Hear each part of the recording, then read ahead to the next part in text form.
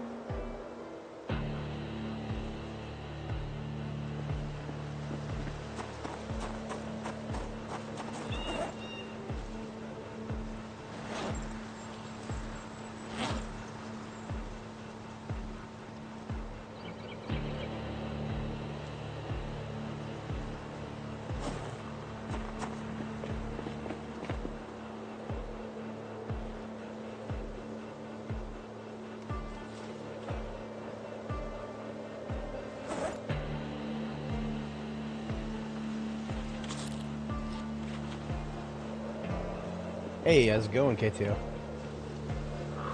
Yes, I am streaming on a Thursday. I have no self-control. It's okay. Hey.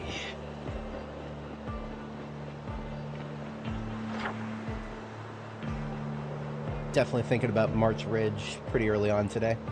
There's a couple of targets left that I want to hit here in Rosewood. Got a few garages here in the gated community. Oh, how did the, oh, it went all good? Good. That is good.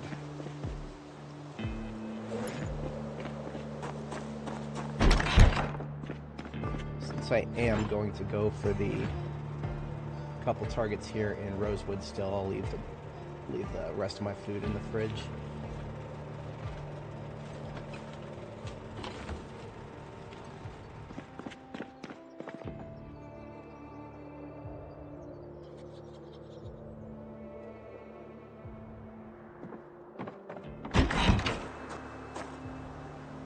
Mystery solved. There's my water bottle. That's going to be a fun time right there.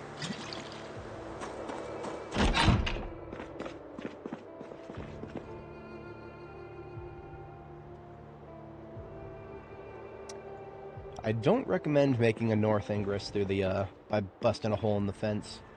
That was a silly decision that I made. Didn't make anything go faster. Main entrance is really the way to go. Yeah, it is.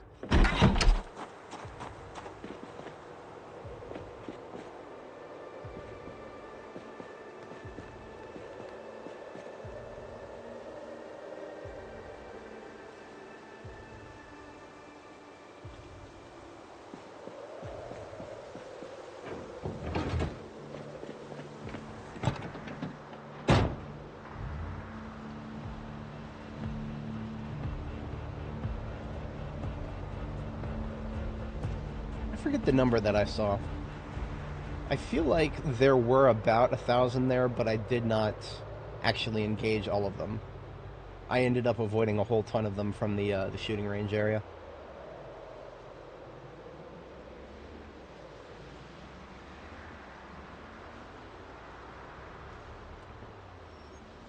Oh, very nice. That's more than I got. I still have yet to find that damn recipe.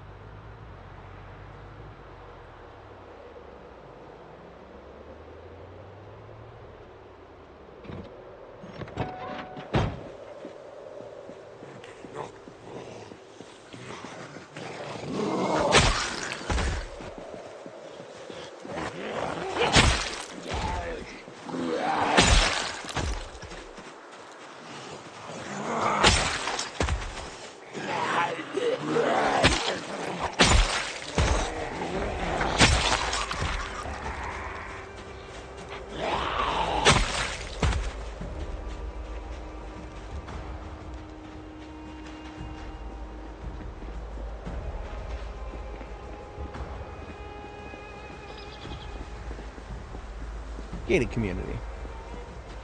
All the parking spots here actually have a chance to spawn nicer cars.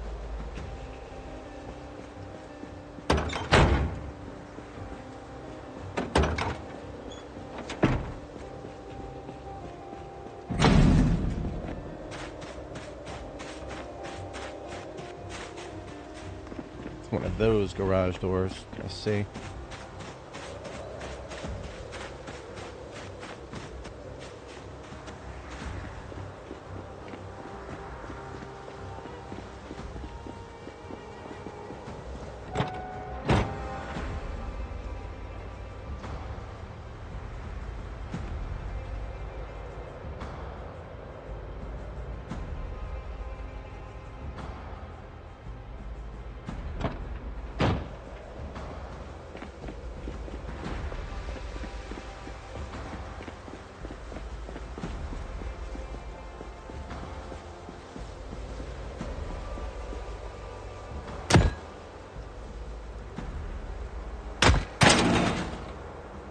We'll see if they're actually worth the sledge hits. I'm always down for some more cardboard boxes, even if the results of this one are quite mid.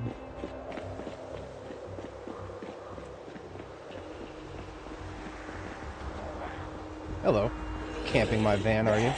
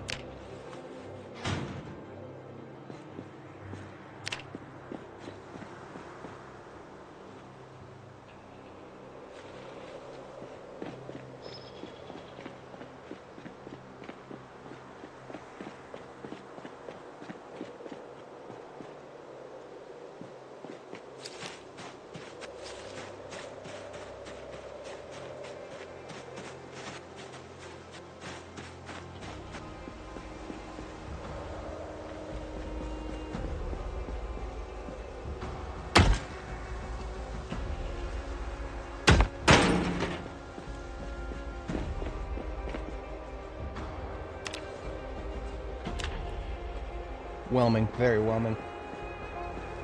Ooh, I cannot ignore that. There is a, if we look at the kitchen here, there is, I missed it. I'll show you when I get inside. It's quiet over here, it's too quiet.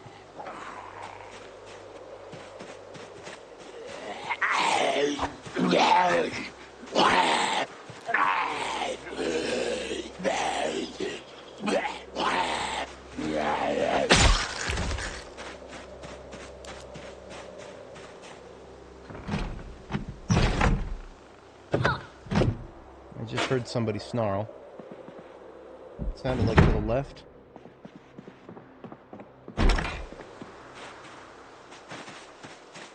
Ah, all the way over there. Coming over here to camp my ambulance, are you?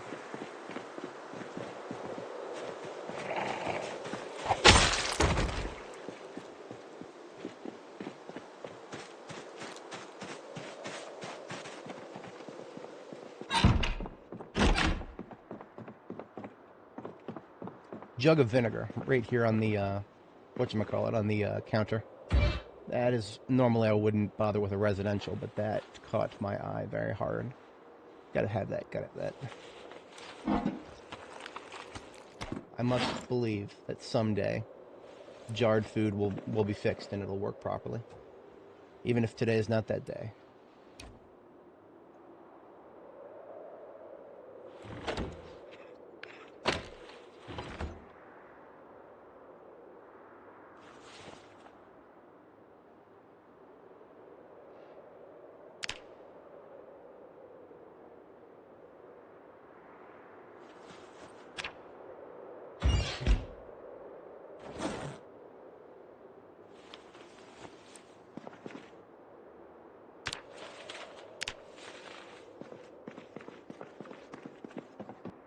There is a basement to this house.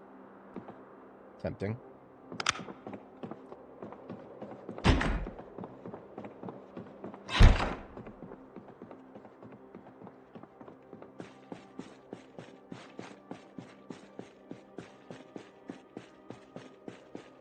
Construction lights. And probably construction equipment. Welding rods, always. Welding torch, always.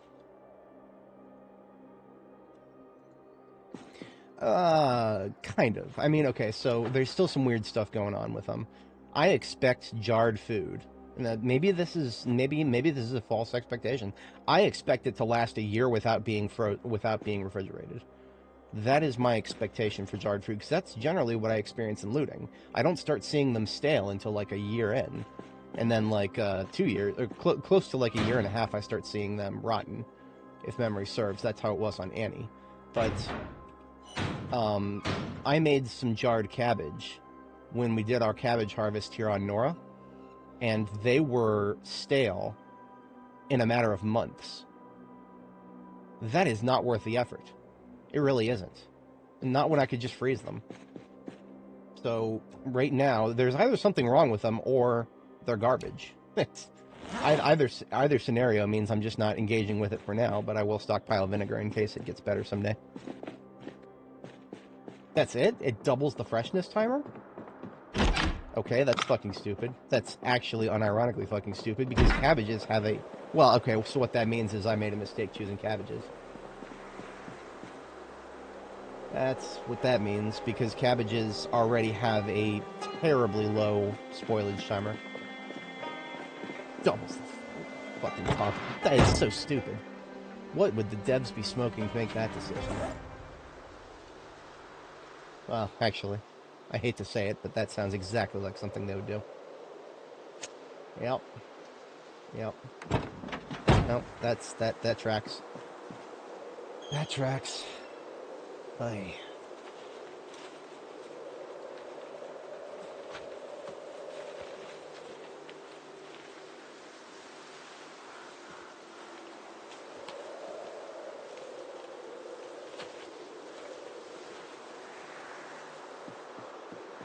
Alright, that's 3 garages out of 5 here.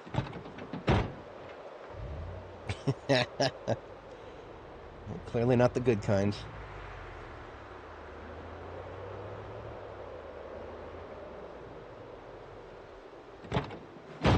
No. No, these are, okay, so, I don't know if you mean by bugged, if you mean they're hard to find. This was hard to find.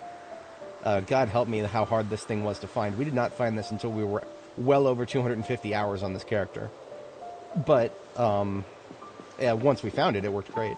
There were no bugs that I observed. Is that like a multiplayer thing? I don't know why I put the sledgehammer away. I still need it 2 more times.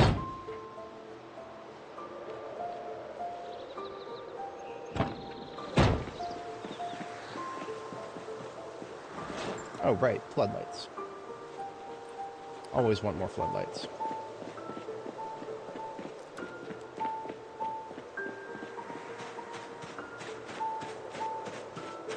Give me your propane. Bitch at me. Make that fucking noise again. I'm gonna sledgehammer this one.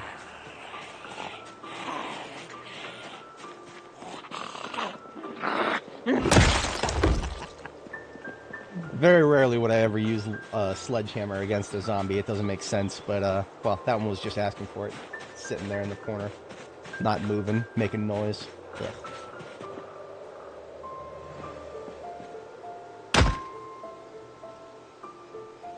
Oh, that bug. That bug, we have experienced it once, yes. Now that you've reminded me, I have experienced that once. I kind of might have deleted that from my memory banks. But no, I have, yeah, it did.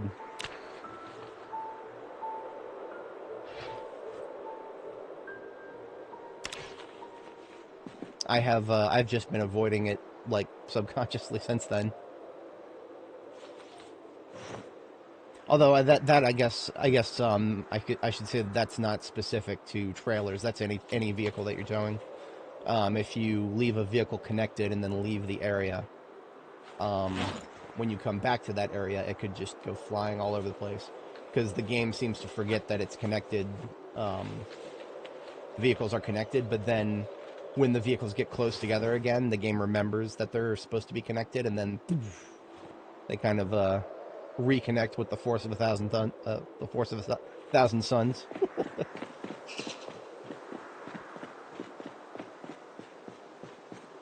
Of all places, we actually found this trailer at the animal sanctuary. That was one place that I happened to overlook. I happened to overlook in the list of places that have, what are they called? Farm vehicle spawns.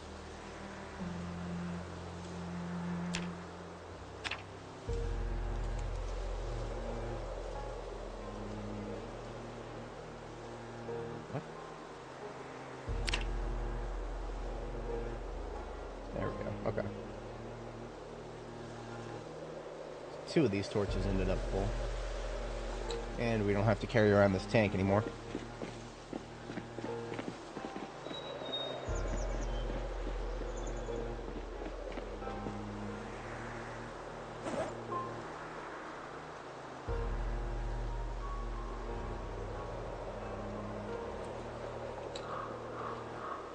Yeah, rec events. It's been a while since I've seen one of those. Or, sorry, it's been a while since I've seen one of those that includes a trailer of any kind. I feel like in 42, or in previous versions, I guess. In previous versions, I feel like they were much more common. But that could just be the luck of the draw.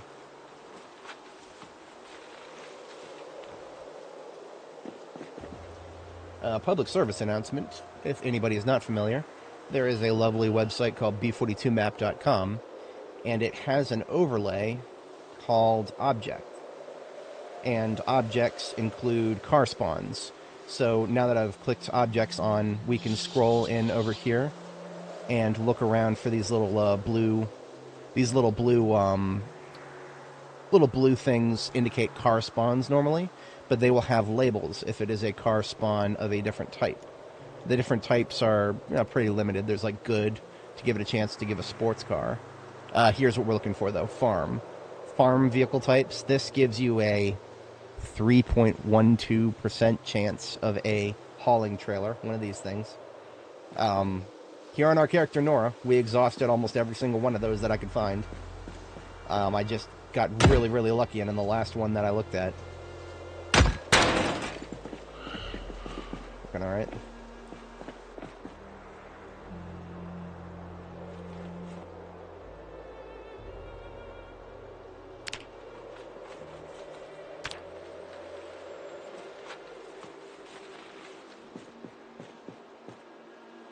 Hey, comics. RPG manuals.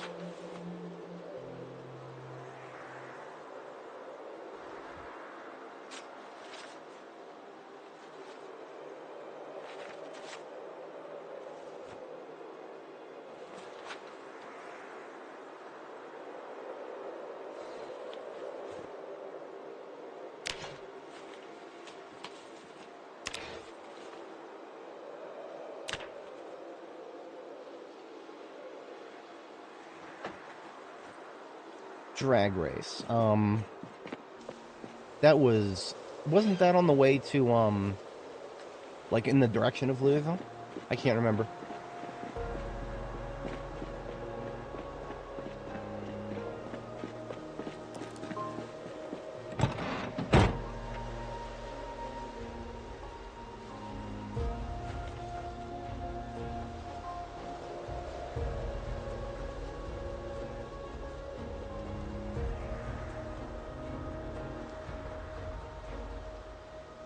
Over here, right? Yeah.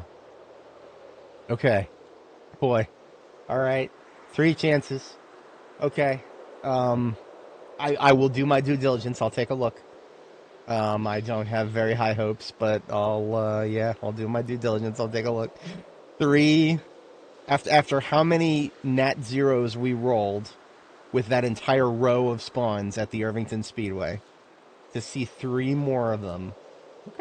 Okay. Yeah, we'll take a look. Absolutely. 100%. We will absolutely take a look.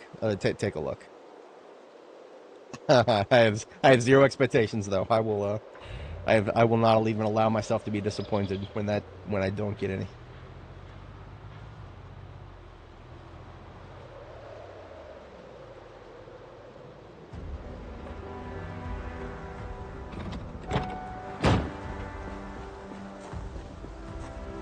Time for some ominous sign.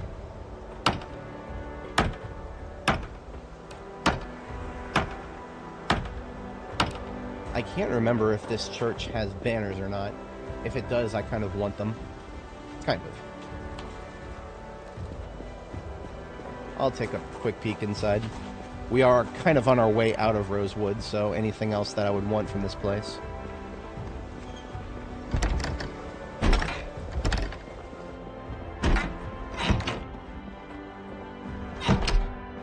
Oh, absolutely, 100%. Vanilla is very disappointing in terms of vehicle variety. Oh, I already stole the banners from this place. This place had banners, and I stole them. Because you can see I disassembled the pews and took some planks upstairs to make a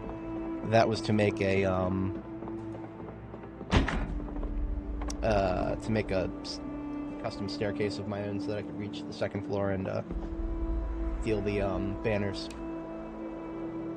So I was technically correct. There were banners here. I just stole them already. I'm just gonna steal some artwork then. This is very easy, easy to transport decoration.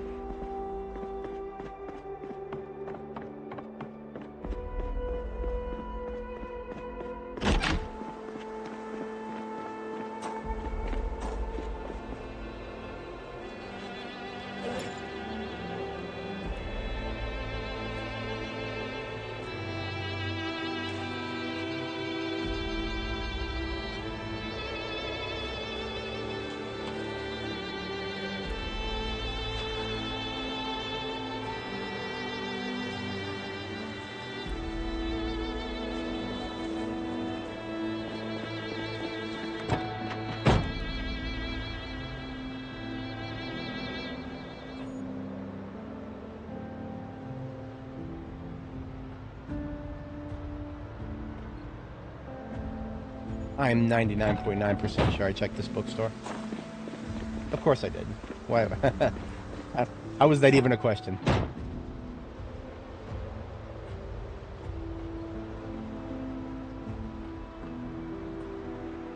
Right. Now, I remember seeing a dev blog about military vehicles. That was a very long time ago, though, and nothing happened since. I trust in our Lord and Savior Filibuster Rhymes to do right by us. Or, okay, let me rephrase that. I trust Filibuster Rhymes to do whatever the devs are going to allow him to do. Yes, that is 100%. I stand by that statement.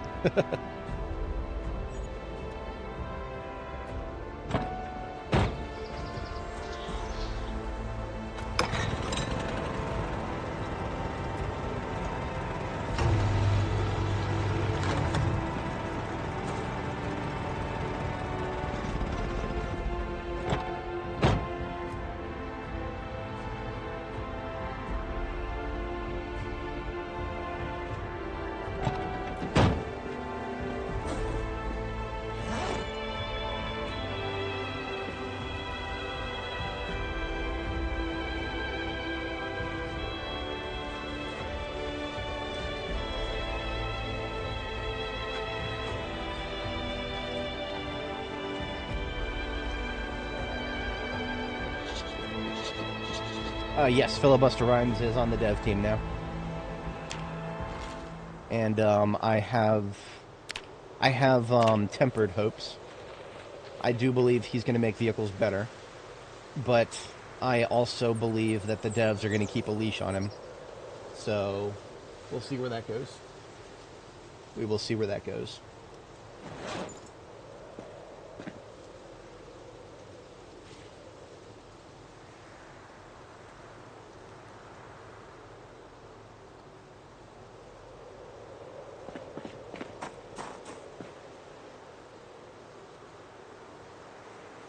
So I've assembled a number of gate bags here. There are 3 in that vehicle, and in this one there are, well, that's just a little bit of everything right there. The Plonky Mobile is empty, as it should be. This vehicle is RTB. This is stuff that will eventually someday go back to Riverside. So comic books, RPG manuals, any nostalgia items shall go in there.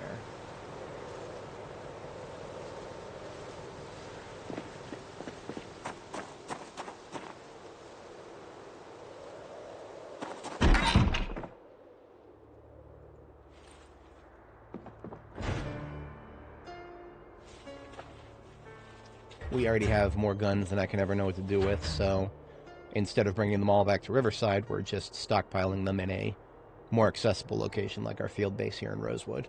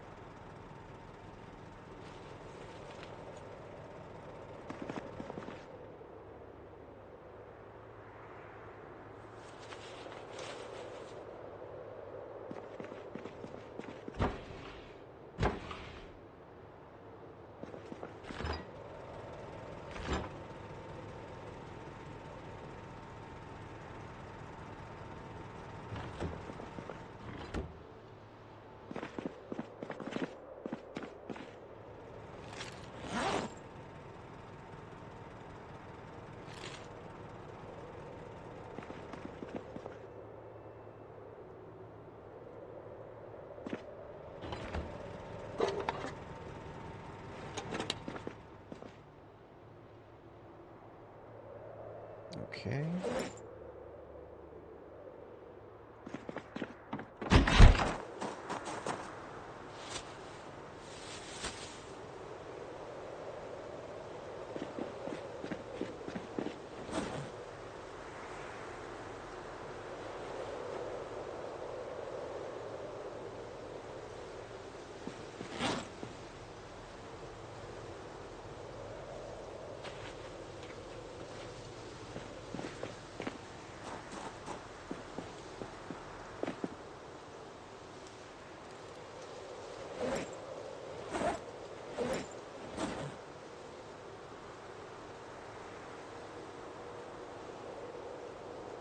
Yeah.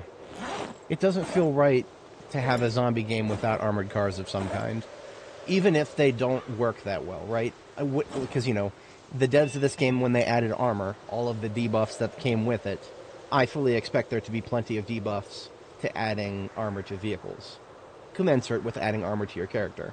But there should be a balance there, right? It shouldn't cost me too much to slap a few, maybe if I have welding, maybe I could weld some iron bars on my driver's side window. I would absolutely do that if I could. I would even take a couple of hits to vehicle movement speed if I had to. Because driver's side window, obviously, that is where zombies are going to wander up to. So I'd do that in a heartbeat. The rest of the vehicle, to be entirely honest, I probably wouldn't armor it too much. Maybe hood reinforcements I would consider, depending on the vehicle type, what its role is, whatnot.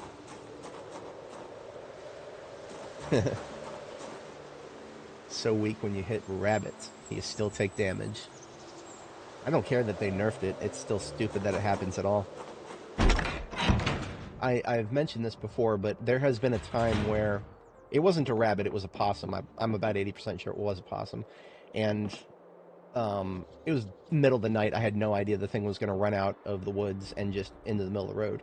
But the thing is, I heard a bump. I was on a one-way road, and I'm going pretty fast with a guy behind me, so I could not stop and check.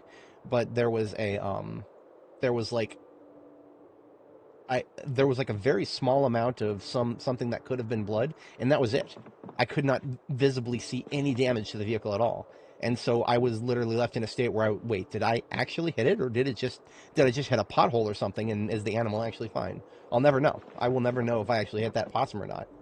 And that's the funniest part about that story is that if I did, it caused so little damage that I couldn't tell. And if I didn't, well, yeah.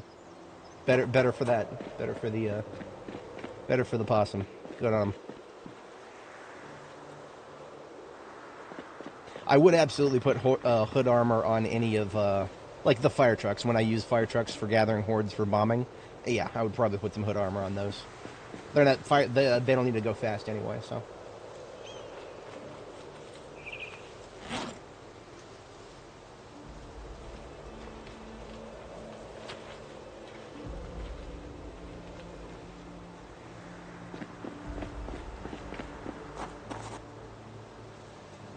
So my local collection of iron pipes is almost expansive enough that I could assemble another gate bag, which would be really cool. I don't have a lot of time left before I get fatigued today, so instead of actually trying to go out for the expedition, what I'm going to do is disassemble. There's a burned wreck. There's a burned wreck that actually drove past. I'm going to go disassemble that. See if I can get some more iron pipes. We could probably assemble another bag relatively easily. If anybody's not familiar, I have a couple of duffel bags here allocated with materials, the exact materials required to make a one of those big wire fence gates. And I would love to assemble another one of those so that I have a total of 4.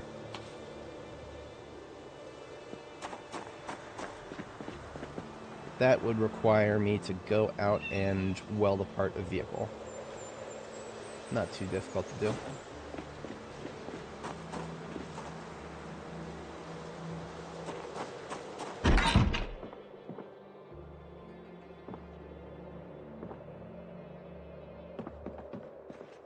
Do I have a spare mask, or do I need to go get my kit? I probably need to go get my kit.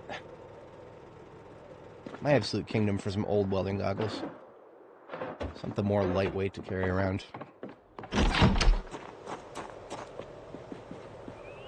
They had to get the animal dying sounds from somewhere. I can confirm that the sounds of the rabbits dying is 100% accurate.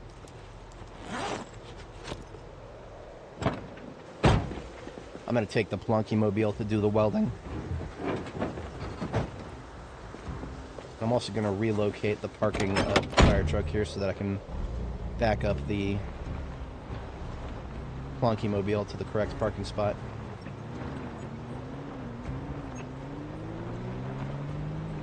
I've got the rest of my welding stuff situated. You would think I would use the propane vehicle for welding. No. No, the propane vehicle is ammo storage. Literally an entire vehicle trunk dedicated to ammo storage. As you do.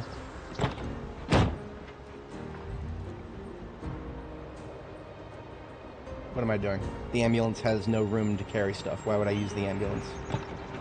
I'm not awake yet. Sorry, folks.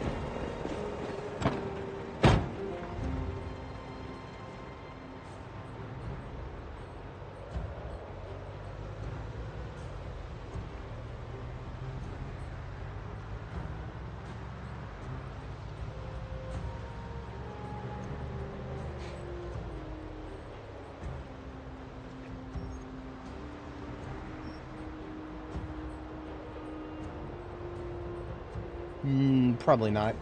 I remember one of my viewers was talking about it. I think KTO told me about it. It was something to do with changing the settings, wasn't it?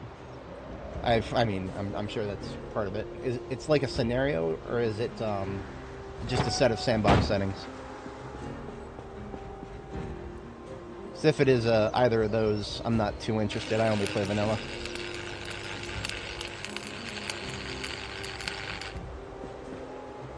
But do correct me if I'm wrong.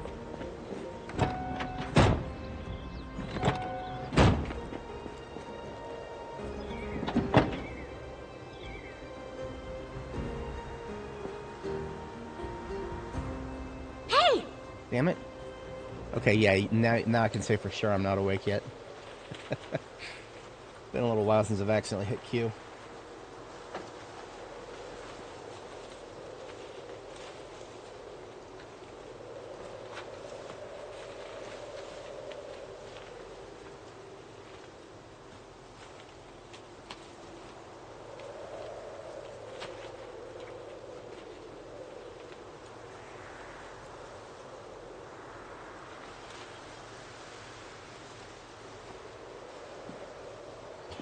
Yeah, no.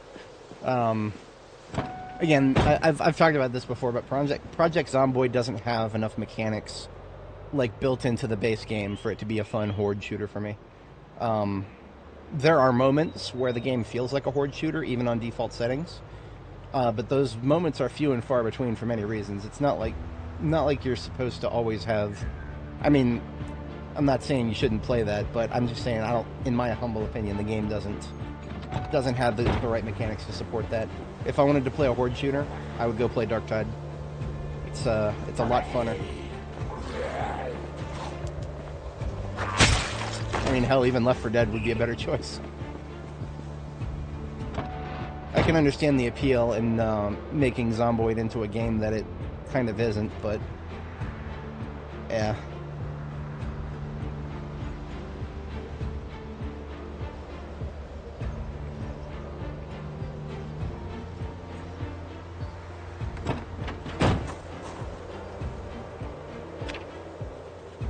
See if this will probably wipe out this tank.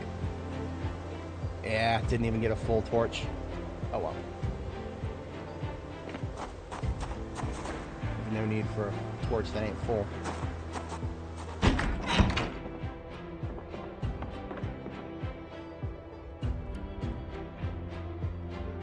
Kill 1 million zombies.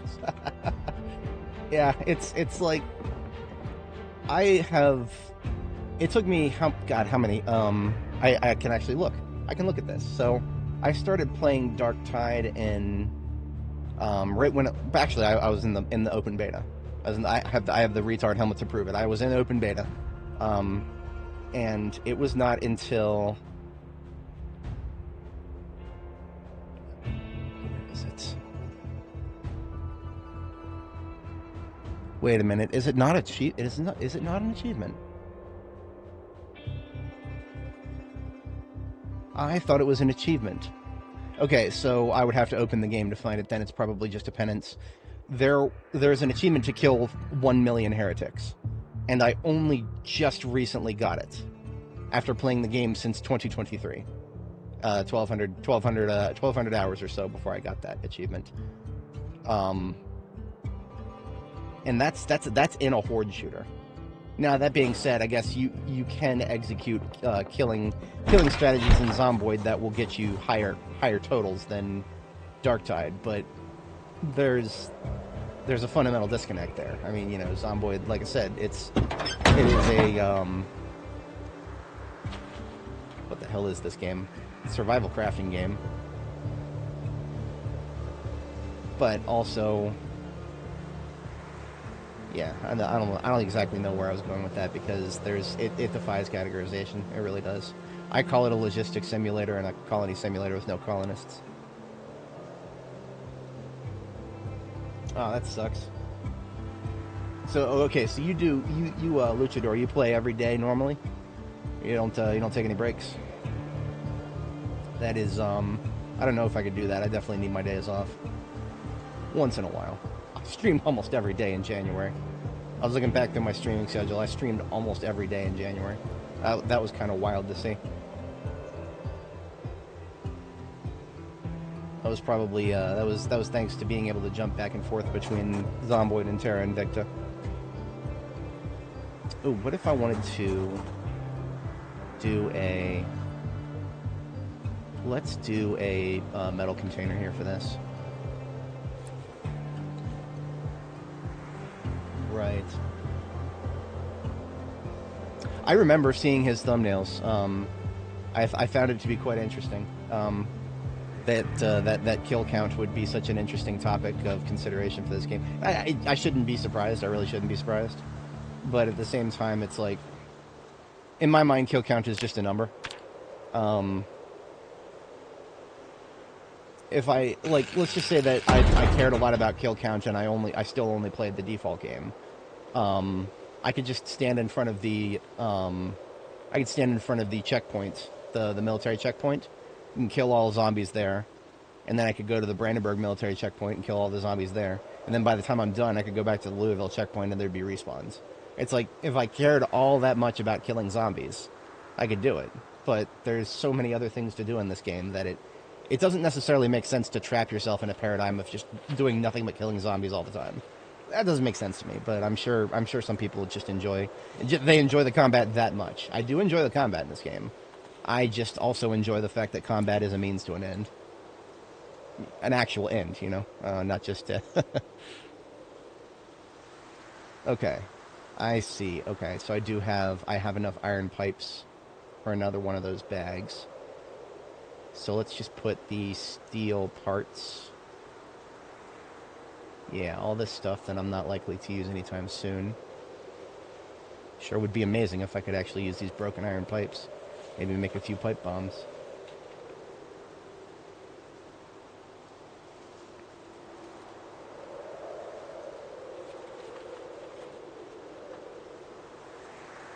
See, another thing that I would feel almost morally obligated to mention is I'm playing B42 at the moment, which is that's one of the things I do here. I play B42. Killing a million zombies would happen eventually if my saves didn't keep getting broken by updates. I mean, we were halfway to 100,000 on Annie, and if Annie's save hadn't been broken, I'd still be on her right now, and we would probably be well over 100,000. We'd be a tenth of the way there. Give me a few years of not having my saves broken, and I'll eventually get to that 1 million marker. It's just, it just feels like an inevitability. If you're going to survive long enough, you'll eventually get there. I don't understand the rush, but I've already said that I don't understand it, so I don't need to keep burying that point. I do want to see... Okay, I know I have another tank somewhere. Another propane tank. The question is, which vehicle would I have put it in?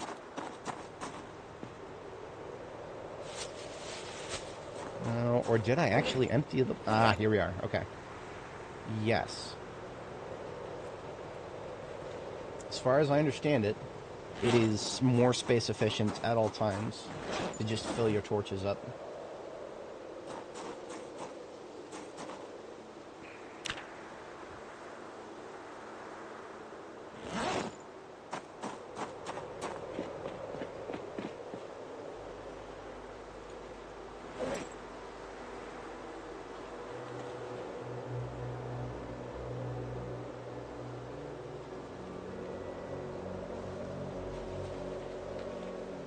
Okay.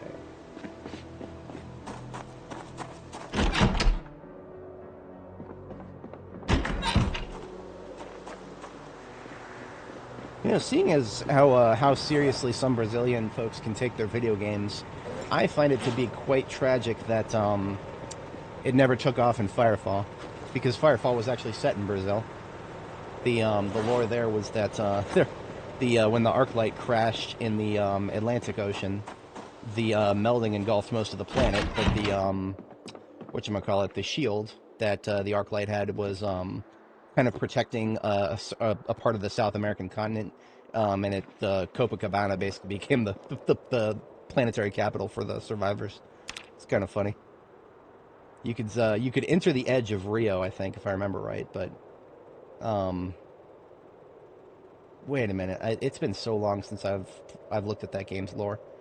I might be intentionally misremembering now. Let's have a bite of food to eat.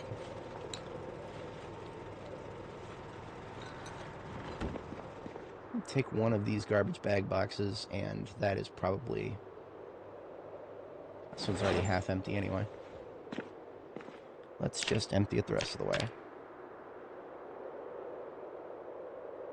So right now, my mind is telling me we just want to build a custom base on our way into the back door of March Ridge here. And when I say back door, what I really mean is we're going to cut a few trees on this side.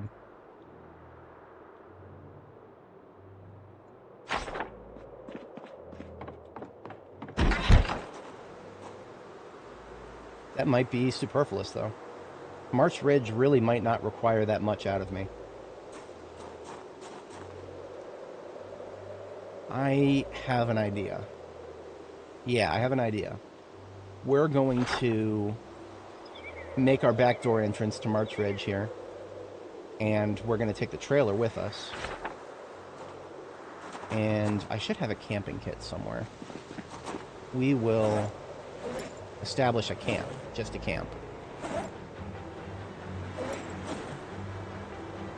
Yeah.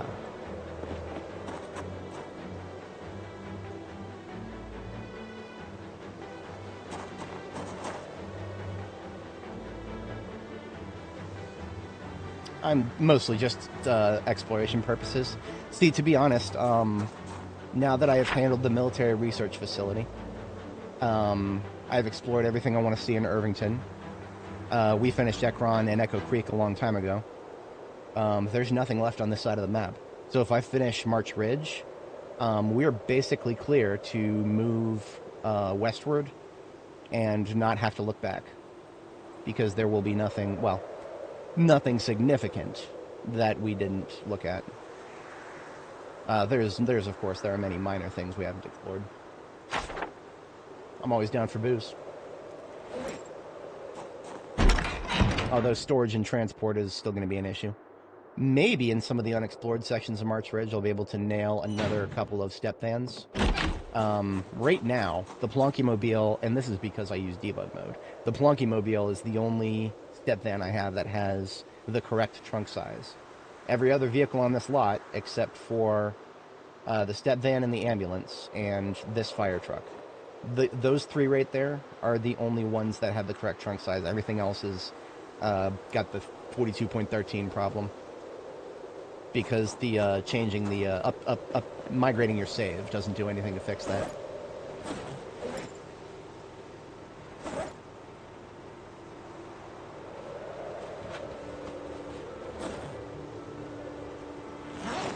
We're starting to get cold more often. That's good. That's good. That means I can, I'm gonna go put on my military jacket. It's probably the wind.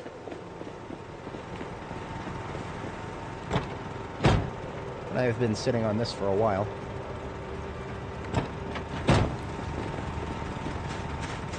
Look at that. Look at that. That's why I switched to a black hat. Look at my protection levels, too. We just went up across the board. Okay, so trunk size is 95. Do you have organized? Because it's been so long since I've played without organized, so I don't always know the numbers, but, what I'm used to seeing is a perfect step van having a trunk size of 208. That's what I'm used to seeing because I try to min-max numbers in that regard. If I did not have organized increases container capacity by 30%, I thought. I don't remember exactly, though. I think 30% is the magic number because what my... the propane delivery mobile here is close to a perfect trunk, but it is, this is a 42.13 trunk. So instead of being 208, it's 130. So it's missing, like... It's missing 78 encumbrance because of that.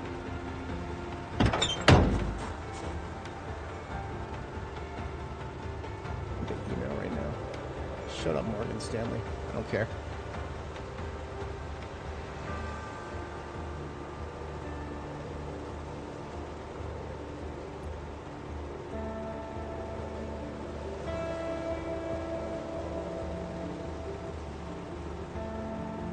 Okay, so I think 160 is what you should be seeing in a perfect step van, if my math is correct. This is if you do not have the organized trait. Yeah, okay. I think that's what I think that's the correct math. Now that I think about it, I feel like I've seen 160 a few times in the game files. I actually looked at trunk sizes in the game. I remember looking at trunk sizes in the game files when I started seeing this problem. And being baffled that it just seemed like the game was ignoring all those files. All right, so we need 8 iron pipes in this bag, 1 spool of wire, 1 box welding torches, 2 scrap metal, and then we need to go source some hinges. We need 4 hinges. We're currently unhinged. Currently. We should have no problem finding extra doors to take apart in here. We've got a basement.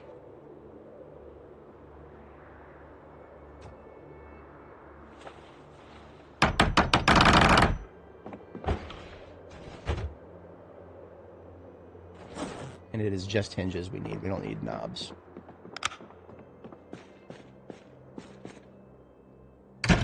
Oops.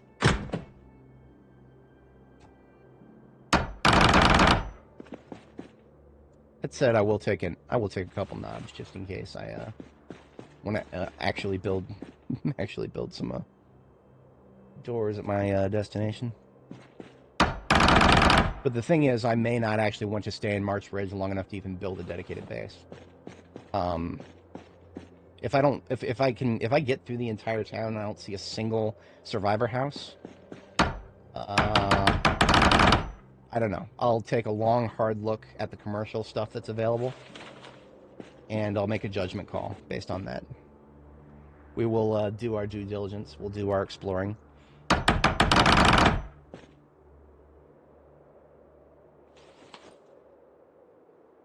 All right, that feels okay.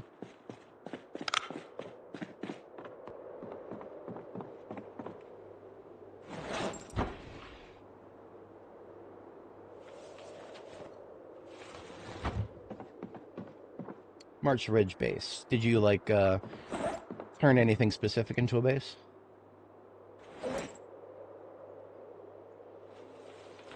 Ooh, gas station connected to grocery store.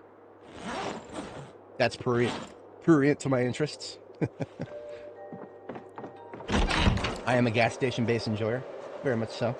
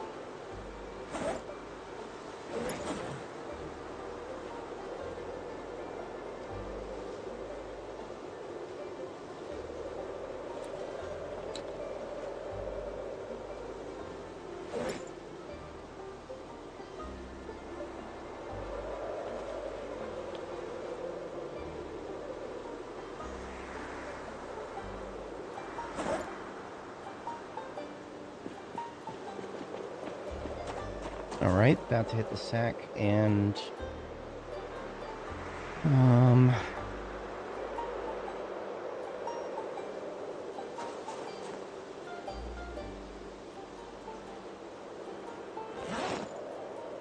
I'll figure out what to do with Plunky Mobile stuff, and, as time passes, we'll figure that out. It's welding stuff. Welding stuff is always important. I'd just rather have it in there than on the floor.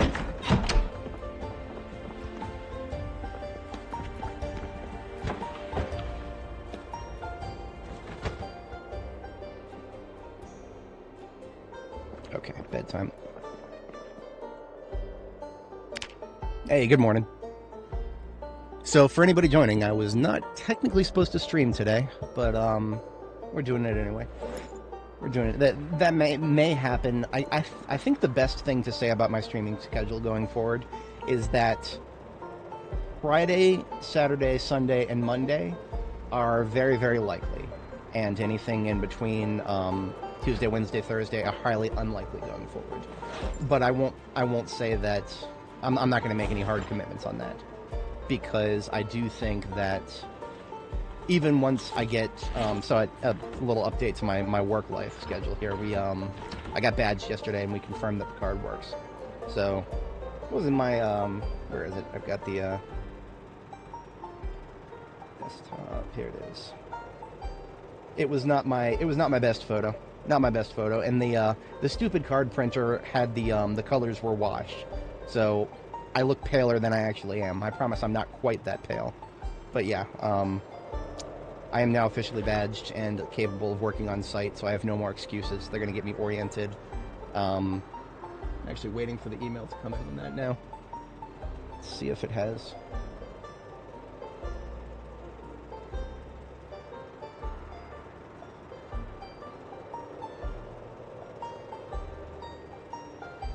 Oh, cool.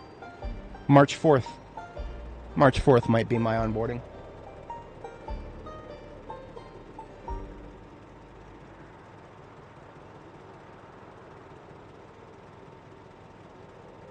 Actually, I got to reply to that really quick. Stand by just a moment, folks. We're just waiting for the for us to be able to sleep again anyway, because we got woken up by a nightmare.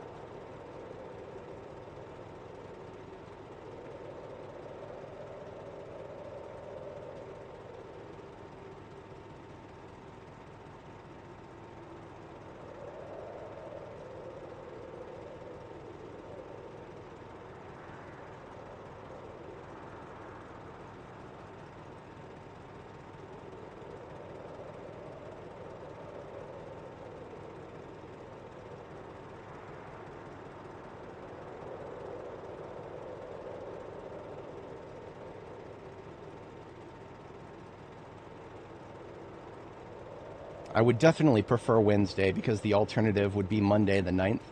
And, well, I mean, like I said, I am trying to settle into a streaming schedule where I can reliably assume to stream on Monday, or, you know, Friday, Saturday, Sunday, Monday. So if they can orient me on Wednesday, that would be a great thing.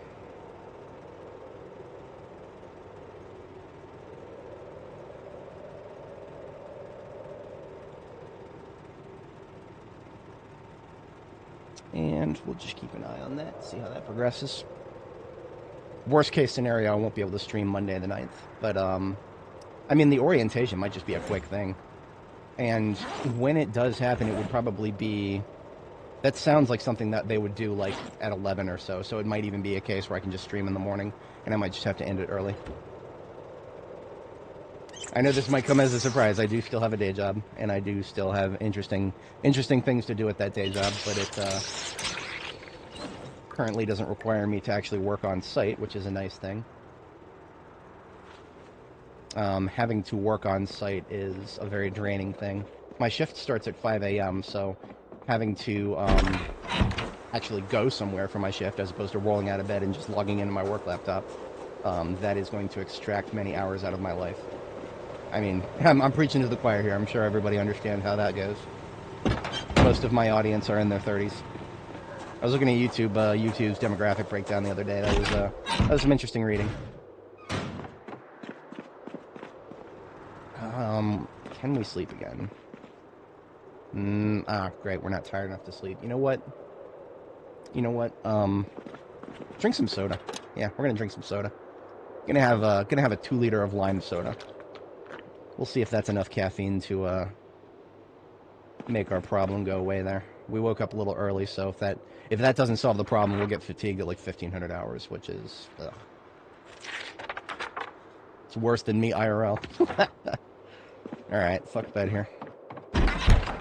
I don't have much room left for generators right now. In fact, I have no room left for generators. And we don't have a blue one with us. Oh, we do have a blue one with us. What am I thinking? So, we're going to use the blue one. Here's what we're going to do. Got a spare military backpack. One of, like, well over a dozen that I stole from the research facility. And I'm going to toss the contents of my main backpack in here. Just the heaviest stuff.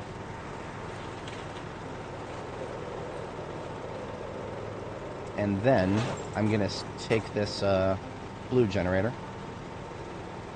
And while it's in my hands, I'm just going to drag it straight into my backpack. Because my vehicles don't have any more room to carry these things. That should leave me capable of picking up this military backpack and hand carrying it. And I think I know I have a camping kit somewhere. I know I have a camping kit somewhere. I need to find it.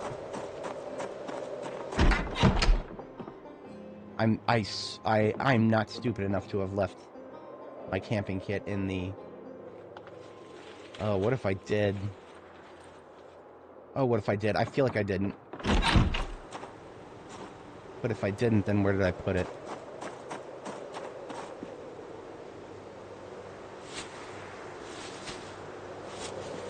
Let's check the vehicle interiors here.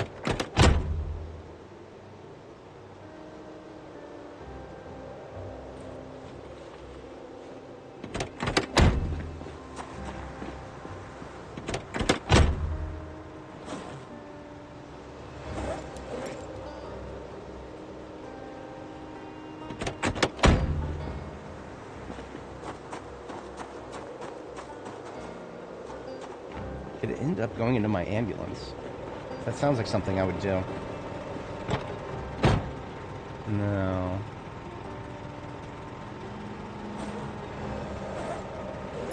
No, my ambulance got kitted out for combat only.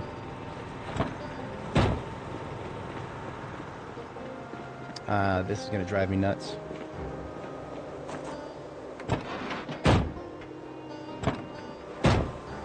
Yeah. I might have left it there. The gun shop in Echo Creek. Actually, one of our other gentlemen in chat there was they're going there today as well. It's a lovely place. Comes highly recommended. You will come home with many guns, way more than you need. I actually would recommend if you go there. I would recommend don't actually try to take every single gun home with you.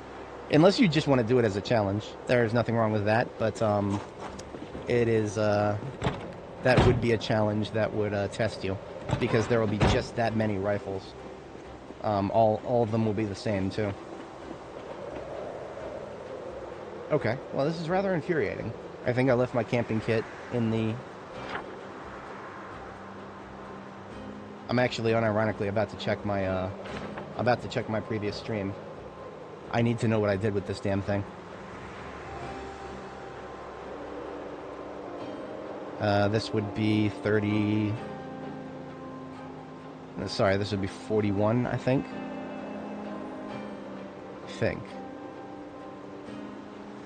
And it would be sometime near the middle.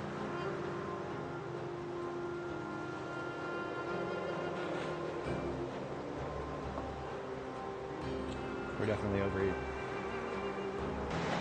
Or near the end. This was the last time with the sheriff mobile because I left it behind, so I think this is my last trip? No, it's not. Did I not go back during this stream? I don't think I did. Okay, it'll be the next one then. Imagine not remembering what you've done with something and having to look back through dozens of hours of footage.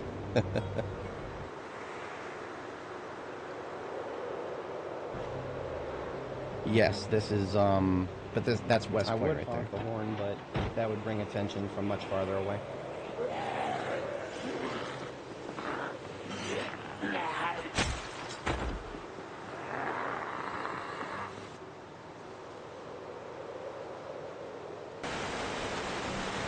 Right. Okay, here we are. So now when I drive past the halfway point, I drive past the halfway point here. Too late, I already went past there.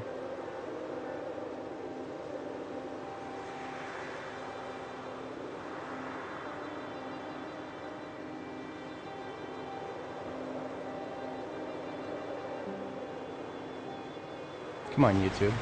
Don't be like that.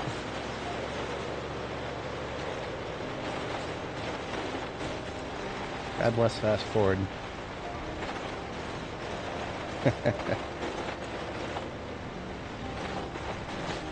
I'm too far ahead now. Now, if we had a little bit of room left, I would probably take some of these buckets and sacks on the floor here. Yeah, I'm too far ahead. Damn it all.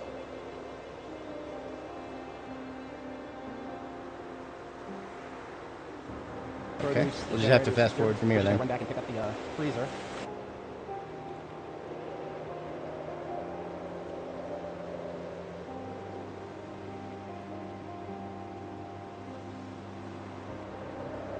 The thing is, I have the choice, and I kind of want to take that choice. But after that, kind of on the docket. Okay, here we are. Here we are. We're gonna see if we.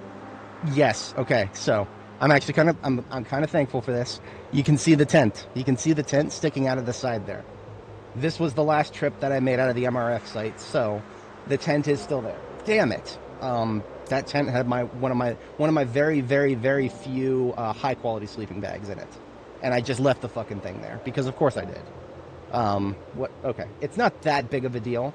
That would have just been a much, much easier way to get a place to sleep anywhere, like like the place I'm going.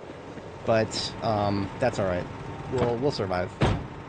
At least I know where it went now. I must have, every time I drove past it, I must have been like, I'll grab it next time. That must have been what was going through my head.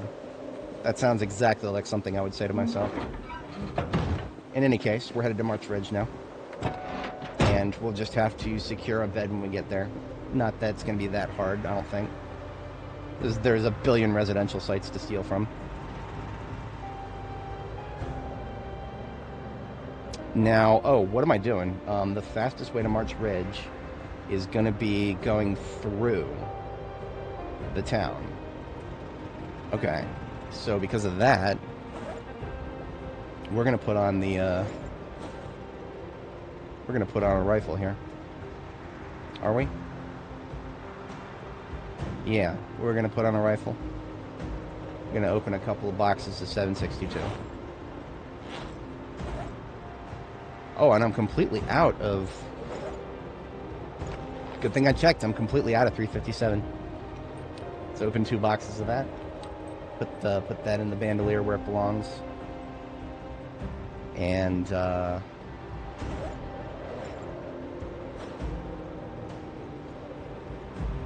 1 box of 7.62.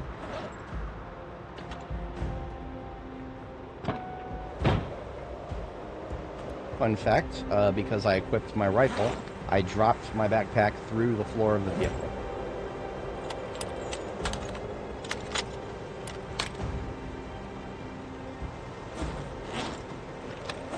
Alright.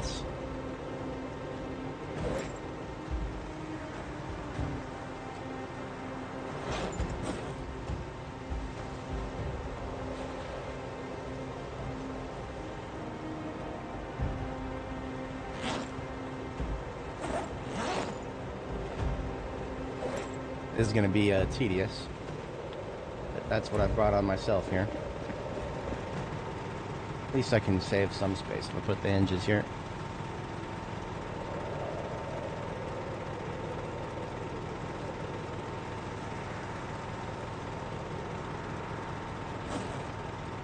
maybe. We'll see.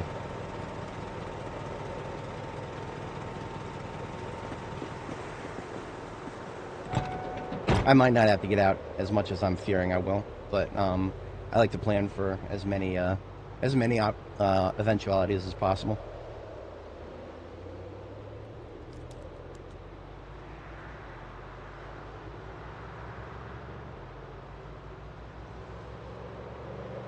So we are going to go straight through Rosewood, exit through the south side of the town, and then get on the highway from there. And that would be the fastest way to Marsh Ridge from Rosewood.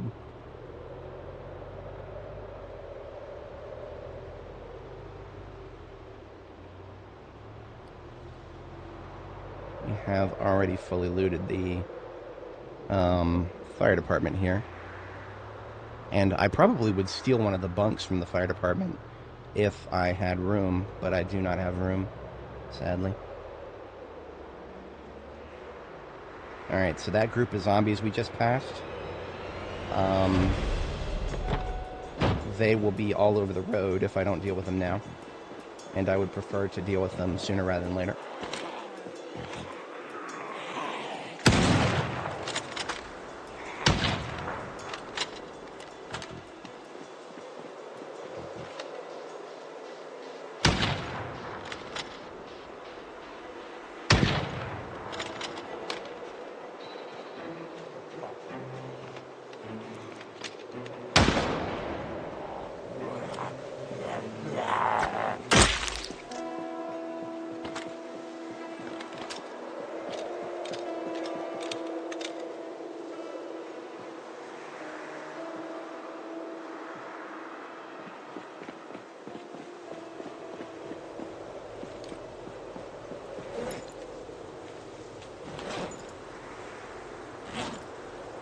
I'll have to do this every time I want to pick the backpack back up.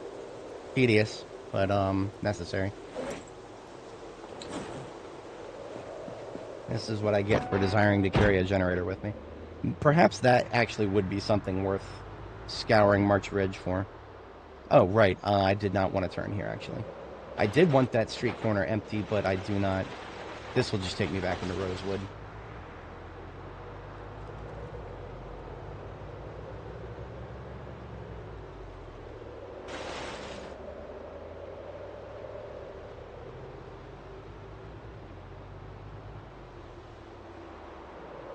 Alright, well, we're called Nora the Explora.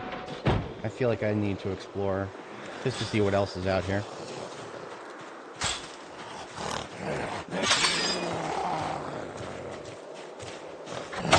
Also, I didn't bring food because I am a doofus. Yeah, we're gonna stop by base again before we proceed. So here's what I'm going to do. I'm going to leave the trailer and the backpack here. We'll come back, grab it on our way back out. But we do need to go back to base briefly and get food because I'm a doofus who forgot food.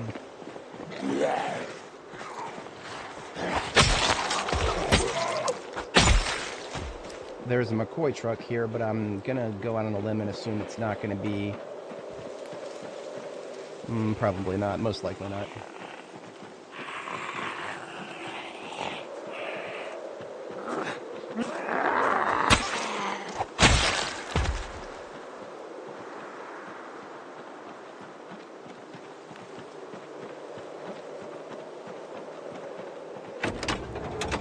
McCoy trucks tend to be pretty good. Nah, at 81% 109, nah, this is one of the old ones. Engine quality 84, that's nice, but I have no need for that right now.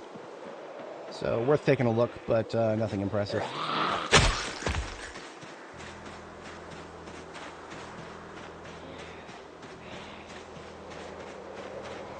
Propane back here.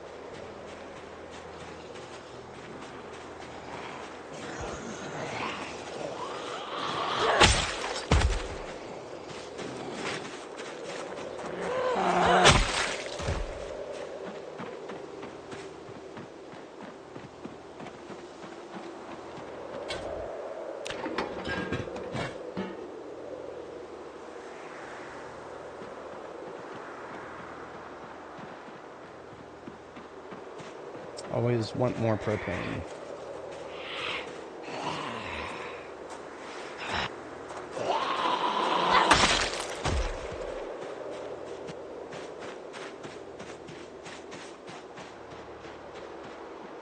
Hey, you know, if it was barricaded, that would be a chance. And you're telling me there's a chance. I'm always down for chances. All right, let's go grab our food. There may be more at the end of this road that we'll have to wipe out.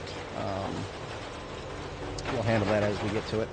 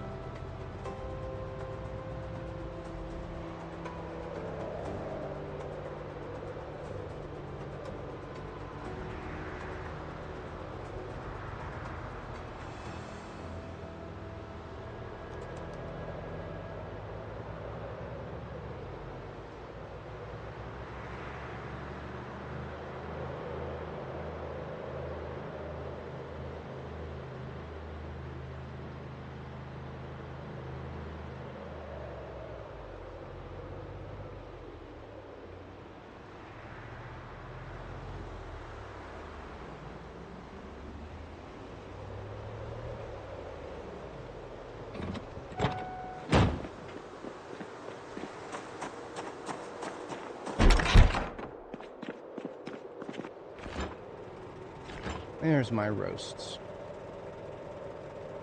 No room left in the backpack, so we'll just have to hand carry these. These watermelons, I didn't get a chance to use them yet, so I'll put them back in the big freezer. I have a feeling that most of my watermelons are not long for this world. Except for the ones I've successfully kept frozen for the entirety.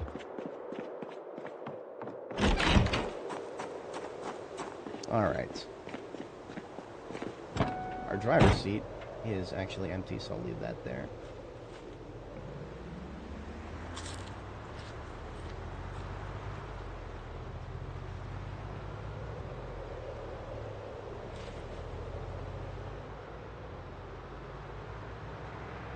That's about a day and a half of food right there, if I eat, space my meals out a little bit further.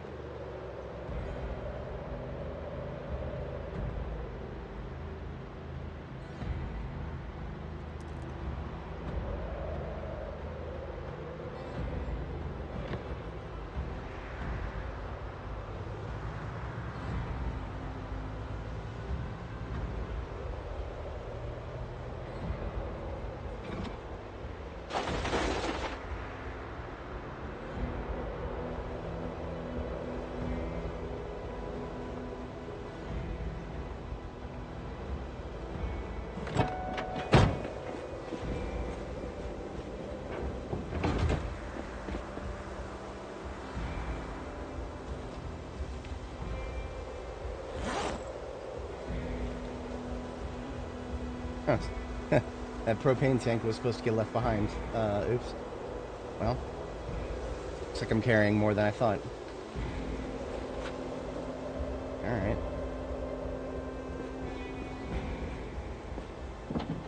Oh, you know what? With the trunk... yes, I can actually fit this in the trunk. Just barely. Perfect. Got really lucky with that.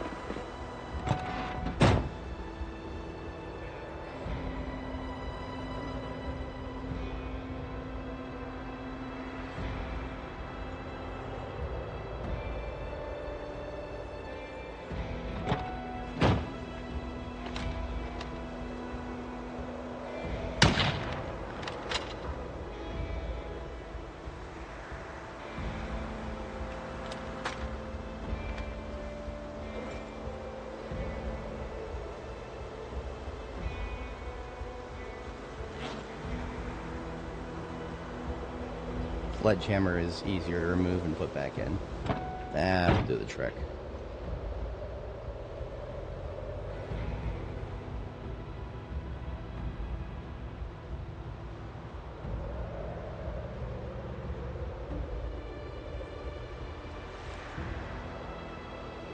Ooh, look at that.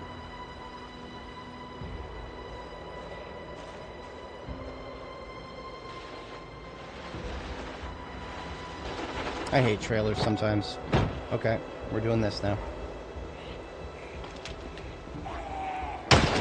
Right in the middle of the road.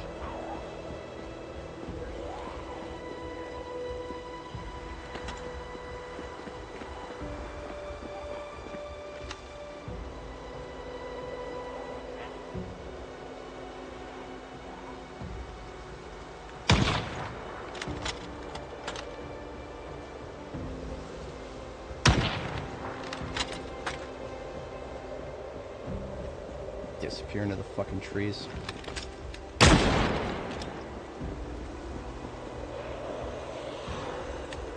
It's a situation where I'm liable to get flanked.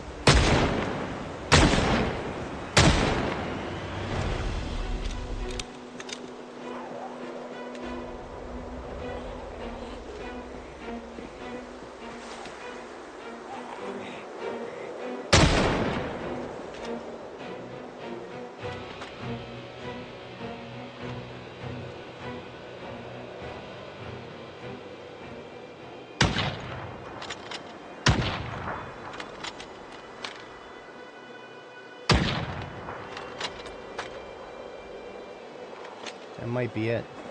No, I still have about 6 rounds left.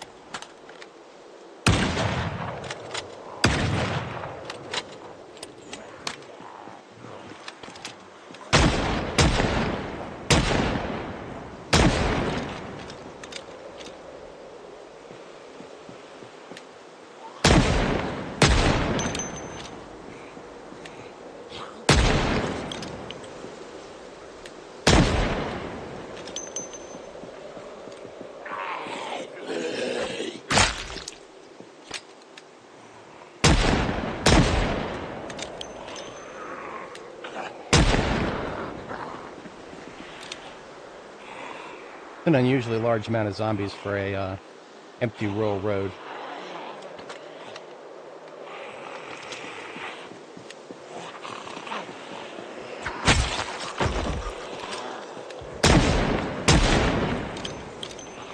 What in the world would there be so many of them for out in the woods here, I wonder? I've been on this road before, I believe. This was not unexplored territory for us.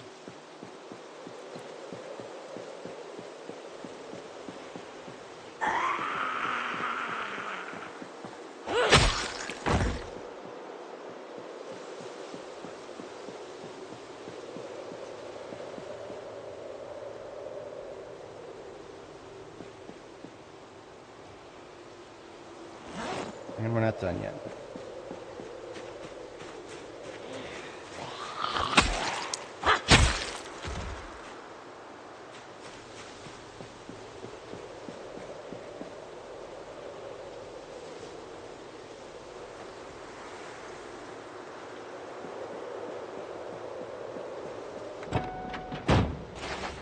See how it looks now.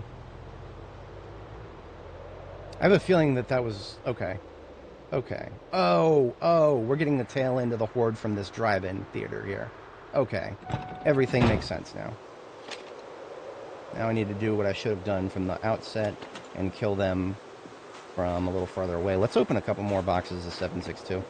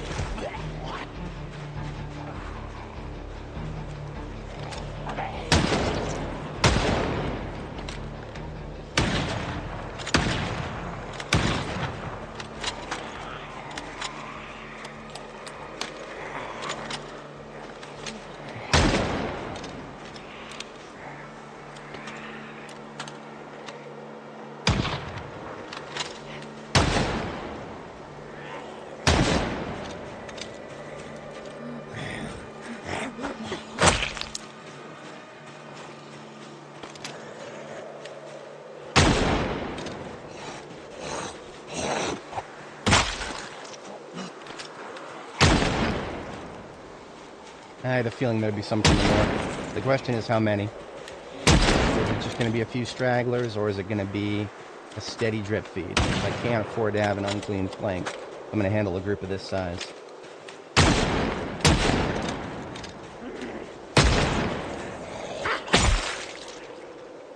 Yeah, that is a very unclean flank. Well, we'll just keep moving then. Keep moving, keep our head on a swivel. Further this direction that I go when I shoot, the further away from the road the Zeds will end up.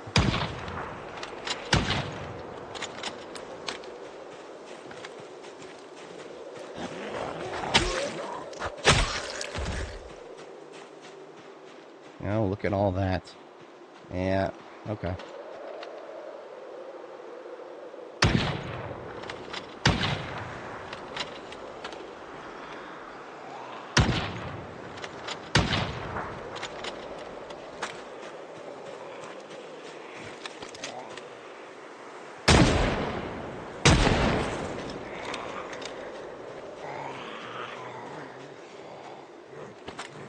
Sounds about right.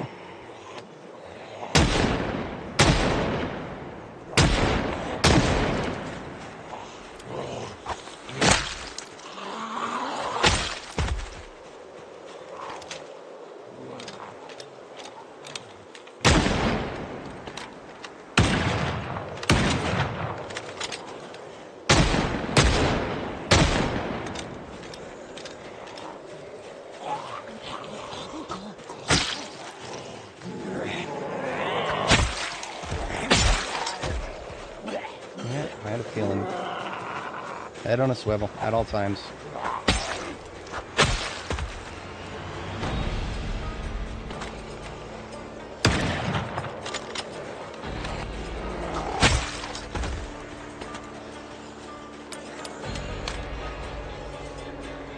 Hey, there's an Electromax van over there.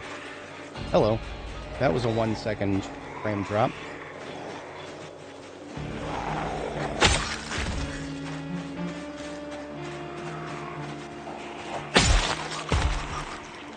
Looking them for a shotgun.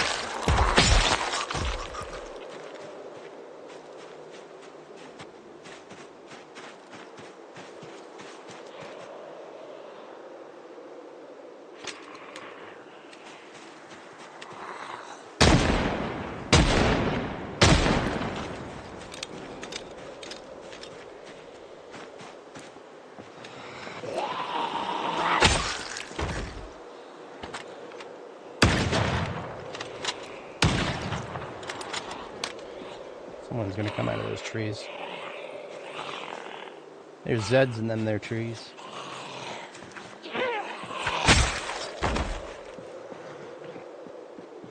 Come on out of there. I know you're... Yeah, that's right.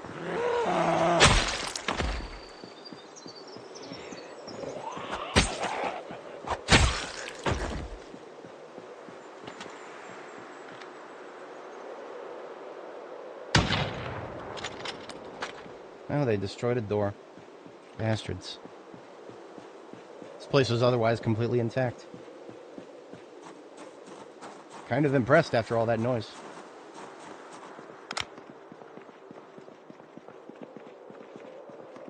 I recall hearing them slap something plastic, so there's probably one in the bathroom somewhere.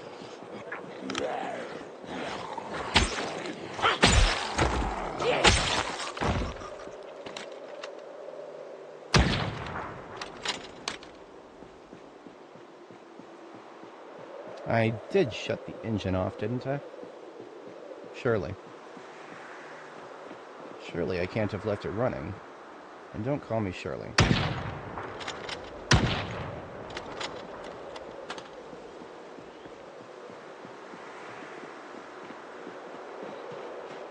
Well, let's see how well I can drive through here, at least.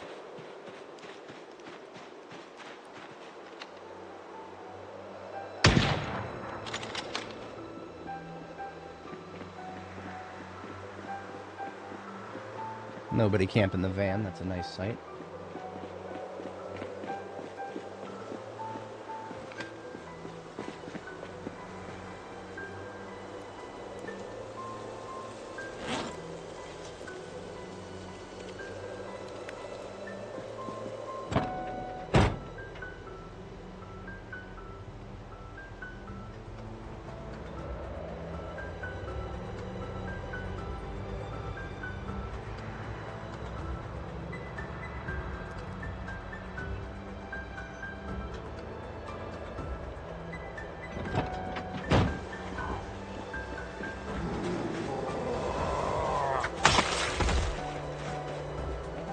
If I needed another gas station, I do have a generator on me, but I've got the gas station at the north side of town. That's good enough for me for now.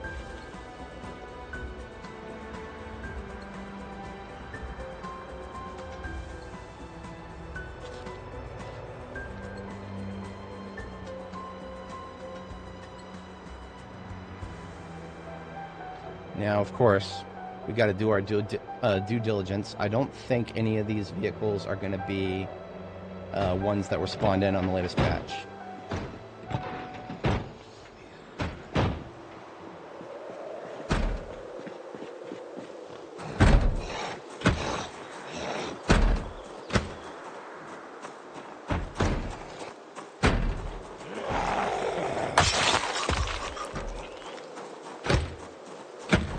This is just a rest stop, I think.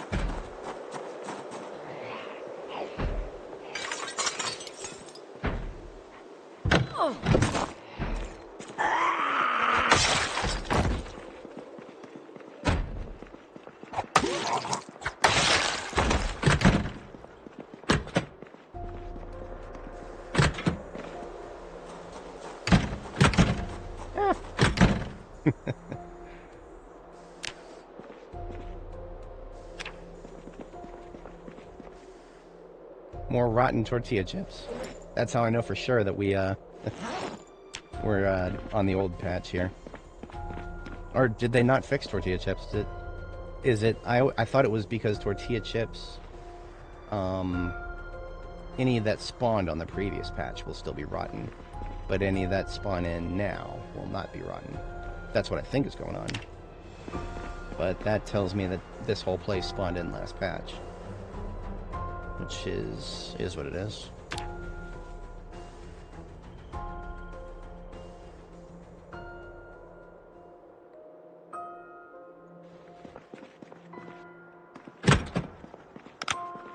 It's just a bad, I don't need anything there.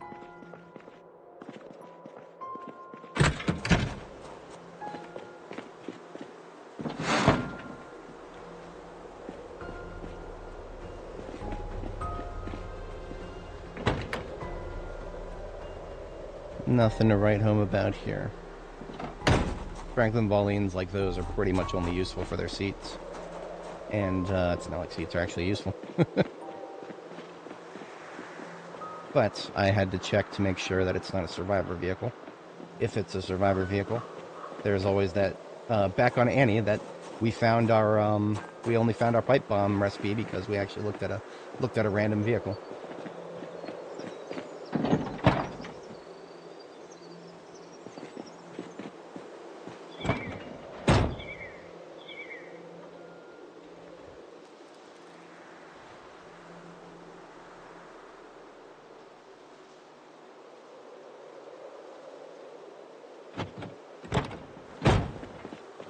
Wait a minute, the trunk is one... Yep, this is an old trunk.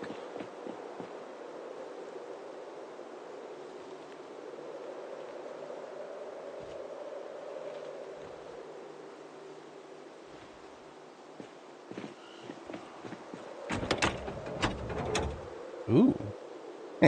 All these pretty parts and engine quality 83. Every freaking van... Or, sorry, that's every single D6 I've ever looked at. I wish I could make more airplane references. I wish. Leslie Nielsen is national treasure.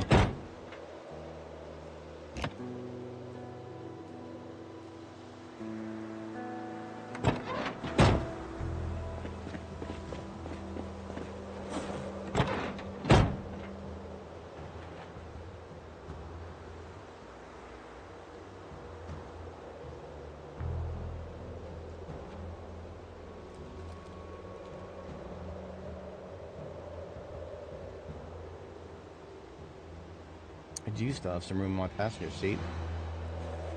I seriously doubt I will need to put on weight again for a while, but it doesn't hurt to have the necessary stuff for that. Oh, my sword is just about done. So what I can do is I have a bag of blade work. If I replace my current sword with a new one, I can put the old one straight back in there. Sweet. Everything's coming up Millhouse. Okay, we've checked. Oh, of course, one of the most important vehicles on the lot. Burn. If you guys are ever having trouble finding generator magazines, these vans are your friend. Electromax. Not a guarantee, of course, but you have a non-zero chance of locating a generator magazine in one of these. You'll find most of these at the Electromax warehouse in, the Electromax factory parking lot in Riverside. I think there are a couple of other Electromax sites, but I don't remember where off the top of my head.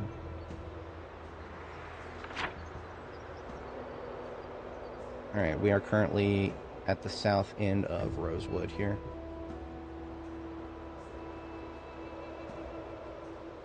You know, there's some unexplored territory down here on Angel Road. We might as well take a peek, see what it has to offer. We're in exploration mode at the moment.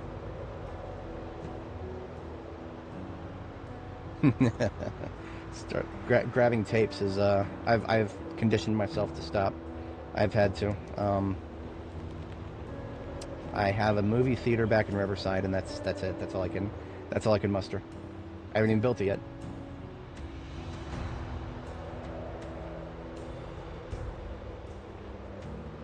A little bit of map to explore here. I expect there will be a left turn here. Possibly a house. Look at that, just a random Z on the floor. What does the world come to? I'm gonna laugh really hard if there's a generator in that shed. But if there is, I know exactly what to do with it. We put it in the gas station we just drove past. So we'll take a look.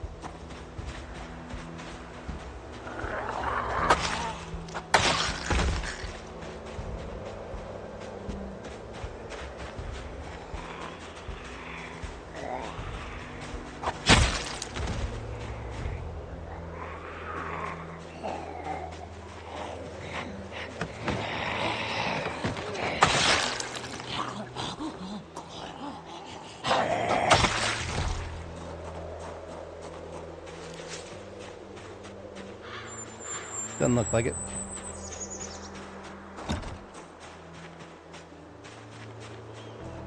A bunch of dead chickens over there.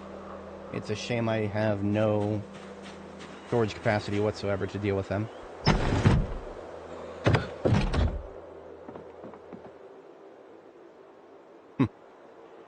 Prongs, but they'll break in the next 2 uses, so no thanks. I think we're done here. Worth a peek. I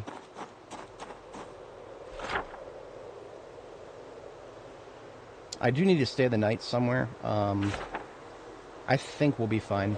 We're going to get to our destination, and there will likely be a bed of some kind that we can steal for easy usage.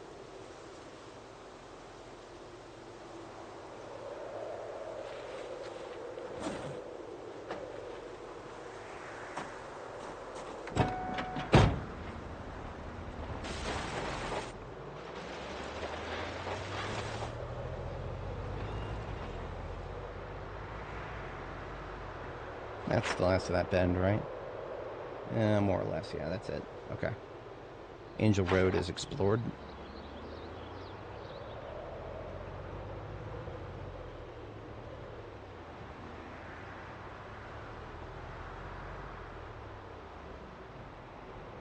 Don't look at the propane tank. You don't have room for it.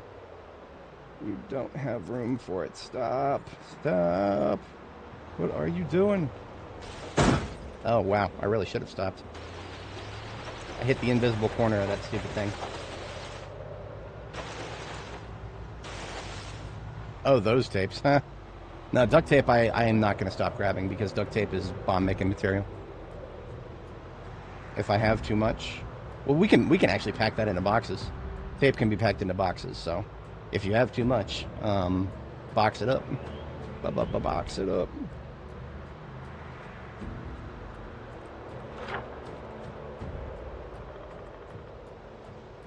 I like how this highway-looking road basically just ends right here. It's been a little while since I've seen a road like that. Just straight up ends. Alright. We are rolling in coffee, so if I need coffee, I'll drink a coffee.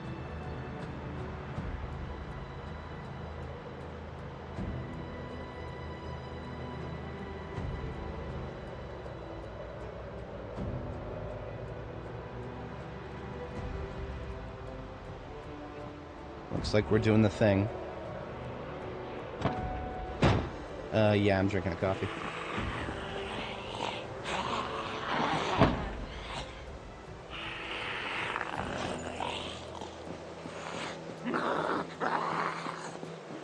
And I don't want this mug.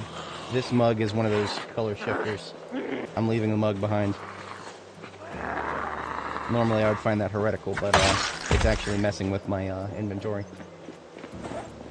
Mug of the wrong color.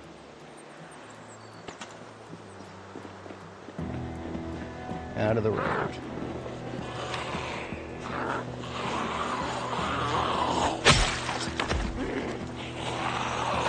I'm pretty sure I already have a skirt that matches my scrubs.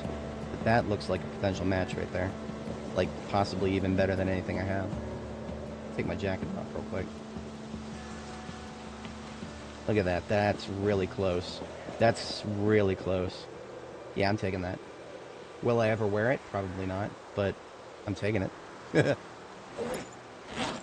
Absolutely. 100%.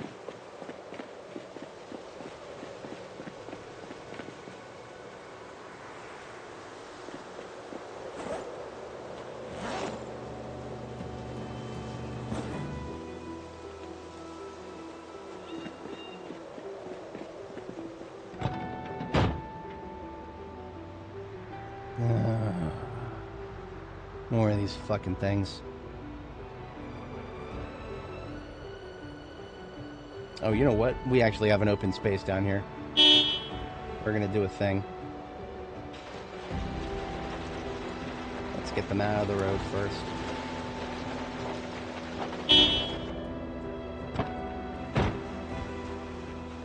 And then as soon as they get to the edge of the road, a little surprise waiting for them.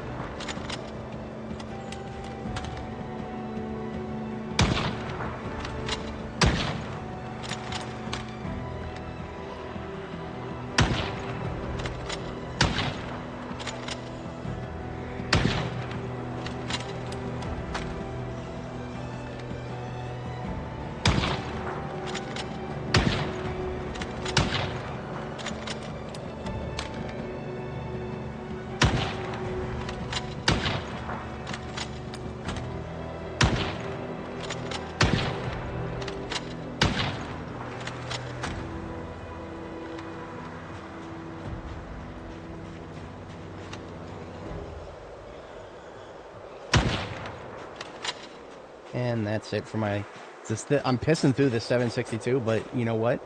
I'm okay with that because what else am I going to use it on? The M1A. This is the life we have to live now.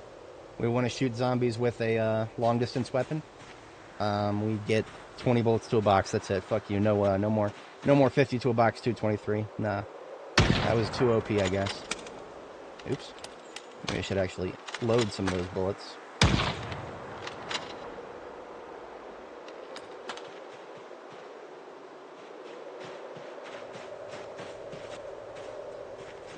The camouflage effect right there. I almost forgot my backpack. So can't forget this. Full of low essentials.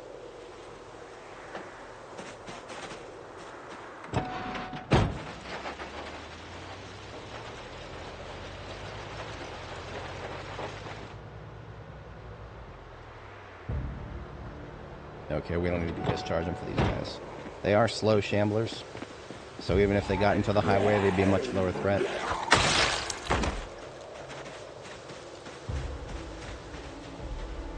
You know what? I'm gonna let him shamble off in that direction. If I get lucky, he won't even go back into the road. I'm not gonna get lucky. Speaking of lucky, it's also tiresome. You're late to the party, guys. You're late to the party. I'll give you a greeting no matter what. It's a nice hat. Too dark, though.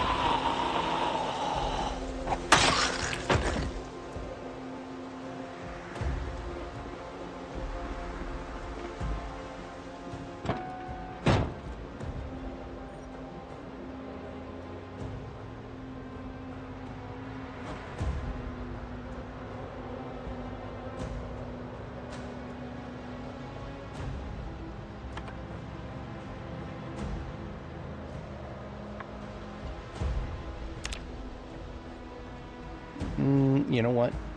In the spirit of keeping this road clean, seeing as we're busking it, we're not necessarily in a rush here.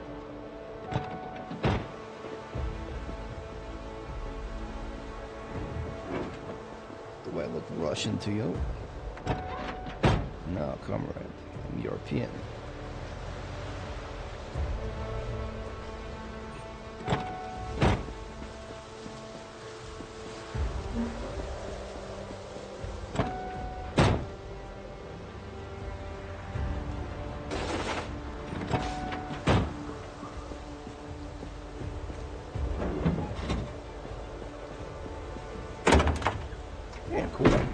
Somebody was going on a soda spree.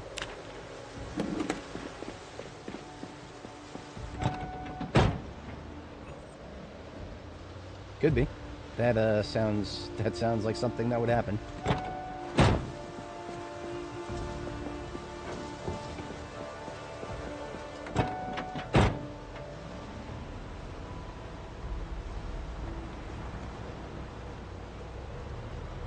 If I had anywhere to put the stuff, then I would probably dismantle this, but I have nowhere to put the stuff.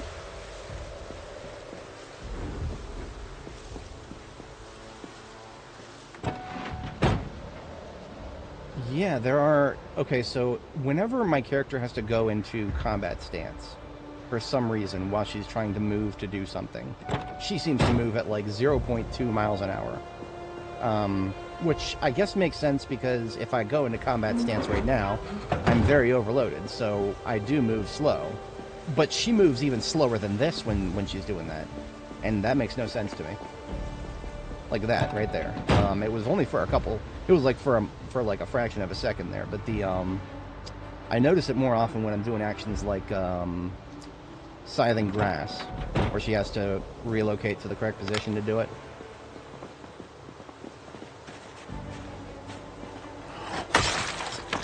I feel like it's using the default movement speed in the combat stance without the nimble bonus. That's kind of what I'm feeling like right there. I could be wrong, but yeah, that getting flashbacks to nimble without nimble level 0 early game stuff. And it's time for a genocide.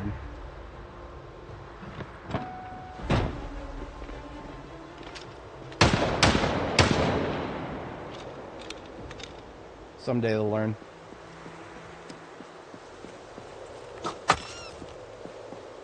Someday they will learn to stay away from my roads. Today is not that day.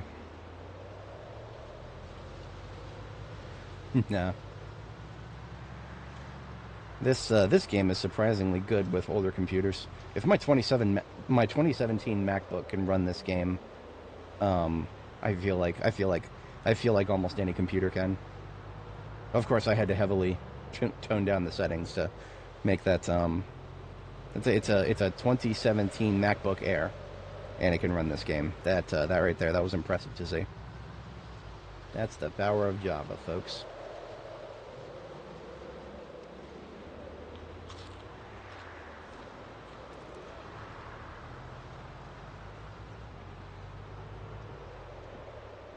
I think we're coming up on the front entrance to March Ridge, if I'm not mistaken.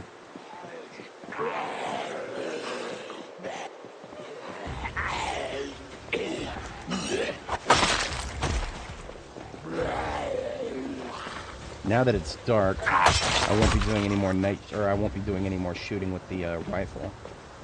But I don't think I have anywhere to put it back here. Ooh, I just might barely be able to fit it. Hang on. Just barely. If I put the...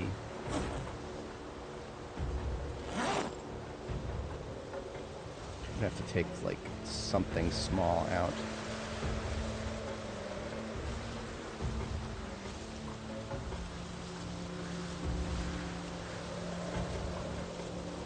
Okay, never mind.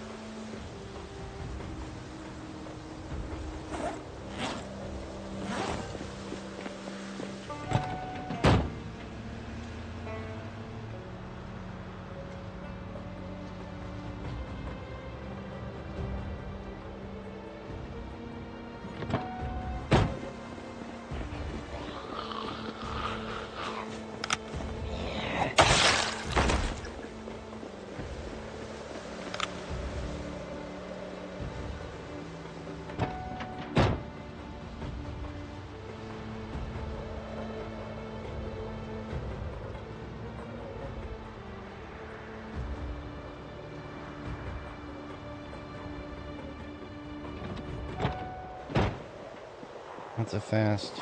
You're slow.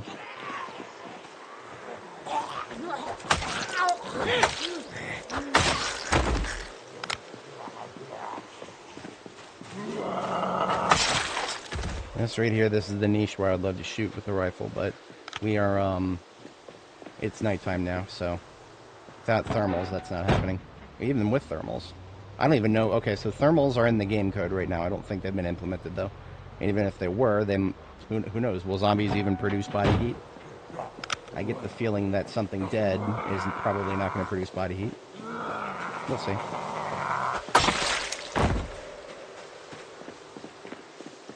Thermals might just be a PvP thing. Honestly, that's probably what automatic or semi-automatic rifles, or just, you know, rifles with magazines in general are going to be used for in the future, is PvP activities. And when I say PvP, I don't necessarily mean other players. I mean other humans, whether we're talking NPCs or players. Armored targets capable of shooting back. Big oofers for Nimble Zero.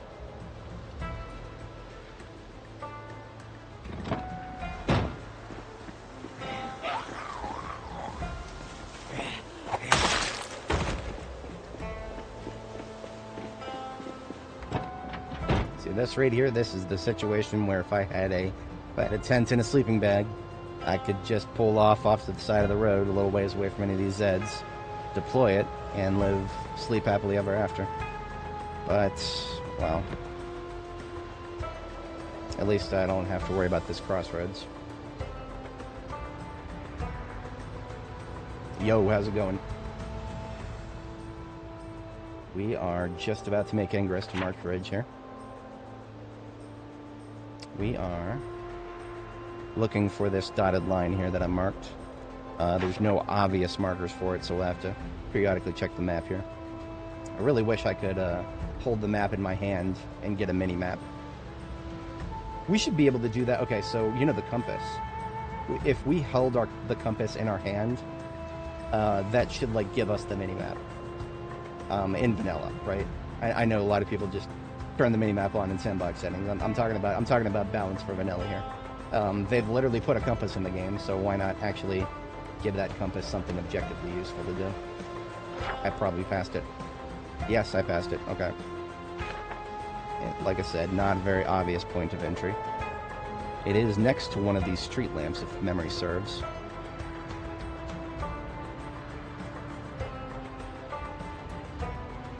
Yeah, this might be it. Telephone pole, not street lamp. Alright, first thing I'm going to do is actually mark this entrance with something a little more obvious. Perhaps a spare garbage bag.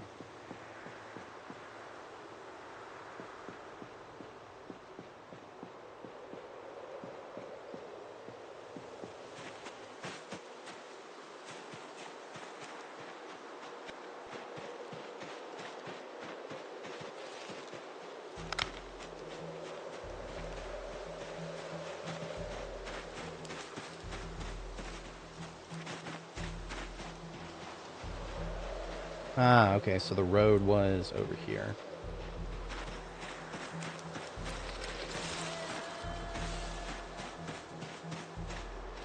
And I wanted to use the road, okay.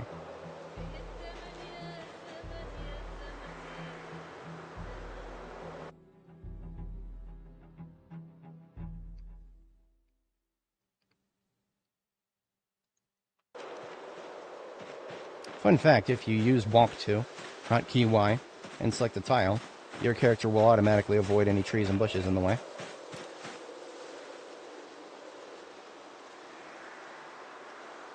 Oh, so the street lamp, or the, whatchamacallit, the lamppost is actually marking the outer edge of the road. Okay, so if I wanted to connect this road with that residential road, like I have the dotted line there, this telephone pole is the key. So I put those garbage bags down just a little early.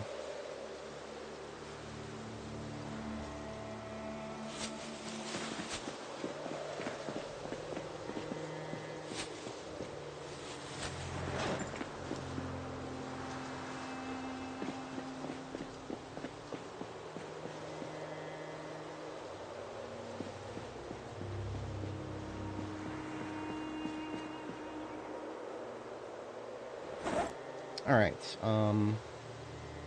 it's a little preemptive to take out the generator, but it's what's keeping me weighed down so much. So let's just take that out, connect it, power up the street light, or power up one. Man, I wish I could power up a street light. I meant to say power up my floodlight here.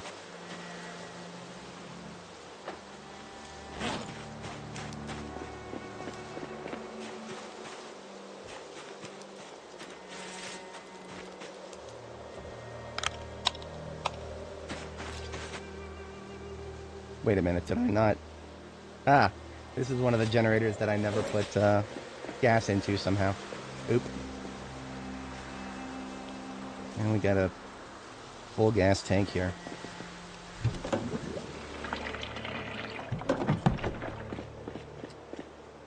But yeah, to answer your question before I saw live, we are going to March Ridge through a back entrance that we're creating ourselves, because the front entrance is just going to have that many respawns in it. The front entrance to March Ridge, I feel like that's always going to be a zoo.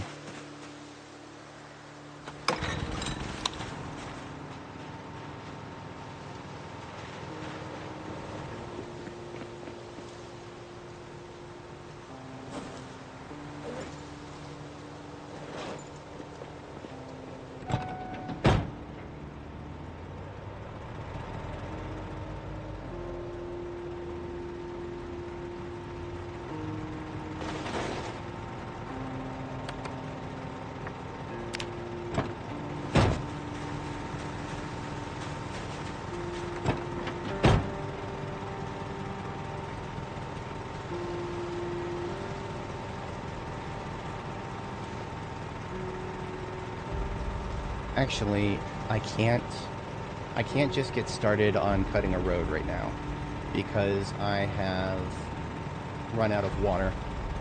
My travels today went on way longer than they should have. So we need to go get water, and while we're at it, we might as well go sleep. So I will go ahead and cut this generator off, and we will cut our way into the fence. Let's take our welder mask for that. And we've got 2 torches. That should be more than enough.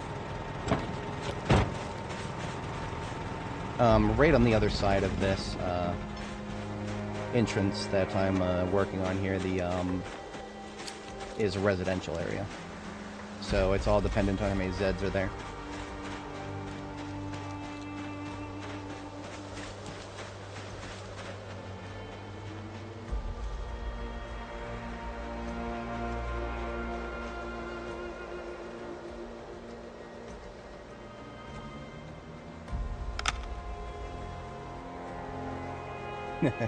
Yeah, we call that Walter White's house.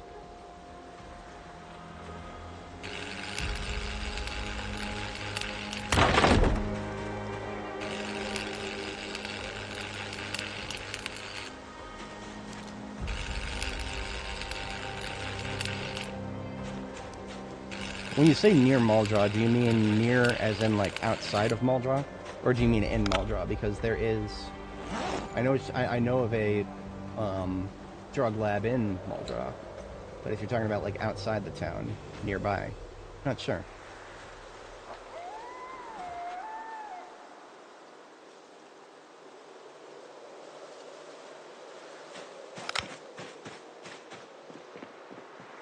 As expected, a few Zeds.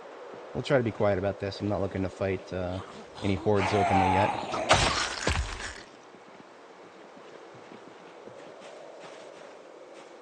Spiffo running away from something there. Now these apartments, I don't like how congested they are inside. What is it? Louisville has apartments of the same design. Or, sorry, townhomes. Super narrow killbox townhomes like this. Oh, look at all that. Welcome to March Ridge, folks. They have not detected me yet, so fuck them. I'm gonna try south first. Now look at this. Look at this. See Spiffo right here, the raccoon? He's not running right now. That tells me there's probably not any zombies immediately active inside this house. I don't know that for sure. And there may be some closer to the back that he just hasn't sensed yet. But keep in mind that as of the current build, animals can sense zombies through any number of obstructions. So if there was a zombie anywhere in the front of this house, he would not be sitting still right now. Now, he'll run away when I go near, because, of course, they treat humans just as scarily. But that's a rare opportunity where you can use an animal as a Zed detector. As expected, there are some back here. But a lot less than further north there. I'm going to check around behind the obstructions. Looking okay. I should have taken my food with me.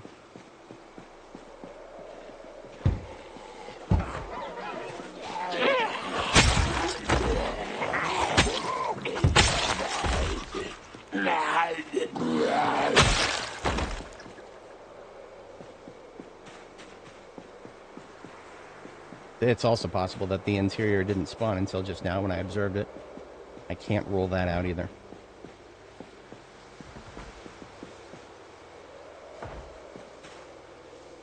That may be the fence.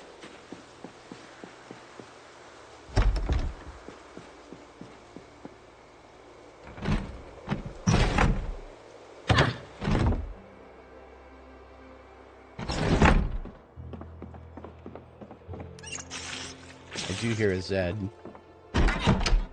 Could be in this unit, could be the next.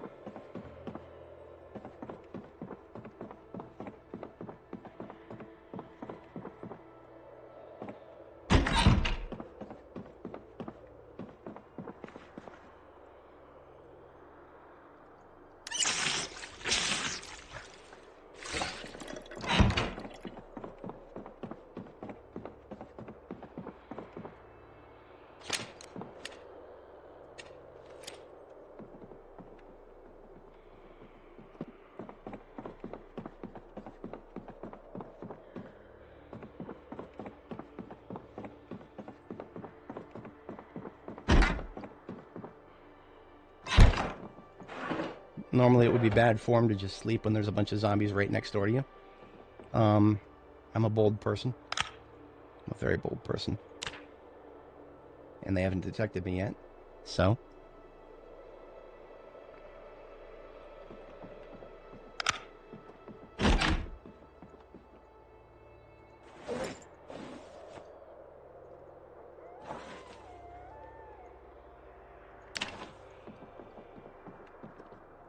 Now that was a sleep without a pillow. I'll probably be a little behind on my sleep schedule. I'm expecting to get fatigued early today. But now I will have a bed in the local area.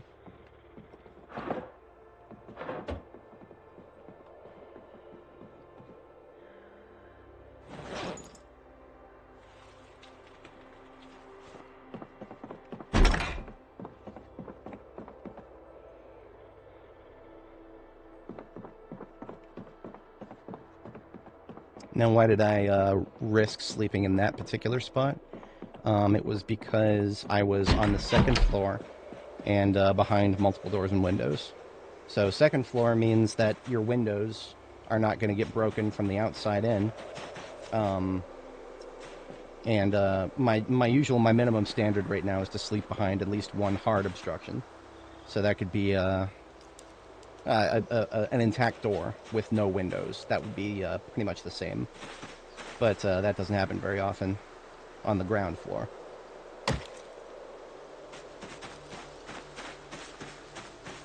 Alright, so to take care of our hunger problems, we should still have a roast on the driver's seat.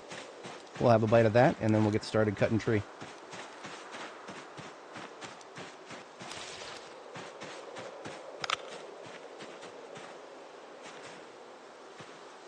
Look at that. Look at how slow I moved. That was even slower than Nimble level 0.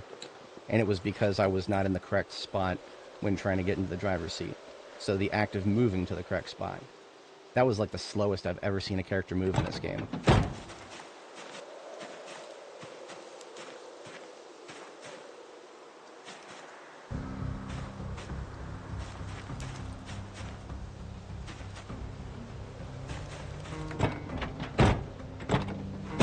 Interesting, it's kind of hard to replicate.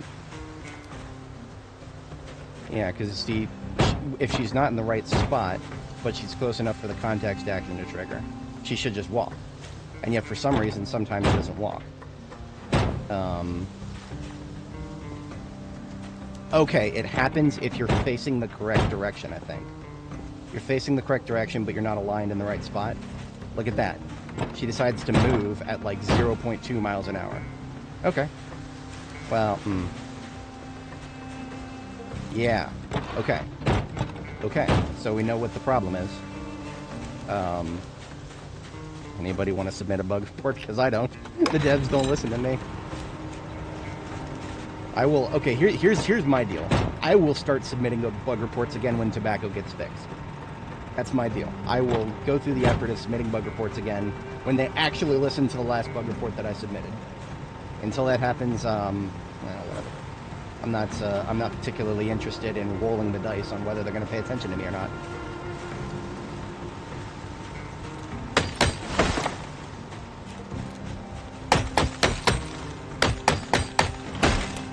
I'm going to go ahead and take off the military jacket, because we are going to generate a lot of body heat from cutting wood like this.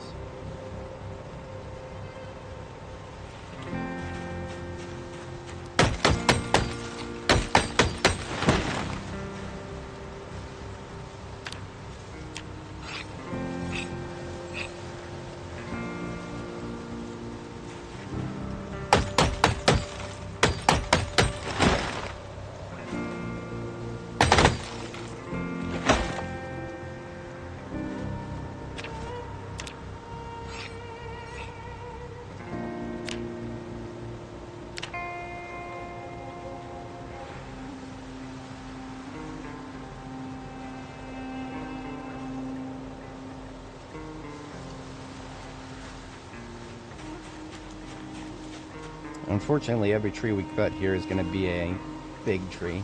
You know what I really should do is just not... I shouldn't cut the ones that are directly parallel with the with the street pole, so I don't need to. It's just everything that is on the other side of it.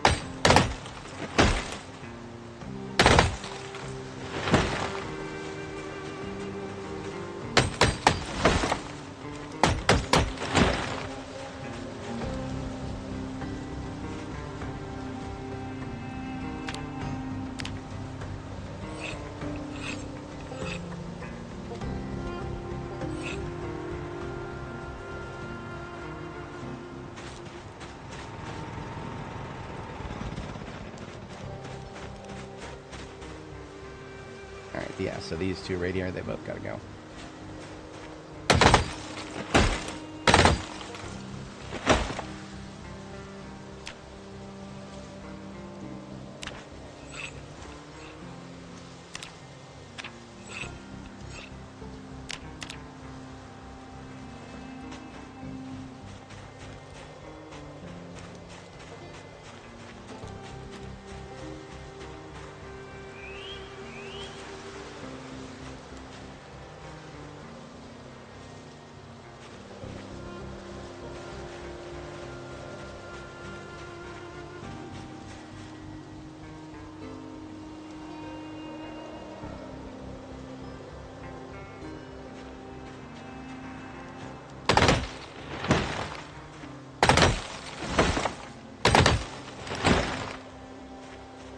Yeah. I don't have enough nails for that at the... Or do I? No. I brought a carton of nails. I literally could do that. Now, will I? Probably not. That's a lot of work. I'm not ruling it out, but that is a lot of work.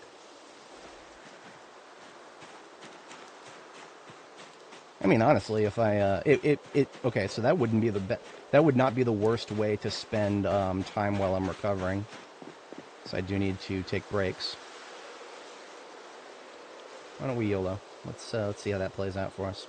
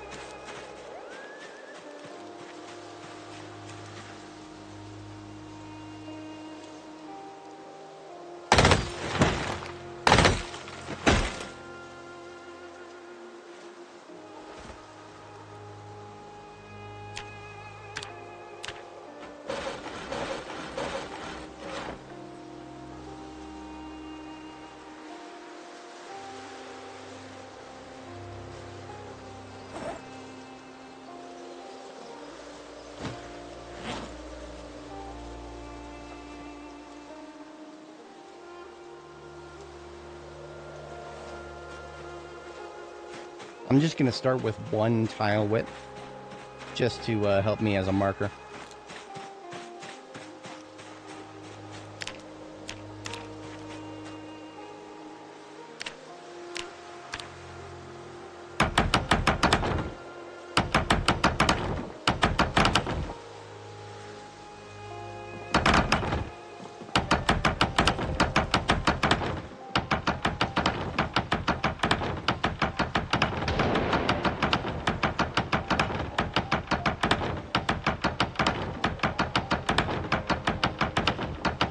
I would not be doing this if I did not have an entire carton of nails, because I have a bad history of pissing away my nails a little too quickly.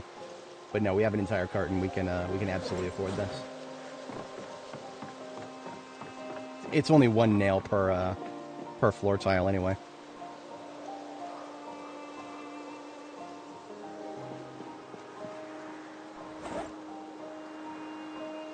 Now, because I'm not fighting actively, I can afford to ignore a little bit of hunger for a minute.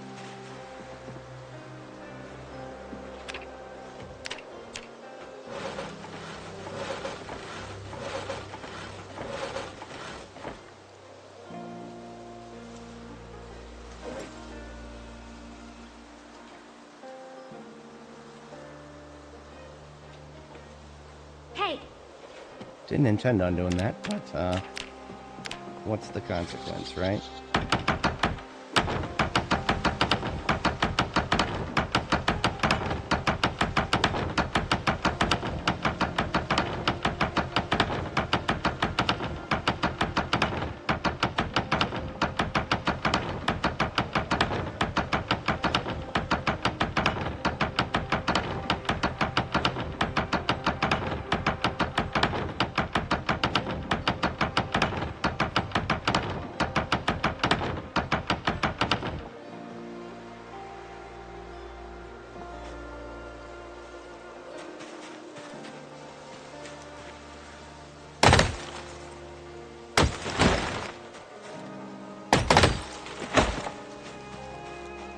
Now, I could have finished this improvised road in a fraction of the time if I just went around trees instead of through them. That's a mistake I've made many times in the past.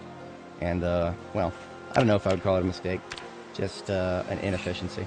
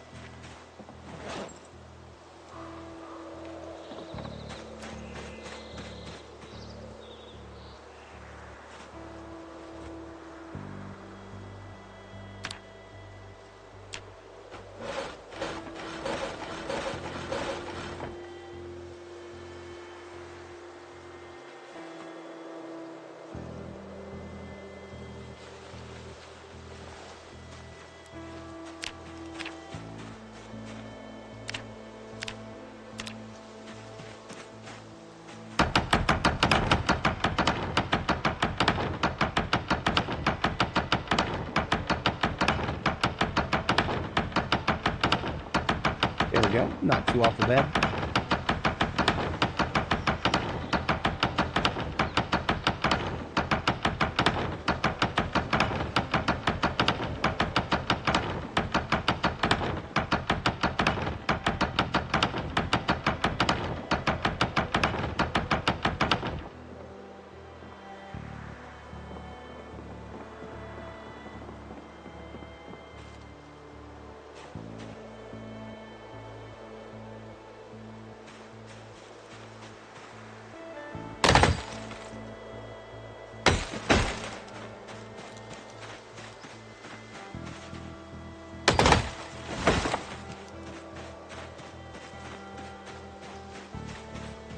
Yeah, if I choose to make the road only 3 wide, then I'm done.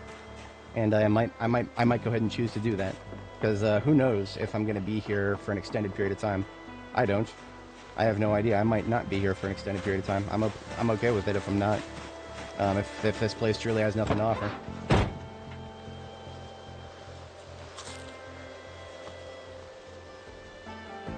Okay, I need to take a step away for a brief moment here. So I will have our girl chill in the ambulance, and I'll be right back. One moment.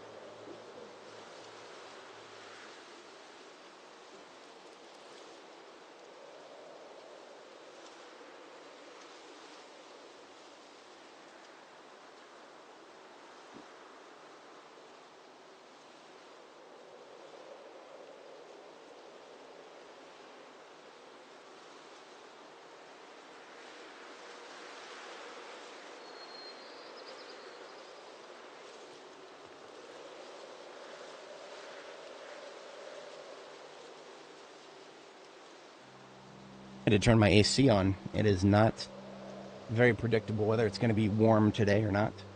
Definitely leaning towards warm. My apartment put on 2 degrees just since this morning. Alright, technically speaking, there's... Technically speaking...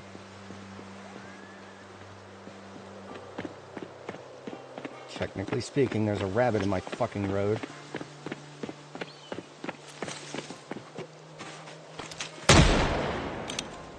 See how long that lasts. I feel like they're gonna come right back into the road.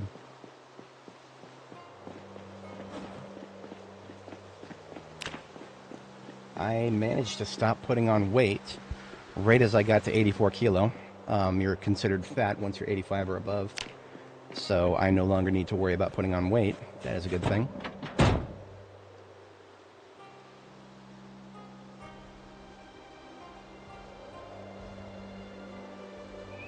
Gonna hold on to this roast and eat it when I get hungry.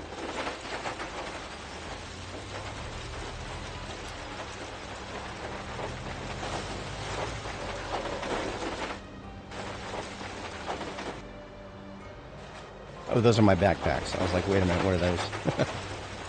What are those?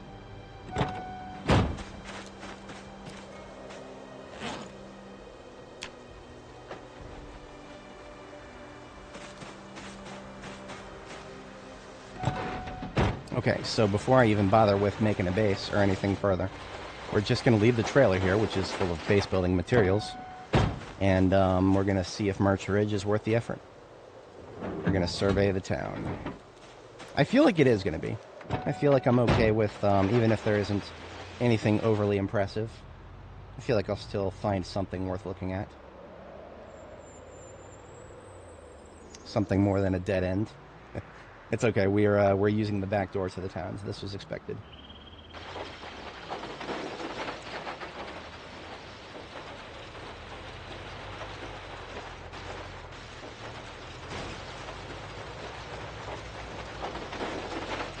I'm of course curious what's back here, if anything.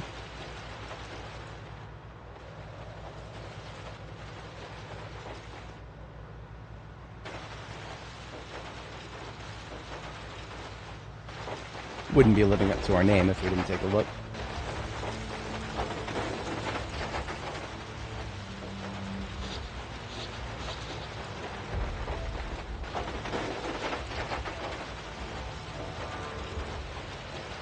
There's enough limestone in the area that we could make our own plaster easily if we need to.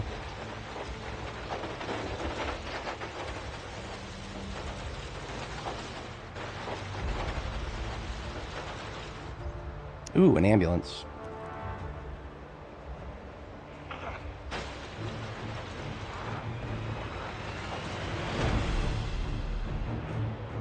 Probably shouldn't be surprised to see all these. This is about on par with the group we saw earlier.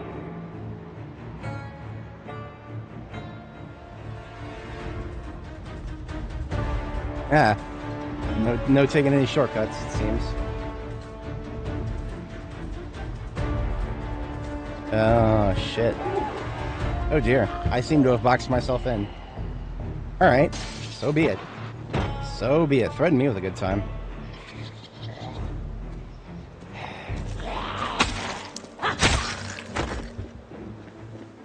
I just got out fresh swords. I'm not locked in here with you. You're locked in here with me.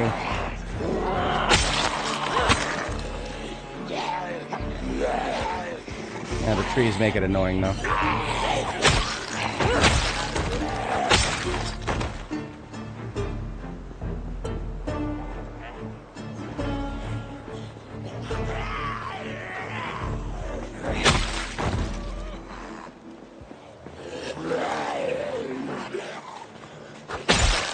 Now, if I wanted to discharge the firearm, we would probably get people coming through from the other side of the houses here. That group we clocked, it is going to be up here somewhere. Possibly too far away to hear the shot, but I'm not going to risk that.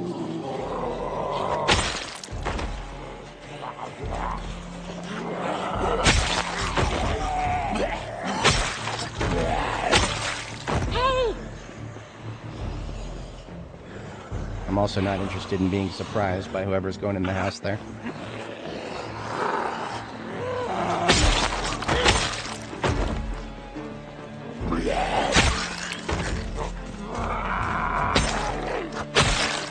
This guy. That's just a hospital gown, but that means if he made it down here, the driver of the ambulance may have too. Do I really need another ambulance? Possibly. Because that ambulance may be a good engine quality one, and it may also be one of the ones that spawned in recently and therefore has a correct trunk size, which would mean it would be one of the best I have, if those are both true.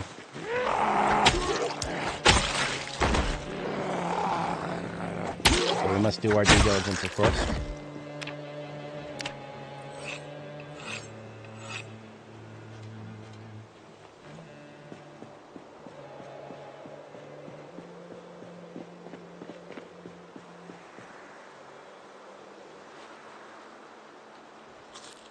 Now it is about 1600 hours, and I predicted that I would be getting tired early today, so fatigue could be hitting us any moment now.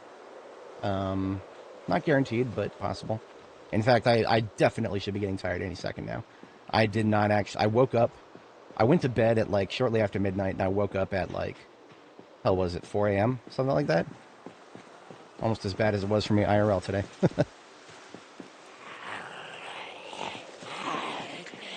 What's going on here, guys? Why is nobody coming at me? We're all just trying to go around the fence right now.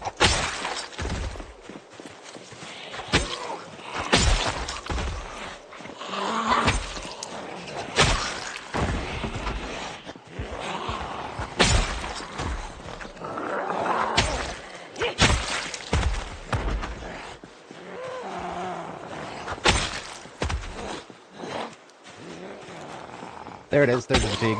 Called it. Called it, called it, called it. Okay. Let's see if I'm correct about this ambulance here. Engine quality is 96. And trunk is... there's probably no way to tell until I fix it. 13%. Hang on a second. Possibly we can. It should be... 169 would be a perfect trunk. So what if I divide that by 0.13? No, that's not how it works. Times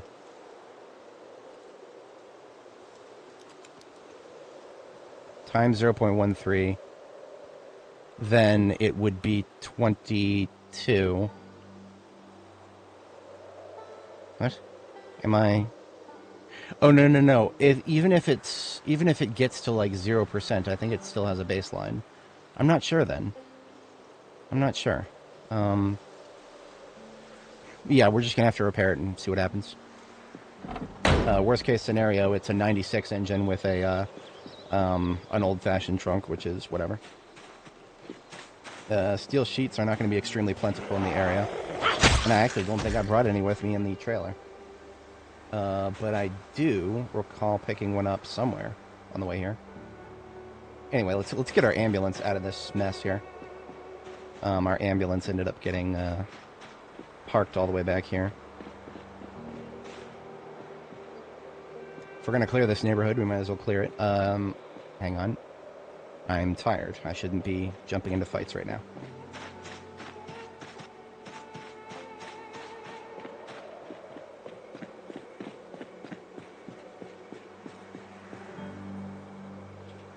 I've had a few ideas floating around in the back of my mind about what I would do if I wanted to make a base here easily. And I think I'm actually leaning towards... Well, I'm closing in on something here. Closing in on something.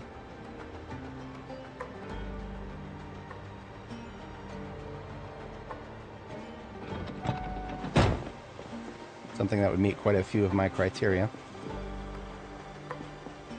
Come on out of there.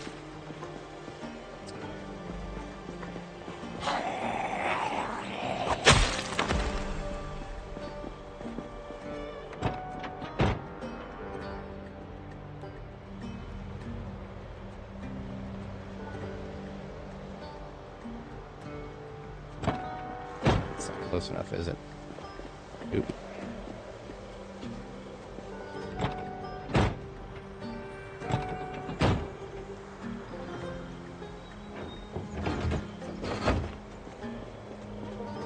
Hey, how's it going, 309? We are doing all right here. We are in, just barely made Ingress into March Ridge. And, of course, the fatigue just hit. Surprisingly well on time, considering we had a bad sleep moment last night. Coffee plus a bed without a pillow. It was just messed up.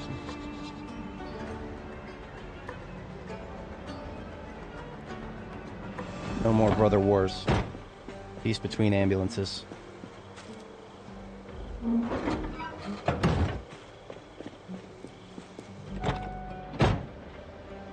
This is going to attract a fair few. Towing makes a lot of noise. But I'm faster than them.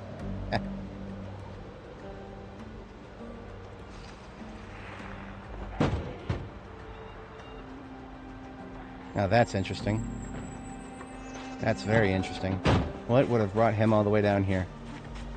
Could it be, perhaps, that I made a hole in the fence, and therefore he felt obligated to come slap it?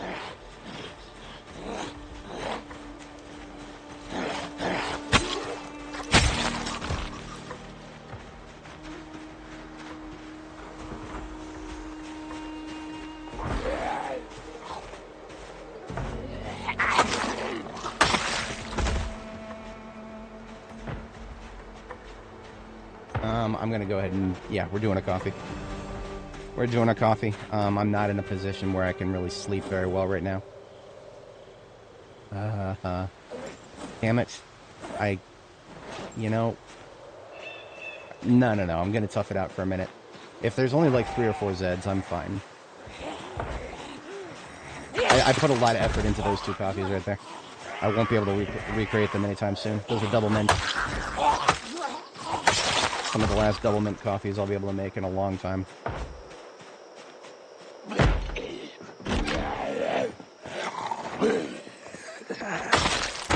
anybody's not familiar, what I mean by double mint is that dried mint and fresh mint count as separate ingredients, so you can put 2 doses of mint in your coffee. If you have one of each, of course. Don't know if that'll always be that way, but I will absolutely exploit that when I get the opportunities. Mint causes your coffee to reduce stress. Among other things.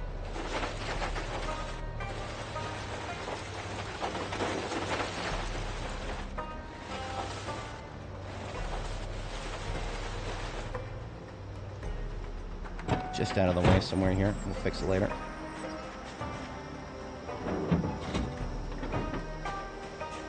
I think that counts for technically anything you add to a beverage, if there is a dried variant of it and a fresh variant of it, one of each. And the funny thing is, I may in the freezers, I may still have some leftover, like roses and lavenders and stuff like that. All those do is cause your drinks to reduce unhappiness, which unhappiness is never a problem for our girl. I keep our girl very happy. But I've been thinking about ideas for a base spot here, and I think it's time to go ahead and put some of those ideas to fruition. First, I'm going to need the generator, the bed.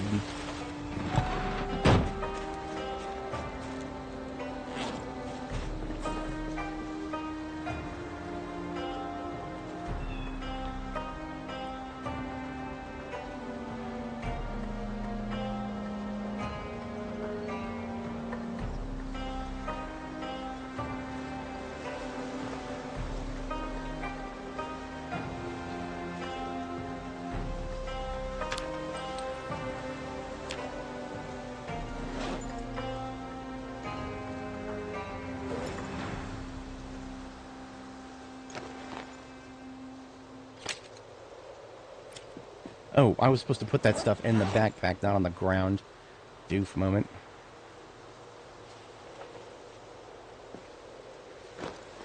Alright, now I can pick up the generator and put it in my backpack. By the power of organized.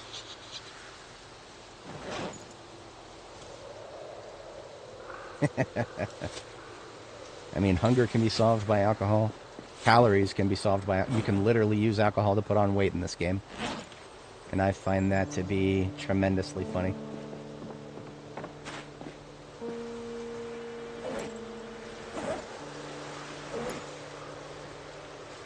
Speaking of funny, I can carry both a bed and a floodlight in one backpack.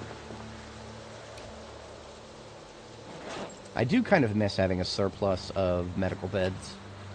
I used to have several, but they've made their way to certain places where it felt like a not good idea to keep taking them back with me.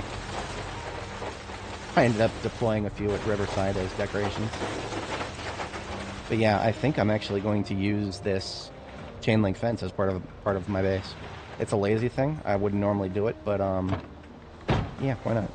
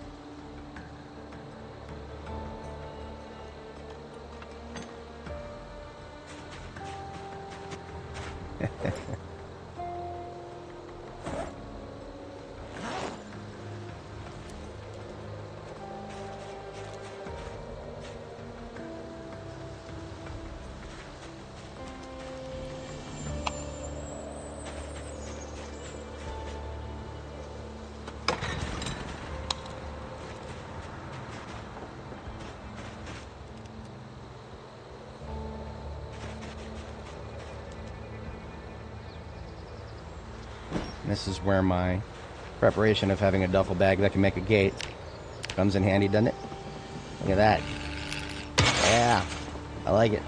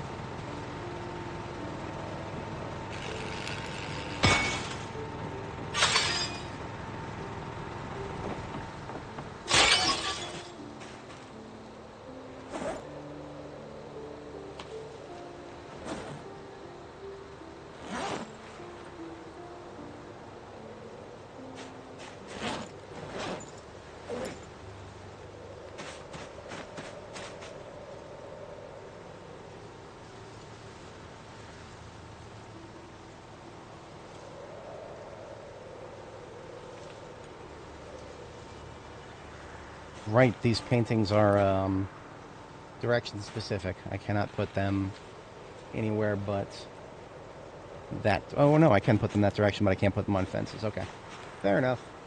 Lakeside painting can be rotated.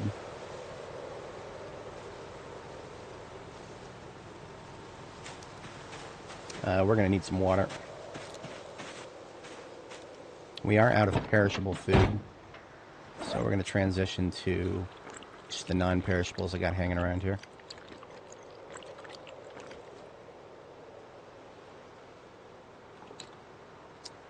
Okay, so protection. Protection actually tells you, if you hit P, opens the protection menu. Or for some reason, in some UI, for some reason, there is a way to get it stuck in your health menu. In any case, hotkey is P. Whichever menu has it will show it. And it gives you the breakdown. Bite and scratch are two different types of attack that the zombies can do to you. trees can attack you with scratch too, so stay away from trees and bushes. And all this does is, what this percentage means is it is the percentage chance for it to intercept that type of attack. So if a zombie manages to come up to me right now and select to attack my neck, which is, I think it's also kind of random based on, you know, if the zombie is upright, then it can attack anything above the belt. If it's on the floor, the zombie can attack anything below the belt, so that's leg, thigh, shin, foot. But let's say a zombie tried to attack my neck. My military jacket has a leather strip on the neck guard, so that's contributing to this. I would have a 25% chance of the neck guard intercepting a bite, which means that bite has a 75% chance of hitting me. If the zombie would only scratch me, then I have 45% protection, meaning that zombie has a 55% chance of successfully scratching me. Now, let's just say that, let's say I roll within the correct amount in my favor. The armor would intercept the attack, which means the armor would get a hole in it, and the protection of that spot will get a 0. But that's how it works. It is basically just a... Now, 100%, remember, that does not mean that you're immune. That just means that you have a 100% chance of an attack of that category being intercepted. It's going to leave a hole in it afterwards, though. So let's just say that, you know, because I have 100% on my upper arms right now, if a zombie tried to bite my upper arm, then I don't have to worry about a bite getting through.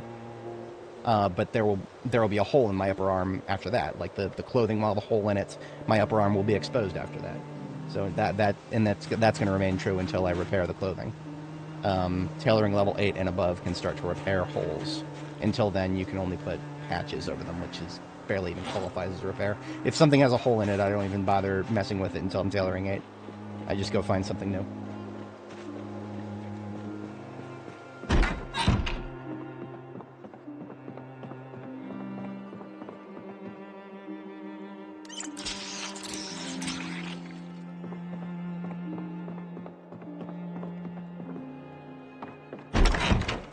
Alright, so I've got about 2 hours before I'm due for bedtime. I don't actually have a pillow over here. Yeah, I don't actually have a pillow. That's a bit of a skill issue. Let's do that first. Let's get a pillow. I'm sure one of these houses will have one.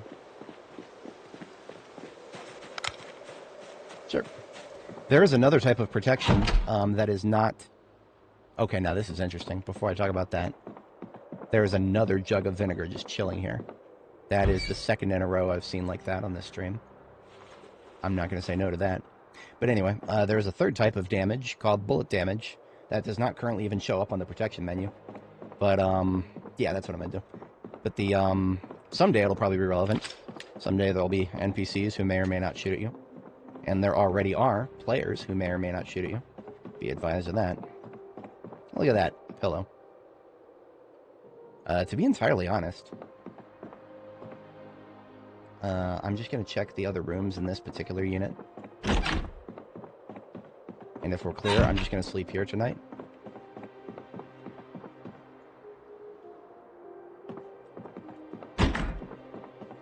Because there's no reason not to. Say bed with a pillow, and I need to sleep. It's a little early. I'm only about 1 hour early, so it's fine.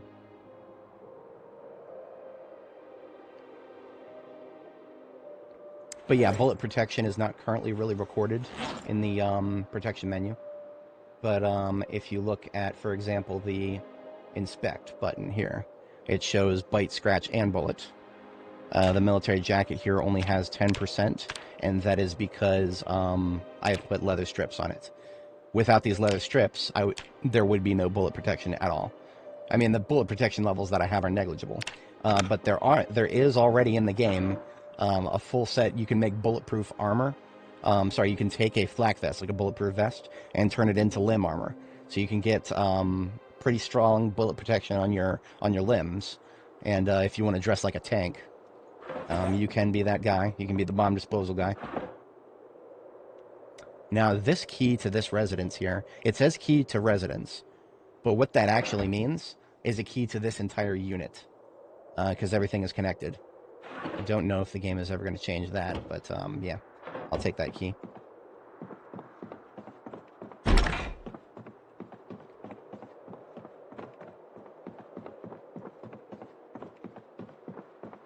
What is in this can here? Dog food.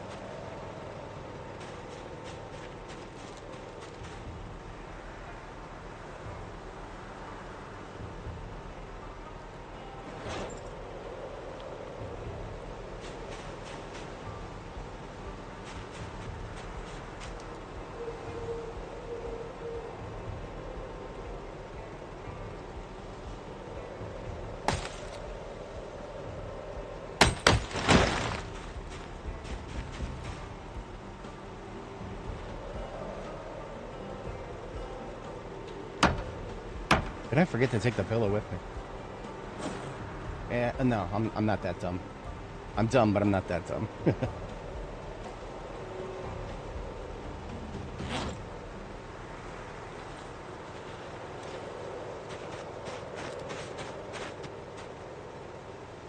If it seems a little bare bones, you'd be 100% correct.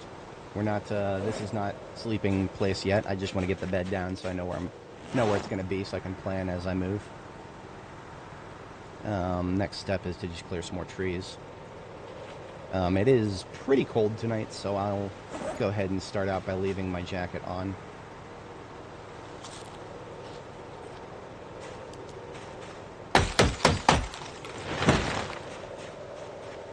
Look at this, just a frickin' wall of trees here. Only they actually block zombies from moving.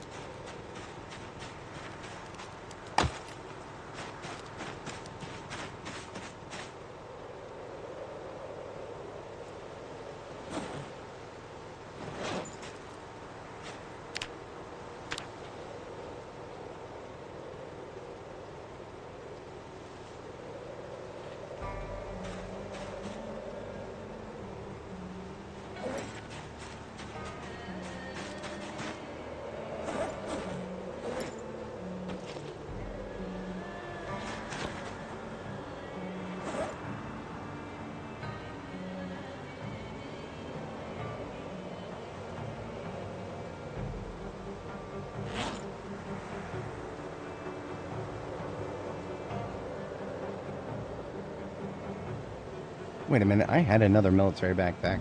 What actually did I do with that? I might have left it on the floor out here. Hey, good morning. We are on our way into March Ridge today. Before we do that, we need to find a backpack that I left on the floor somewhere. And that's going to be difficult because it is, there it is. It is camo.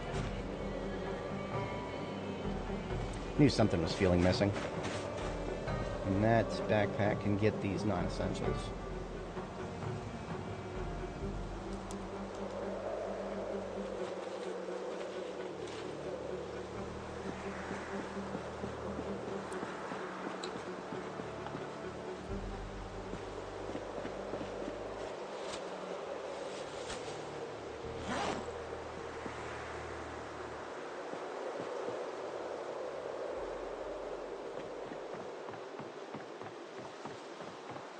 I'm probably not going to, like, actually build out this road all the way. This is mostly just for the sake of giving myself something to lock onto while I drive.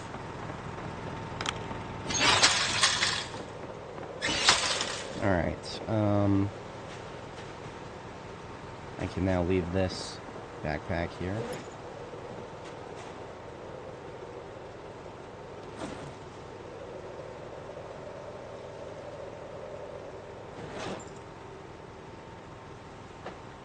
Am I actually going to sleep with my sledgehammer? You bet your ass I will.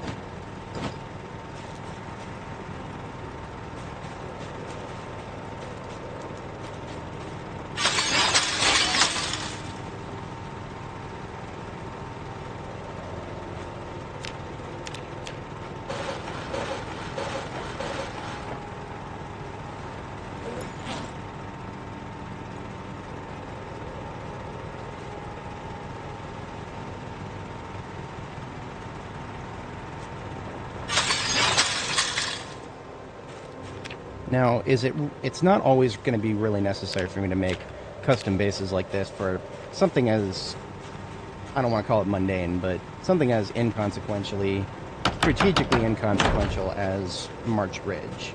However, this is sort of a test of my ability to make bases using a mixture of what I bring with me and what I find there.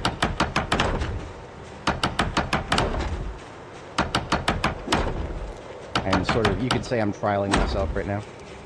We'll see if I do well or not. Hello. It did not build because we ran out of light at the last second.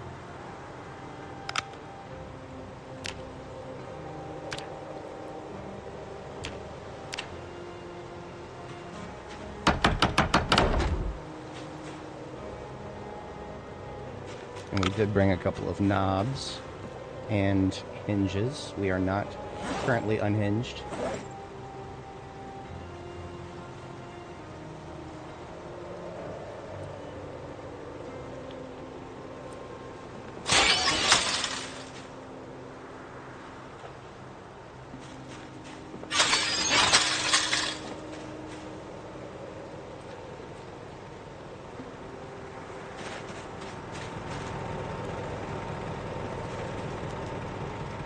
Now, I had hoped to have a bare minimum before we went to sleep here. You know what? You know what? I actually feel safe enough sleeping here. This is not the best idea I've had in a while, but I can at least face the correct direction. I have not seen any zombies spawn on this side of the fence. That is one of the few reasons I actually chose to make a little bit of an outpost here, is because no zombies that I know of have spawned on this side of the fence. There was one that had wandered over from the other side, but yeah, I think we're gonna be okay. And if not, I have a weapon in my hand and I'm facing the direction so that anybody incoming would grab me from the front. So, maximize chances. I probably will get cold. But, that's okay. We can deal with that.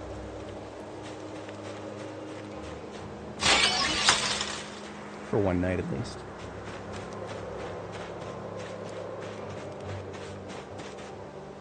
I've never tried using a fence as part of my base walls, so this is sort of a trial of that.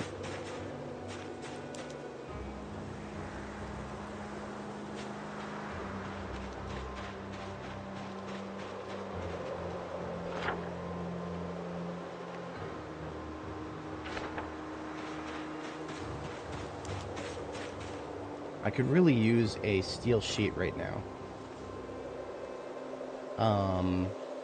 But I didn't bring any. I'm pretty sure that I could get some from those shelves.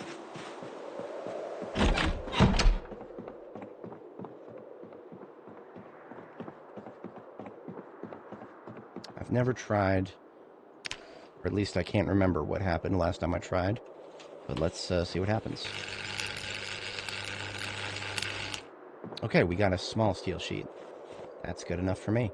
I just need 3 of those, and I've got a And then I've got a, what is it? Metal door. That was a spare pillow right there. Yes, please. Now, there may not be that many things like that to dismantle. I know you can get a pretty decent amount of steel sheets from laundry machines, but I don't think these houses have laundry. Let's try an oven. Hey, there we are. Look at that. That's everything I wanted and a little more. Okay, we're in business.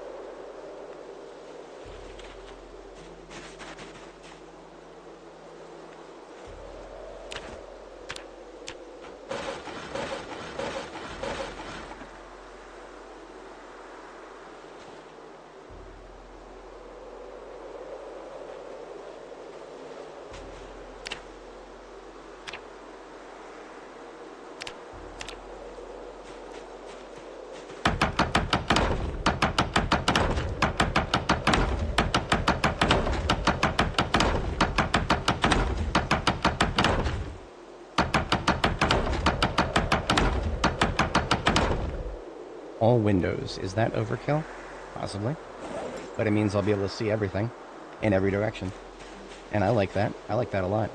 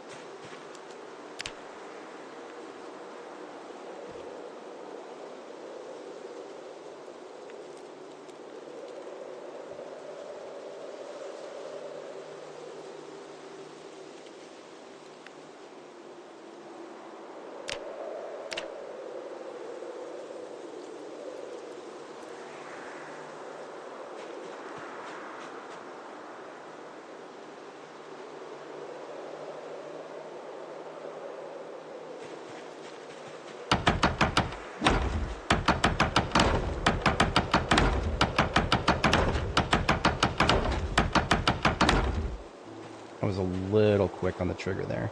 Let's get a door frame on that side.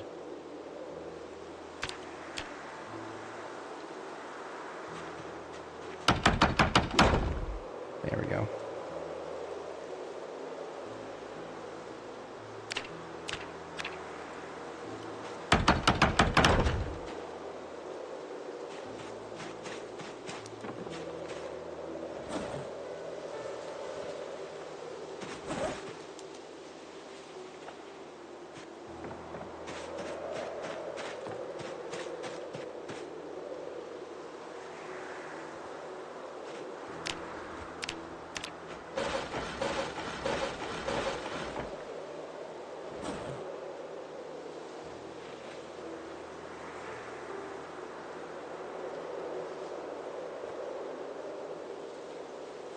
Speaking of working too quickly, we have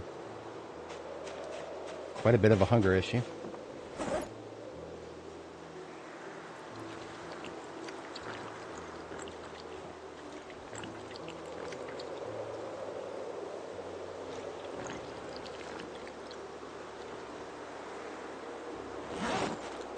A poor meal, but a meal nonetheless.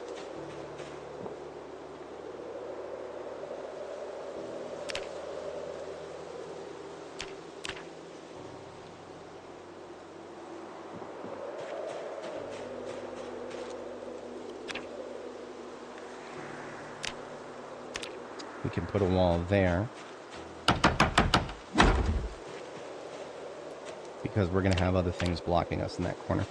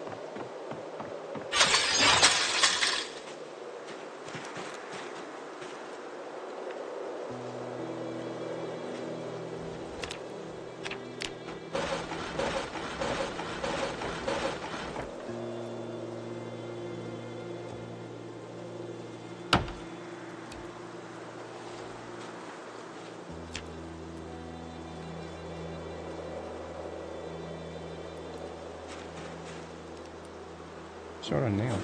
I am short on nails. Figure.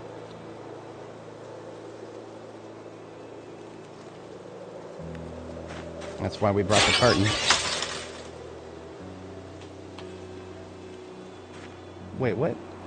Oh, I dropped some of the nails on the floor because... No, what are you doing? God! Okay. I am so glad she didn't hurt herself. She could have seriously hurt herself doing that. She got muscle strain from it. Okay.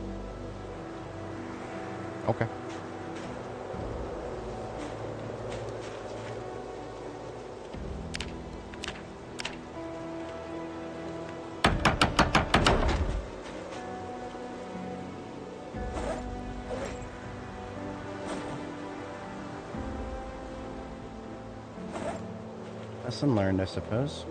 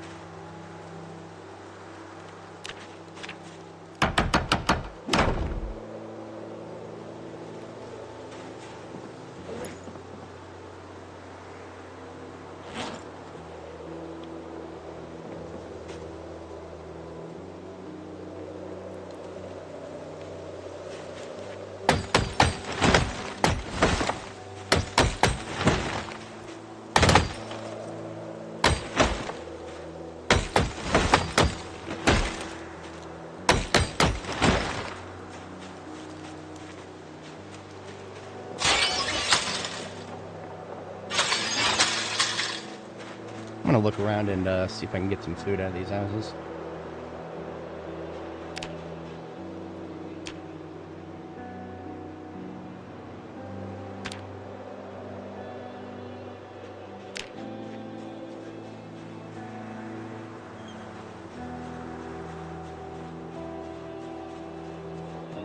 Wild corn just right in somebody's front yard. I suppose it doesn't make too much, or that's not too immersion breaking considering we have whatchamacallit, about a year of overgrowth here, a year and a half actually.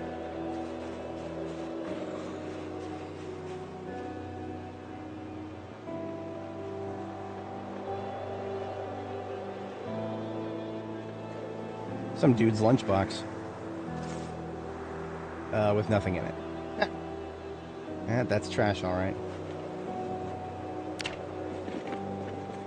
There's probably much better luck if I check the cupboards.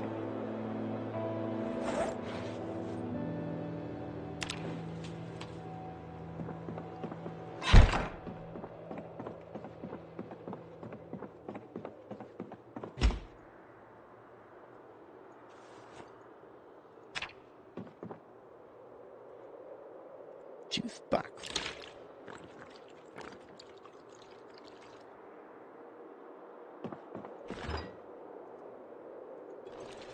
Beer can.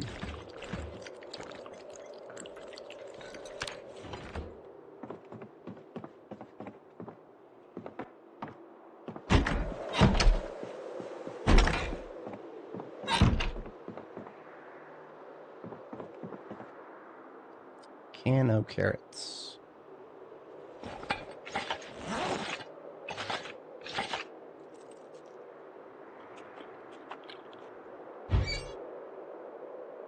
Juice box.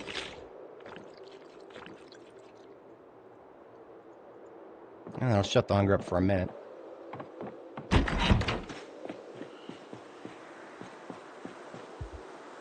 Hello. Really? Oh, that's right. I didn't leave the key in my inventory. Now we can see the use of this key. What? Really? Did I pick it up in the wrong residence? Oh, it's for the one to the north. That's right. Okay.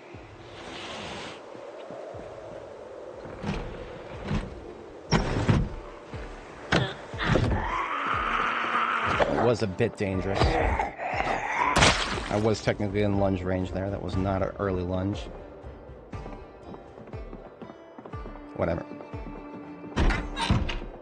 Calculated risk, and we're all right. I just got pinged on my work line. I have to tab really quick here. I'm going to have her take a quick break in the restroom here.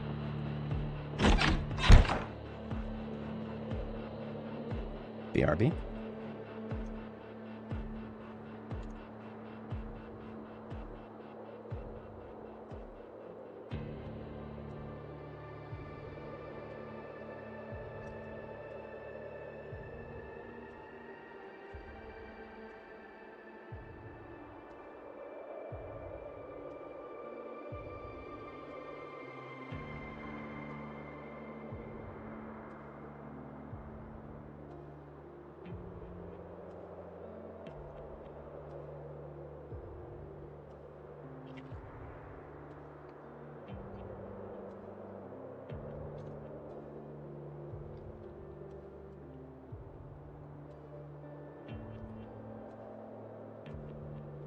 Bit of a novice question for a guy who's been here over a decade, but that's what I'm here for. Ooh, hairspray. Yes, please. Alright, I'm gonna steal an oven.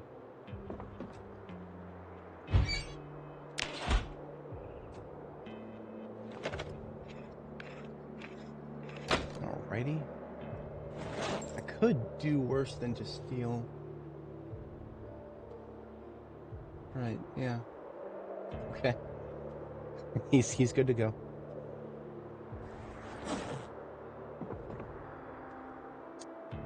You ever feel like there's people who ask you if you're at work and you're helping somebody who's slightly newer than you, You ever feel like they ask you, like, really silly questions that the whole purpose of asking them is to just be like, if they're wrong, well, I asked this guy and he said that it's okay. Just so they can outsource the responsibility if they're wrong. 'Cause, I mean, I'm not right about everything, but, gotta have somebody who's gonna be taking the guesswork, otherwise nobody will get things done here. Interesting thing to think about sometimes. I could pick up counters right now. I'm not quite at that stage yet. I've tried doing counters early before, it didn't really work out well.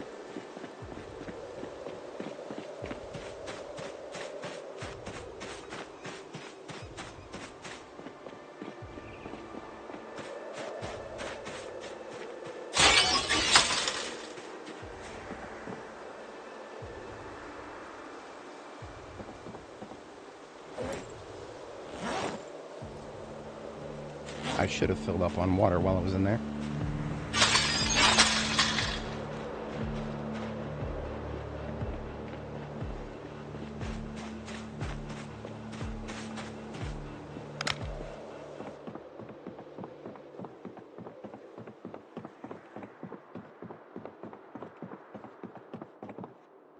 Now, the further up on this side that I get, the closer to that large group of zombies I'm going to be.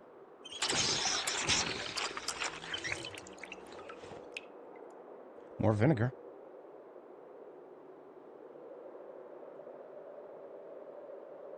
Hey, a mortar and pestle.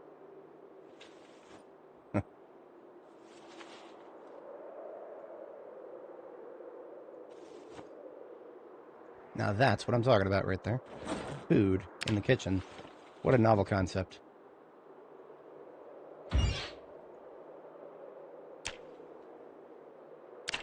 There's only so many times I can fall for the, oh, well, they just took everything with them narrative.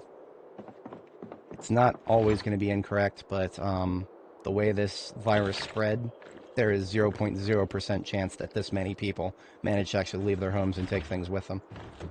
The whole reason that the world ended is because of how quickly things spread and how quickly things got out of control. But who are we to judge lore inconsistencies? We're just the people who have to engage with the lore.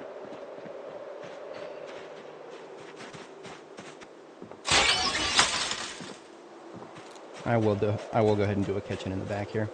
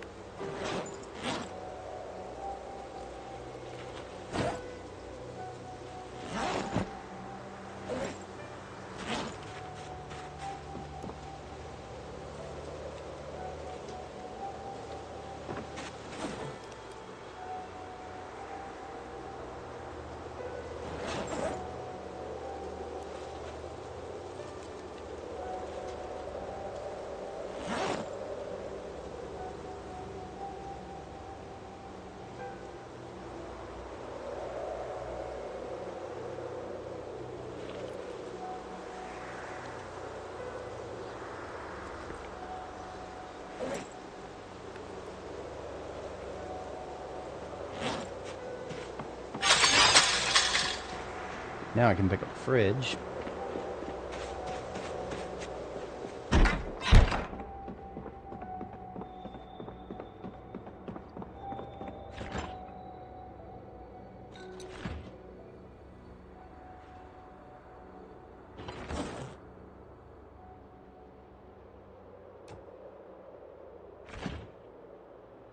So I thought. Now let's try that again.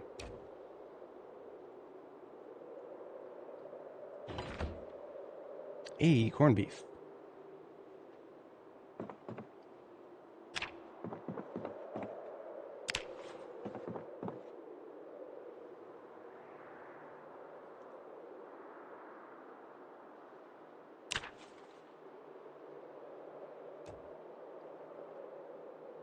Oh, I left my hammer back. Right.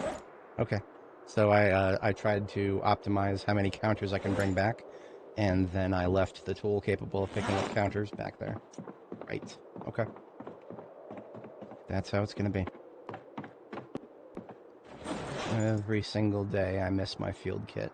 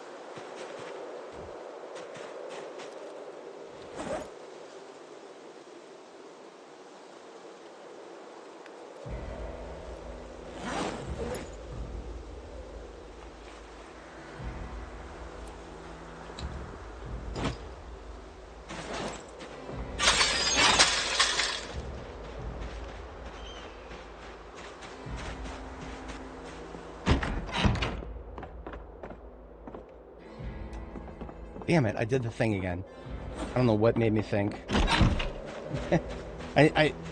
Some days I really feel like I should just have the hammer on my belt at all times. I haven't quite gotten to that point yet, though. Here we go. Claw hammer. Just put it straight in our hand. It's better. Let it never be assumed that I don't have a forgetful streak.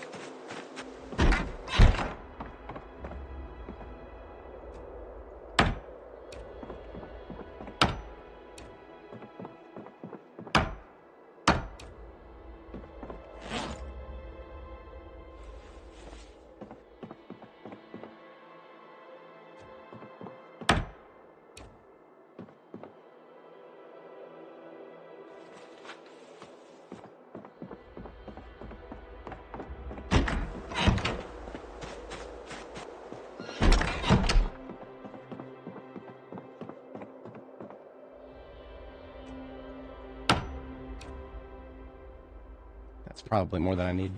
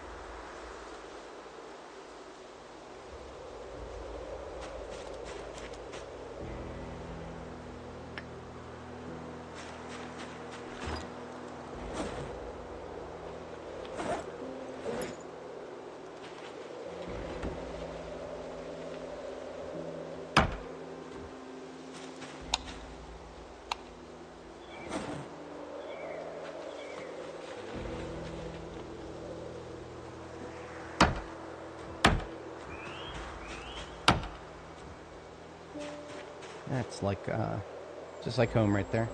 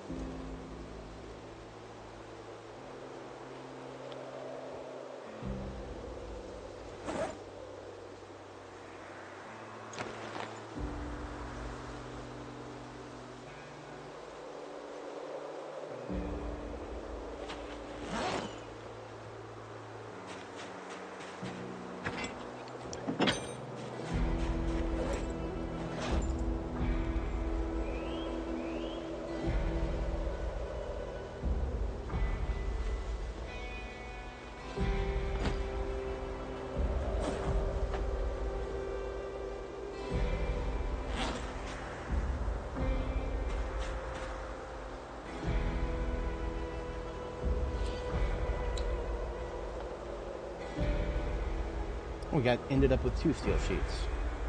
Very nice. We'll cut one into small sheets. We'll get our door put up. I should have everything I need for that. Yeah.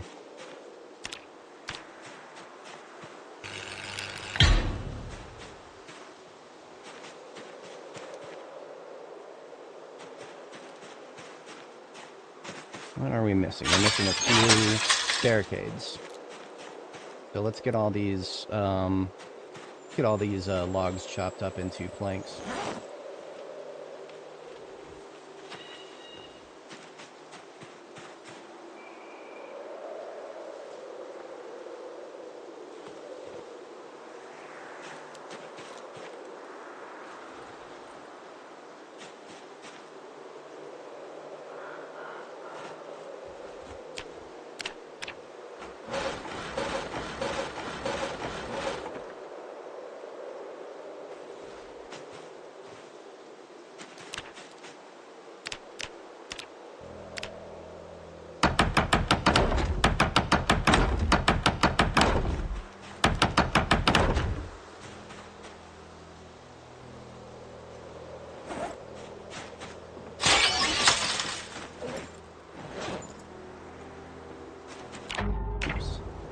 Don't want to wear, just want to pick up.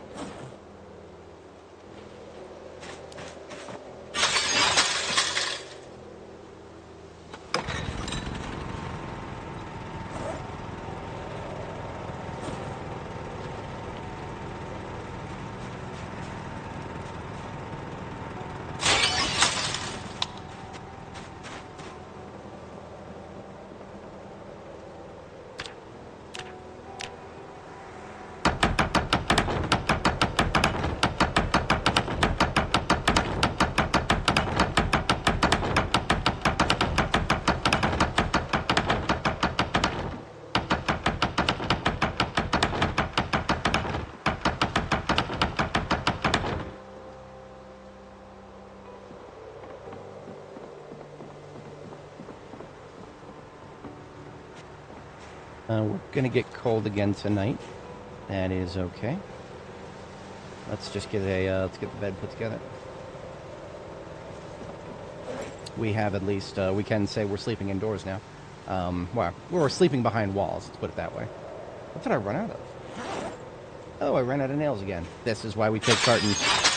I love me some cartons.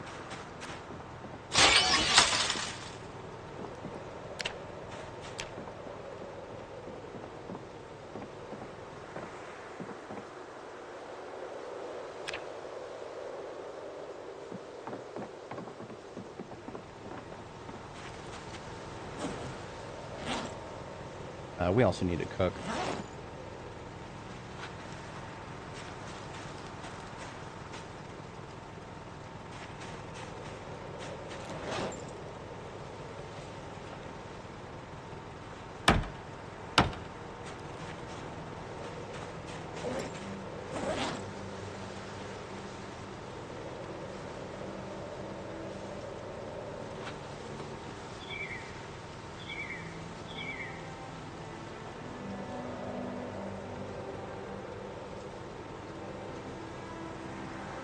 Winter did kind of creep up on me here.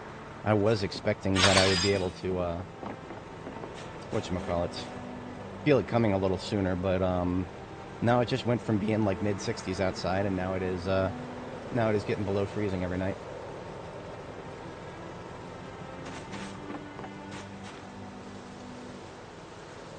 You know, the funniest thing about this base design, and I find this to be unbelievably hilarious, I brought some decorations because I didn't feel like they would go all the way back to Riverside with me, but I can't put them on windows, and I made my entire wall out of windows because, well, that's silly, but I did it, so too late now. F. Whatever.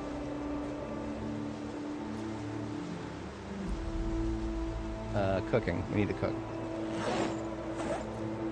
Let's also unload our materials here.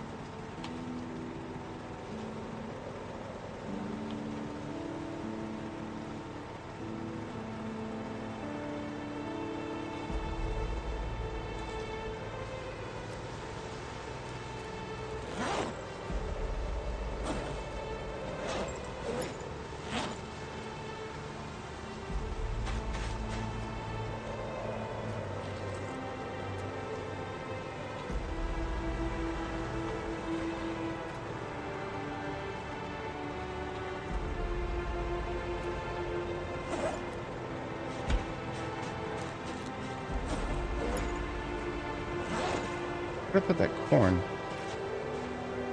Oh, it was in the corner here. Oop.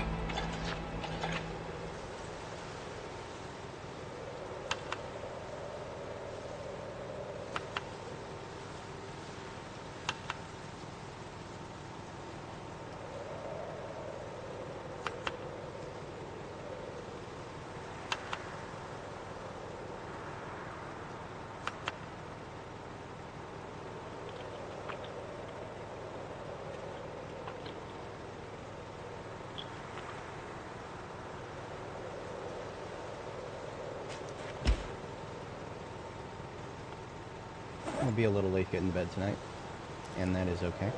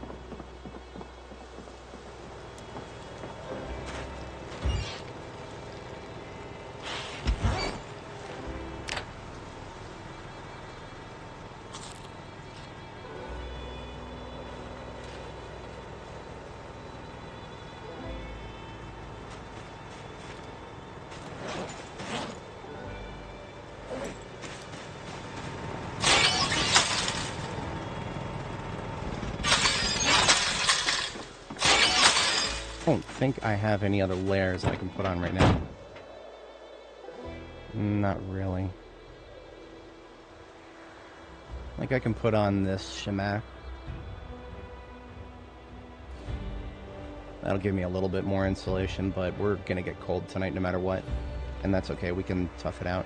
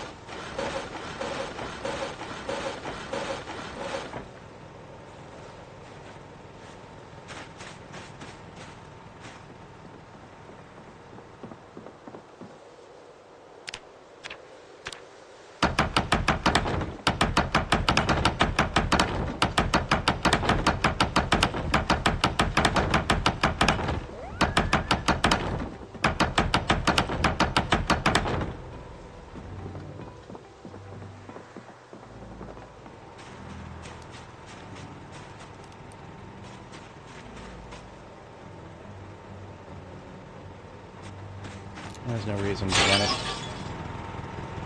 It's just anything that can attract zombies overnight when I'm still in this stage, no thanks. Not if I'm not trying to keep anything refrigerated right now.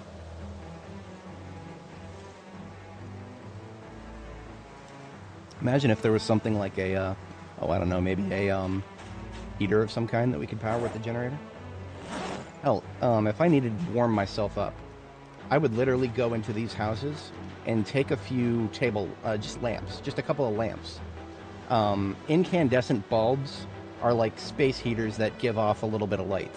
And the 90s was full of incandescent bulbs. I would just go into these houses and rip up a couple of table lamps, take the shades off of them, so it's just, you know, the power cord and the bulb, and just like put those into my sleeping bag with me, and then run the generator to power them overnight. It would be a little hard to sleep if, you know, the light's giving off, but you close up your sleeping bag so the light doesn't give off, and meanwhile it's just a heater is all it is.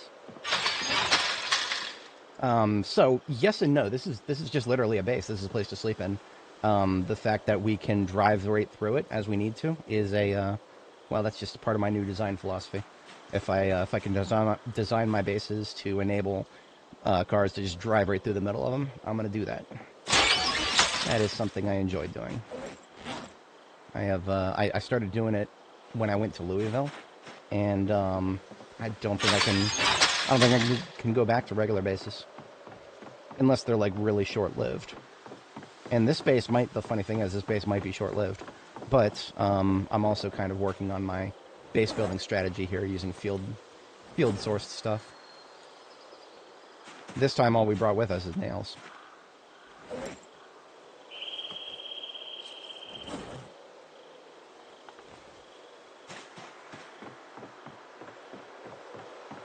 Now, if I had brought a stack of rope, that would have made this whole process even easier.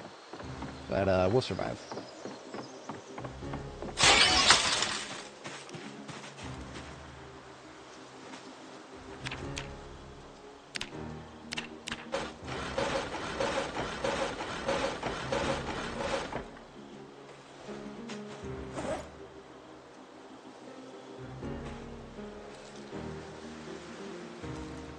And there's one rope in the whatchamacallit, the cupboard there.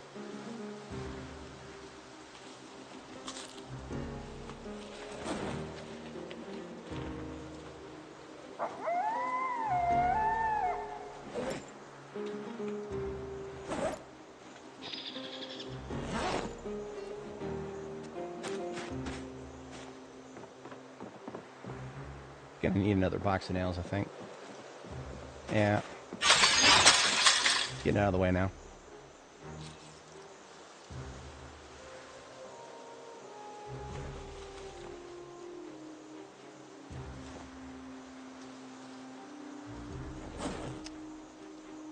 Suppose this will work.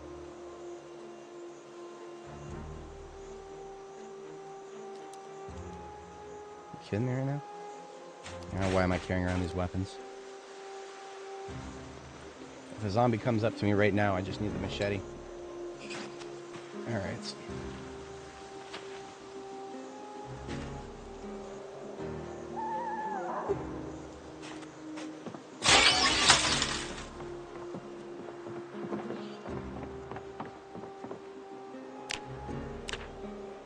Time for some hammer sounds.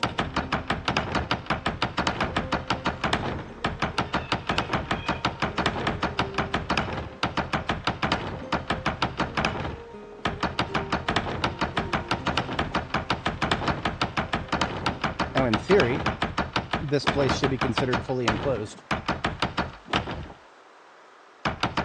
once we get a roof on it, in theory. But I have no idea if fences, pre-existing fences, like the ones we're using for one of our walls, that is one of the things that I'm actually trying to find out now.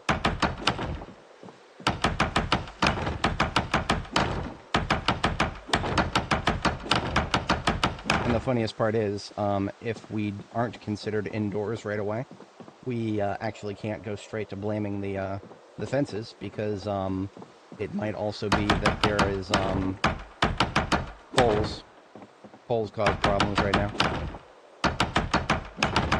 Every time you build a wall facing a certain direction, the game spawns a pole.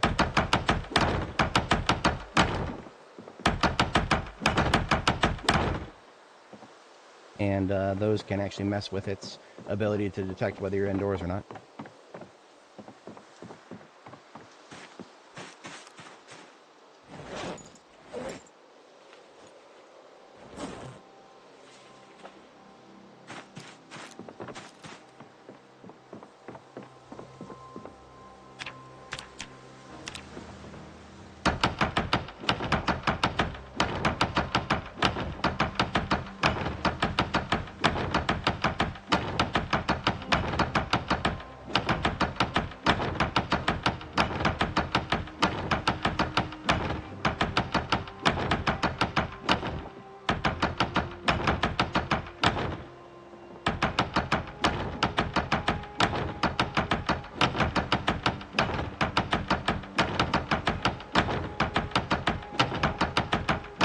Alright, that was the bare minimum.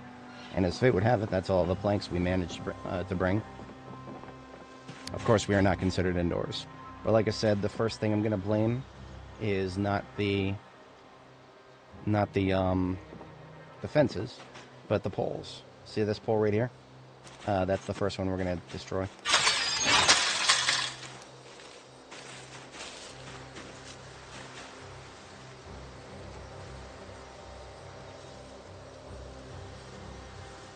The tree is actually blocking my ability to disassemble that, so we're going to have to cut the tree down.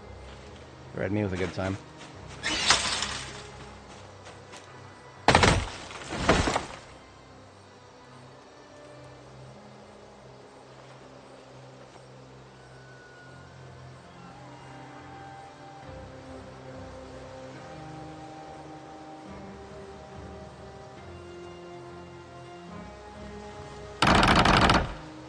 Now, it would seem like such a silly thing if this actually fixed the problem, but it might. Would you look at that? It fixed the problem. We're considered indoors now. What a silly game. This game is so silly. What if I rebuild that? No, I've experimented with rebuilding those in the past. You know something I haven't experimented with? What would happen if I did a thing here? Hang on. So what spawns those poles in the first place is making a wall frame.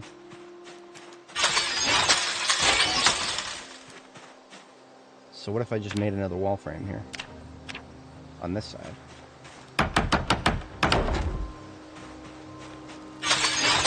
Okay, I'm still considered indoors.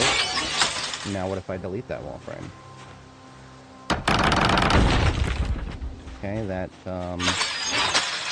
it did not leave behind a hole. So that's annoying. But we did learn something at least. And what if I make a pole myself? Normally I don't do this because poles actually block movement when you make them.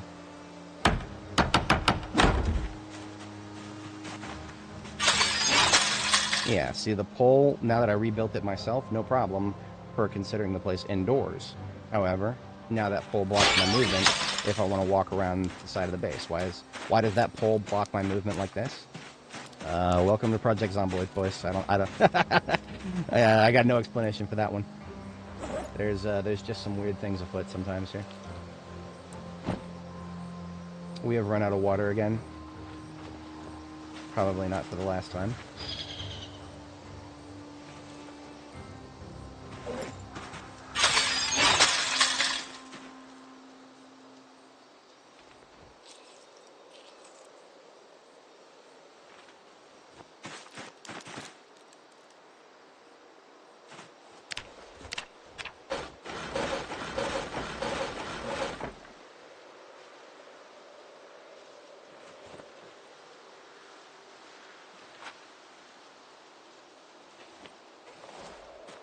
Alright, we can now make some rain barrels. Should have enough garbage bags and must also grab a tarp, which I did bring with me. I like to use tarps to mark the water source that we're filling up.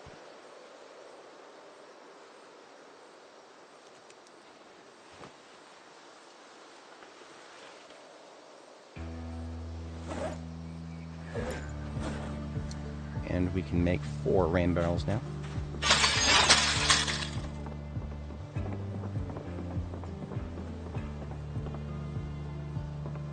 I was slightly off on my roof calculation there. If it was 1, 2, 3 in from the back, then we need to make 1, 2, 3. We need to make two more roof tiles right there. I'm gonna use large branches for this. It's not lost on me that there's a rabbit out there. That is not lost on me.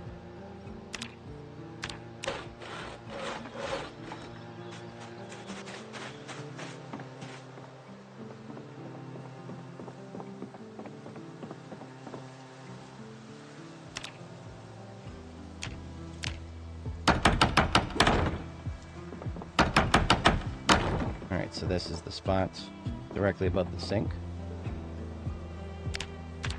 So it gets the tarp barrel, and then everything around it gets to be garbage bag barrels. For a total of, we can make 3 of these. We have the planks for.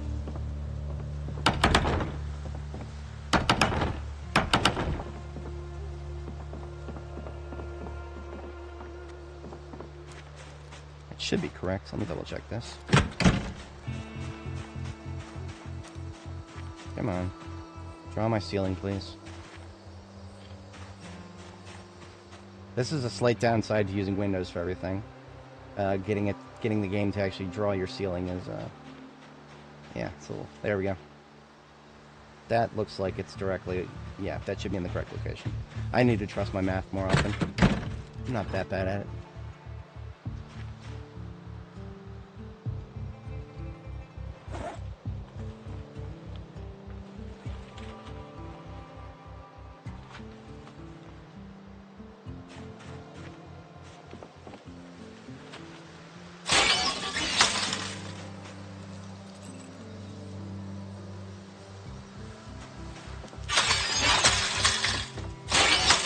So we have learned definitively that you can use fences as part of your walls in terms of base construction. That is good to know. Never tried before.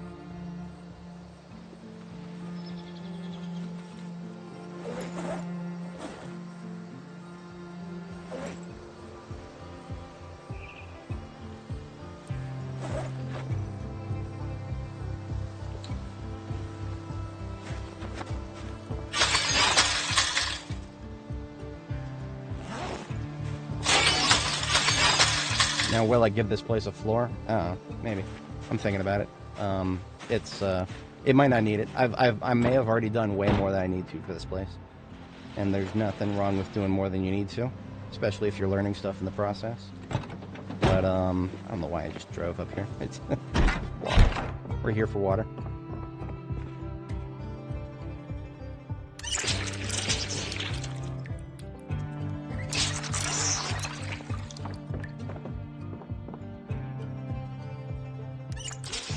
The auto drink extracted water from the gas can, because of course it did.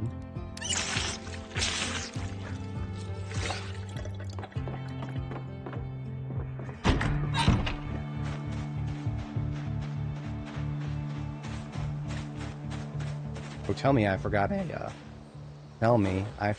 pipe wrench again. I forgot a pipe wrench again. Of course I did. Why would I not forget a pipe wrench? That is just, that I always do that. Every single time. 3 jugs of vinegar out here. That's a nice number. I'm okay with that.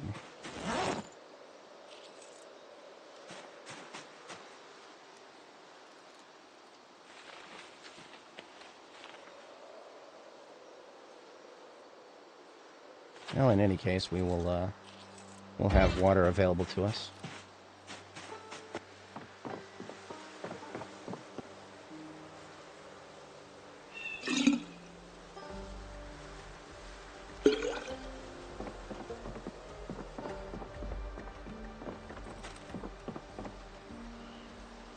Always. I'll take care of your needs for you.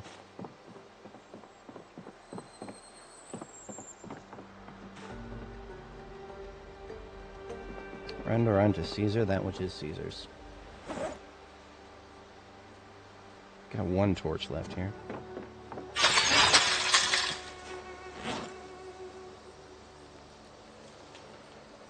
Let's get rid of this propane tank if we can.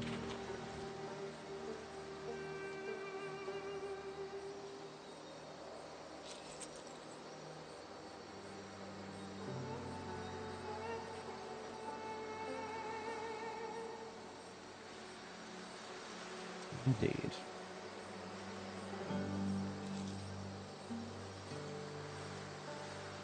We've got... Yeah, we've got what we need here.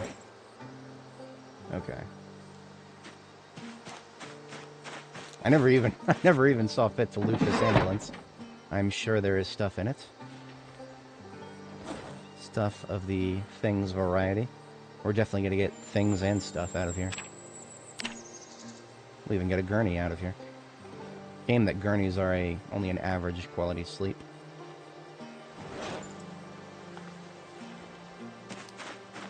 But we do have a spare steel sheet over there. So we will repair the trunk of this ambulance and see what it has to offer us. Let's just go ahead and put that gurney down somewhere here.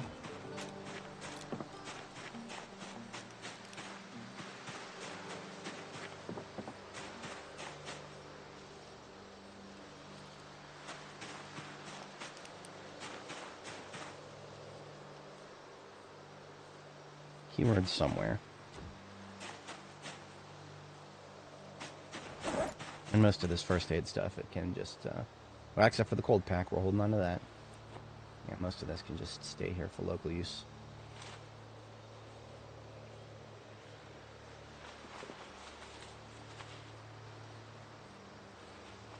And I definitely want the trauma bag. I collect those.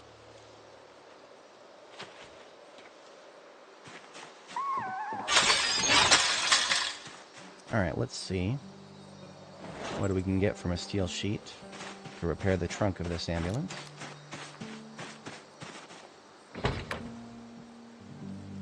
It is a big gas tank, so we'll want to fix that too.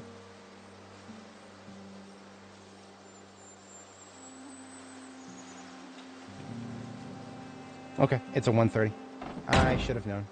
That's okay. That is okay. I am holding on to that torch, though. Yeah. I should have a full one with me. We don't have a lot of daylight left to work with. We will get tired pretty quick here. It is 16:30. It'll be within the hour. We're not getting 100% quality sleeps thanks to the cold. But that ought to be fixed now that we are at least considered indoors.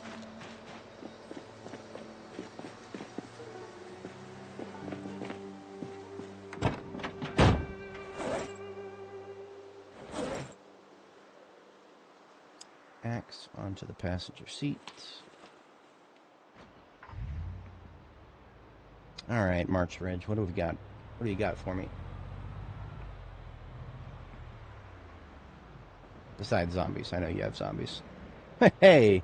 Hey, hey, hey, hey! Alrighty then. I didn't expect to see this right around the corner. What are we looking at for engine quality here? 81. 81, this is a good one.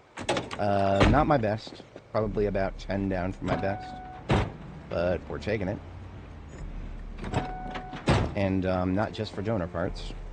I collect these things.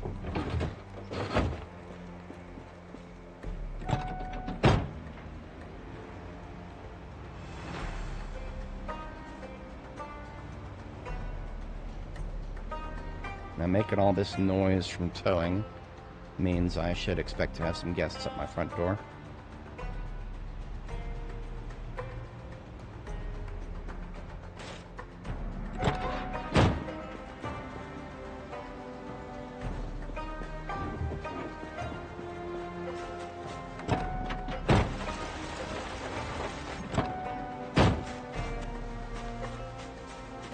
give it a plastic bottle's worth here.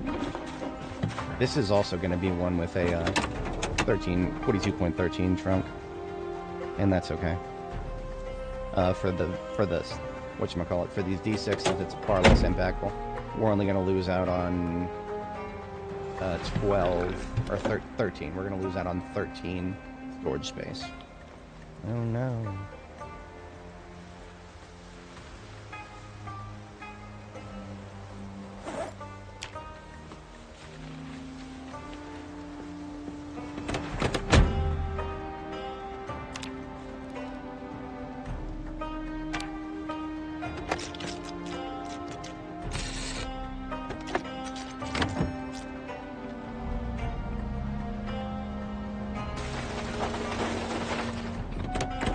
Now, based on the direction these doors open, we won't have very optimal parking on the left side there.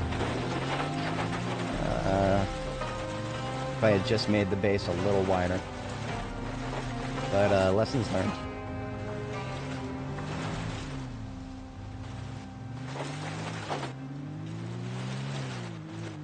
Lessons learned indeed. We'll, work on that later.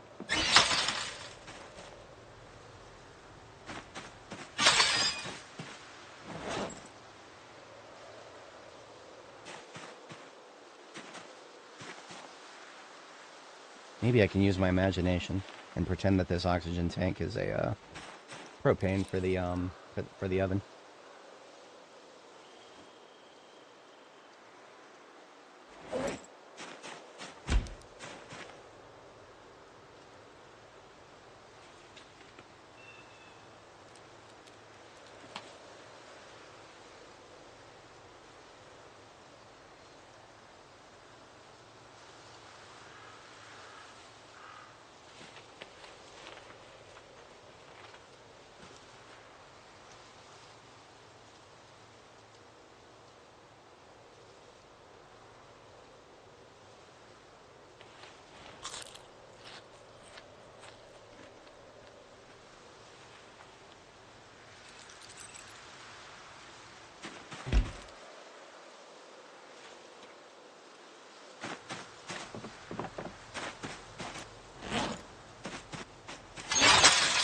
This new axe.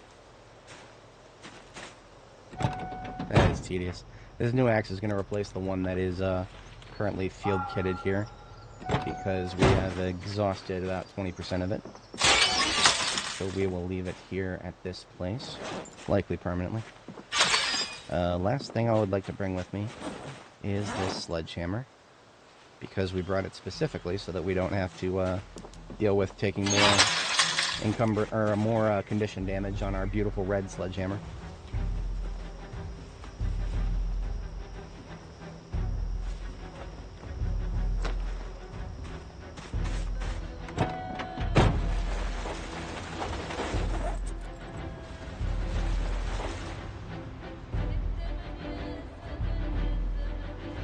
Now, when I come back here later when I'm tired, I will, I'll do a little bit more vehicle work, but for now, I would like to explore.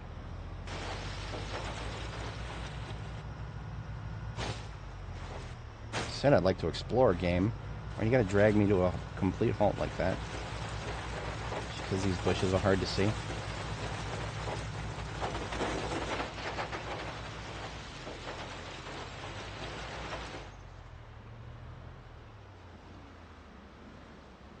That's a rather large amount of Zed there.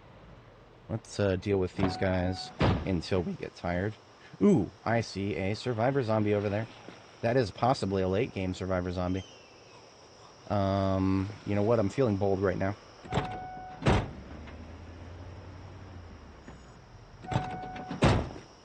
I should not be feeling this bold. We're gonna get tired any minute now.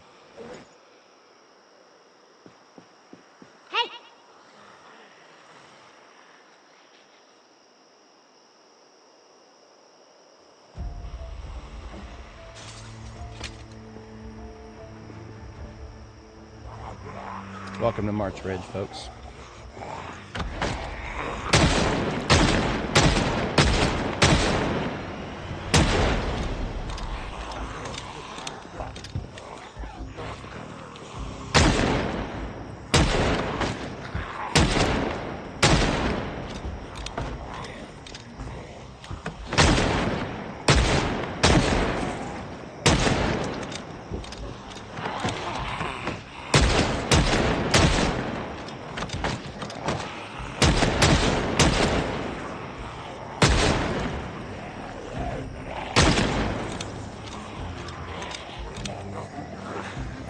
9 rounds in the 9mm.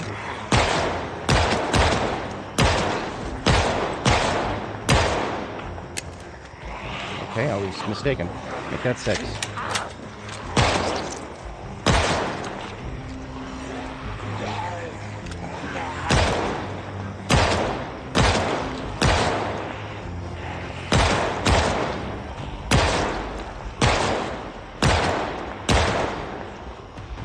Two more.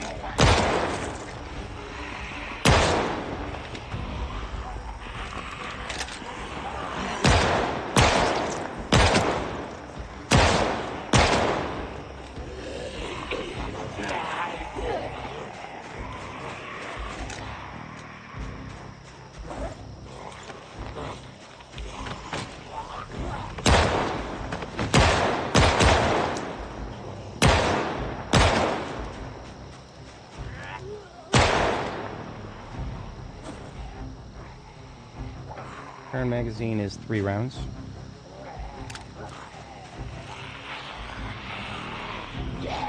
We're switching to melee after this.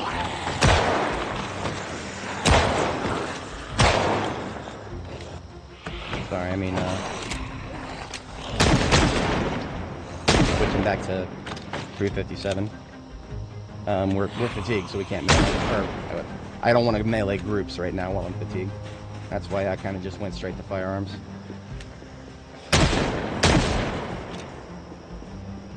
Oh, speaking of, that is us out of 357. Let's box back up this 7.62, because we ain't shooting rifles at the moment.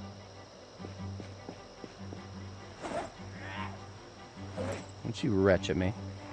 I'll retch at you. Ugh.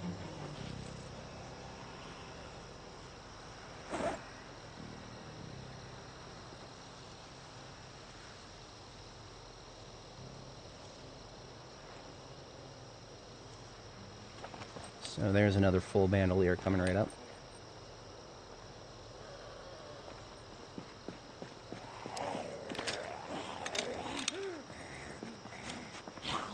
A one-offs, I don't mind meleeing.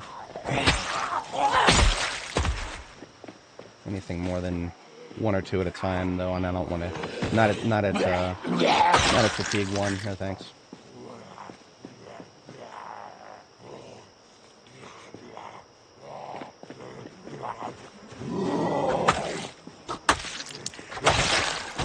I did not do myself any favors with placement of these corpses. Let's get this one out of the way at least. Maybe those other 2. That'll give us a nice drivable path. But it looks like the higher than usual density over here was because of this guy right here. Sorry, lady. Amelia Runyon. Like Paul Runyon, except not.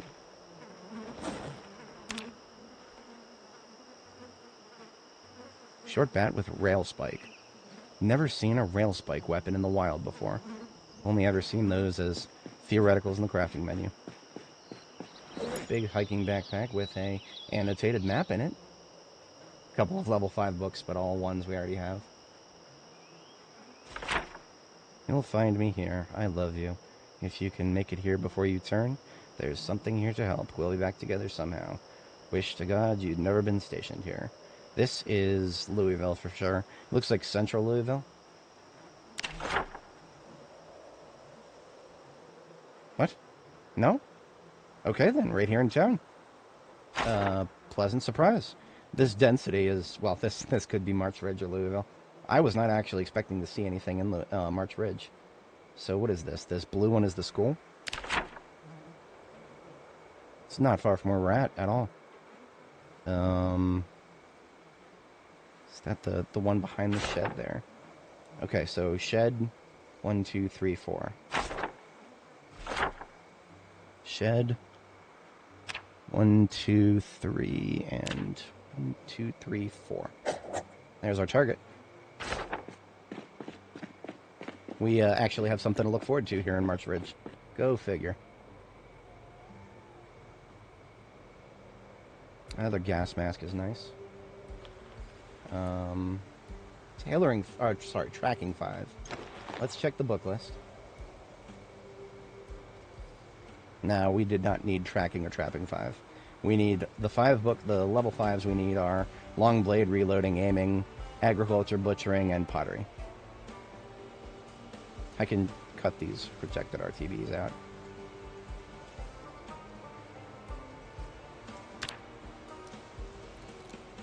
Let's see here. Yeah, basically everything else can stay here locally. I mean, I don't need any of these books. That's the sad truth of it is I just don't need any of these books. Literally don't need them. If I had known that there would have been that many, I probably would have got the shotgun out. But that's okay.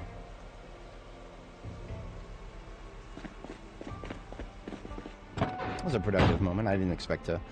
First thing we see is a survivor zombie.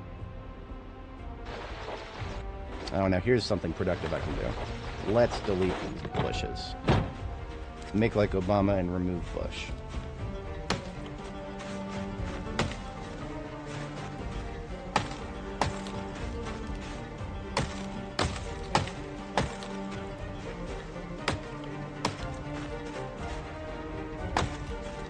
Truly cursed things.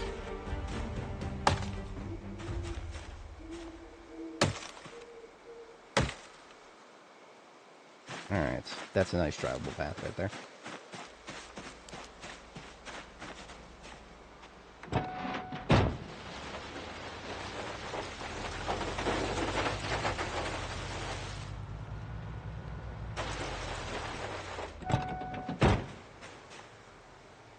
Speaking thereof.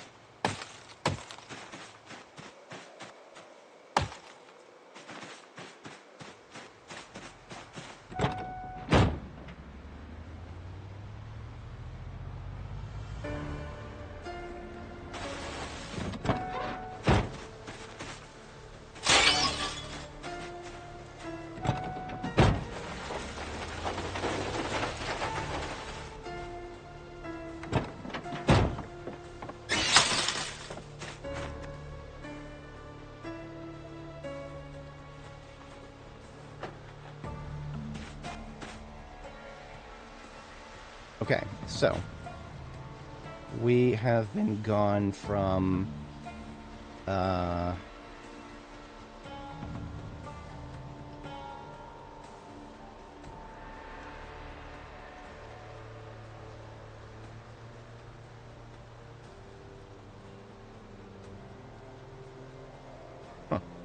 email from my bank.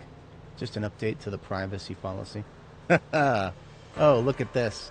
Another service is giving me a jury trial waiver. And a litigation class action waiver. I don't think those are legal. But they haven't been challenged hard enough yet. Whatever.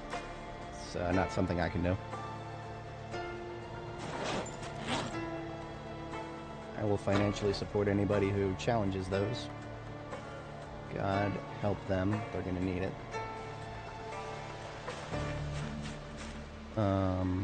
Yeah, we're clear to sleep. It doesn't look like it, but we're considered indoors right now. Yeah, this is indoor shelter. God bless Project Zomboid.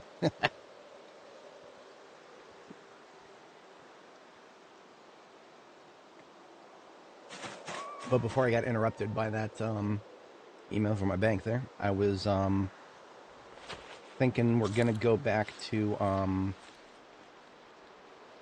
Rosewood, top up the generators, and pick up some perishable food to bring back with us and fill up this fridge.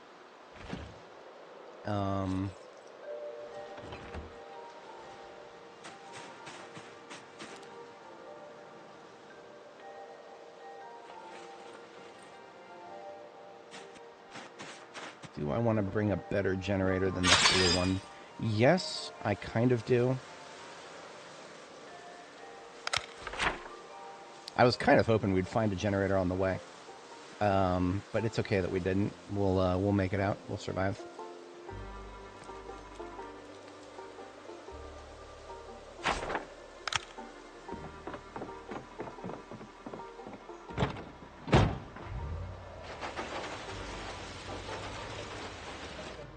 There's no reason to close that. Who's gonna come in? Who's gonna come in that door? There's no zombies approach from this direction. So we need to make sure that we're bringing back with us a generator. What am I doing? We need the trailer.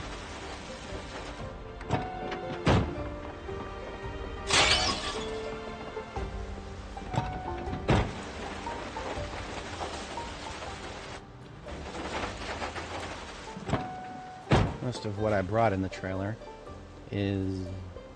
You got no walls to put these paintings on. The ominous sign goes on the roof.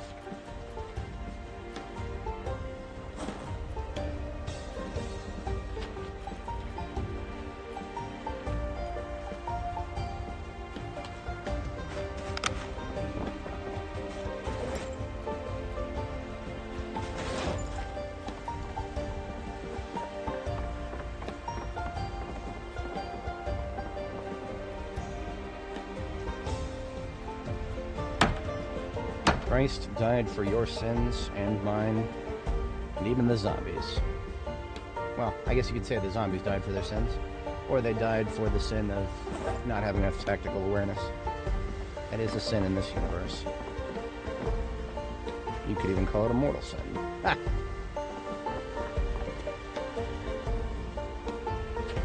And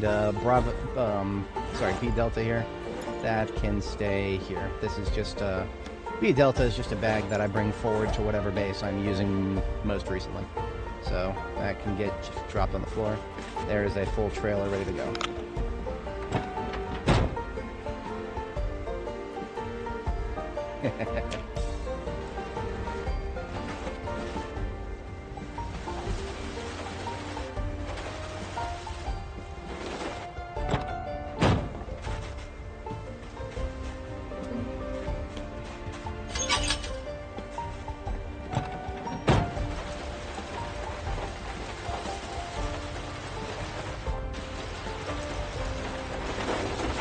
Even though the road is only guaranteed to be 3 tiles wide, it's still more than sufficient to, because it's something to align my tires to, right? I almost hit it. I almost hit it. Y'all want your rat race? I got your rat race right here.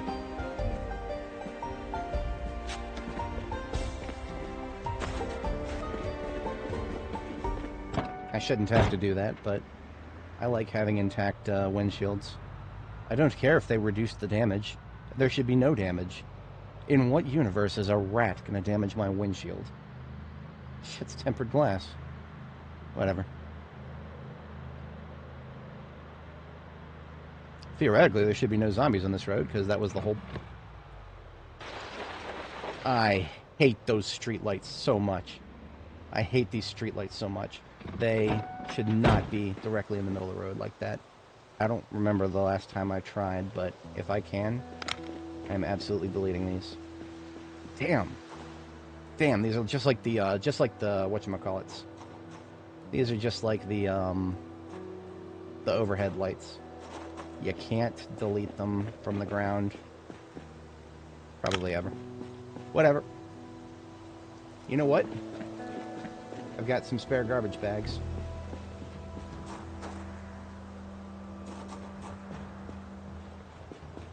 I'm gonna do what the public service doesn't do, and just put little warnings to myself ahead of time. Yeah.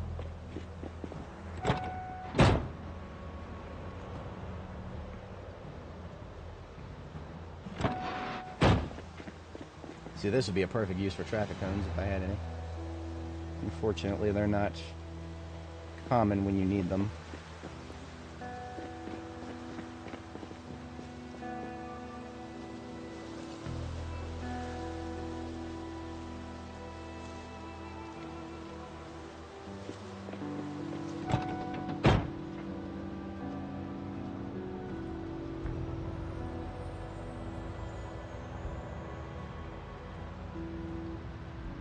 You could call it my fault for preferring to drive in the middle of the road. Speaking of my fault. I believe I was shooting over here, or close to this area.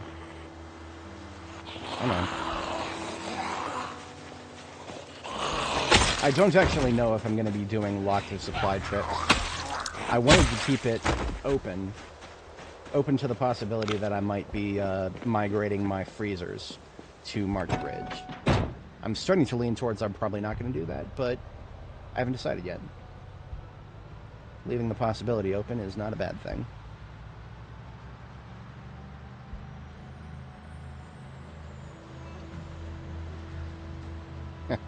Probably should have, instead of taking the trailer, I should have just towed a step van back with me. That's probably what I should have done. All of my hate. All of my hate.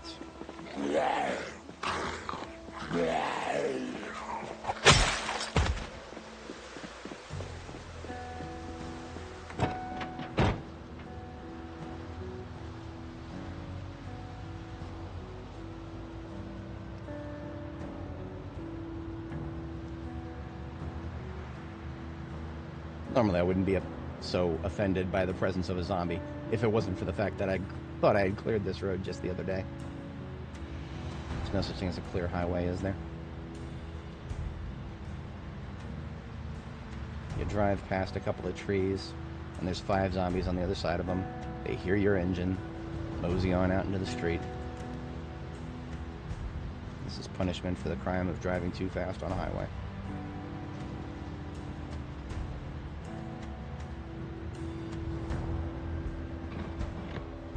Is this our turn? Or am I, this is not our turn. This is possibly a dead end. If it wasn't nighttime, I would explore it for the sake of seeing it. Even Nora the Explora has her limits when it's nighttime.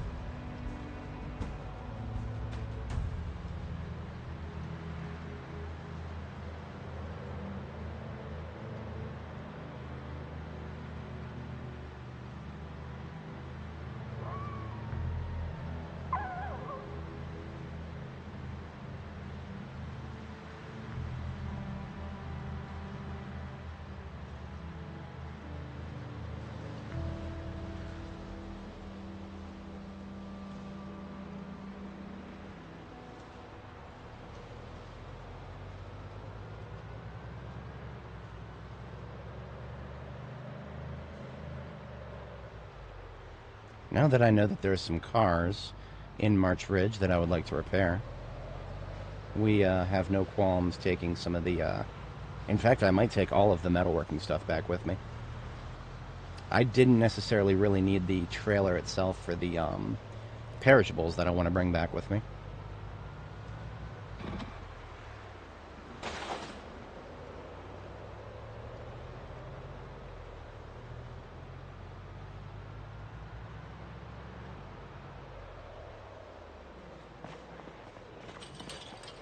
This corner is always going to be a problem.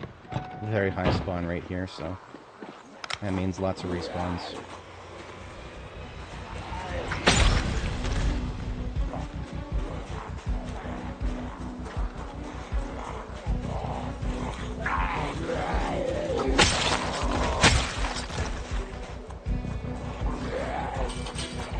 That almost looks like a full respawn there.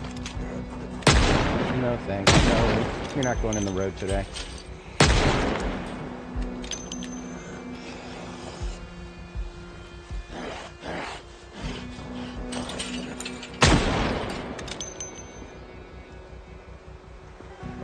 I can't wait to see 50 more here when I come back later.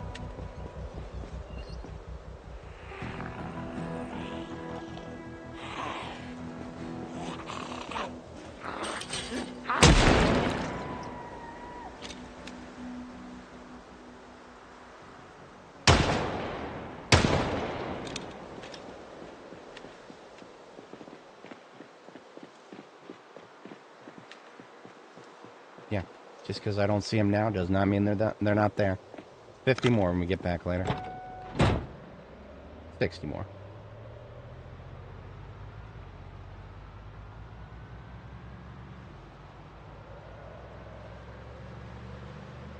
And if anybody's curious, yes, we did, whatchamacallit, we did demolish the prison. That has been taken care of. I don't think we fully cleared it, because there's literally nothing in there. Oh, speaking of fully clearing things, these guys are all way too close to my gas station base. Yeah, we're gonna have to wipe all these guys out. What is my... Oh, we've got plenty of 357, we're good.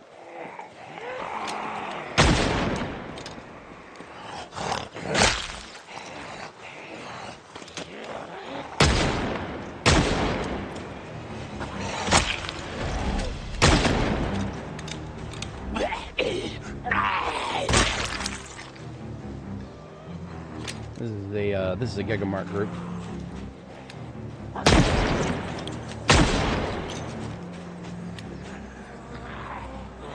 But yeah, anybody I don't kill here, probably gonna get grabbed by my generators.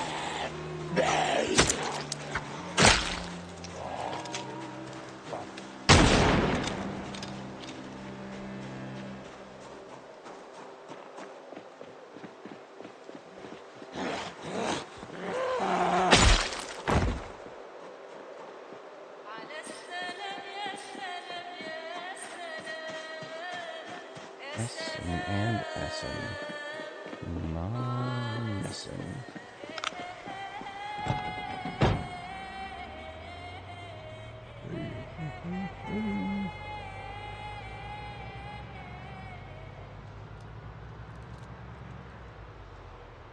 $50 respawns in the gas station parking lot. No, okay, we're good. I would not put it past the game at this point. I've seen it all. I've seen it all.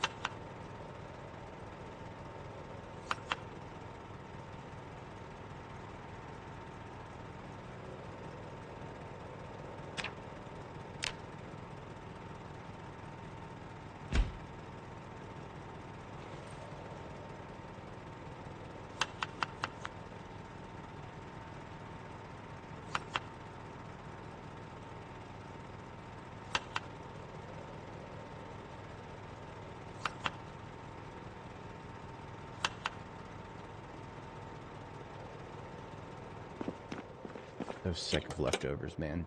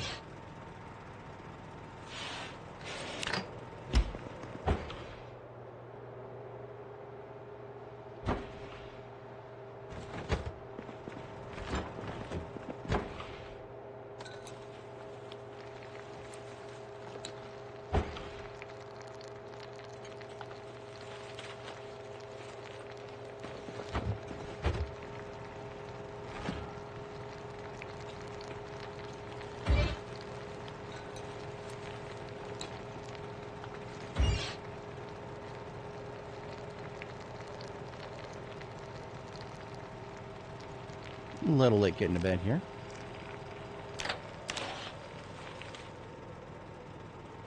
Hello. Oh, put it on the floor. Let's not do that.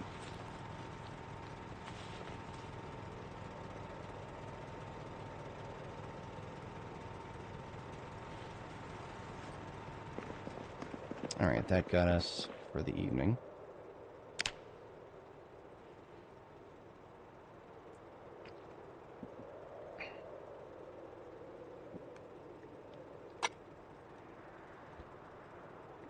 Alrighty.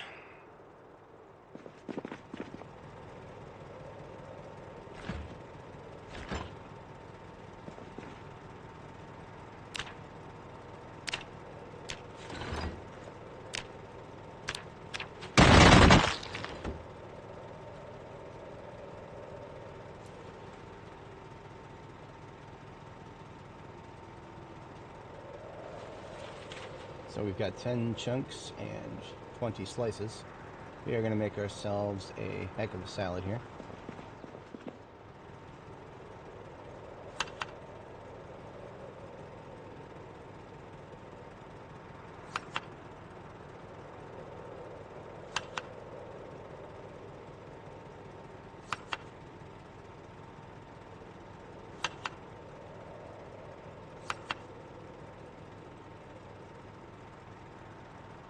Fruit salad specific, huh?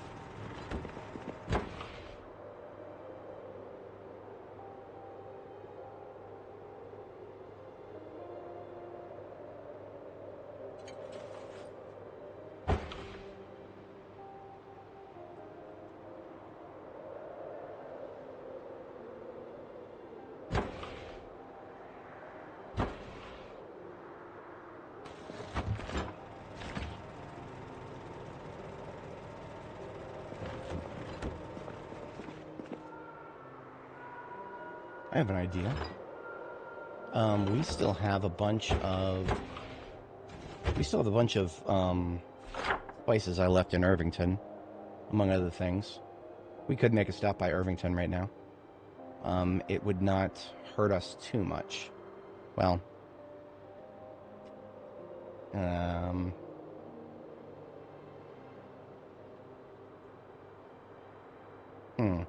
about that. What about an excuse to explore? I could use an excuse to explore. This is Nora the Explorer we're talking about here. Let's go back to Irvington, but let's use a road we haven't taken to get there yet. That's a chance for a survivor zombie. That's a chance to see a new vehicle. Remember, most of the vehicles on the map were spawned in 42.13, which means their trunks are all gimped. So, yeah, let's take Hogwallow Road to get to Irvington. Yeah, YOLO. We are going to explore some new stuff and pick up something that I want to pick up from Irvington. But before we do that, let us put the stuff I don't need into the freezer here. I doubt we'll be gone too awful long. But you know what? Let's just take like 6 potatoes with us. So then if I get hungry out in the field, I have something to cook with.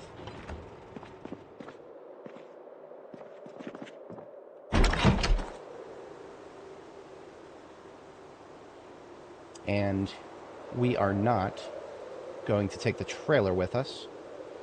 We are going to take the ambulance by itself.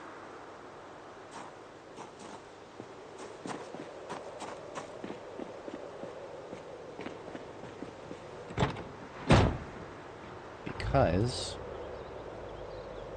I would like to tow something back from Irvington with us. Probably just one of those Corvettes.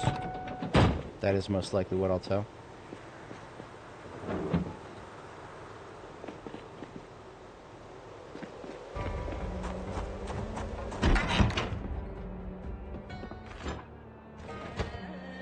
The generators here are fine.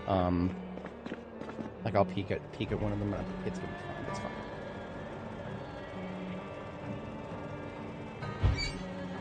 I'm gonna go ahead and bake these potatoes if I'm gonna take them with me. Then they can actually be added to recipes. I do have some fruit salads that I just made, but the point of those is to freeze them before transporting them. Fruit salads don't last long at all.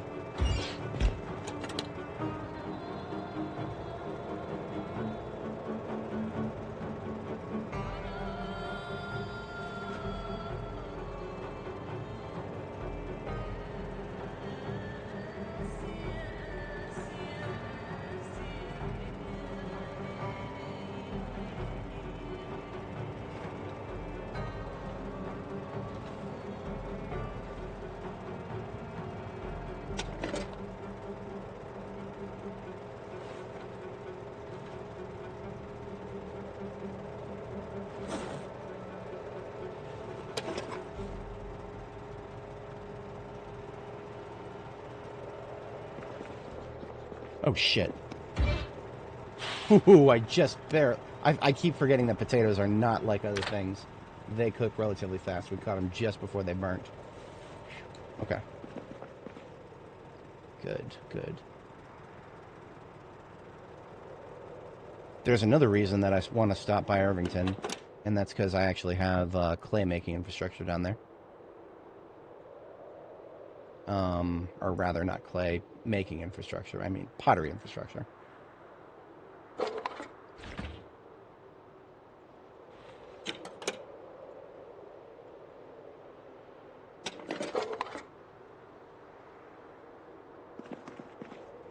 As fate would have it, I do not have a pipe wrench here other than this one. That's fine. I'm always on the lookout for spares.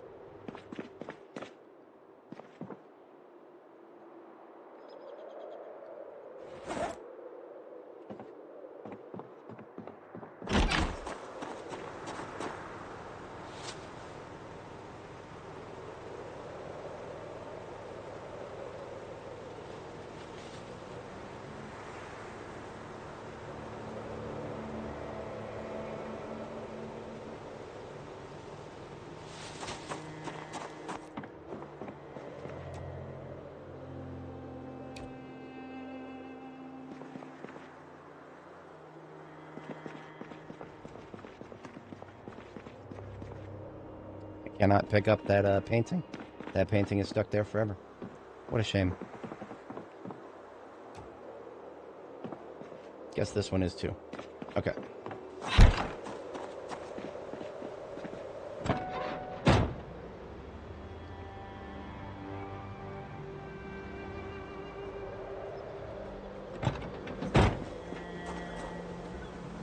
Should have my guard up,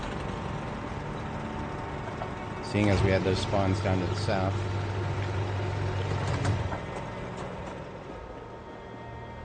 Alright, we're okay.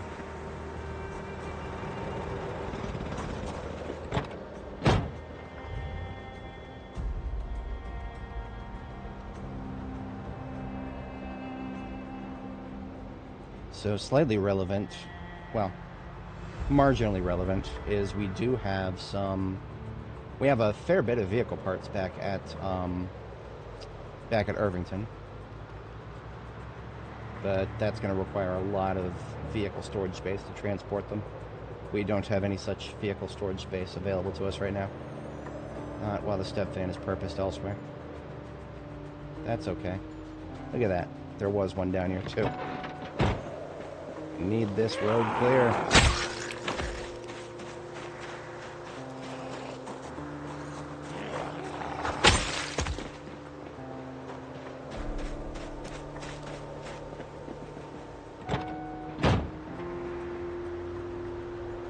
So my primary target back in Irvington is my, I've got a duffel bag full of spices. I wouldn't normally care if it was something, if it hadn't been something I grew myself. So what we're going to do is take, well, we're going to go down Rosewood Road here, down to Buckle as if we were going back to March Ridge, but then we're going to take Hamshank to Horse Lake here and spin around, take KY79 to the south entrance here. Wait, no, that's not what we're going to do. No. I'm an idiot. I wanted to take a different road. So we're going up to KY60 and taking a left. Yeah. I shouldn't have come down this way. It's okay. We verified that our road is clear. How about that?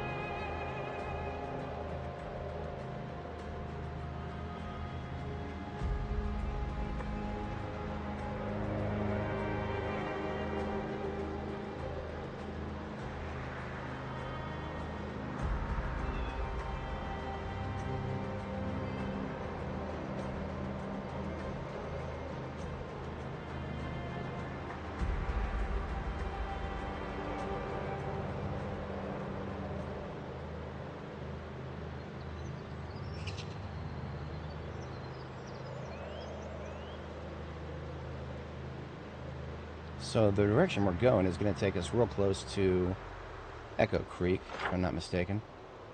But I don't think there's anything I need to pick up there. Nah. It's, yeah, that'll be fine. No spare generators that I can think of. Even if there were. No, there's no spare generators there.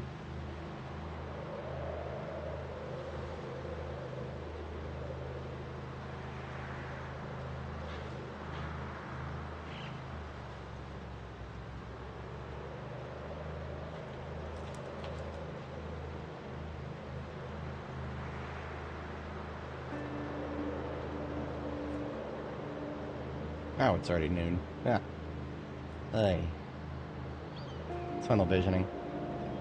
I've been known to do it.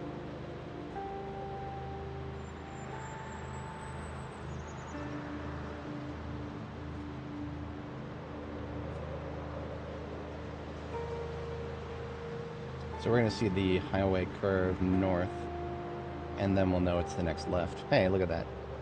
Curving north now.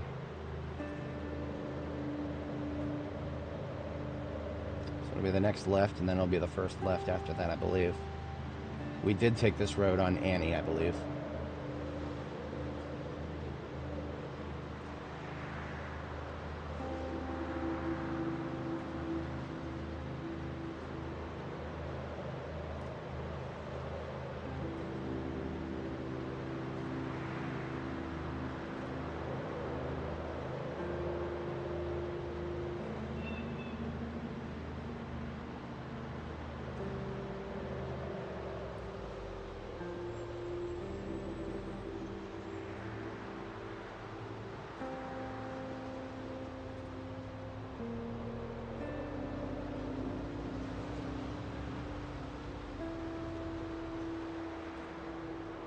And that's actually, we're not turning here, we're just going straight.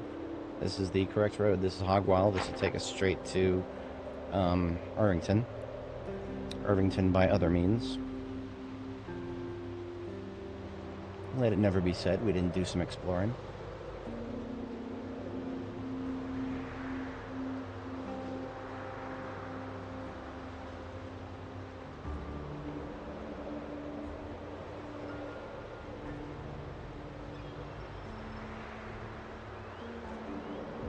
Aminals out there in the woods, or the former corn, the precision agriculture corn.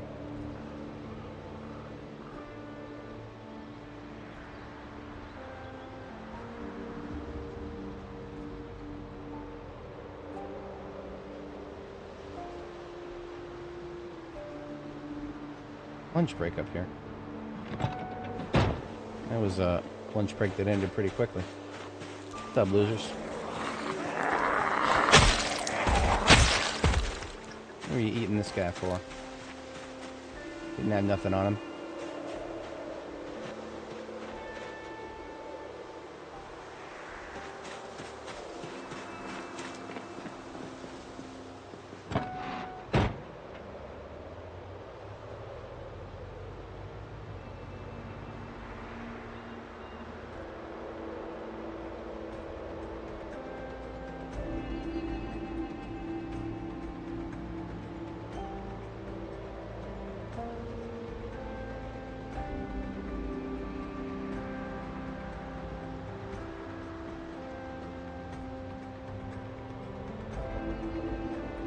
That is the... Oh, that's Echo Creek right there. Yeah. The titular creek.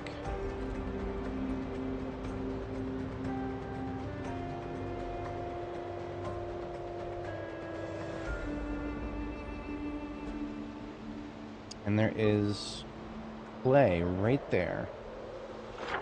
Good to know. Play on Hogwall Road. That would have been much easier to secure than going all the way down here to the reservoir direction. Hindsight, 2020, that kind of stuff.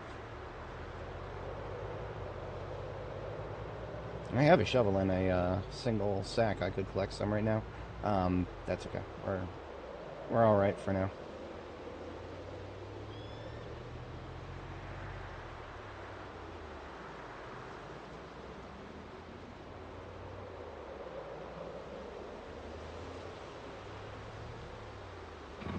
Lunch break in the middle of the road this time.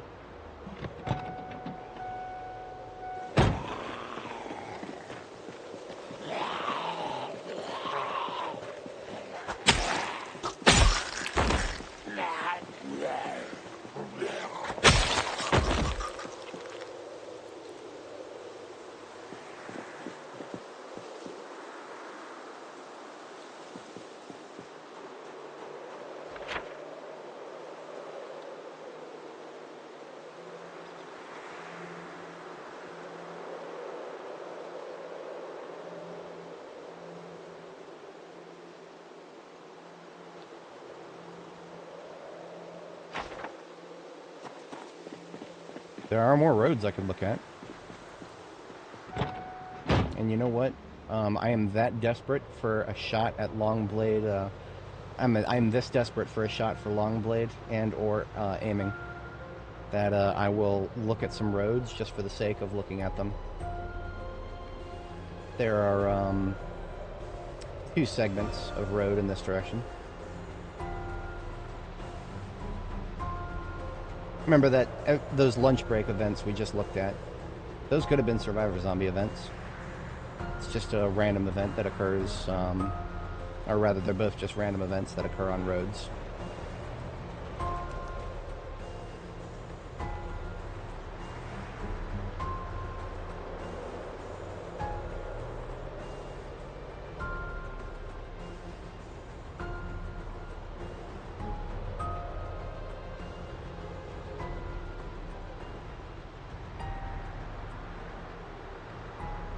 When we go up here, we'll take a left. We'll pass we'll pass Guns Unlimited, and then we're going to take a left at the T intersection after Guns Unlimited, and that will also take us back to Irvington.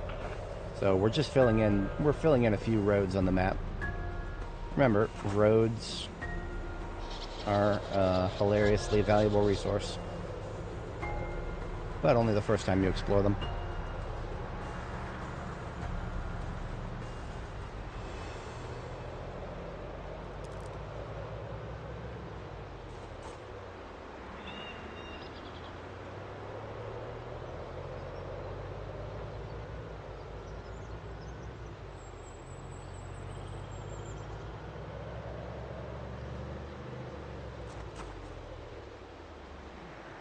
Just a cowboy hat.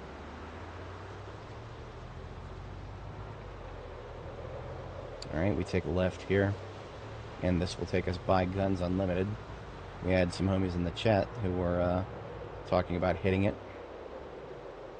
Speaking of hitting it, there is a house right over here. There's actually, I think there's a couple of houses down this dirt road.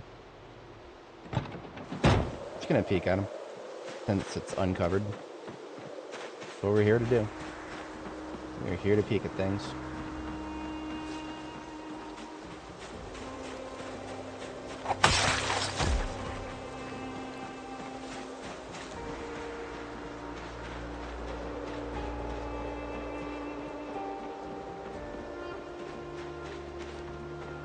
Hey, we got some rain.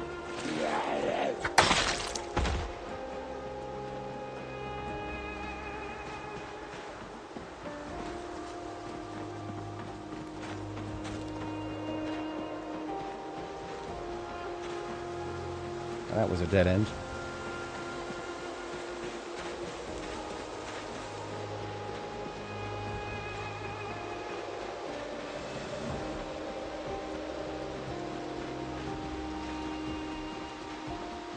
I know there was at least one house down this dirt road, but I forgot how many times it forked.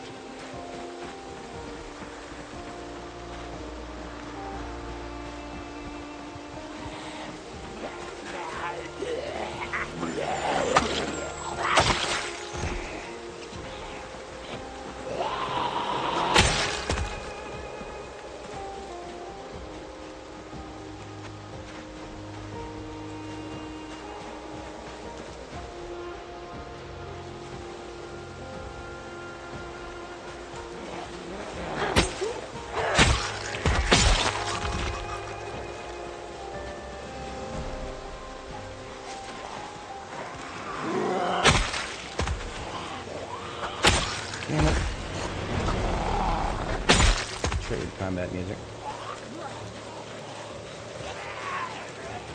This group is not tight enough to be a Survivor Zombie group.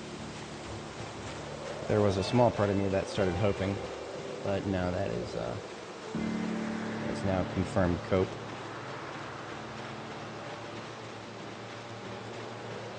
Not seething, just coping.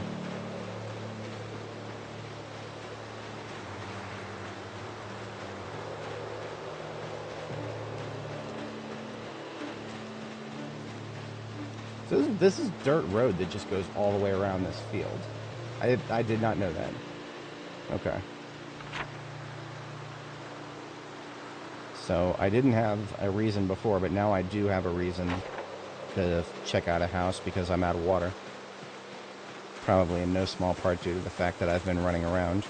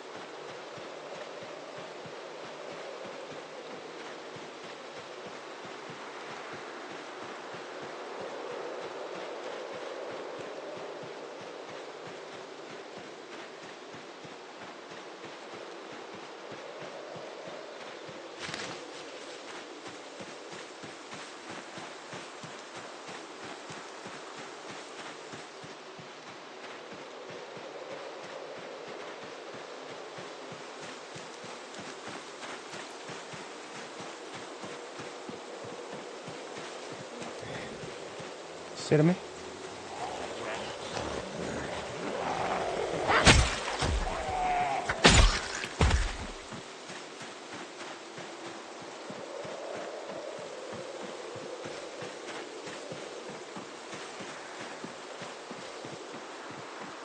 So you're telling me I should have turned south the whole time here?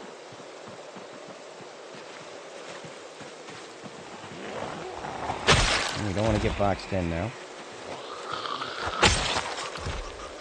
These roads, somehow even more dangerous than the military research roads, because the military research roads didn't have no zombies on them.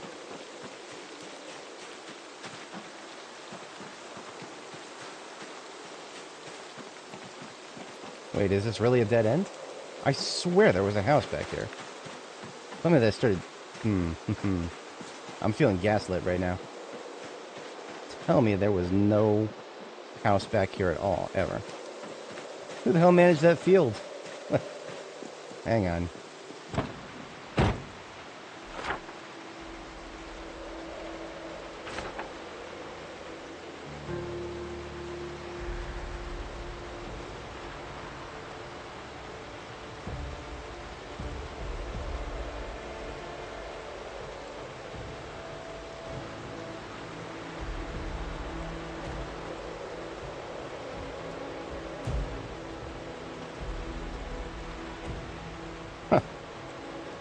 Okay, so I was correct, but also woefully short of the destination.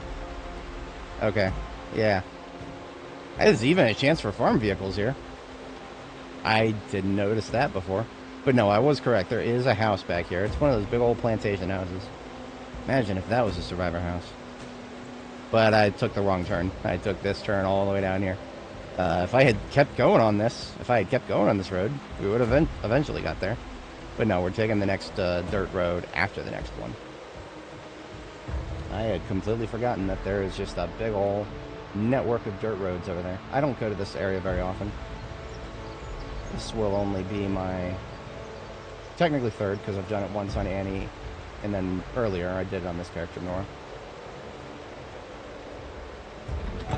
But I did not actually go on these dirt roads.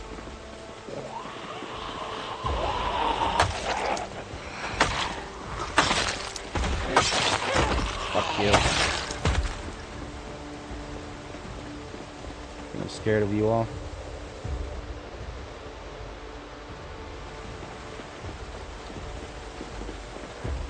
I feel like I should probably just stock up at my my outpost here.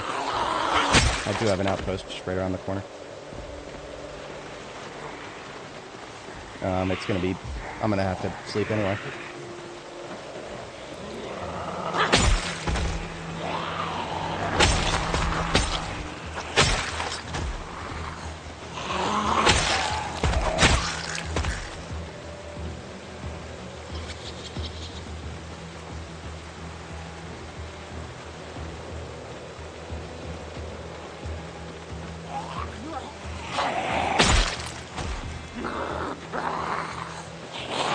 This is not the dirt road I'm looking for.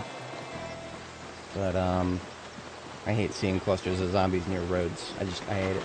Something primal in me gets triggered when I see that many of them. Now I will ignore some of them up here at Guns Unlimited. That's still not the right turn. It's, no, that was the right turn.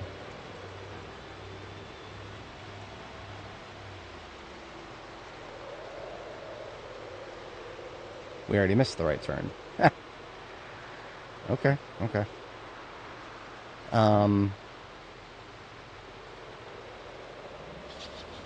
We're gonna get tired any second now. And I have a feeling that we may encounter resistance on that road. So, let's do this. Let's go to our outpost here. It is still here, it's still stocked, we've got plenty of water. And a bed to sleep in. Hello.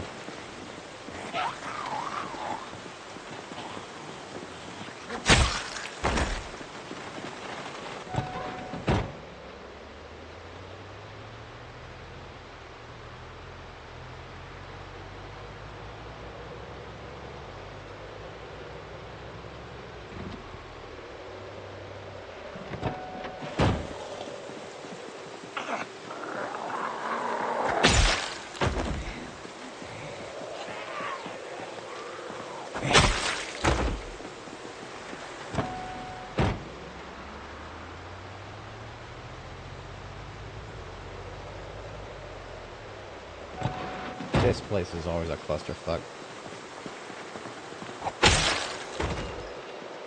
Oh yes, I'll just drive past Guns Unlimited. What was I thinking? Alright, let's do this. Committed to this course of action now. Our side quest is to explore, and you guys are on my way for that.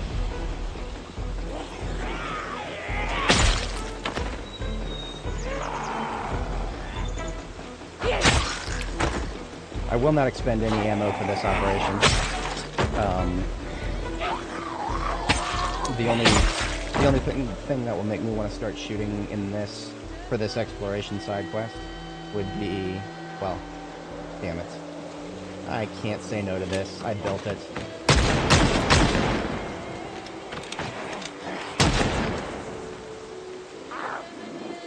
I literally built it. I'm not able to use it. It's all free kills.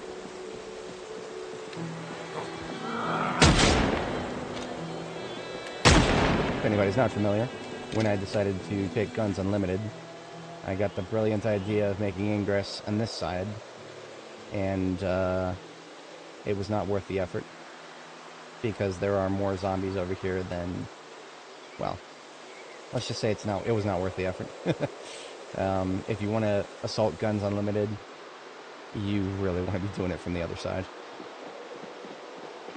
These are all respawns, by the way.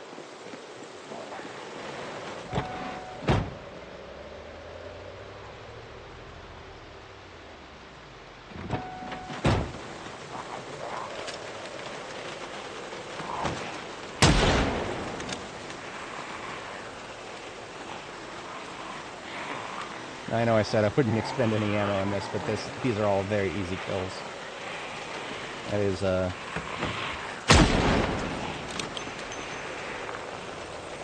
for some reason the zombies don't attack this fence. And because of that, they all will just go right around and flip over there.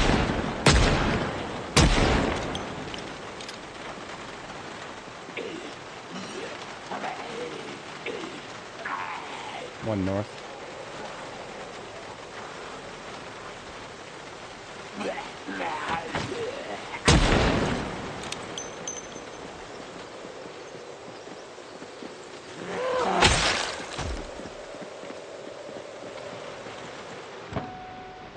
You could almost call that a free kill corridor. Oh, hello, Jesus. Fucking... I hate the trees, man. I hate the trees. Especially when they're just that tall. I should have expected that. Of course, if there's anyone in this direction, they will be coming out of the... crawling out the woodwork. This is the downside to making that little, making this hole in the fence. I have allowed the place to spill.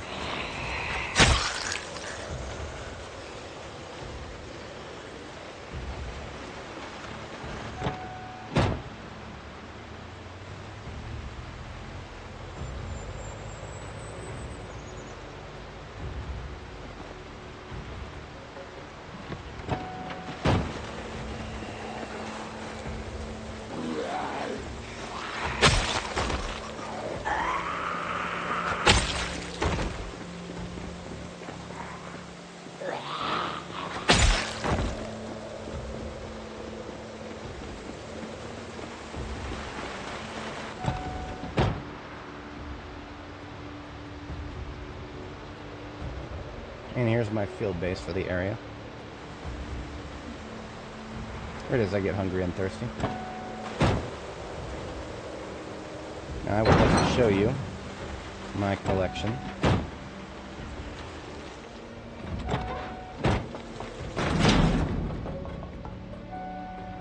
We have in our possession here a couple of guns, one or two. This is a line of MSR 700s and 788s. Ooh, and a replacement tent and sleeping bag. Alright, threaten me with a good time. I literally left my last one behind, so yeah, we're doing that.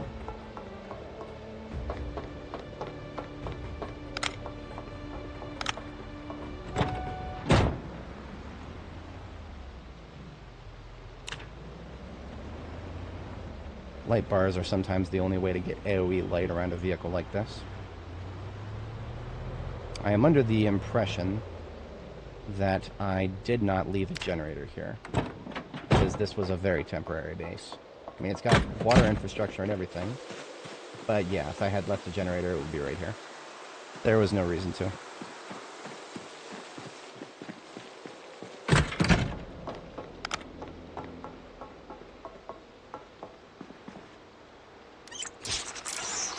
I mean, I have so much water cache here that I could wash my entire outfit.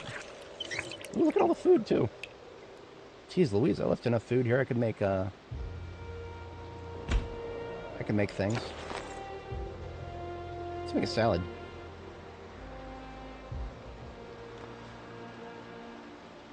Because then I can use the potatoes I brought with me.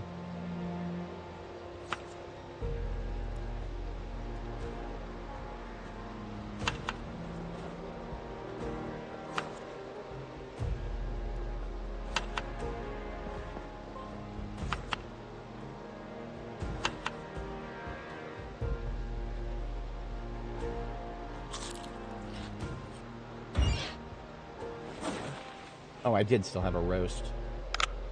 I'll have to eat that soon. That's okay.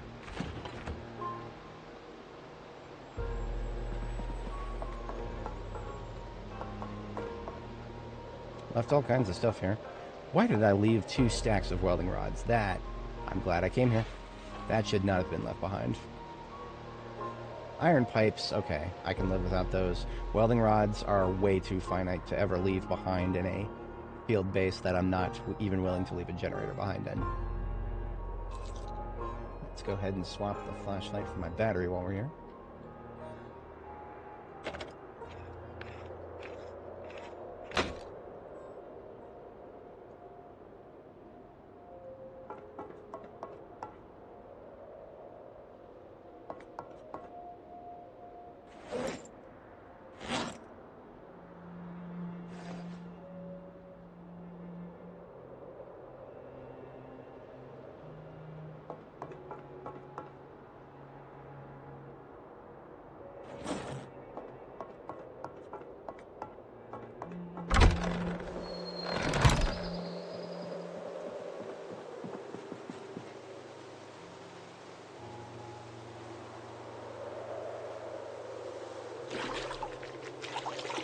This is one of the reasons that I like to use the tarp. One's to mark the primary fill, so that I know I'm using the secondary when I do this.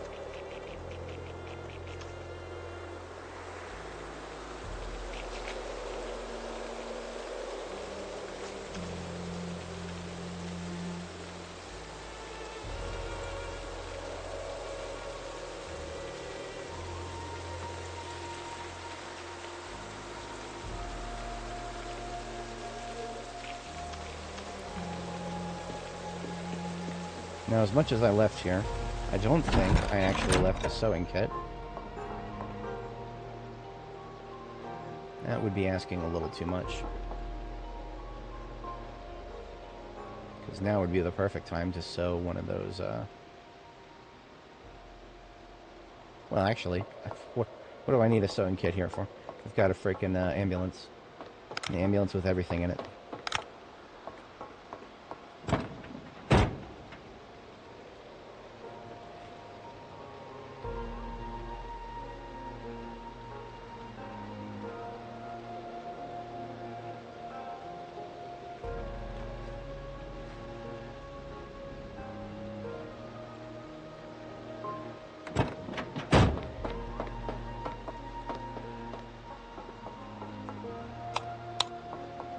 back when I was here, I did not have the capability of making battery connectors.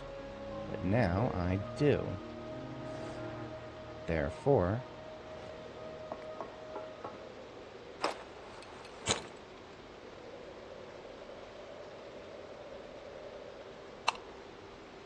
voila.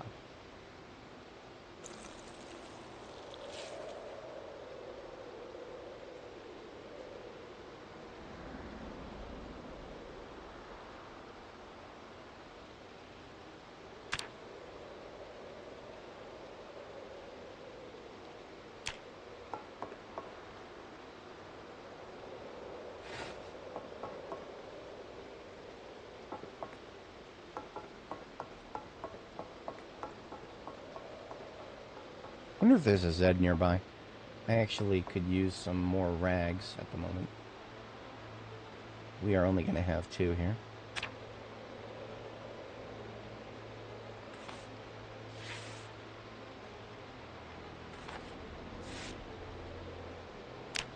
Yeah, I don't have to fix the whole thing. Just what I have the ability to fix.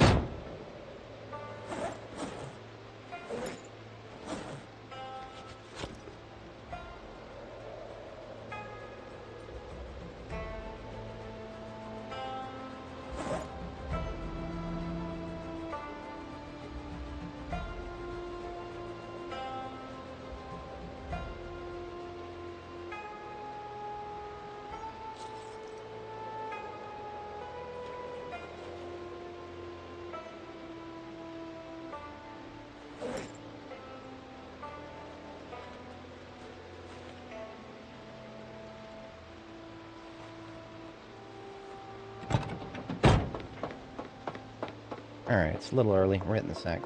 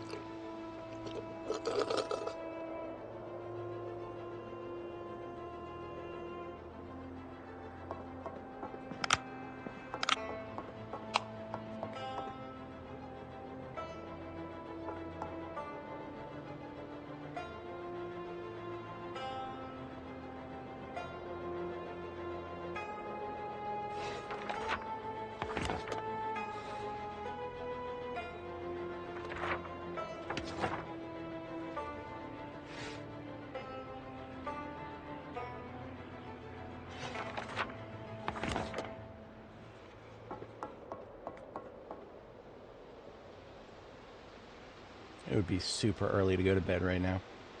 But I kind of want to just get it out of the way to get daylight back. If I go to sleep early right now, we'll wake up with some daylight, but we'll get tired really early. I can compensate for that by just sleeping again later in the day once I get to Irvington. Yeah, we're gonna do it like that. Normally, as a restless sleeper, I like to have a second bedtime at 4 a.m. This time, we're just gonna, yeah. We're doing it for the sake of daylight, not for the sake of maintaining our sleep schedule. As tempting as it is, I'm not taking any of these rifles with me. I've got so many of them already. Yeah. Literally too many to do anything else with.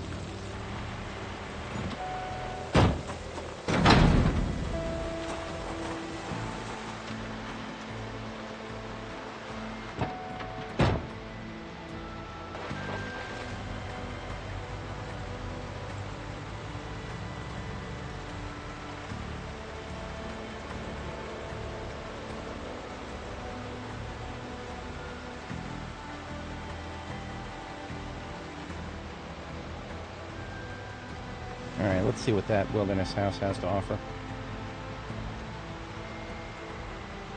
I'm not gonna lie, there is a small part of me that wanted to see if I could fight my way to the what would be the resistance level, I wonder? The I never looted the shooting range, I don't think. I think I gave up before I got there.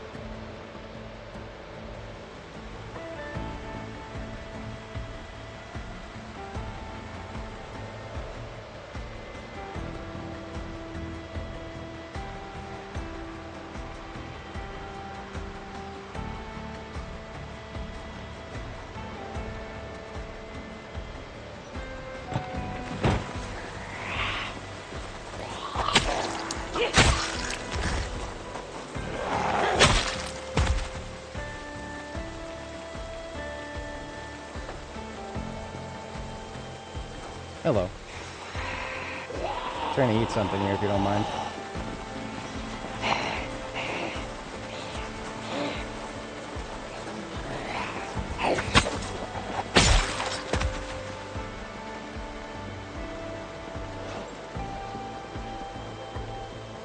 Yeah. Okay. This is why I didn't do it before. But if I ever was gonna do it, now would probably be not the worst time because I just lured a bunch of zombies that would have been, well, did I really make that big of a dent? Fucking, and I still have no idea how many are behind me now. This is probably not the best type of engagement I could do right now. And yet I want to. I can't explain it. It's also been a while since I've used a shotgun, so I just want to do that.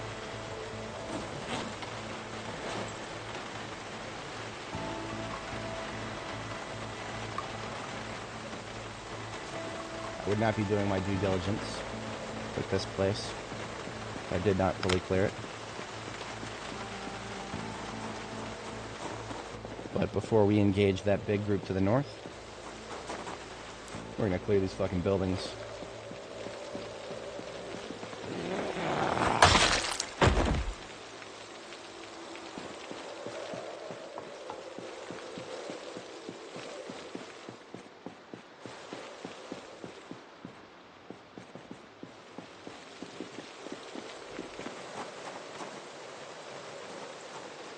Okay.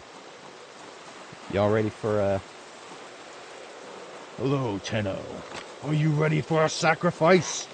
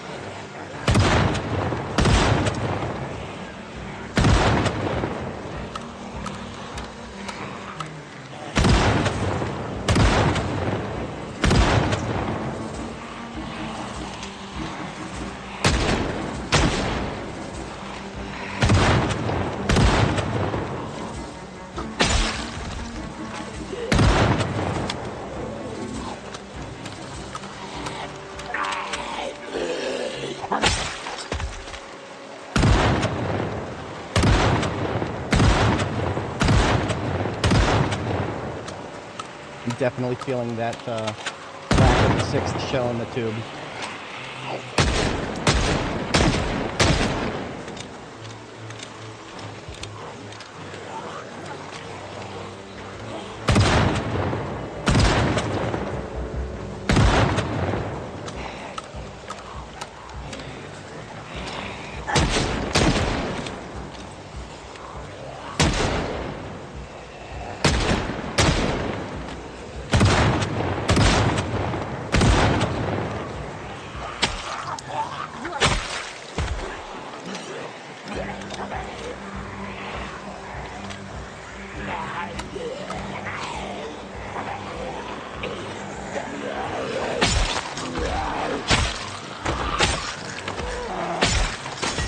Fuck you.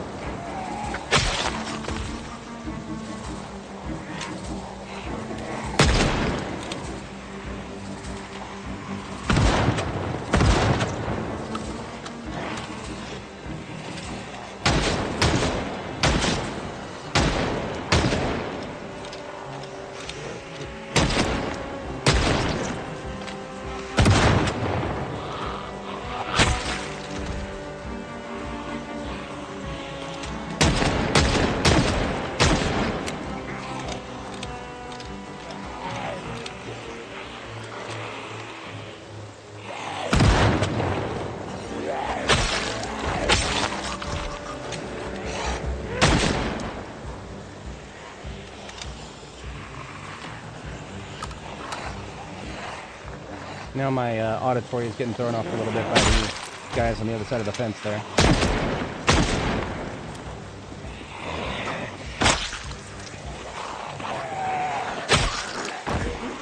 I have to actually fall back a little bit to use the shotgun effectively. Yeah, I did build it for range. If I wanted a short-range shotgun, I'd use the sawed-off.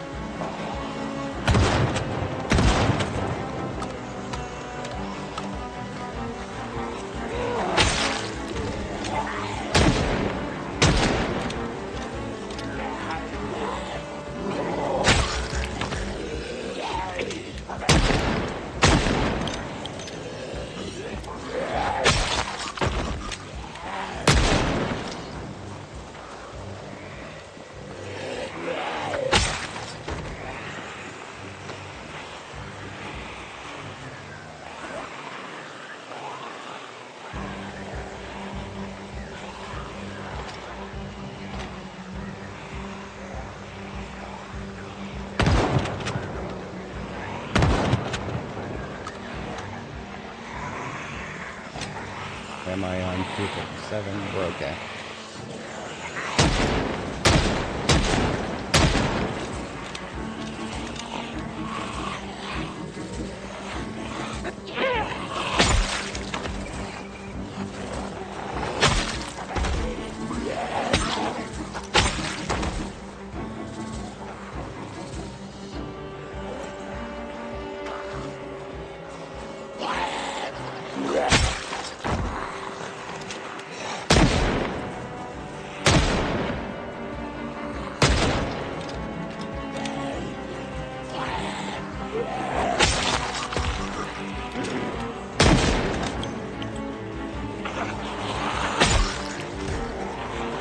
Really should have been fighting down here.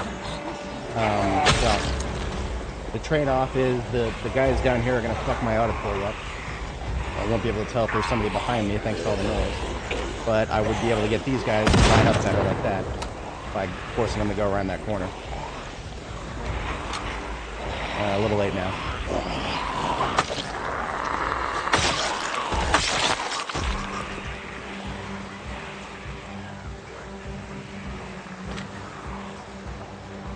Now this, fuck you, fuck you, fuck you.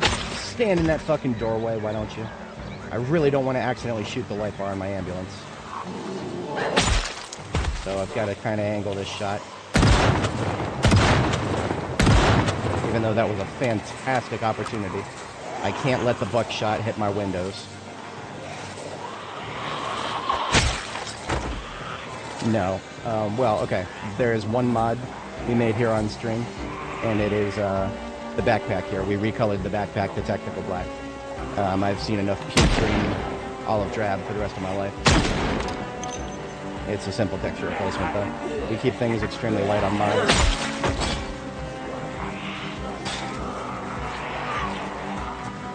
Keep our back to that, window there.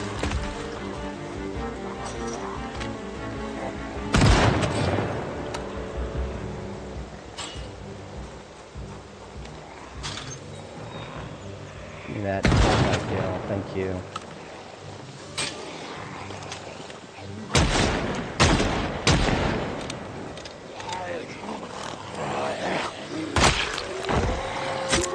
Oops. He somehow got up really fast. This is Guns Unlimited, yes. For better or worse. I made an executive decision that I would like to see if there are... See, this was after I hit the gun club in, what is it, the Irvington Gun Club. I saw that there is a chance for Annie books to spawn in the lockers. I never would have considered that, but now I feel morally obligated to take the shooting range here at Guns Unlimited. The rest of this place I conquered a long, long time ago. But I never bothered taking the shooting range because I did not expect there to be much. Well, I don't know what I was expecting, but it was not.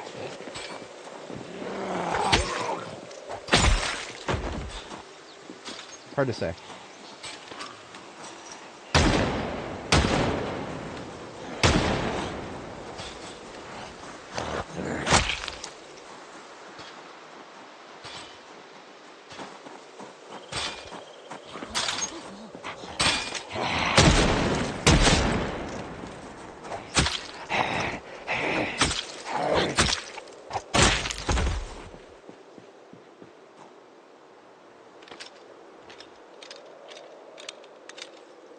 Still have about 30 rounds of shotgun left.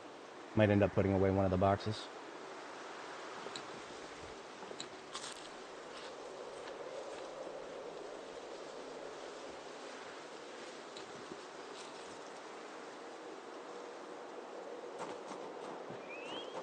Now, I'm curious. See, one of the reasons I never wanted to bother with the shooting range is because of all the trees that grew on it.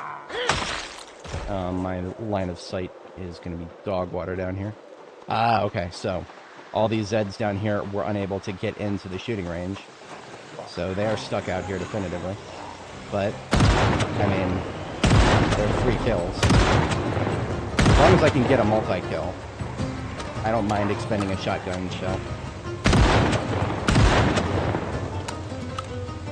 Alright, that's enough fish in a barrel for now. I mean, there will be more later. They'll all group up in that corner. But that had the knock-on effect of anybody who was in this field that I couldn't see. Maybe they'll walk towards us now. Maybe not.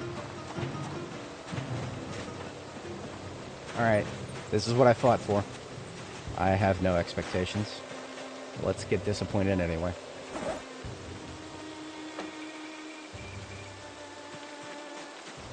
Chests, of course. Lockers, of course. Fucking empty. What about crates? Oh, crates of planks. Great. I guess I will take some steel sheets, thank you. Okay. It's like there's some tin cans for them to shoot.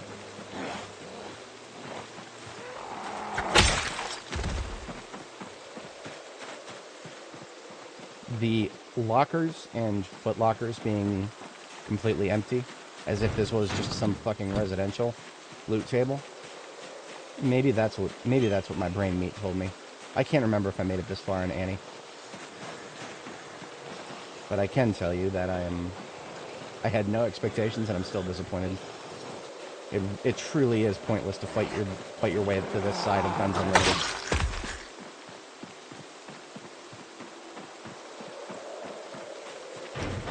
Truly pointless.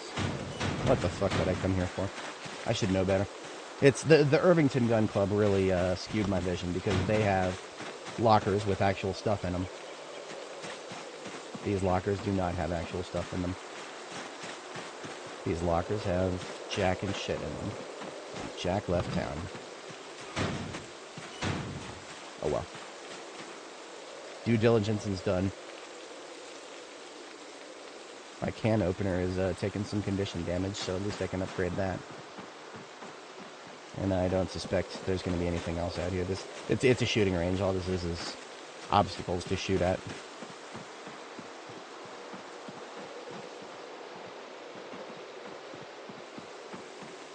You know what? I came here with I got some steel sheets out of the deal. Let's also get some restricted area signs out of the deal. Why not? Going for broke, gotta salvage what I can.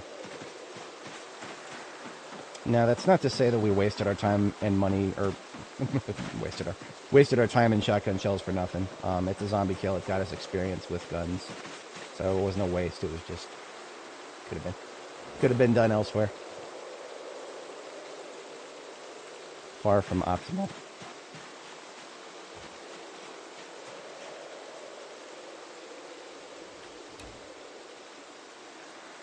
All right.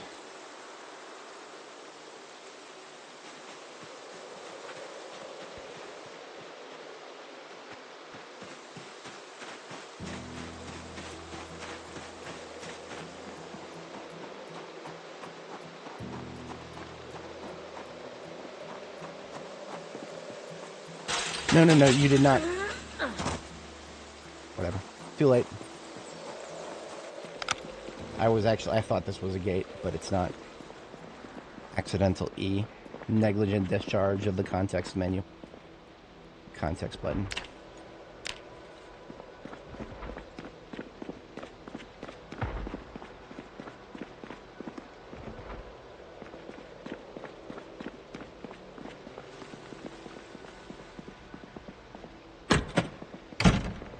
It's the shooting range in here, I believe. I avoided going this far and onto this side of the place because I was under the impression there's nothing here. I need to take the stupid jacket off now. We are getting really, really sweaty. And not in a good way.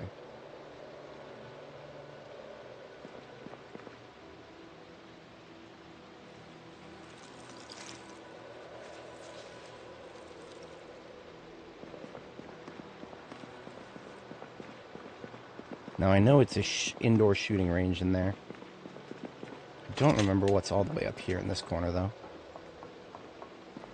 Is it just an observation deck with a shooting range? I think it is.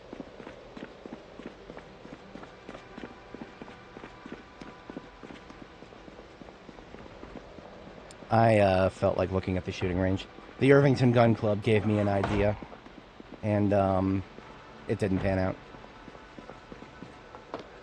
See, the shooting range at the Irvington Gun Club had books in the lockers. So my brain meat said, what if that's a chance for aiming 5? But we got a few kills, so. Hey, speaking of.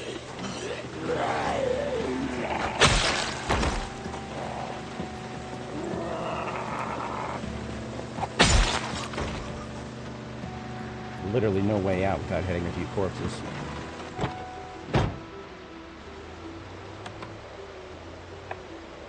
Unless... Haha. Yeah.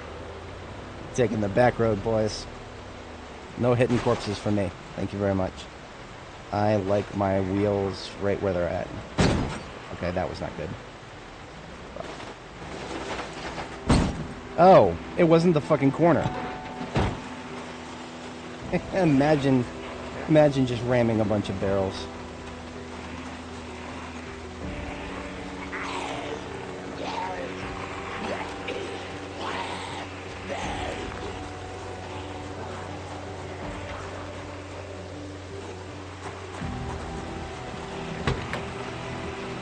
I'll show you how little I care about this.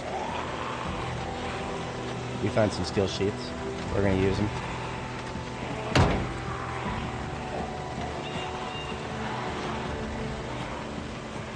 Yeah.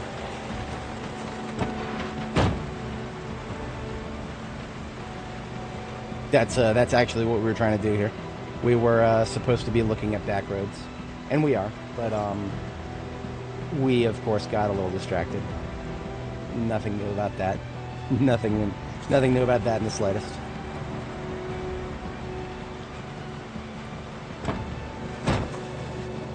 There was a lot of stuff I left here because I couldn't carry it. I highly, highly, highly doubt it was anything useful.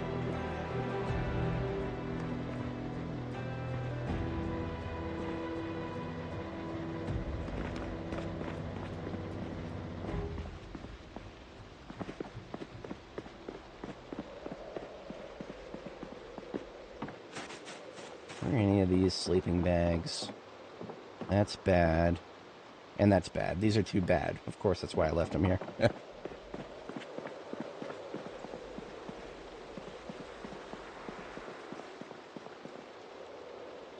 Are you kidding me? How did I not get these crates?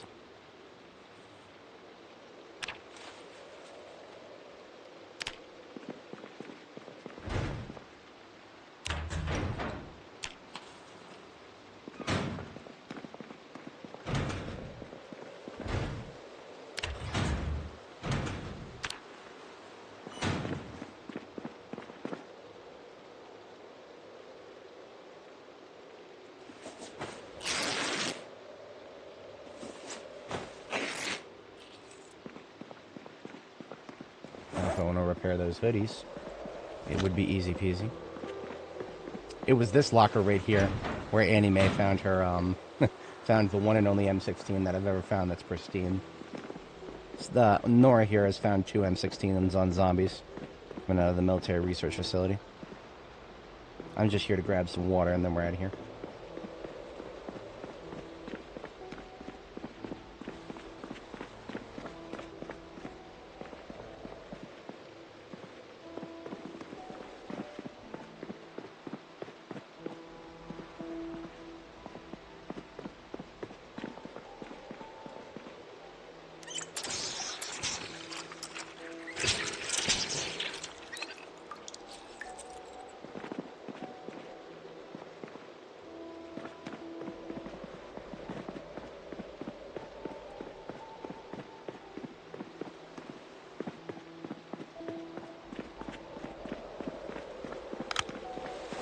Small gate community on the highway.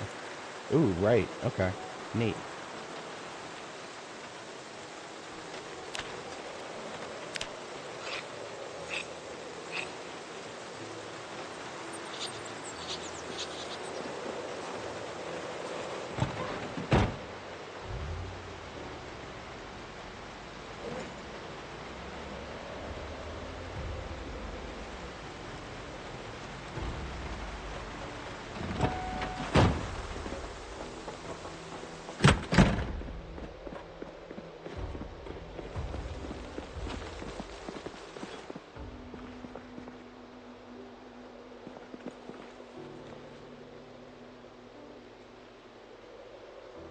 Wow, I need 30 water to wash that hoodie. It's literally impossible to wash it. That's funny. That's really funny. I guess it's not getting washed then. That's unbelievable. I could stop by my base, but I mean, do I really want to? Let's just get them repaired. That's kind of what I wanted to do.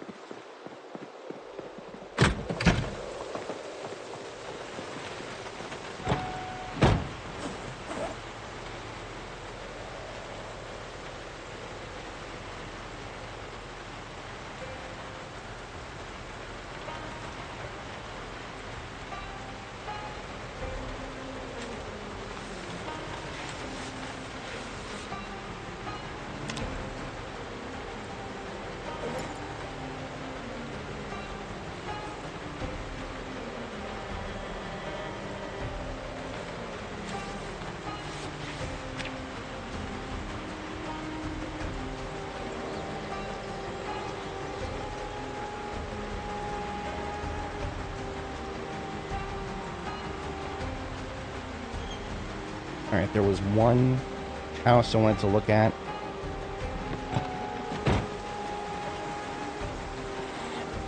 Come on. Out of the road. And it confused me on our way here because there were like a bunch of frickin' some bunch of dirt roads that could have led there. But the correct one was the second one going this direction.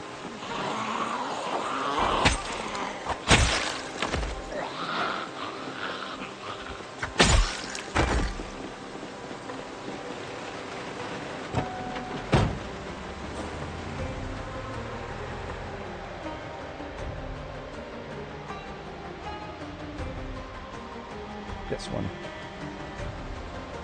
And we will have to hoof it. I am not going to be cutting any trees today. Or not anymore. I've done enough tree cutting earlier today.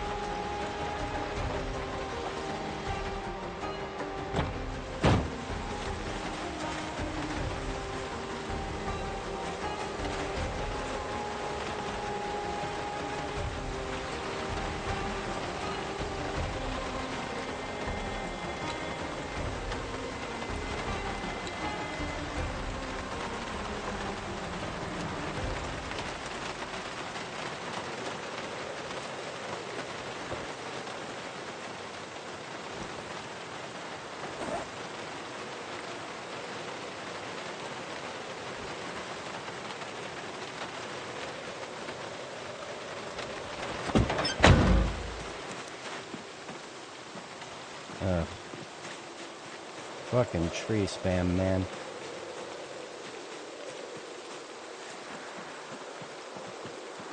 And the worst part is, this is an area where there are liable to be 5 of them behind the nearest group of trees. Fuck this. Let's armor up.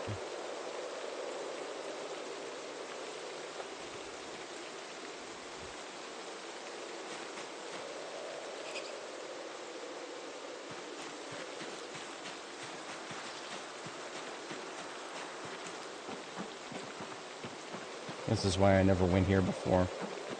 But we're now scraping the bottom of the barrel really hard. Here's the house I was thinking of. Old-fashioned plantation-style joint.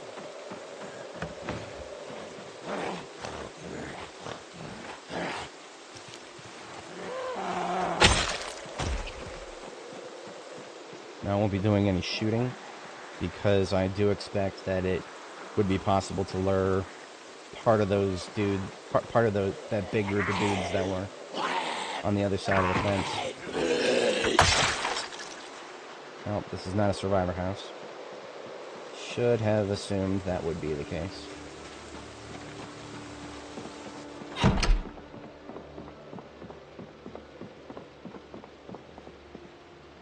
I will steal this place's flag for the trouble.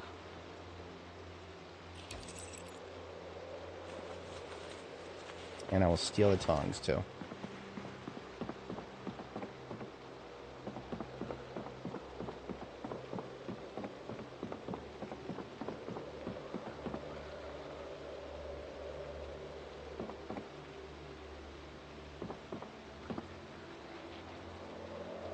That sounds like somebody right around the corner in the sitting room. We're attacking that from the outside. Why go around there inside and give them the advantage? Doesn't make sense to me.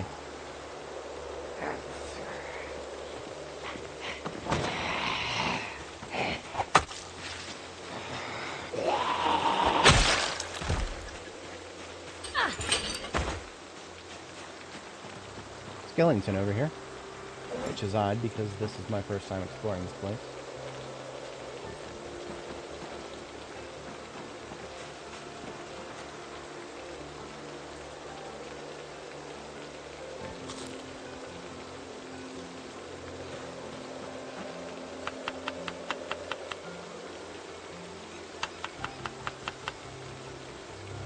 Potatoes from my own garden, cooked so I can put them in a salad at any given moment. They won't last too much longer, but if I get them in a salad, then they will. That's pretty. That's really pretty.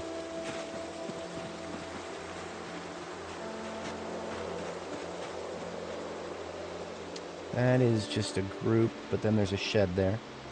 I suppose it's worth it to check for a generator. If there is a generator, I probably won't be able to take it with me. But at least I could leave it on the street to pick it up later. What about I'm gonna do a stealthy. Sneaky sneak.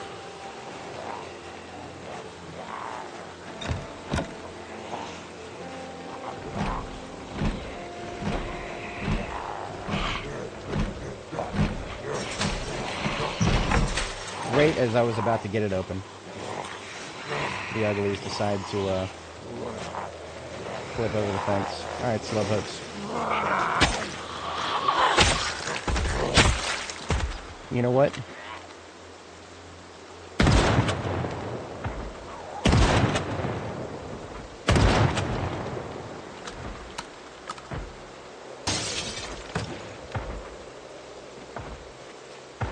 Fuck. Are you gonna flip through the window or what? Oh, they were inside. Glad I didn't jump in there. I'm really glad I didn't jump in there.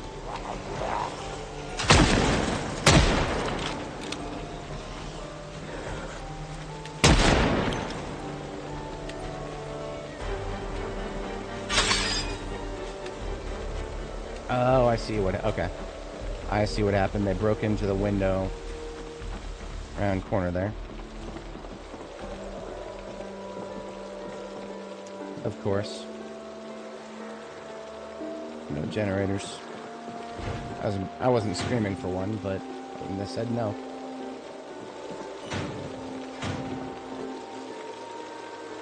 Ooh, a couple mason's chisels. Absolutely, I want to take those.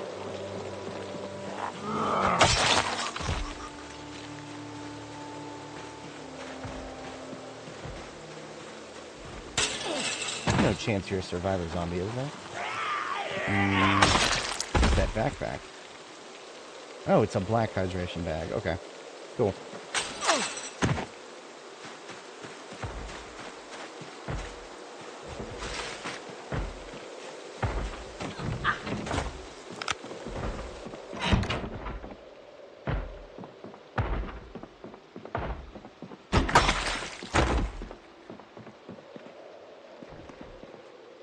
Red. I actually kind of needed some. I don't really need dye right now.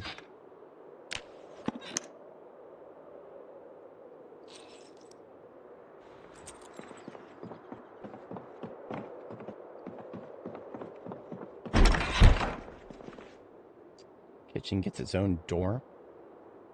I've heard the boomers say that kitchens don't need to be open. First of all, okay, boomer, but second of all, this is a step beyond that. Giving it its own transom door. Okay. Okay, boomer.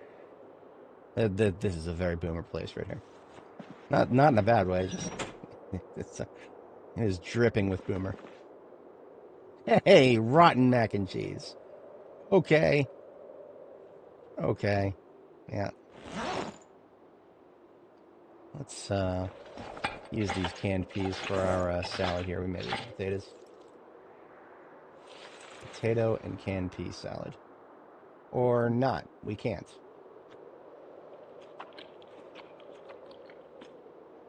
That's an okay boomer moment right there.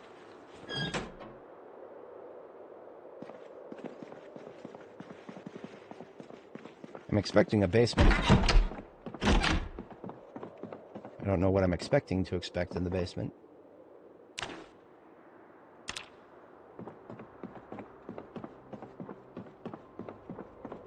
No? Perhaps not. Well, I know there's going to be a second floor.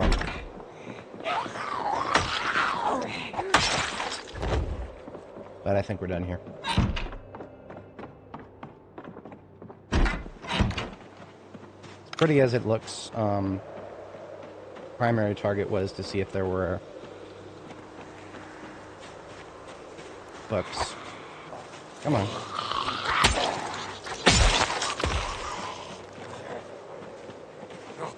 We've got to make a rather dangerous escape here.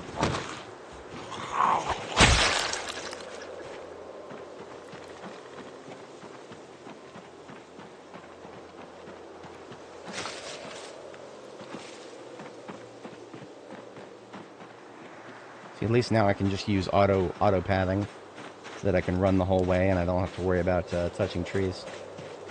Sweet. Alright, right here.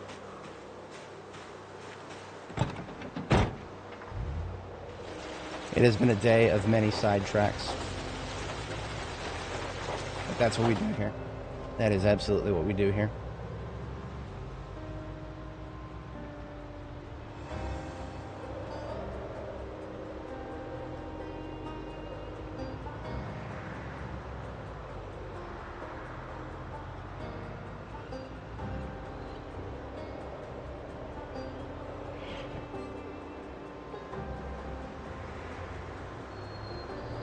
Seeing as I just got dirty again after cleaning up, I will go ahead and take a quick bath before we leave. This, not making any guarantees, this may be the last time I stop by here.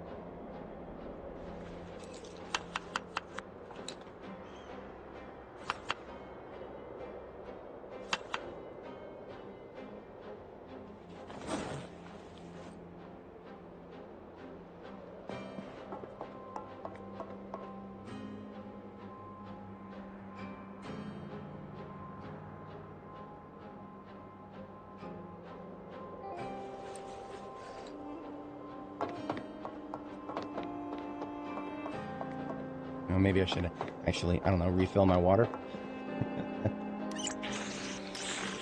Okay. Now we're out of here.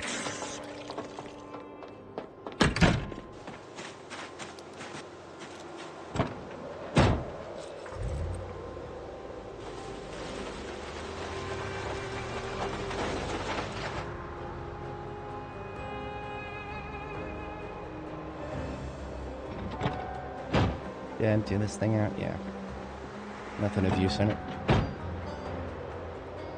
I remember interfacing with this van. I don't remember what I did with it. It was empty. That's what. A potential candidate to tow things back, but I never made use of it.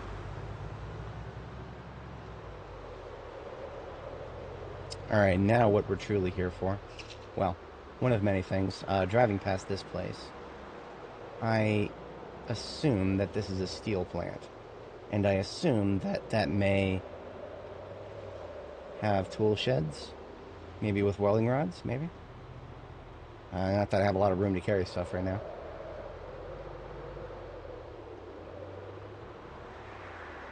Yeah, I'm not getting any more fights right now. Not right now. Thought about it, but no.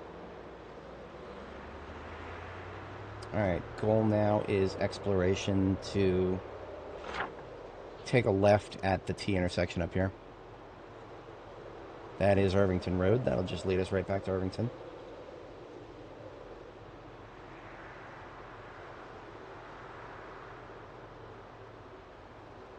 And on the way back from Irvington, we'll take Hogwalla Road here.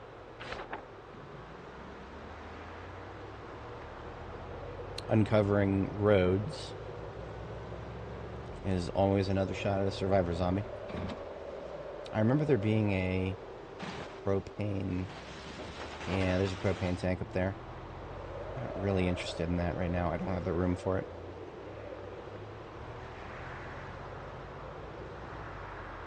But I will uncover some roads. Make sure this is not a survivor house. Oh, tell me there's a generator in that garage. I would try.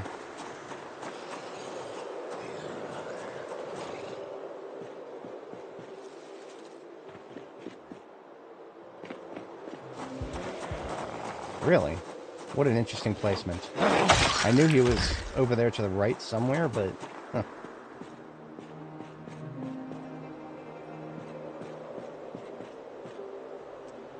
Cardboard box. Could have been a buck box. But yeah, we're out of here. Nice house. Just like the other one.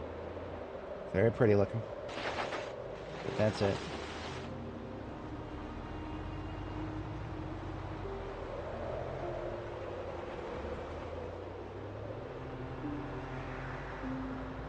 Alright, now we are exploring more road. As intended.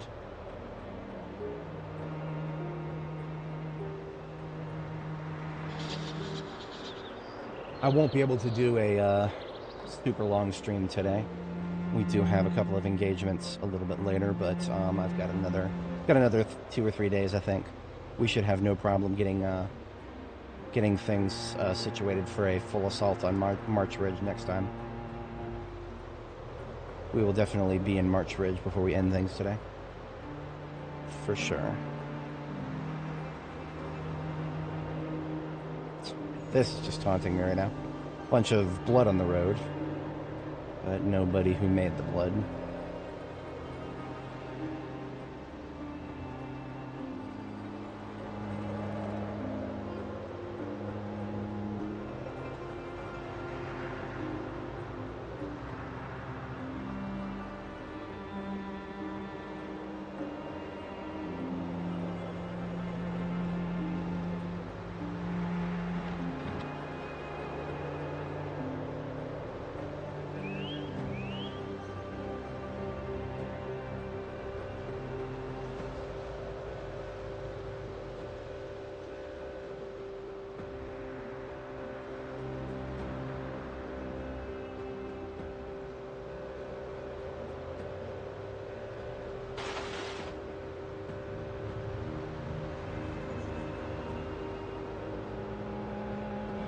Oh, traffic cones. Yay. I don't know if I've ever actually been on this particular stretch of road.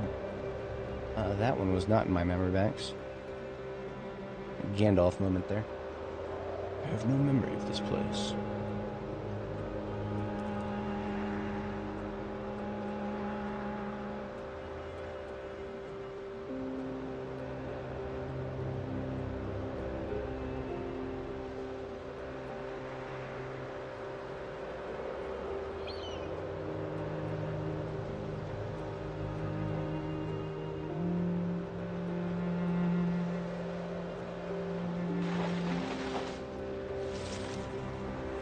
What the fuck?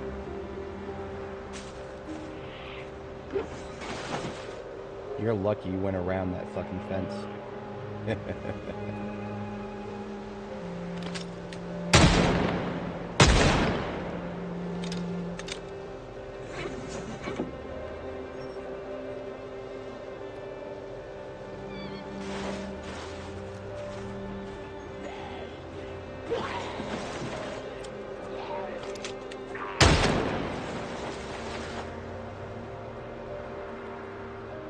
Is this really necessary? Probably not. But this is a long, long, long driveway, if I'm not mistaken.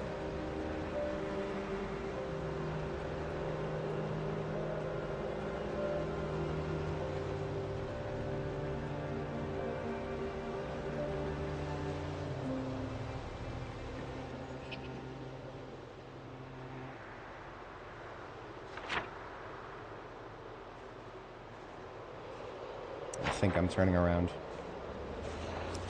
There is nothing to be won here.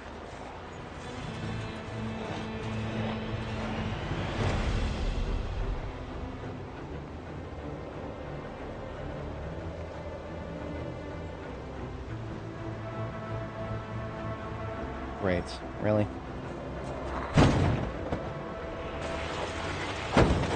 Mess up my hood. I asked for that by discharging the firearm. I had a feeling there was some out in that field. Okay.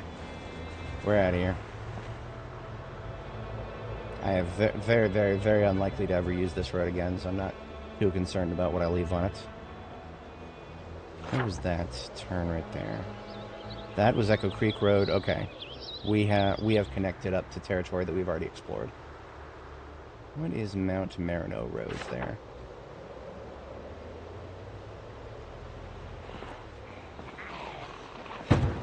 Fuck you. Okay, we didn't lose any trunk space from that. We could have. That could have been minus 10 trunk space right there.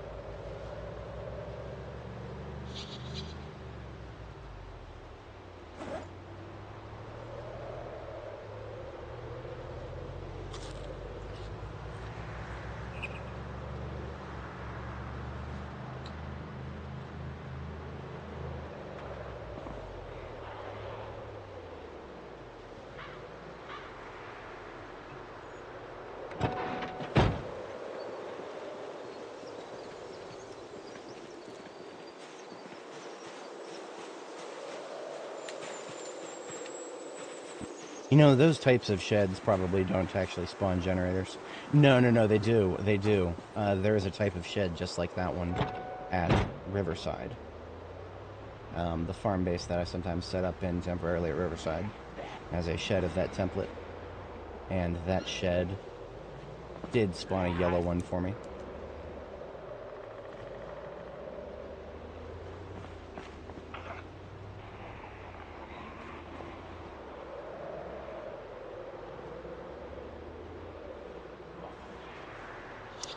That fire truck right there, although it intrigues me because it looks pretty, I recently discovered that anything that spawns in a in a junkyard has guaranteed single-digit engine quality, so it is 100% useless. Even the light bar, unless I were to tow it somewhere and then leave it. But yeah, I'm not taking a 8% chance to start. No, thank you. You could not pay me to tolerate that bullshit.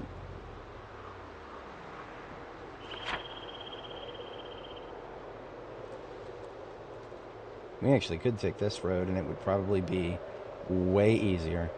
It would probably be way easier than, yeah, going through the city. Yeah, we're turning here. So we're going to stay the night at our Irvington base and pick up the spices. This is the original impetus for going in this direction. Everything else has been a additional impetus. That's why I've been so impulsive. Gotta justify the journey a little bit.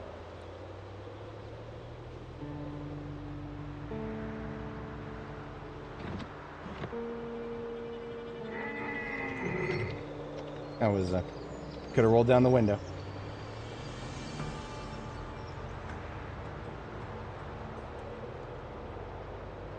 This road was clear once.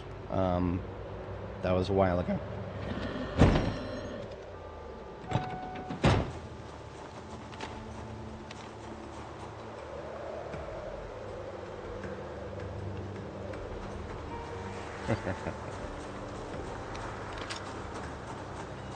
I wish I could throw just anything. Because if I could, I would take this thing's head off and throw it at the other rabbits.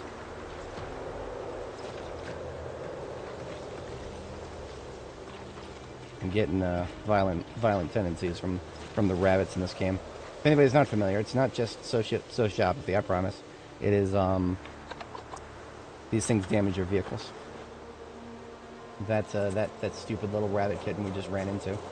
Yeah, that was minus 2 or 3% durability to our windshield. Damn, I can't even equip it in my main hand. If I could, I would. You know, you're not...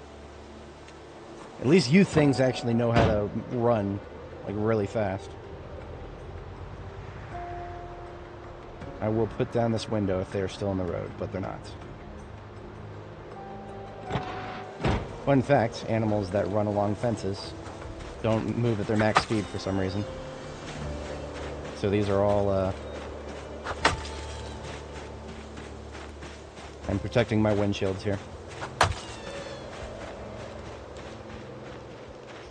Protecting my windshields.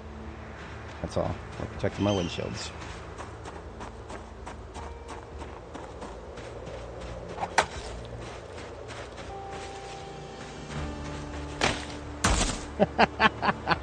I deserve that. That's karma right there.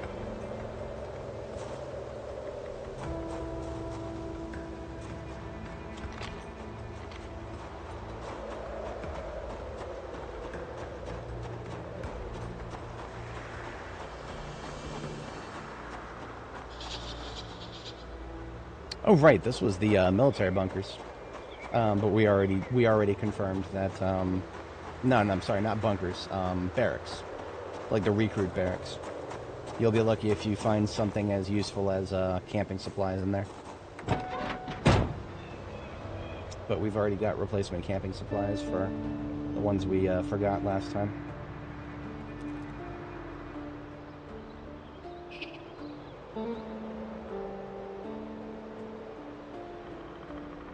Wait a minute. Why are we exploring new territory? I know that's what we're supposed to do, but actually we turned early. You know what? It's a road. Let's explore it. Oh wow, look, there's nothing here. It's okay, we did our due diligence.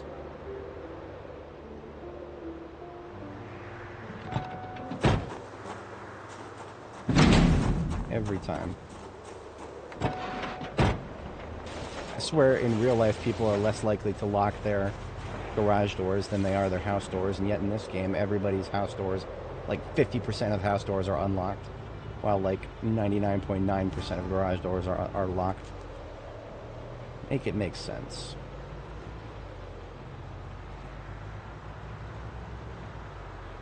My brother lives out in the countryside, and they have a rather high trust community out there. He still locks his garage door, but there's a number of folks out there who don't bother, and I find that funny. But that's what you get when you have the high trust society.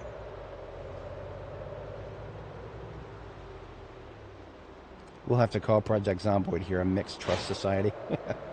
There's a little high and a little low.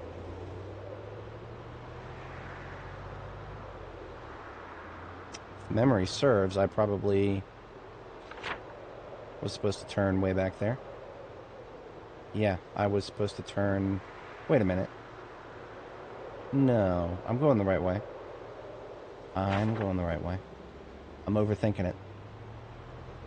Just because I took one wrong turn doesn't mean that I'm doomed to take too many.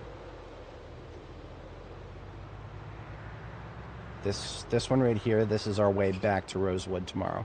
But we're going to sleep here tonight.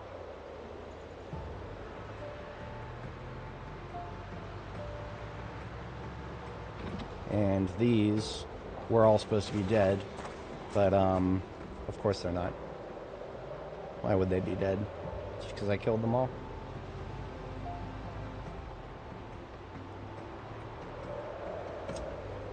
Food's pretty good. I enjoy it.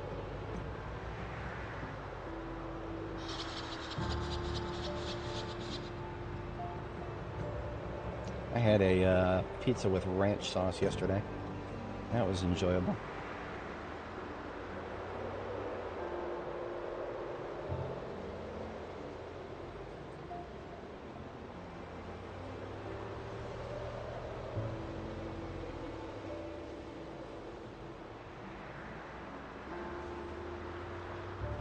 Yeah, next time I take this road, it's going to be covered in zombies. Whatever. There is that animal trailer there. No, I'm going to be towing with... I'm going to tow a Corvette with me on the way back.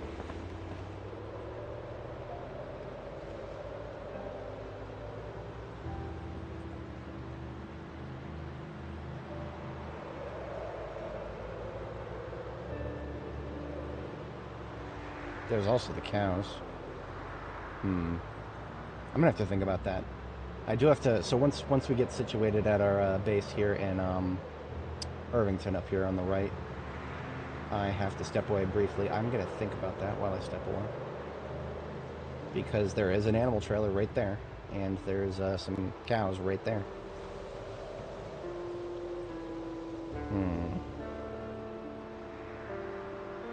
There's also another animal trailer right there to the left. Ay, Dios míos. Many things to think about.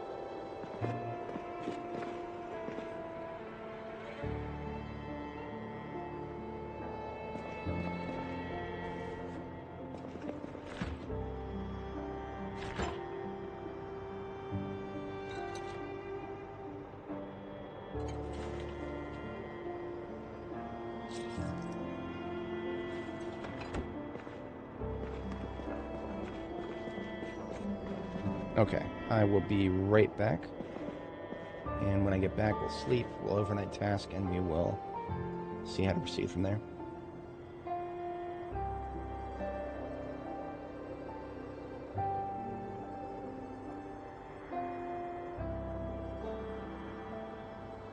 That's right, it is trying really hard to update right now. Okay, BRB.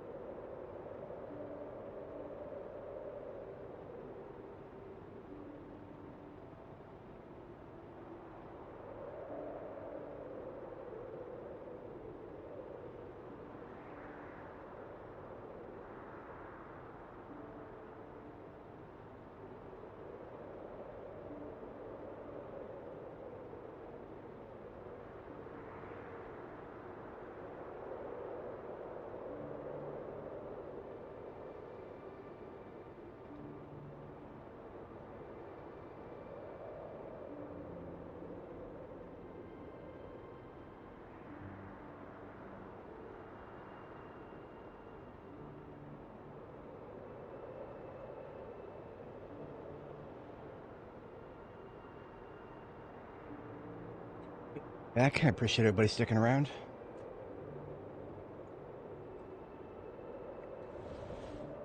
Quick bite to eat, and then it is already our bedtime here. Right on time.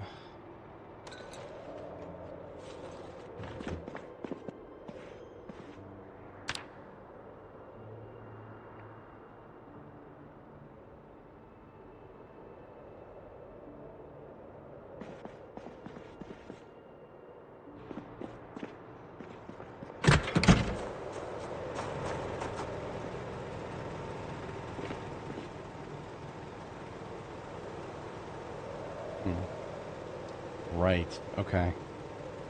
I think it's becoming clearer and clearer which vehicle is coming back with me here. As much as I would love to take the Corvette, it would be better to just come down here with a throwaway vehicle and pick it up then.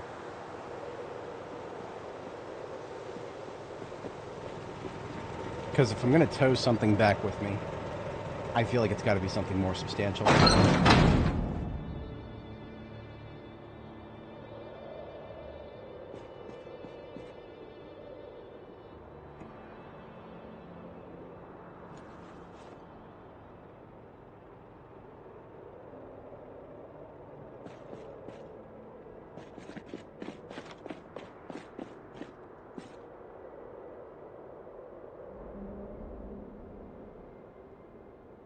I already did take most of the extremely valuable stuff from this place. If we've got 22 steel rods out there...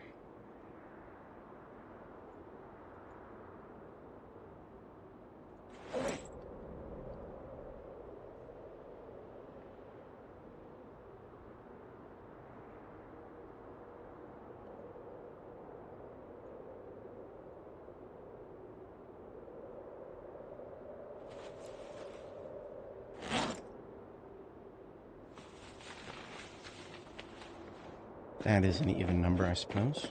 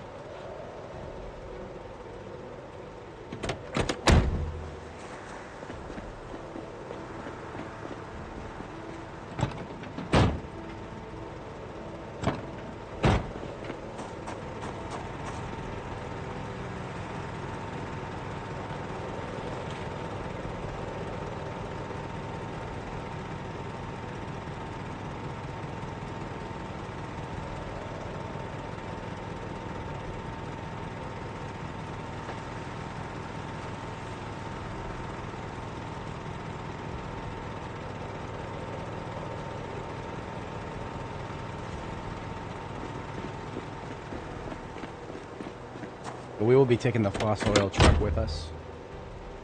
So I'm just loading it up now. With pretty much anything it can fit.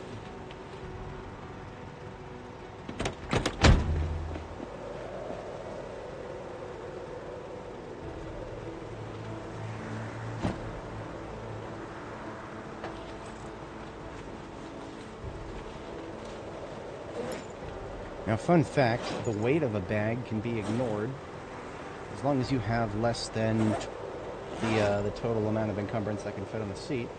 We should be able to actually use this military backpack as something to slap onto the seat. Let's try this. Theoretically, I should be able to put this on the driver's seat. Let's do that after we position it a little bit more conveniently here.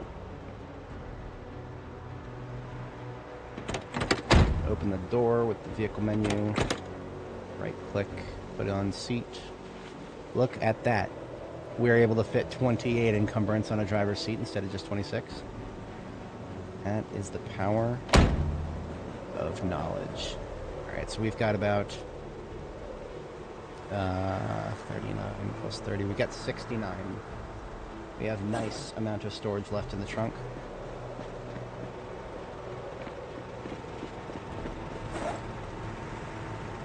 Both these propane tanks are almost exhausted.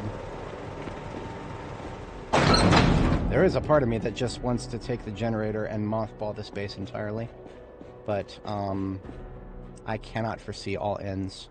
I could see a situation where I would want to come back to Irvington in the future. Okay, I can't foresee it now, but I'm not going to rule it out. I would like to have a base here ready for me if I do want to come back here.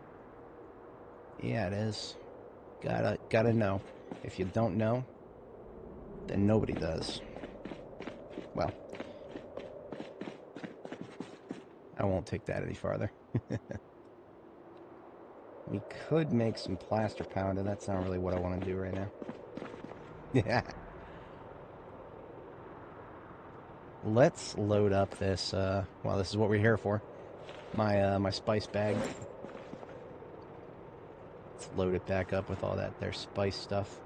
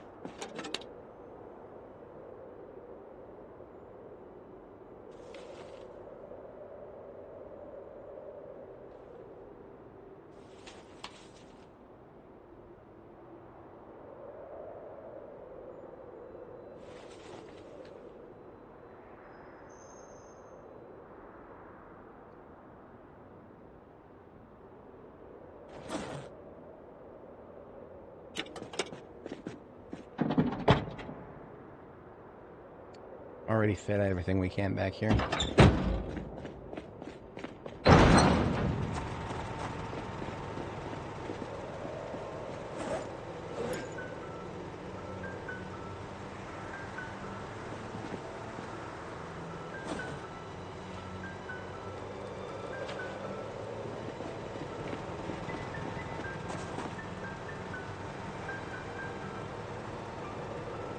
I'm only going to take one of these performance tires because the other two are mid.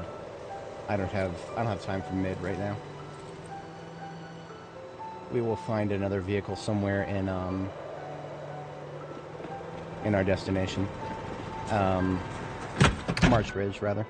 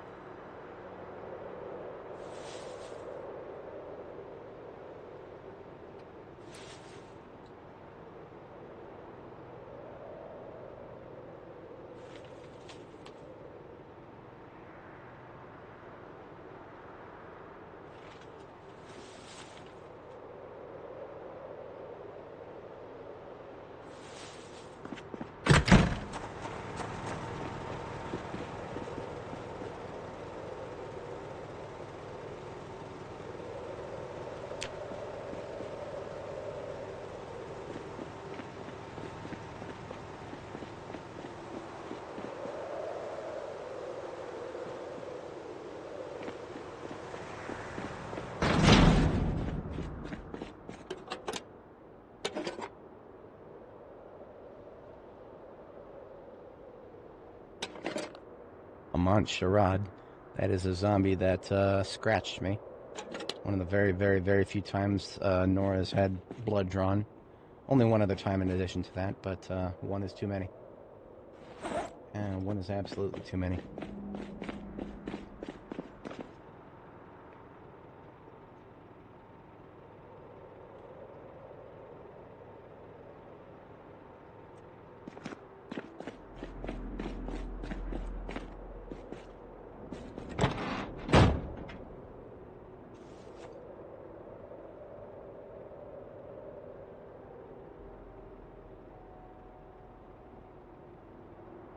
0.5 encumbrance down in here. What am I missing? Handy knife and battery. Feels right.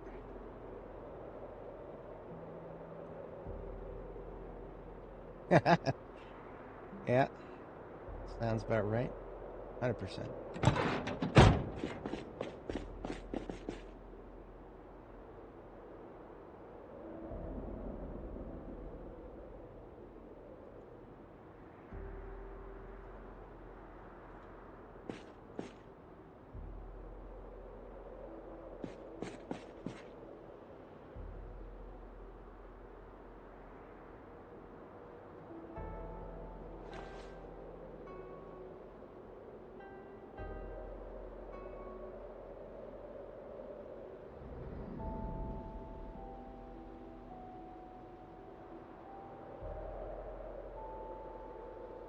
Everything else is something I more or less want right now.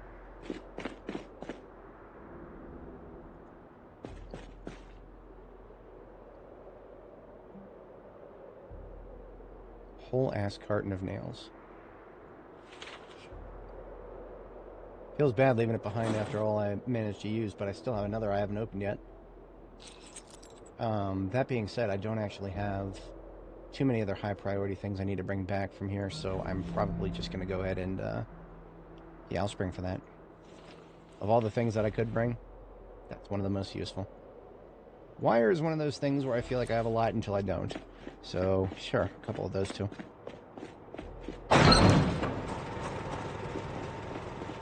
Staying up a bit late here, that's okay.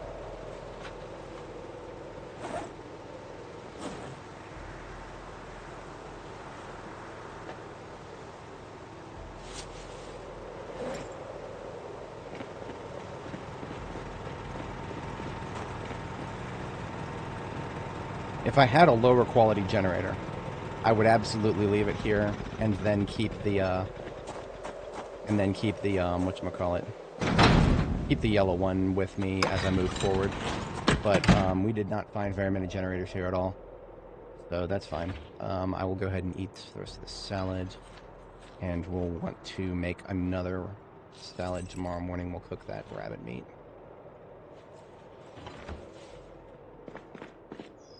Well, tomorrow morning, as in, after I sleep here.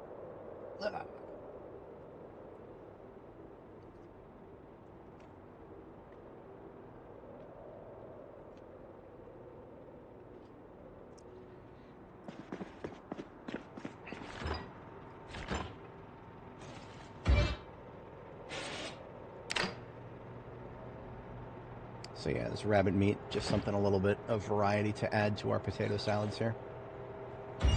While that's cooking, I do actually want to take the jerky from here. We came home with about 20 units of jerky. We're going to leave like one behind.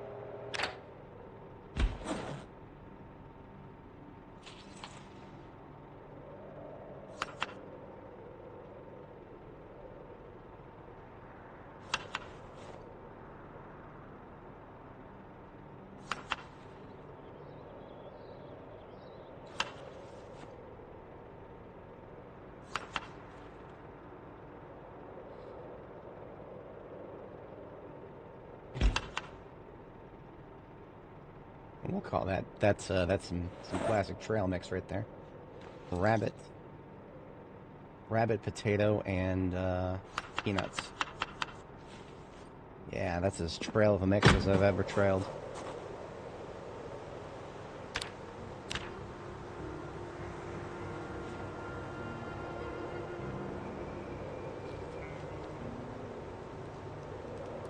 And we're just going to have to carry that because we don't have room for anything else.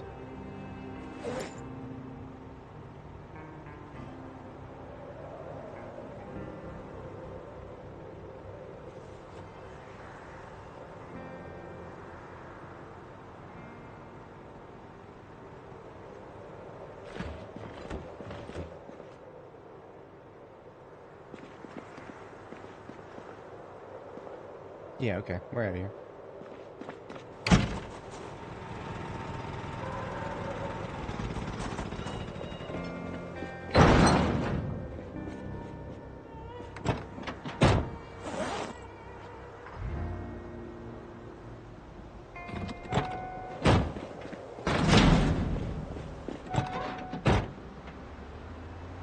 Now, before we leave, we're going to pump the tires up and reinstall them, because we are still in a world where, for some reason, tires are not as effective until you take them off and put them back on again.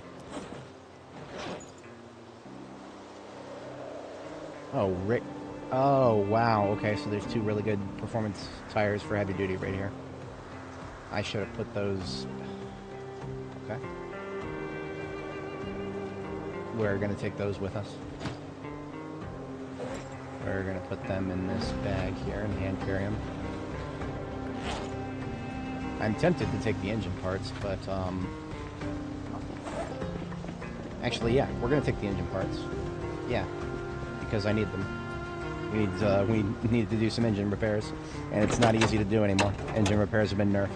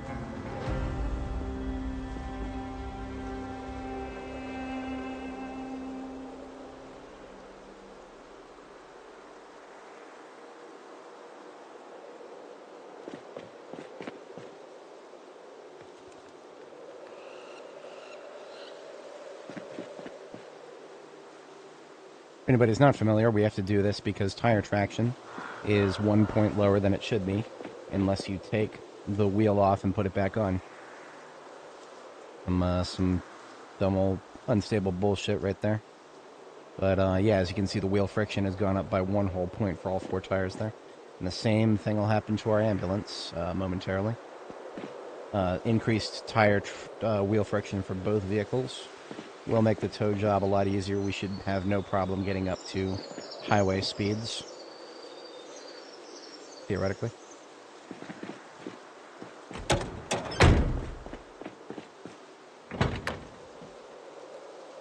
See, the wheel friction right here is 1.37. I'm going to take the tire off, and then I'm going to put the tire back on. Look at that, now it's 2.3. What's going on there, I wonder? Why does that happen?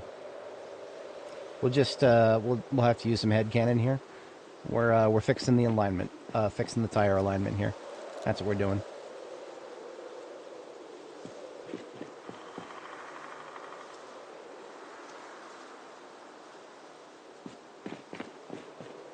Alright, now we fill them up with air.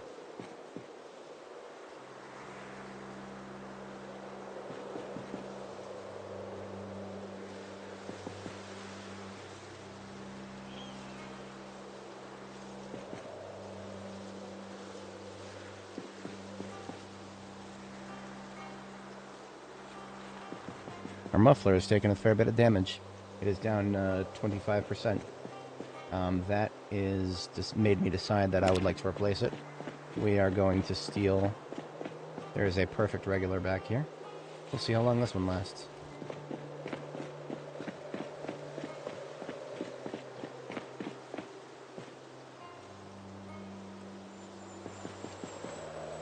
Abuski.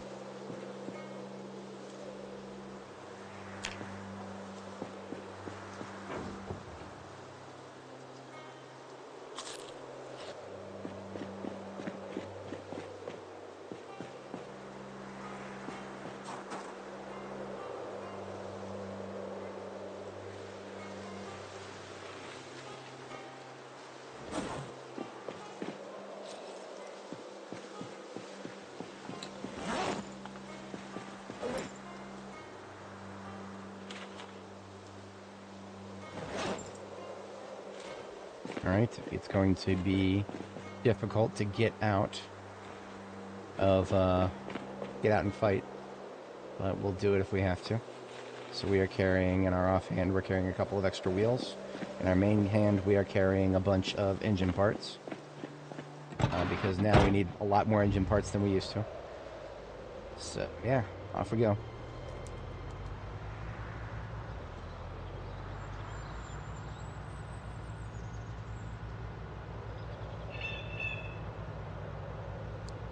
Well, what was all that shit I was talking about it being easier to tow?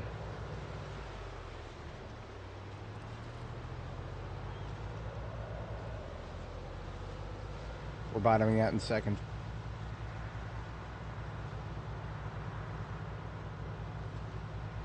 Okay, I've already committed to this course of action, so that means we're towing in reverse. Sucks, it really does. That was not what I wanted to be doing today. But, like I said, this is what happens when we commit to a course of action.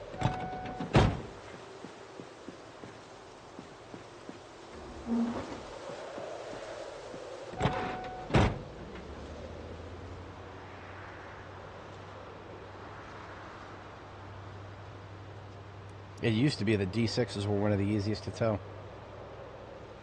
Right up there with step vans, but alas and alone.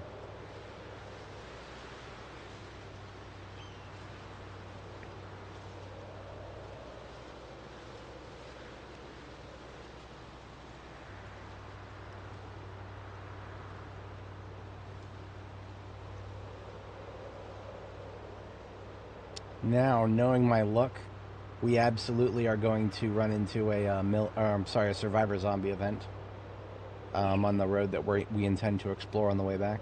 Absolutely. We're going to have to get out. We're going to have to drop everything we're carrying, and it's going to be, well, we'll see how that plays out. Oh dear, Bessie just keeled over and died over there. So yeah, we're not taking home any cows. They're going to be dead. The opportunity to save them was a very long time ago. We're going to have to get out and kill a few of these guys if we get surrounded here. Possibly a big F. We might be able to bypass them still.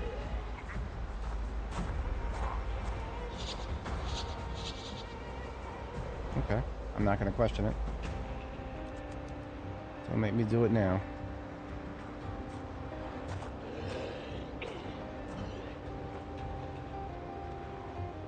I hate how good I've gotten at backing up in this game while towing something. It is, if only I could turn that into some kind of real-life skill. But none of the spatial skills in this game could ever actually benefit me in real life, thanks to the top-down shit.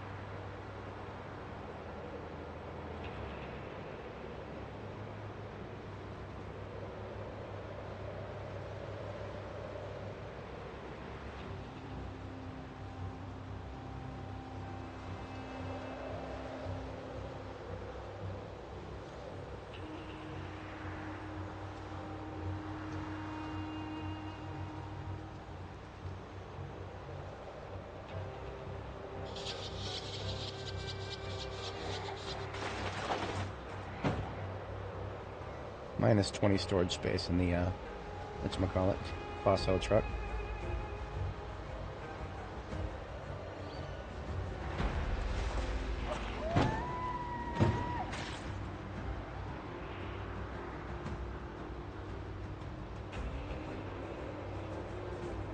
Considering how busy that spot could have been, I think we're okay.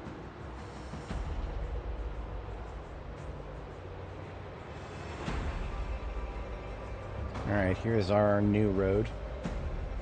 Exploring while towing. Like I said, never wanted to do this particularly, but here we go.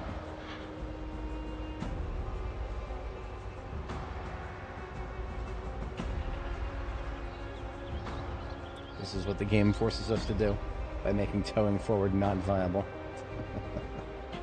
Or just not giving us a manual gear shift. If we had manual gear shifts, none of this would be a problem. Even automatics have the ability for you to just, or okay, most automatic cars still have the ability to force yourself back into first or second. I literally did it back a couple days ago when I was stuck in the snow. Well, okay, so I was snowed in and I was trying to get out of a snow embankment that had covered my parking spot. Because if I cleared my parking spot, then the people who come through with the big plows, or the scoops rather, could scoop all the stupid iced over snow. That was a fun time. And my car is just a freaking Toyota Corolla, and it still has a 1 and a 2 on its gear shift. Nice, very nice. Yes, okay, so no. We checked we did a full uninstall and reinstall of all tires, all 4 tires on both vehicles, and they are all fully inflated, and we can't make it out of second.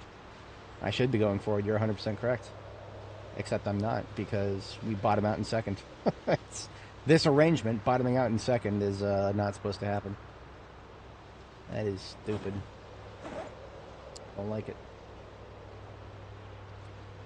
You know what else I don't like? We've uncovered a lot of road today, and I have not seen a single survivor zombie. I understand not seeing a survivor house. We don't have very many chances at that. Oh! I shouldn't have run my fucking mouth. I should not have run my fucking mouth. You know what? Point taken. Point taken. Okay, Andy Stone. Alright, I see how it is. I understand now. I will complain less. Thank you. Let's do this.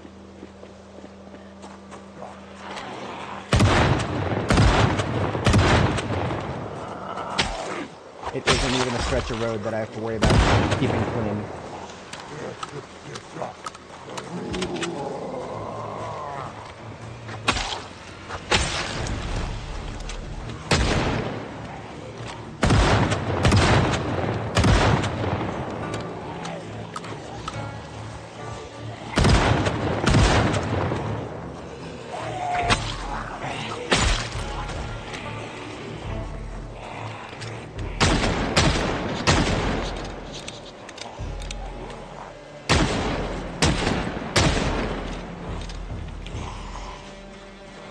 Bud, would have appreciated if you could spawn earlier next time. Oh, I'm out of 357. Fantastic. Perfect timing, I guess. We're done. This is going to be interesting. Fitting this guy's stuff.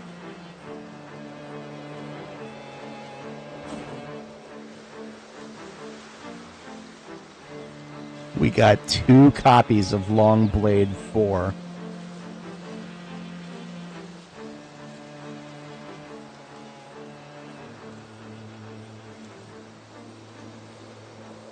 Okay. Okay. I don't know what I was expecting.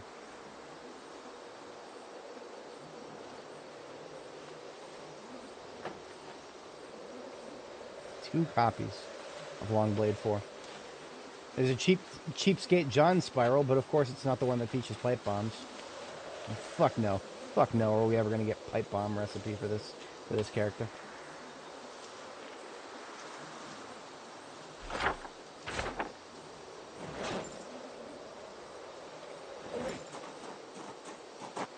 Alright, there's still a logistical way to handle this. We get out our other military backpack, and we're gonna put this trauma bag from the survivor zombie in there, and then we're gonna put the engine parts bag in there, and I think that's gonna fit.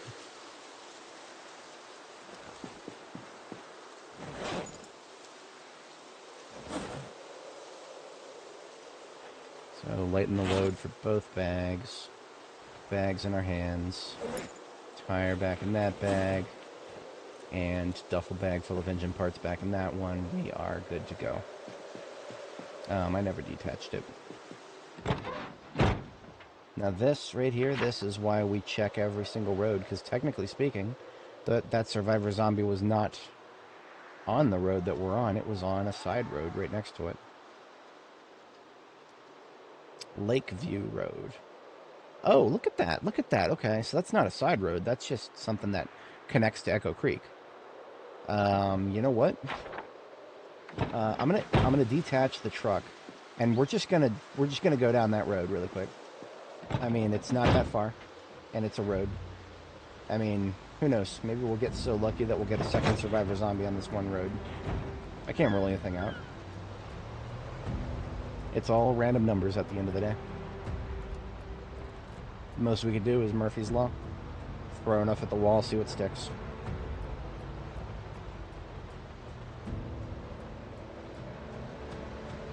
We're just gonna go up to where the where this connects to Echo Creek Road, and then double back.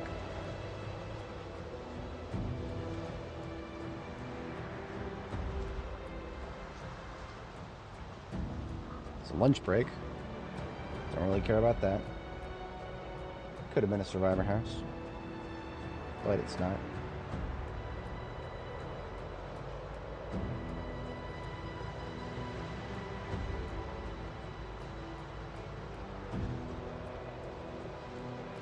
Look at that, a bunch of dead animals. What a surprise.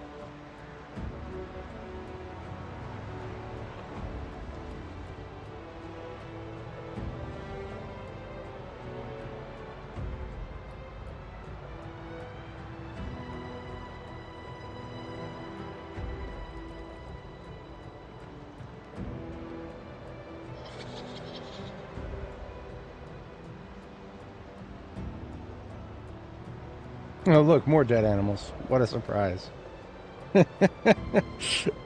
There's a shed over there. If my hands were not unbelievably full, I would take a look at it. But even if there was a generator in there, the chances would be 0.0 that we came home with that generator.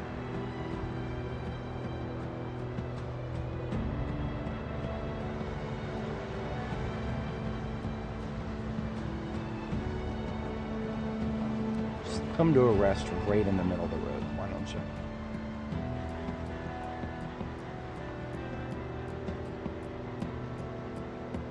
Take a quick peek down this. I'm pretty sure this is just a driveway. Oh, look, a bunch of blood on the road. If only that meant something.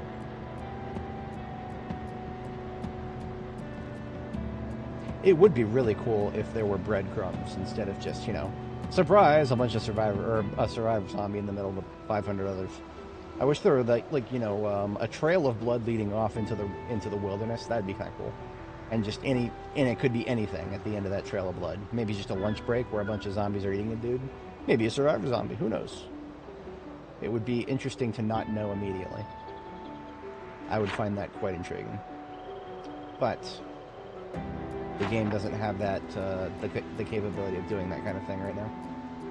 It lacks the definitions. All it can really do is define a road as a place for survivor zombies to spawn. Yeah, I just had a really stupid idea. There is one road in this game that continues infinitely, and it is 31 West leading out of Louisville. And when I say it infinitely, I mean it quite literally goes off the edge of the map and repeats forever. And when I say repeats forever, I also mean the zombie spawn zones on it. And that makes me wonder, now that I'm thinking about it, does that also mean that that road, which goes on forever, does that actually have a forever chance of spawning survivor zombies up ahead? I mean, it can spawn regular zombies forever, so why not survivor zombies?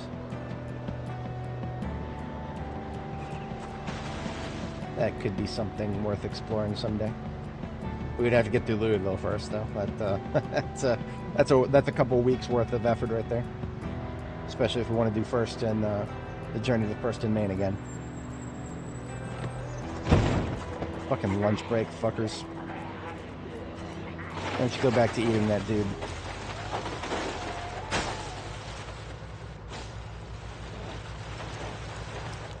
I literally don't have the action economy to get out right now, so I'm going to drop my bag. Wait a minute, okay. This is not a survivor group, right? This is just a unusually large group, right? Okay, yeah, it's just an unusually large residential group. I couldn't tell because the house was blocking how many zombies actually were there.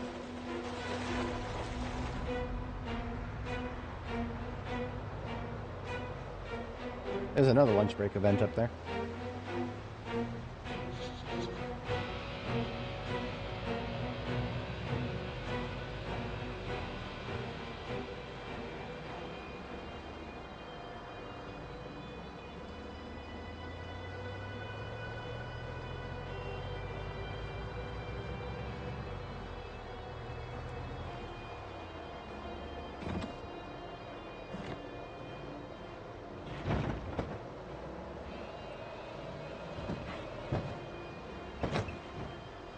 Well, we've still got road to explore here. We are, this is literally called Irvington Road, if I'm not mistaken. Sorry, Hogwalla Road. Irvington Road was the one we took on our way in here. Feels kind of cool having explored all these back roads. There's another one right there. Oh, it's too late. It's too late. It's too late.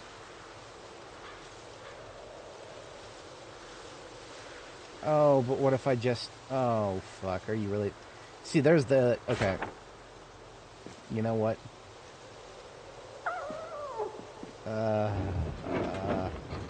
I'm doing it. I'm doing it. But, as a compromise, I'm going to leave my backpacks here. They're full of non-essentials. We'll come back and pick them up on our way back. In the meantime, we've got food for literally days on us at this time. And as I've already demonstrated, if we find another survivor zombie, there's only a very small amount of things that they could actually have that we need.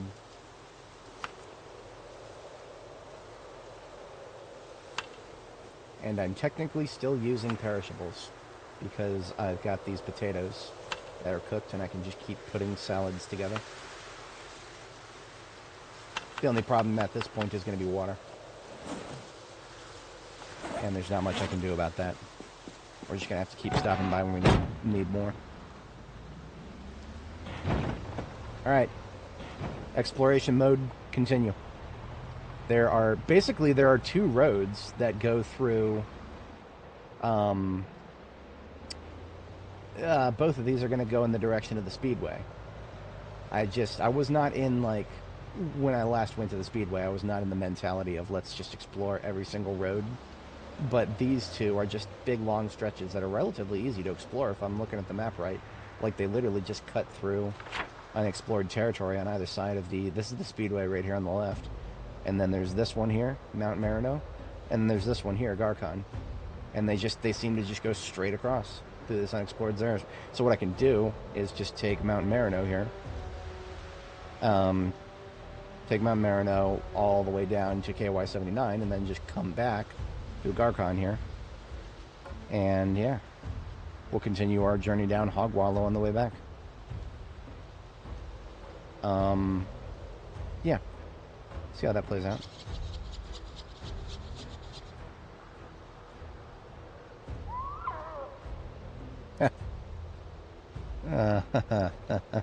There's still another... Irvington Road goes a lot farther than I thought it did. Okay. Again, those survivor zombie events, like the one we just ran into, one of our very, very, very few reliable chances... Well, reliable. You saw that we just got 2 level 4 Longblade books. We were so close. And... because of that, this now feels like like a worthy side quest. More worthy than any of the other side quests we've done so far. A complete shot in the dark at aiming 5. Back at the, whatchamacallit, the range there.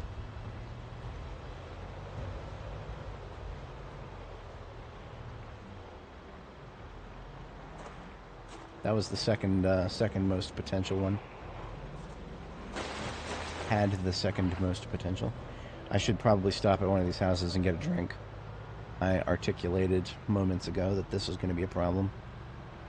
It does not help that these potato salads are making me thirsty. They quite literally increase my thirst. So this is the... I want to turn left here. Well, I mean, that Valley Station is the... Again, that's the other side of the map. I want to be done with this side of the map to the point where I'm never coming back to this side of the map again. That's kind of the approach I'm taking right now.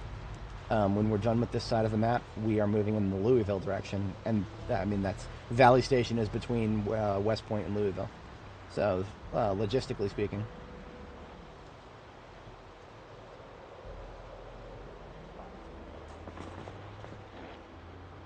You know what? Nothing. That's what.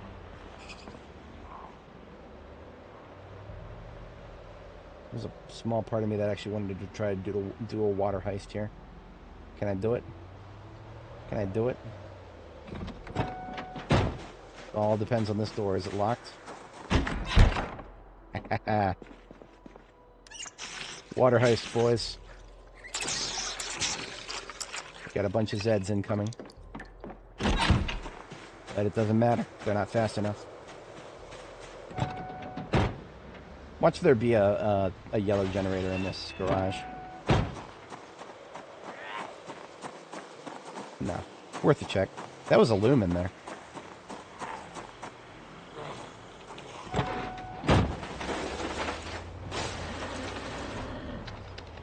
Are you really going to make me do it? That was a clusterfuck right there. We're good.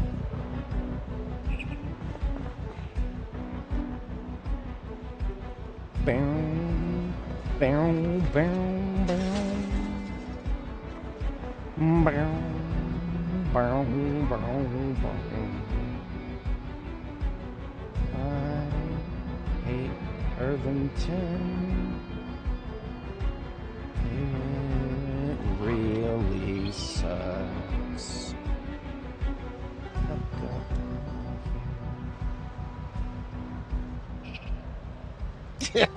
Oh dear. Oh dear. Ah, you're fired.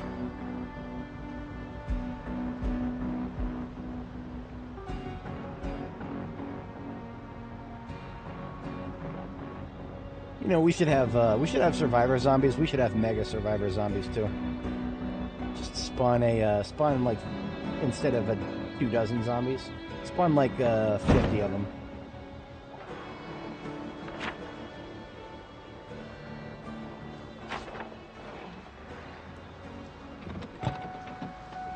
Alright, so this is a very difficult drive, and I'm not going to try driving it. But I don't have to drive it. I can just do it on foot. This asshole gets away from my driver's side window, please. Just going to take a quick peek down this road at the house. The way this road is lined with bushes. The fuck am I ever going to try to drive down it? It is not a survivor house. We're out of here. That's all I cared about.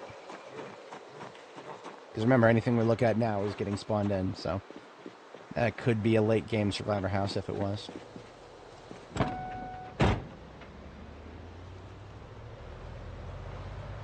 See, this is why whenever we're looking down these new roads, or if I see a house or an area that has a house that I've not looked at before, that's why we're looking at those as opposed to any other houses that I've already, you know, any map houses I would have seen in the early game while exploring the map.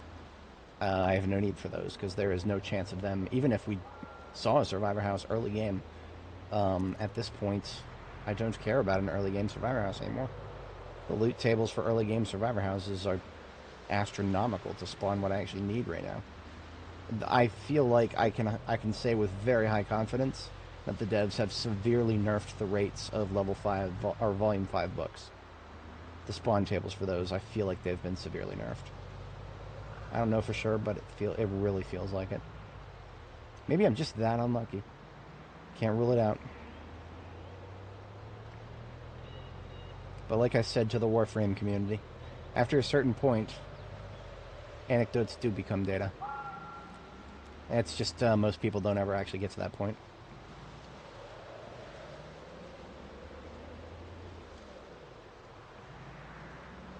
Early game, yeah. You see, it's so rare that I might as well be going around looking for... Now, this is mean right here. This is mean. How do I know if this house is a survivor house? All the fucking windows are not visible thanks to the awning. Okay, never mind. The door. I can see the door is open. So this is not a survivor house. But still. These awnings are mean. I hate awnings. This game, awnings are just a massive obstruction. In real life, they're a nice way of keeping the sun from getting too bright in your windows.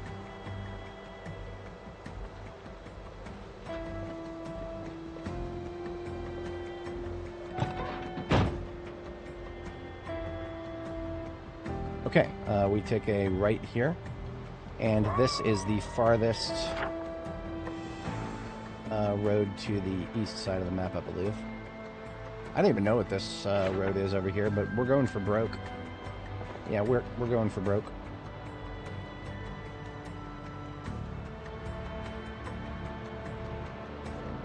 I am going for broke.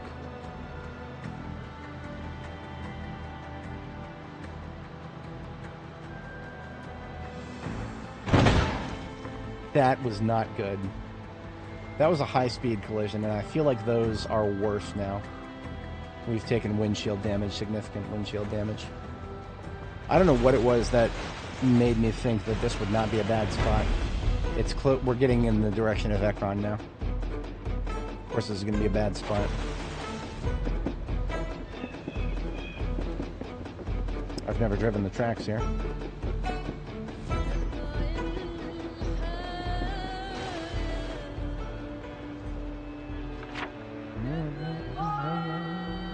Darkhan Road is our destination, but we could just double back there from come up here, take a left. See how far this road goes.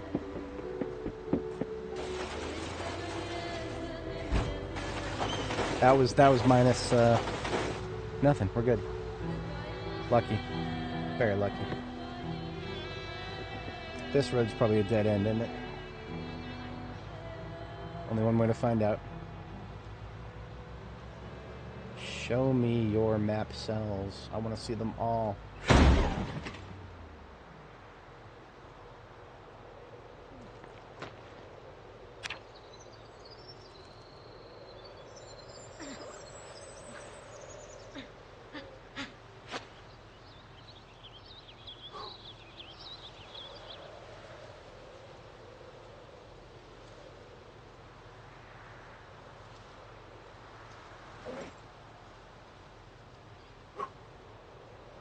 I hate this game.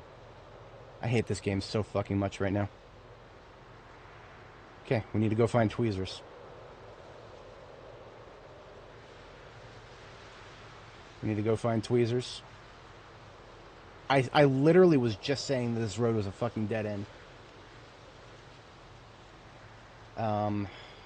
Jesus Christ. I don't carry tweezers. I've never needed them. 1,200 hours of this game, I've never needed tweezers. Because I've never done something quite that fucking stupid. We have lodged glass shards, so we're going to continue losing health. Very, very slowly, I think. But it's yeah, we're going to continue losing health. I need to do a suture. Fuck, I need to do a suture now. I need to do a suture now. There is no ands, ifs, or buts about it. That is probably the reason we're losing health. I hope I don't die. Let's eat something. I know that eating food sometimes restores your health. I cannot say that I won't die from this. But look at that, we are gaining a little bit of health back. Because once I take this bandage off, we're gonna start. Once I take this bandage off, we're gonna start bleeding health again. God damn it! Such a stupid. Like, we didn't break any of the windshield, but it was the collision, I'm guessing. Okay, suture needle. This is what I carry this shit around for all the time. Where's my suture needles? God. There's my suture needles right there. 2 of them. Okay, you know what? My health is restoring. And that's probably because of the food we ate. I'm going to give it a moment. Let's give her some painkillers. There, okay, we're losing health again. So, bandage coming off. Oh, I can remove the glass. Okay, I can remove the glass with the forceps. I did not know that. Okay. Disinfect. And, God, this is gonna hurt. Stitch. Suture needle. Oh, God, this is gonna hurt. Okay. It's stitched. We do have an infection. There's nothing we can fucking do about that. We'll take some antibiotics when we get a chance.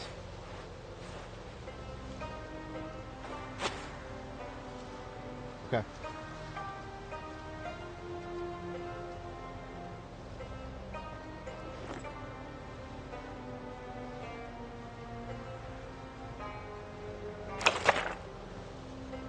Our next bandage will be sterilized. That will at least help us deal with the infection.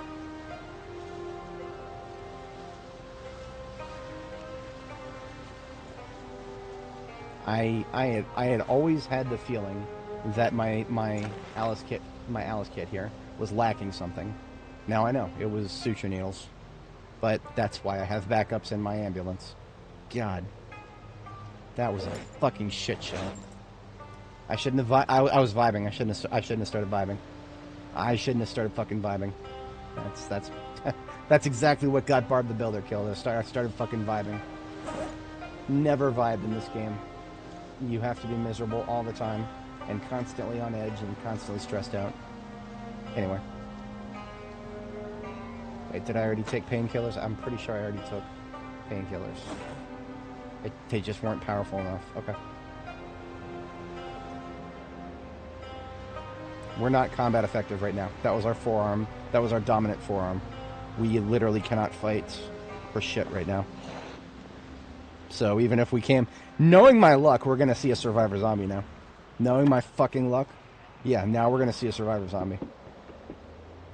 Whatever. Let's just get the fuck out of here.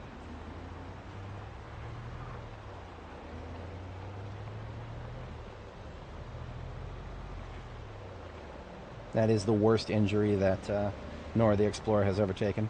And of course, the worst injury she's ever taken was self-fucking-inflicted. We took a laceration to the lower torso very, very, very early on, and somehow that actually escaped my brain for a bit. But then we took a scratch to the hand from a zombie more recently. But we dodged a bullet both times. I think... To be honest, I'm pretty sure the only penalty for painkillers in this game is if you've drank alcohol anytime recently. I'm pretty sure if you drink alcohol and take painkillers, that's GG. I know alcohol and sleeping pills are GG.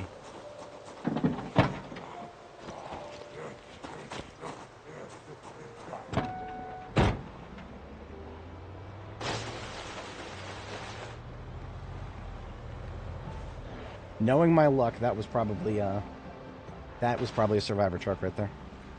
Too late now. Like I said, we're not combat effective. This is kind of like getting a sprain in 7 Days to Die. You're just fucking out of commission completely. Do not challenge it. You'll have a very bad time because it'll just keep getting worse. I was 100% sure that it was sleeping pills, but I've never done it. I've never done it, so yeah.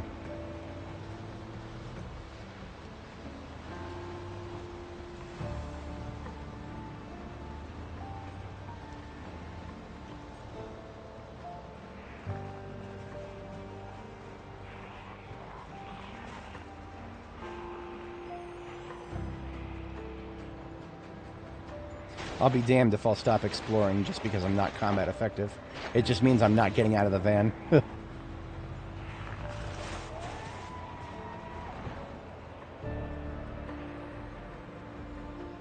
We'll just have to do the early game thing if we see a survivor zombie.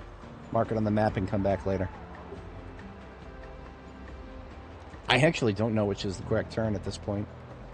That was not it. This is a house. Probably filled with zombies. Yeah. Windows are not boarded up. They are, in fact, crashed.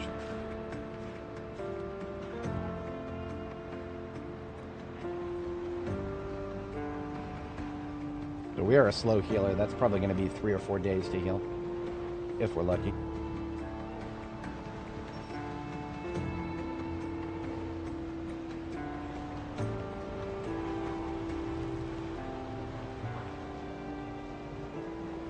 The infection that we took, it's kind of silly how quickly that got infected. Now, when I say infected, I'm talking about just, you know, by wound infection. I'm not talking about zombie infection. We do actually have antibiotics, so we can deal with that, but it's kind of wacky that it happens so quickly. Usually infections require you to have a dirty bandage for quite a while.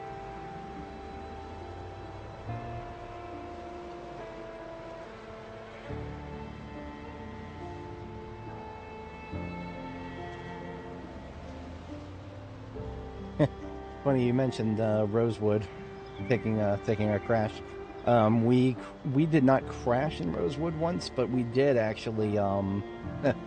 We ran into a zombie. Well, ragdoll. This is shortly after ragdolls were introduced. We ran into a zombie, which slowed us down, and then we ran into a bush, and we came to a complete stop. I posted a video about that, and Reddit downvoted it a lot. They said that it's like they just said it was a skill issue. They didn't think I was stuck. I think they didn't know what they're fucking talking about. But yeah, wouldn't be the first time I've had a disagreement with a Reddit cringe website.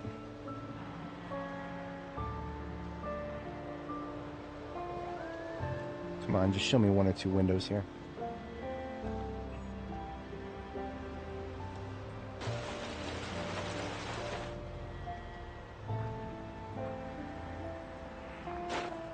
Okay, we see broken doors. We're out of here. I didn't get a beat on the 3rd house.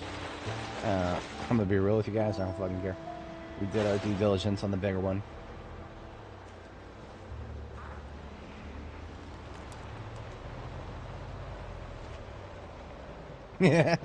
Gentlemen and scholars. Truly. The kind of scholars that Plato warned us about.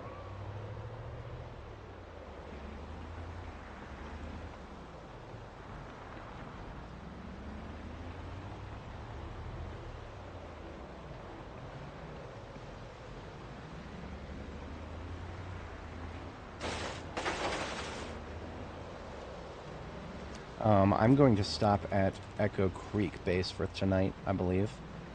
Unless it's surrounded by zombies, in which case, the fuck I am. I will continue driving until I get to a safe place if I'm, my base in this area is... Oh, you're really gonna do that to me. Look at what the game just did to me. Look at what the game just did to me.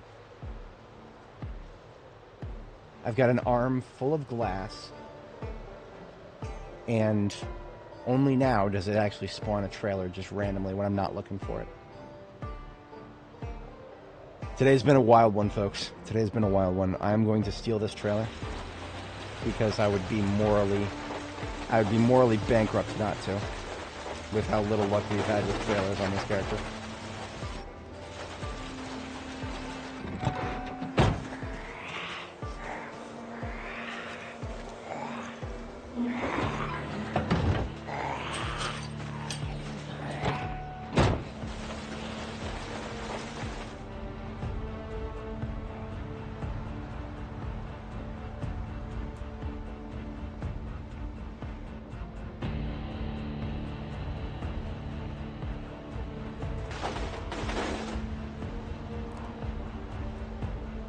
Okay, this is looking more explored here.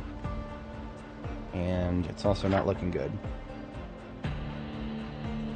Yeah, we're gonna get back on Irvington Road here.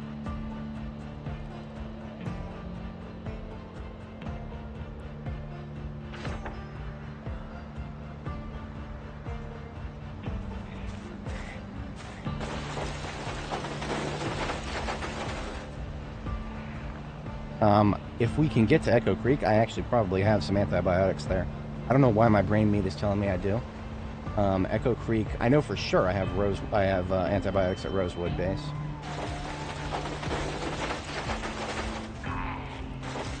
Okay. Back on Irvington Road here. We turn south. And the question becomes what to do about the towing situation, because now we have 2 vehicles that need to be towed. Fuck you. Fuck you. Okay, my trunk didn't get damaged. I'm not mad. I retract my anger. I'm sure my trunk will get damaged one or two more hits later.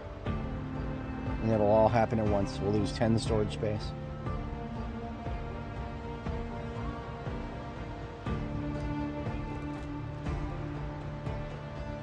Right, no, that, so we carry a lot with us. We carry a lot with us. We have literally never needed antibiotics, though. This is the first time I've ever had a wound infection on this character. And, I mean, same with Glass. This is the first time I've had Glass in the character for a very, very long time. Shit. Okay. Removing our bandage. We've got a sterilized bandage to replace it. Come on now, remove it.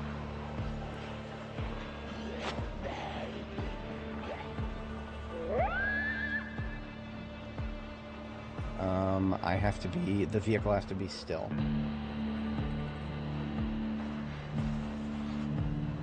Okay, bandaged with a sterilized bandage this time.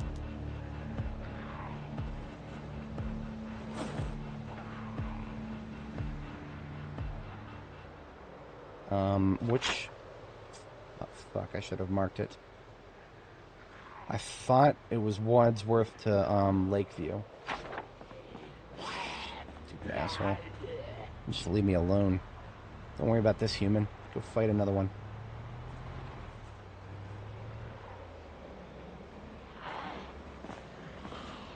Okay, I'm pretty sure it's up here. Take a right. If I'm wrong about this, then I'm wrong about this.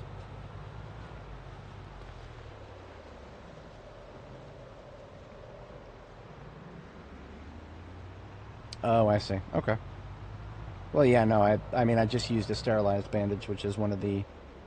Well, it's not... I don't actually know. I don't know. I don't know if a sterilized bandage plus a alcohol wipe hit, or if both are necessary. I think infection is sort of just a category that only builds up as a bandage is dirty. But this is bad. I quite literally did forget exactly where my... Oh, no, I didn't. Okay. We're on Lakeview. We're going to Hog Wallow. Yeah, I know where we're going.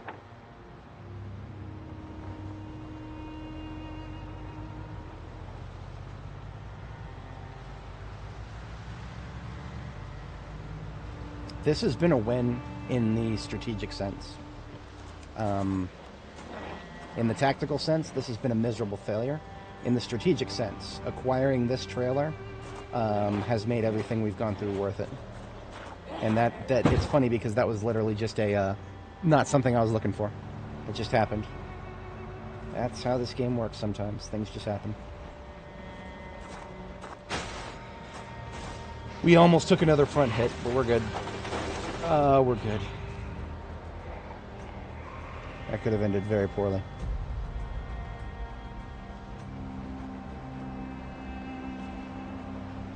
Makes sense. In real life, it has been many, many, many years since I've had an infected wound. I did have one back in 2007, if I got my years right. It was either 07 or 08. while I was at summer camp, and that was because, well, the conditions were very, very ripe for it.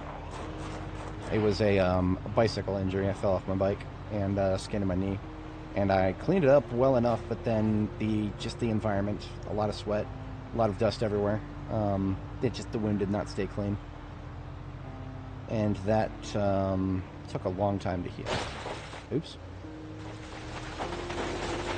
Funny though, I took a much worse abrasion when I was riding my scooter a couple of years ago, and yet that healed up so nicely. There's almost no scarring. There's just a little bit left. Nothing I can do about that. Oh, that was definitely... Yep. We just lost four space in the trunk for that one. It was a matter of time. Whatever. Nora is not the only one being damaged. The ambulance is taking its hits. Alright, we're gonna come back here with a throwaway vehicle to pick up the fossil oil truck. The trailer should have room for this stuff.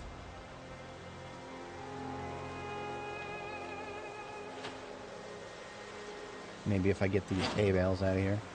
Fucking waste of space.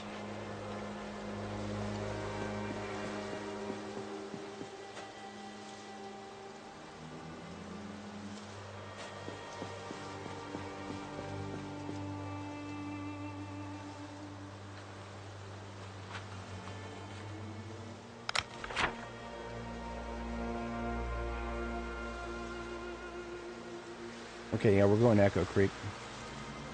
We're going to drive past it. We'll see if it is, see if it's tenable to stay the night there. And if it's not, then it's not.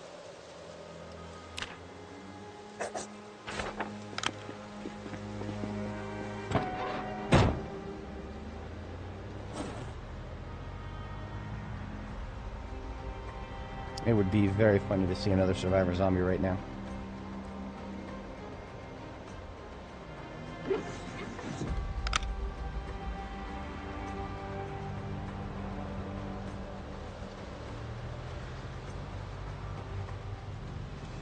I enjoy Echo Creek. It's alright.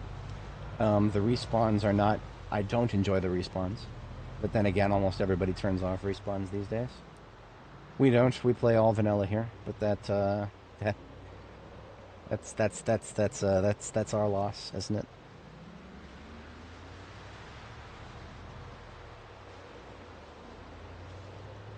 If anybody's not familiar, we're using a bit of a glitch here where our angle-headed flashlight is more powerful than our headlights. Mostly because our headlights just took a ton of damage. And it's not like there's not that much to see here.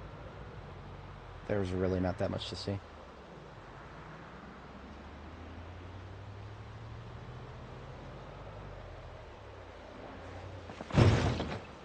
Oh, great. Another front hit. What a shock. Maybe I should actually try looking forward.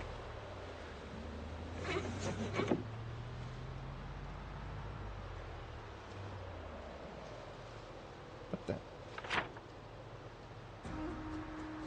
How long ago would I have killed them?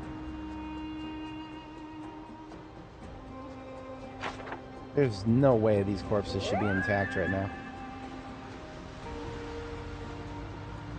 I don't know, whatever. Echo Creek is just right down this road.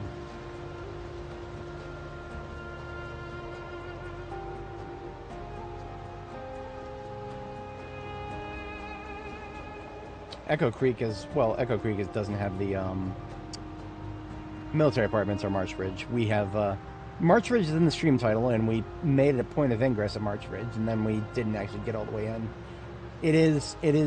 That is our goal. It's just we have so many other goals that I've lost the ability to keep track of them all at once. That's okay. Most people have the opposite problem. More stuff to do. Threaten me with a good time.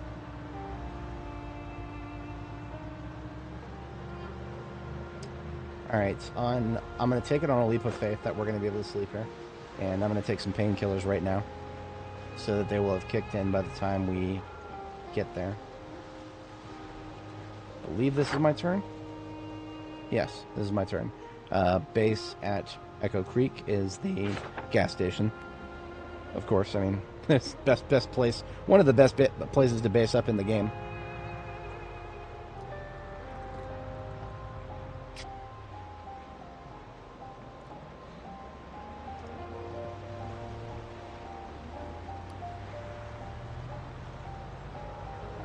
Now, there are a lot of respawns up here, and I'm not going to be combat effective with melee.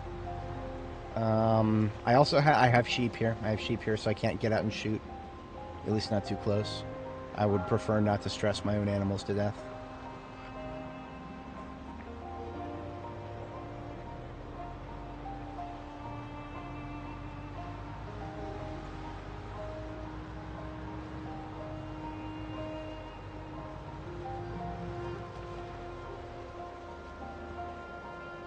Alright, here we are. And look at that. No zombies immediately. Our animals are not running in circles like crazy things, so yeah, we're alright for the immediate moment. We even have a spare generator here. Go figure. Sweet. That's a pretty good start right there.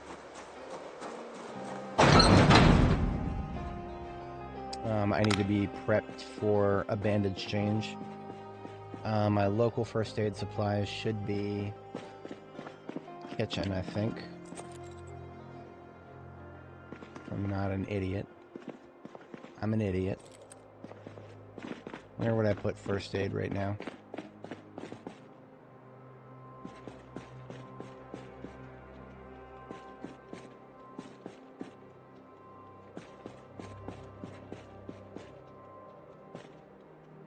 Oh, look at that, a first aid kit with nothing relevant in it.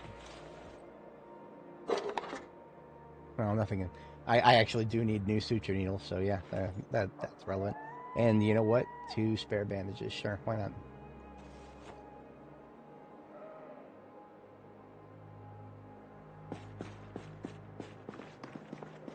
I have a generator here. I'm just not interested in turning it on when it could attract some zombies that may or may not be nearby. We'll turn it on tomorrow morning if we need it. Tonight we just need to sleep.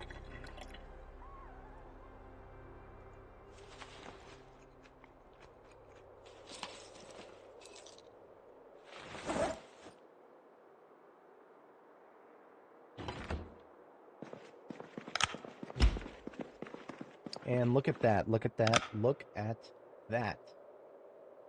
The painkillers have already worn off, and it's time to change the bandage already. Let's use alcohol wipes if we're going to be taking painkillers anyway. Painkillers are pretty weak in terms of how long they last.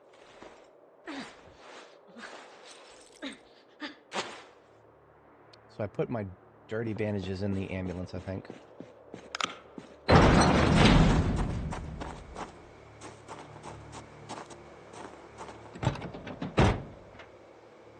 Yeah. We need to get those washed up. And rubbing alcohol here. Gonna use that on all of these bandages, actually.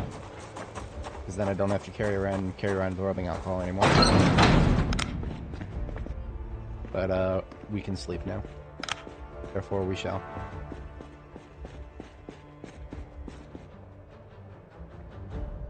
Good. Sleep in comfort, good. Why not good with pillow? What's going on, Indy Stone? Why do you not recognize the placement of my pillow? Okay, now they do.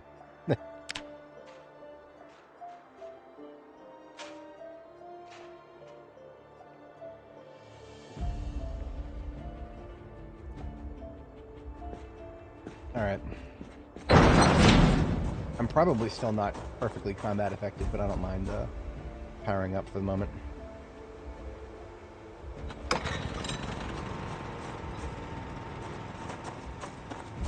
For it to be able to see.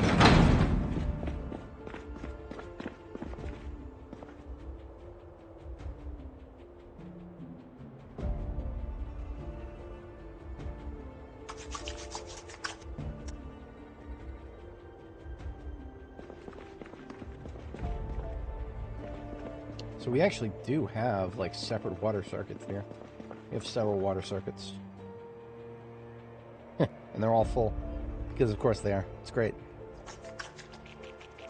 It's a great way to pass the time while I'm trying to, get my,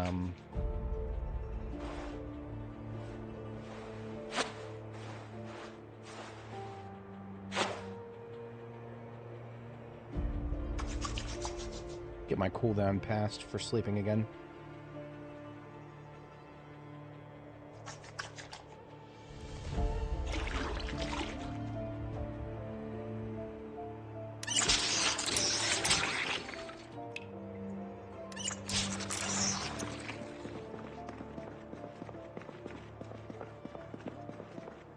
Okay, so pillows do increase the quality of sleep slightly. If you right-click on the bed, you'll see that the quality is good with pillow. Good with pillow is the best night's sleep you're ever going to get in this game. The meaningfulness of that depends on your traits. Our trait builds, full build is linked in the description if you want to see our character sheet. Just look at the Annie Mae character sheet, third link in the description. But as a quick breakdown, we've got Restless Sleeper for the points. What Restless Sleeper gets you is the inability to get a full night's sleep. Basically, we just wake up randomly, and we need to sleep a second time every night. That's kind of how that works. But yeah, so we get our second sleep in now. This will keep us well rested until about 1800 hours. Probably a little later than that, since we yeah, we got our... I usually like to get my second sleep by 4 a.m., so... Alright, let's put away the... Actually, let's replace these alcohol wipes.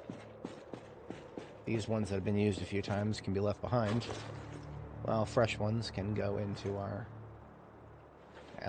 kit here. Same with the painkillers.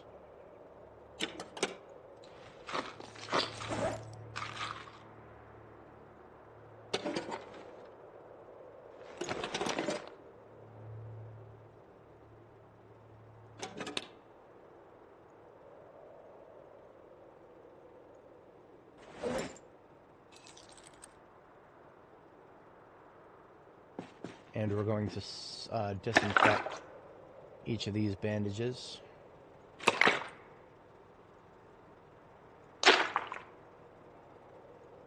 Two of which go into our Alice belt. One of which will go into the ambulance. One we're wearing we'll sterilize after we have to swap it. No, I'm not playing with any mods.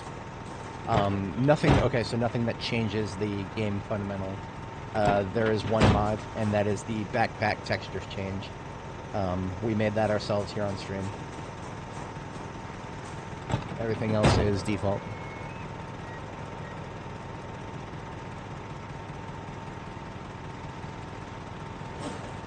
Oh, there's my other bandage. Okay. Now I can get rid of the rubbing alcohol bottle, because we can use up the last of it to sterilize this one.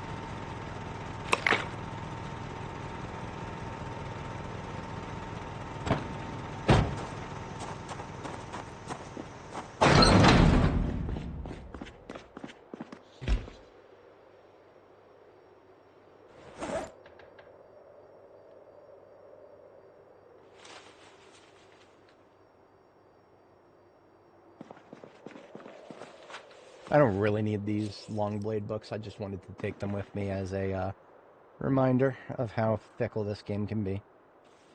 We need a level 5, so the game gave us 2 level 4s. If only I could combine them. Oh, look at that! I did leave a coffee here. Oh, fascinating. I might take that with me? Question mark? I don't ever intend on coming back to this side of the map if I don't have to. It would be nice.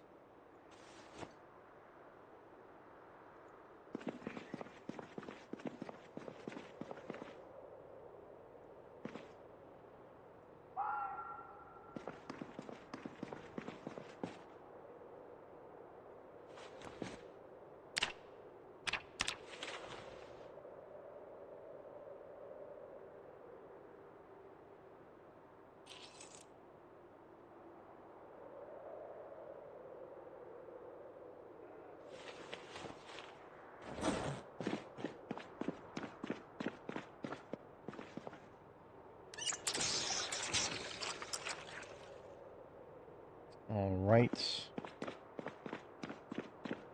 So...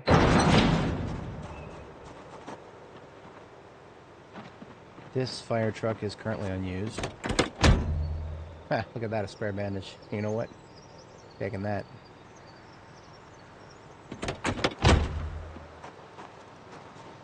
Ah, there were Zeds here. Okay.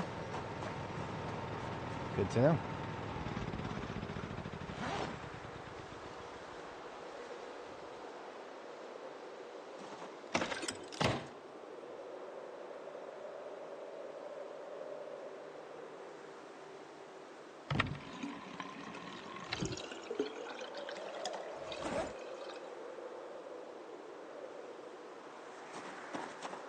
Let's deal with these assholes. No guns, unfortunately.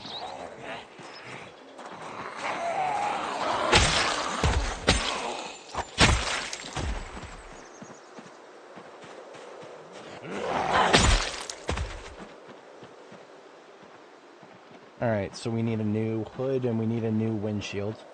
Look at that. There's a hood and a windshield right here. This hood is not in the best of condition. However, it has probably never been repaired. Unlike our hood, which has been repaired many times. Oh, this one has been repaired once. Fuck that, I'm gonna leave it on the floor then.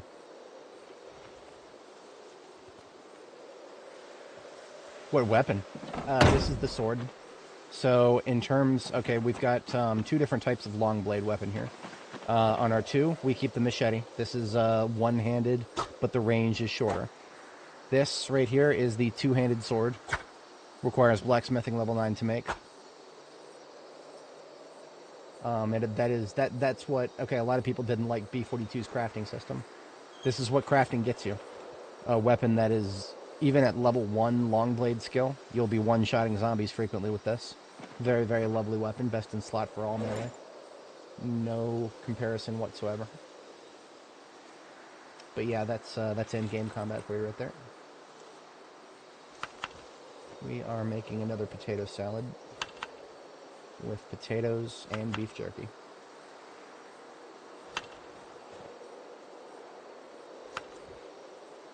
You must not have tried B42 yet. Yes, there's blacksmithing. There is an entire blacksmithing system. Most tools can now be made through blacksmithing. Up to and including a sledgehammer. That's that thing that everybody complains about finding. If you put in enough time, you can make one yourself. We actually have one right here we made.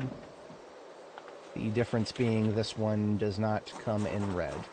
So we made the sledgehammer head ourselves, then we made a new handle for it and everything. However, the cool sledgehammer here, the one that you can find still, this one, because it matches our ambulance, is always going to be on the passenger seat. I don't use it very often anymore, though, because it takes damage every time you use it. Very hard to find, this one is.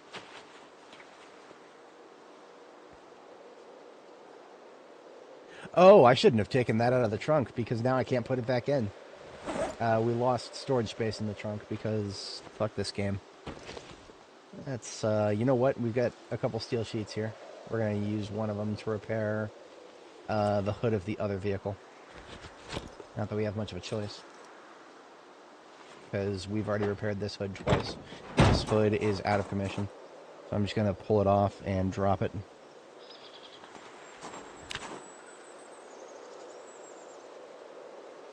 Leveling blacksmithing is an interesting experience. That's alright. This game's learning curve is one of the most insane you'll ever come across in video games. This game is an ocean in terms of depth. Certain parts of it are puddles, but the crafting system, at least, I can say with a straight face that the devs have done a great job with that. I thought I had a windshield with me. Did I drop it? Yeah, I dropped it. Okay. I did that.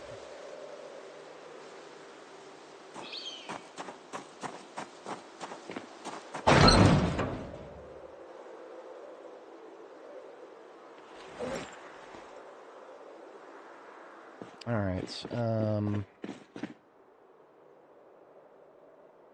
Fair few bit of parts here. I don't think I took any... I shouldn't have taken any engine damage. As far as I know, as long as you have an intact, yeah, no engine damage. As long as your hood is intact still, you won't take engine damage. So that's good. I always, at all of my bases, I leave a bucket to catch rainwater. So I can do this, wash the blood off.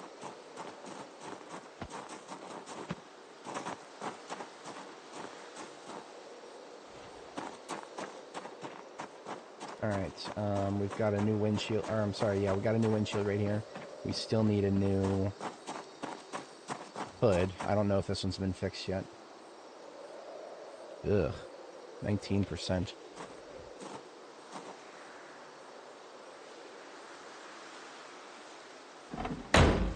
It has not been fixed yet, so I can still fix that.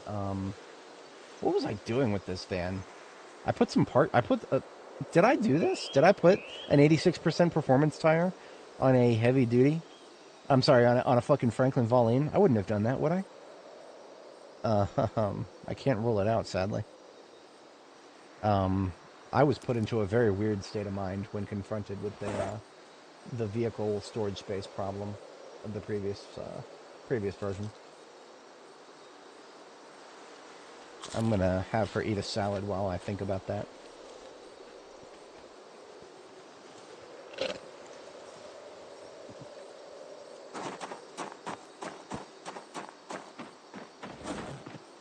Alright, so we got a new hood. We just got a slapper repair on it.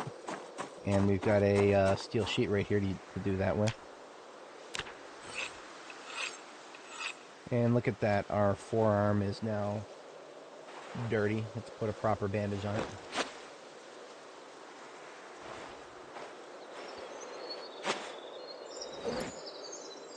We'll keep doing that as long as we have to.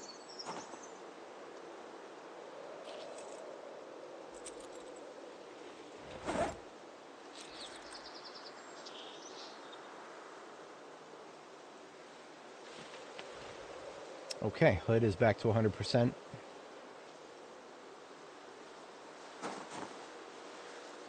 And like some kind of an idiot, I didn't pick up the windshield. Gotta grab that.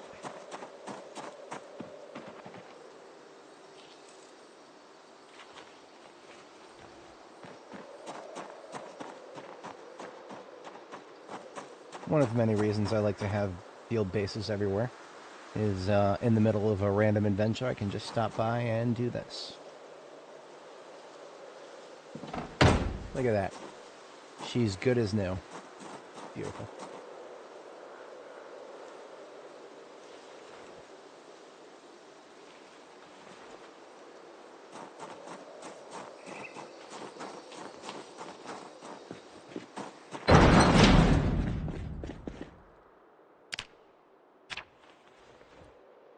Now, I actually probably should leave one torch behind.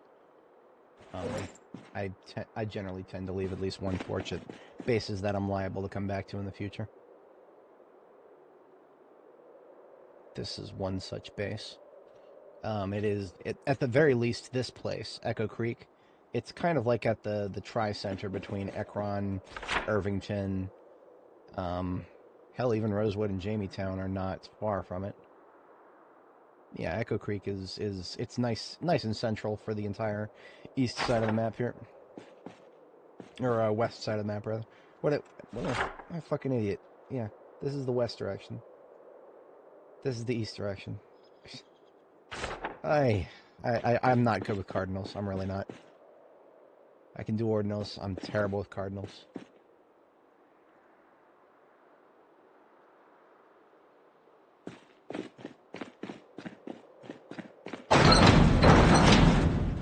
I wanted to wash that bandage. That's what I was trying to do. While we're still here at the Infinite Water World.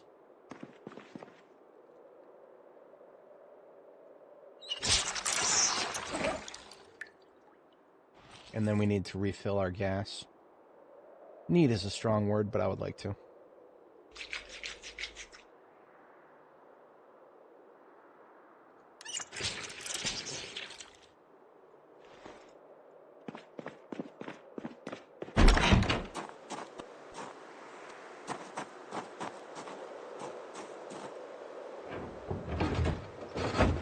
Alright, so we never even really triaged what's back here.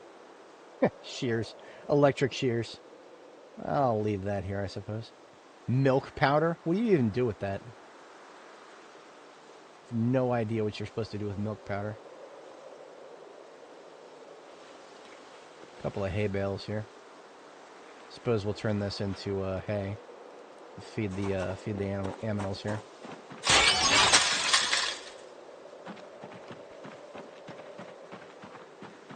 These sheep are basically just chilling here in the event that I someday am on this side of the map with a aminal trailer and am capable of recovering them. Today is not that day. Tomorrow might not be it either.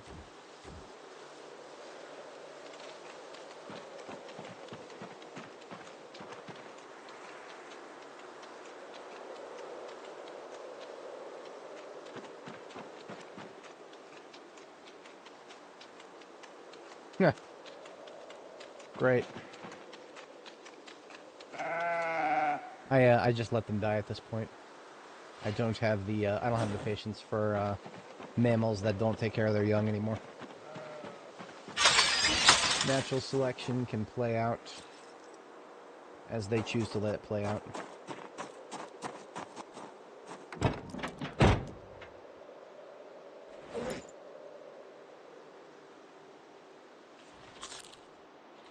All right. I kind of wanted to take that generator with me, a blue generator. We have some use for a blue here.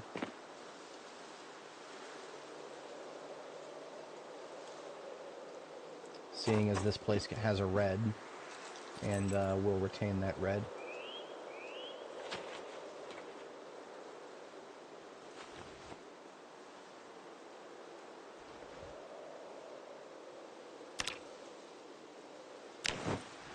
These sacks full of wheat sheaves is annoying. Get rid of all the wheat sheaves so that we only have some wheat seeds.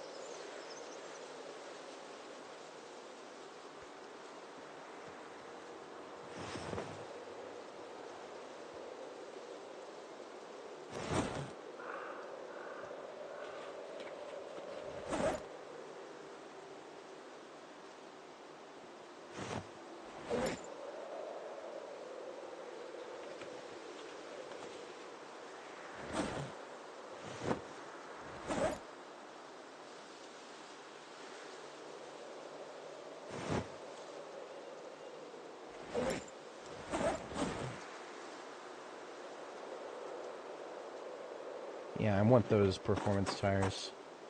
Those are performance for standard. I don't care about those, but that car over there should not have a should not have an 86% performance tire in it. In fact, I probably kind of want that in my ambulance right now. Let's just pull up.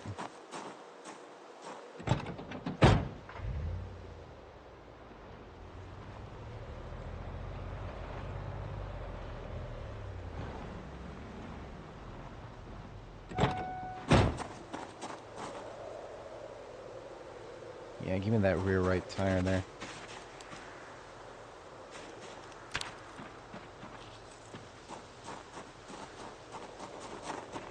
Because I saw that one of my tires is down to 67 here.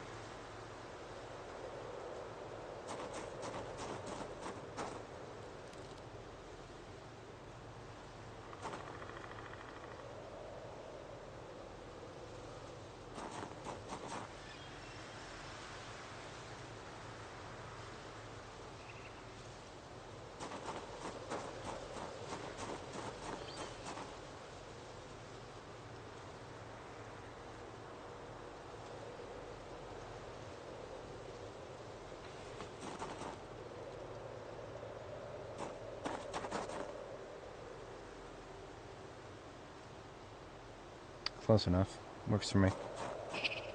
They are all, except for the front, inflated. Which means I'm going to inflate the front tire using the pump that's on the floor over there. Oh, I need to repair the... Yeah, I need to repair this thing. Jack and iron can go back in here.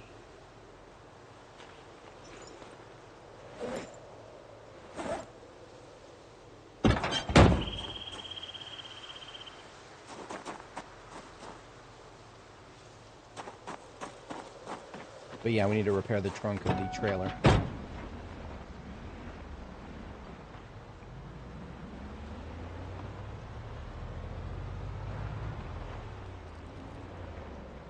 That will be the use of our other steel sheet.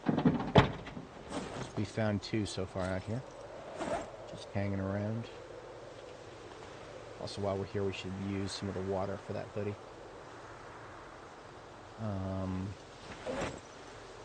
Welding torch, locally sourced.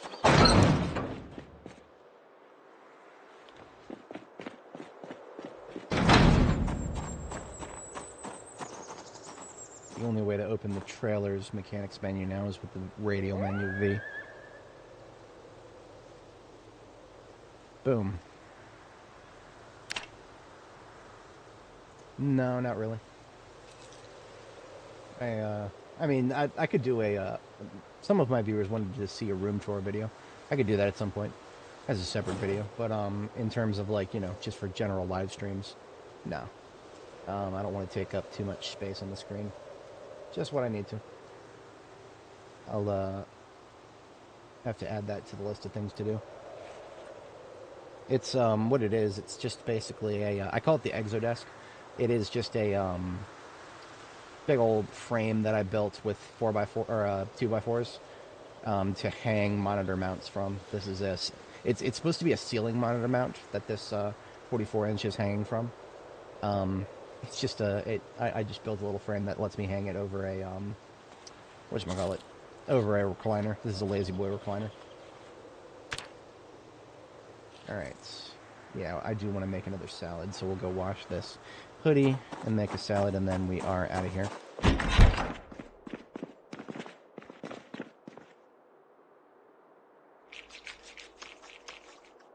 This hoodie may or may not end up getting being a platform for, I think it's going to be a match for our jacket here. Let me try it on. Look at that. That is a pretty close match. Let's see what it looks like with the hood up. See, if I wanted to sleep outside at night, I would wear it with the hood up. And then I would put the shamat over my face, and then we would have one hell of an insulation level. It's pretty good. It's not a perfect match, but I'll take it. It's very close.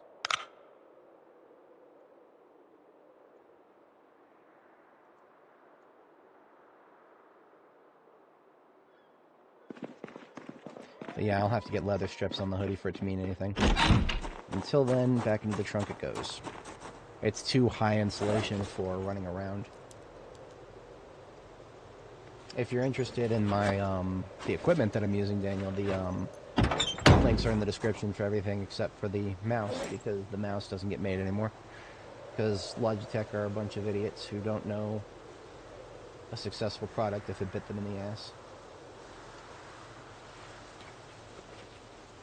I am not the only one who would rather they make a bunch more of these G600s. But I'm sure they've got some number crunchers who are like, no, actually, data analysts are going to be the death of us as a race.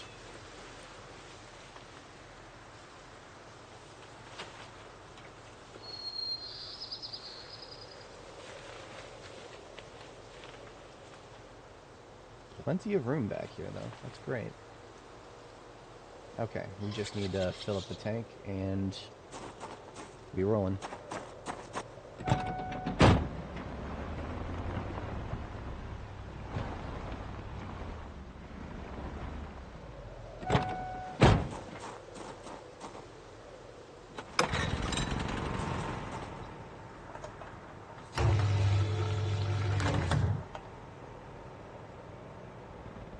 Yeah, I'll post a video to this channel with it.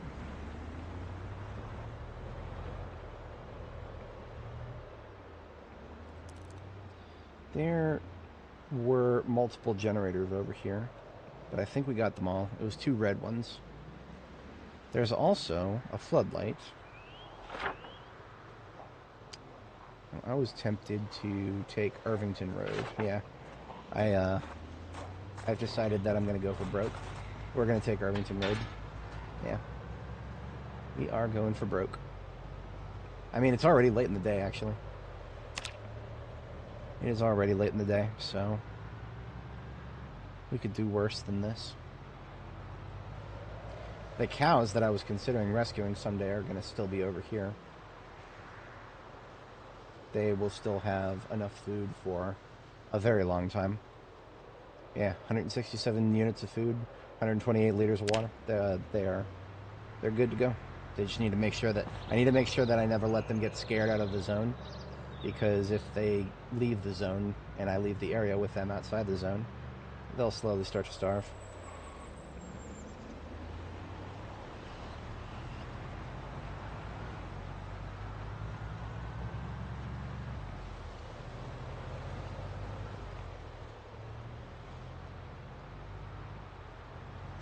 Oh, you know what?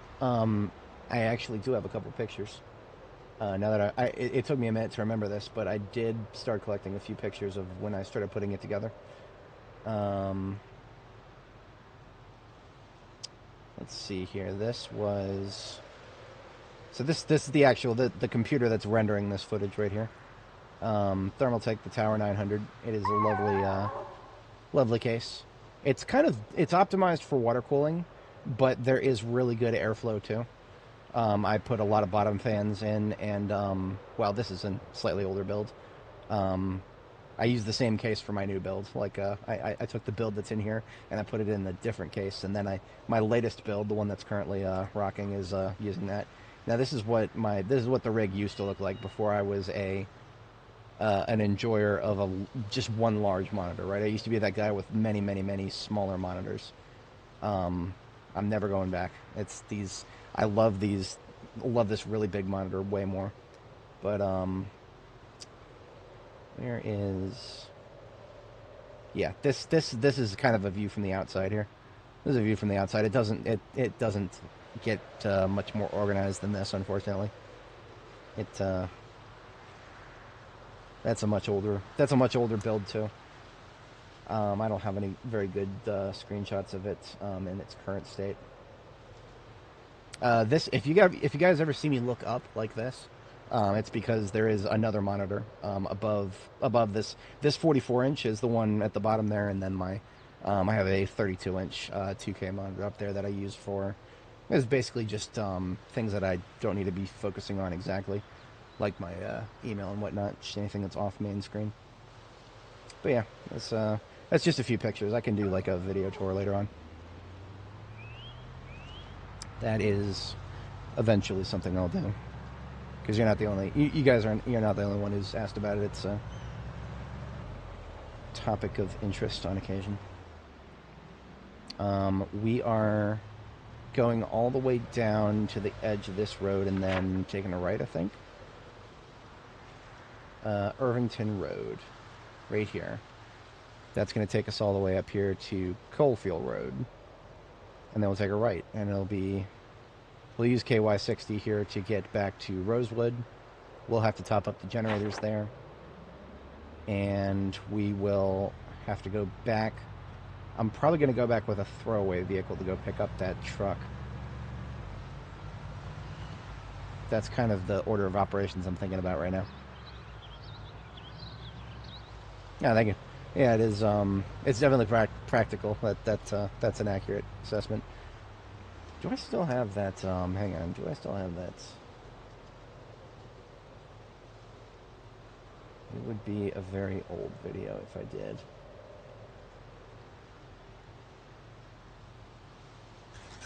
Okay, this is very old. This is like from 2018. This is what this rig that I've got the monitors mounted on, the ceiling mounts for these monitors. This is what the rig looks like back when I first built it. It's literally just now the wheels have been changed out, but the fundamental concept is My keyboard and my mouse pad surface are mounted to these 2x4s here on the side that go on either side of the chair, and then the monitors are mounted from the ceiling down. And this was back when I lived with my parents. This is my parents' house, and I just put this shit together back. This is back before I moved out to this apartment.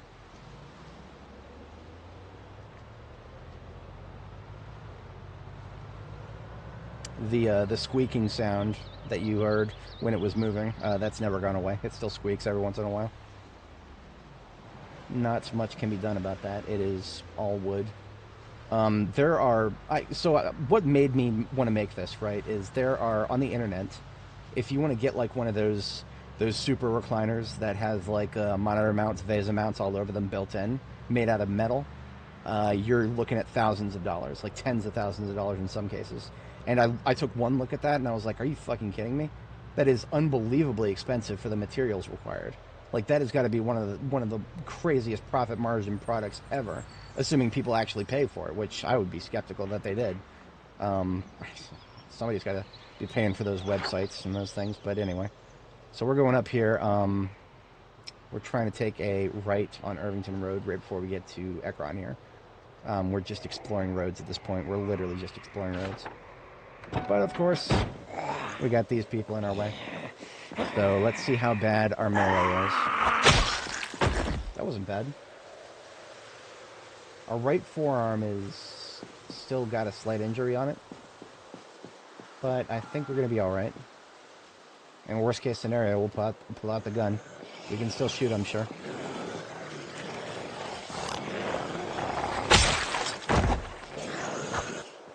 That doesn't actually feel much slower than normal right there. If it is slower, I'm not noticing it very much.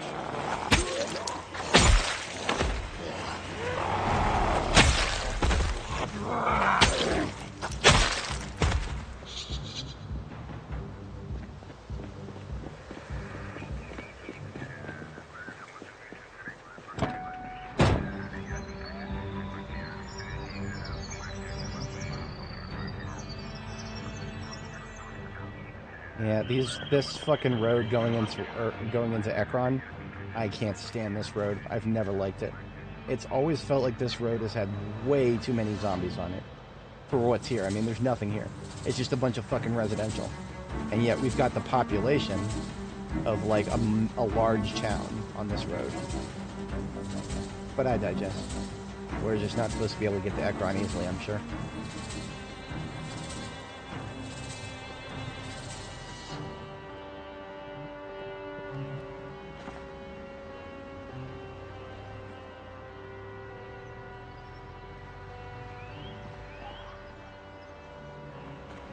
So basically, we're just looking for the first crossroads. I don't know if I've ever taken a right at this crossroads here before. I have been at this crossroads many times, but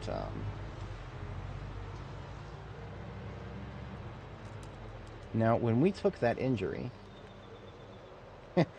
it's really funny that we took that injury. Like that was a deep wound. That was a laceration to the right forearm, and yet it didn't break through any of our clothing.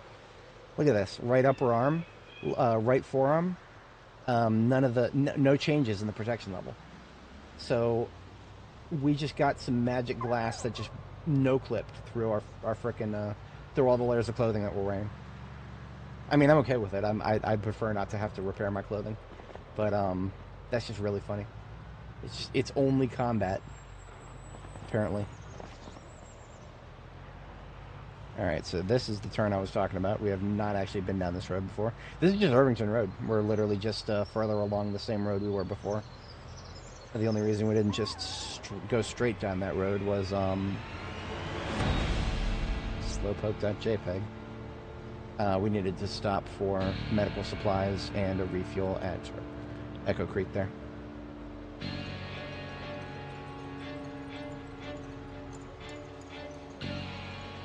Oh, we never even made food. That's okay, we don't. Yeah, it's just, we're literally carrying everything we need now.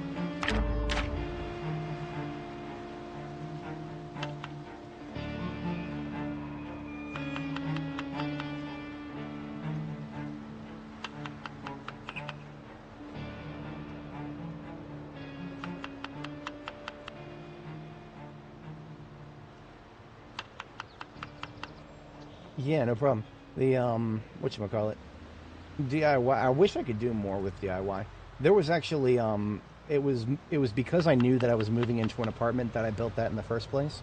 Because well, obviously, if you're renting an apartment, there's only so much you can do to modify the premises without risking losing your deposit or whatever. I mean, I've been living here for so long that I literally you couldn't even pay me to care about the deposit for most part. But no, they'll if I were to like start breaking down walls or stapling things into the ceiling, they would definitely be billing me a lot of money for that if I rented properties. Yeah, there's a reason I don't.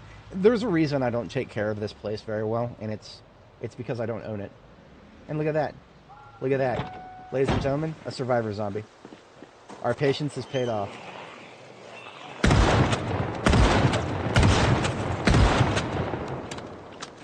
Glorious.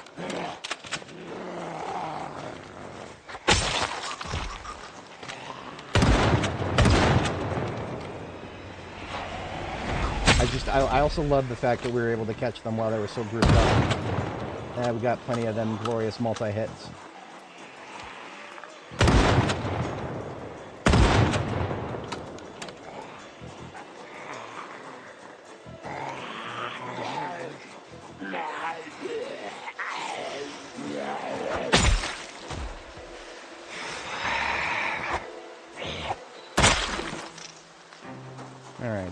I believe our target is right here. A little closer. Military satchel with... What do we got?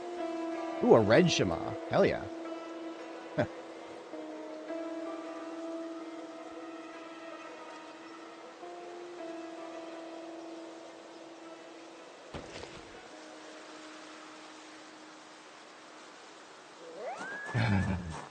Oh well.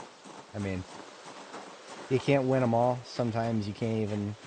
I can't even meme about this. There's nothing but level 2s and 3s in here. This person was a scrub. But it is what it is. We got exactly what we wanted. We got a survivor zombie. The game, we asked and the game provided.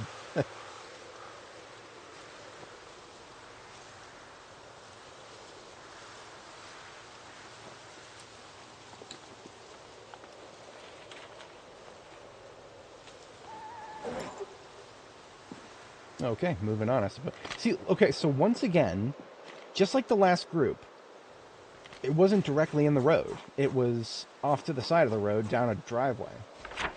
This is making me reassess my exploration strategies. Because, I mean, now I feel morally obligated to be looking down almost every driveway I come across. I mean, it's not like this one is going to go on very far, but... I also don't know if there's like some sort of internal mechanism to, like, I don't know, if we just see if we see a survivor zombie group, is that going to prevent us from seeing another one for a little while? It doesn't feel like that's the case when I'm doing my early game map exploration. But I don't know. I've never even looked into it. I feel like so it's a part of the story system is what it is. And I feel like there's a cooldown to stories sometimes, but I mean, these looted and trashed houses, that's also part of the story system.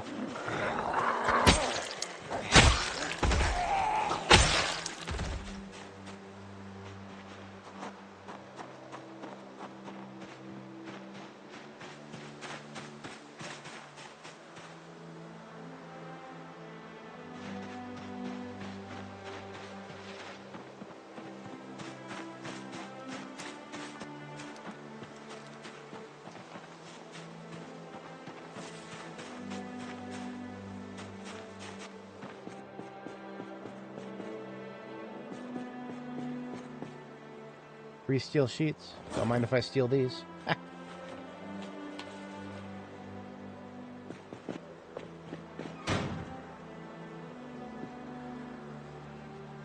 Now that's interesting. Shelves with books on them.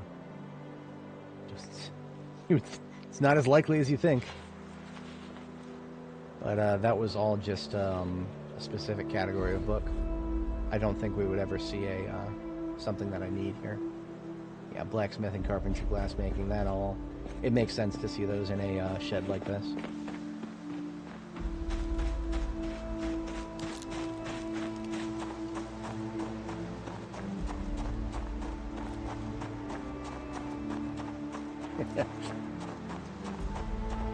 I wish my carpentry skills were level 10 IRL.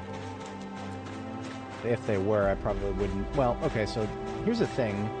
I'm gonna say a thing. I actually don't like structures made out of wood that are supposed to be impactful. Or long, you know, I hate that houses are made out of wood these days.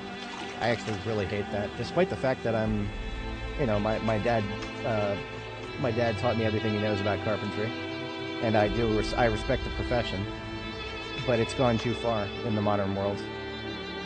We've started making everything out of wood when we shouldn't. But well, I mean, it literally grows on trees, right? And housing is one of the most expensive commodities these days, so why not cut corners and just make everything out of fucking wood? Everything in these houses that are being built these days, everything is going to break within 10 years. But nobody cares about that. Nobody thinks long term. Literally nobody thinks long term anymore.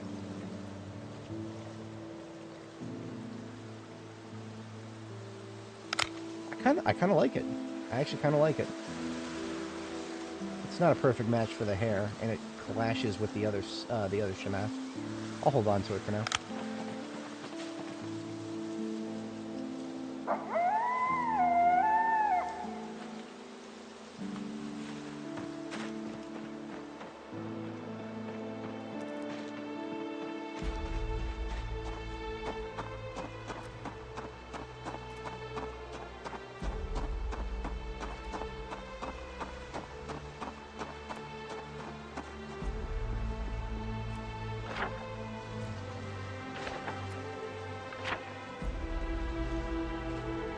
This road is unnamed, but if I'm not mistaken, is this one that just goes straight through here?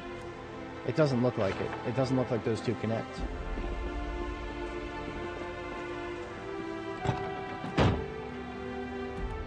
It's really narrow. I feel like I should go to the trailer.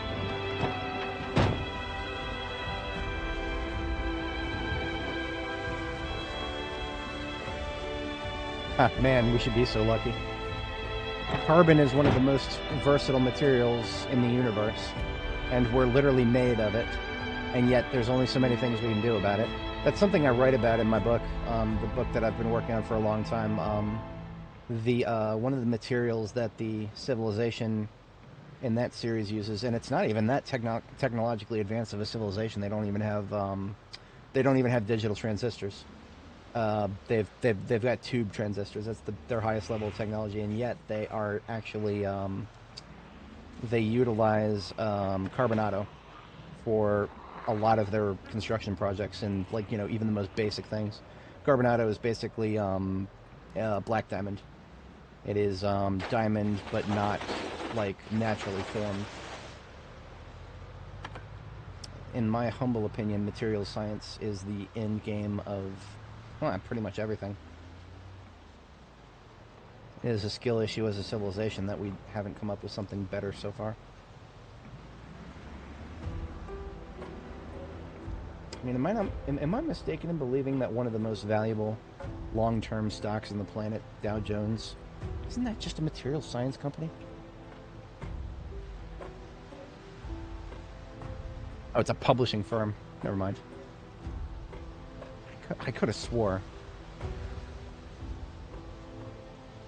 Oh, that's consumer media. Am I going insane? Am I thinking of? I must have been thinking about something completely different.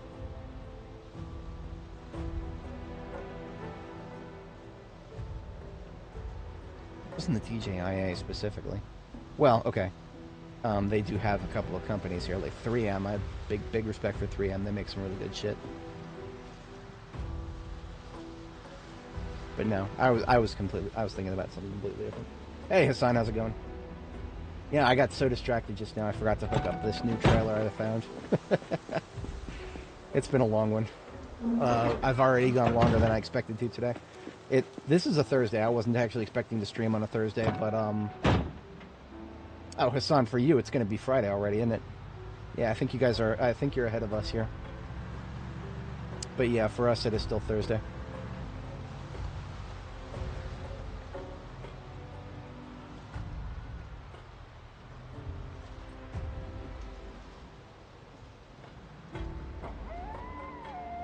We have encountered 2 survivor zombies today. And, nada. Nothing.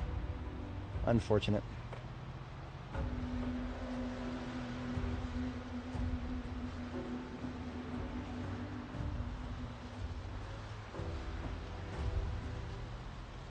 So we're just going to head down this road and then take a right, get back onto KY60. I kind of want to just gun it for Rosewood at that point. I kind of just want to gun it for Rosewood. That feels like the most sensible thing to do. What is going on here? This is... Oh, it's just a, That does not look like something I would want to drive on IRL. Fuck no, I would not want to drive on that IRL. Thankfully this is a video game. But, yeah, no, wire catwalk wars. We're doing traveling. We're just traveling. We are exploring roads for the most part today. Currently we are on Irvington Road, which is a very long road. Like, seriously, Irvington Road right here, look at how long that is. That is one of the longest non-highway roads in the game right there. Easily. Especially because it's entirely consecutive. Like Riverside, or KY163, Allen Road, like these are, it's all technically the same road, and but it's closer to a highway. Riverside Road, and then, yeah, see, like, Riverside Road has 2 different segments here. But still, interesting. Let us proceed, because it is, well, it's our bedtime already. Hey, you know what? There is absolutely nothing stopping me from camping. I should stop thinking that I can't camp, because I can. I can camp now. We've got all the materials. What about a pillow? Tell me I forgot a pillow. I think I did.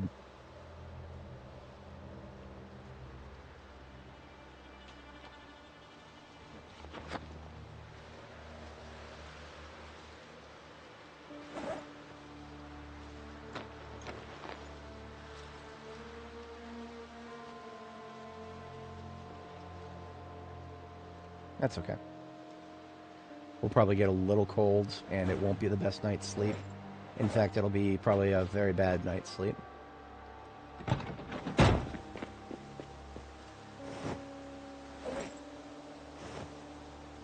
No spare pillows. Anyway. Unpack tent. Unpack sleeping bag. Place tent.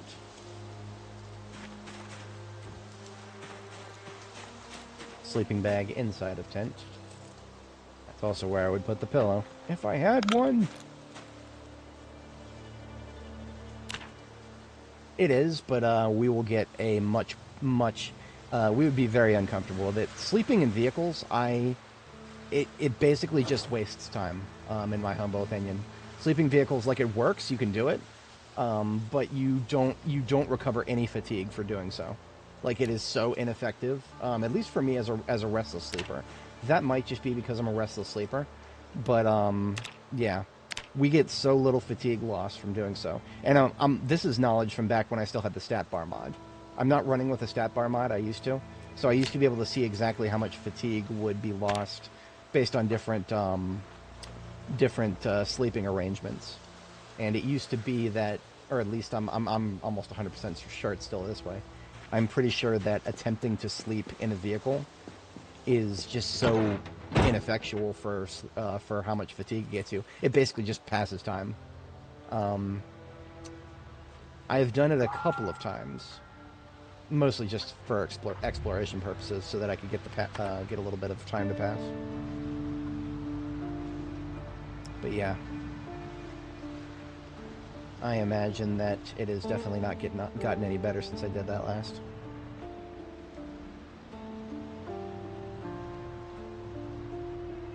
Yeah, if you get neck pain in a shorter day. I mean, even what I just did on an average sleeping surface, because that's what that That's what that tent was right there. Is an average sleeping surface without a pillow. We did not get very much effective fatigue loss from that. We'll probably get tired again pretty soon. In the past, I have done a situation where if I had to sleep like I just did, I would sleep 3 times every night. That was as opposed to 2. Standard procedure for restless sleeper. If you've got a good sleeping surface with a pillow, you can get away with 2 sleeps every night. But no, less than that, I would do 3. Yeah. Well, yeah, KTO is correct. KTO is technically correct. Simple Status was a mod that I ported myself. Now, other people have ported it too. I ported it myself from B41, but then when 42.13 came out, which is when we created this character, Nora, when 42.13 came out, they made changes to the character class. And what the mod does is it has to read values from the character class. So the mod is broken in a couple of ways. At least the mod that I was using, that I had ported myself, that was broken. So I had to fix it, and I didn't feel like fixing it, so I didn't, and I just learned to live without it. It was also kind of a challenge to myself. I started to feel like I had gotten a little bit addicted to it. So yeah, we're playing without it now. But would I ever put it back on? Probably someday. I'm sure there are people on the Steam Workshop who have got it up to date with the latest version.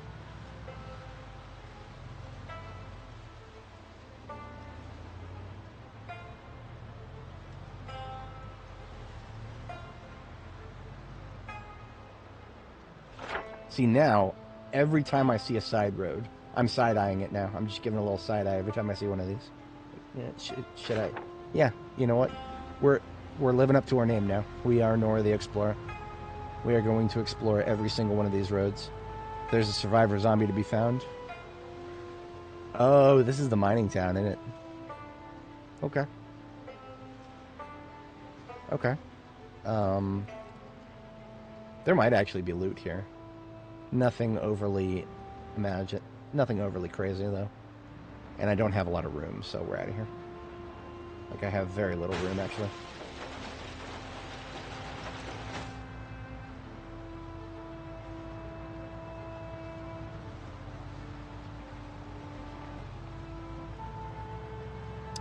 You know what? Since I have to sleep 3 times because I only have an average surface, let's try again.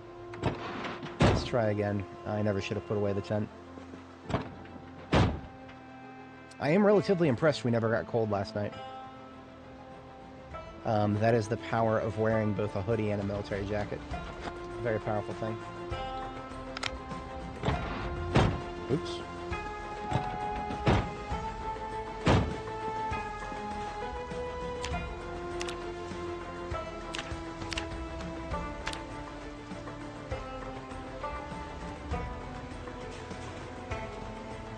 See, by bundling myself up this much, I don't have to start a campfire to stay warm overnight. It's great. I love it.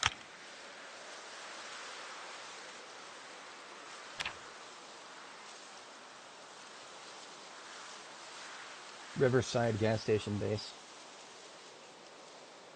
Oh yeah, if we're talking about my early game, absolutely. Early game was an interesting time. Like I had it was such a blur to me at that point. Like because early game is basically the only time that you have ticking clocks over your head. So early game, the way I play this game, I'm constantly trying to accomplish things on the clock, and that leads to some higher risk-taking behavior. I think I can afford to put this stuff away. We're just going to get tired early, and I feel like that's okay. We'll just make some coffee. We are going to make it to Rosewood today for sure. Famous last words.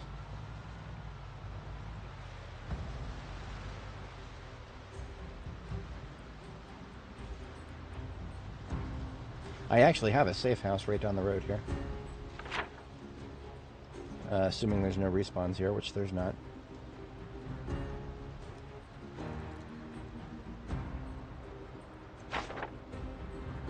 Problem is, it's a little too early. I don't know if I'll be able to sleep again. That's another thing that Restless Sleeper does, is it basically just enforces a cooldown on how often you can sleep. It'll just say, can't get back to sleep, try again later. But yes, whenever I visit this area, this particular house right here, I always turn it into a safe house. And it will still have some stuff in it.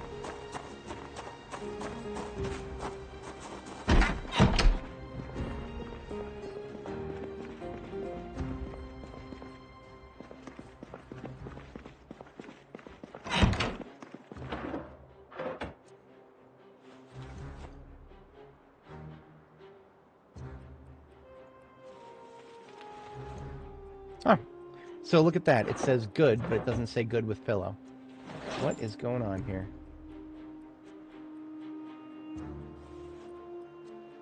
There we go. It's like if it's on the wrong side. There we go. So we've had 2 average quality sleeps without a pillow. And now here's a good quality sleep with a pillow. That should do us for the rest of the day, hopefully. And as Fit would have it, this house has a spare pillow. I've just got to get this bed out of the way. So now I can have a pillow with my camping kit, like I'm supposed to.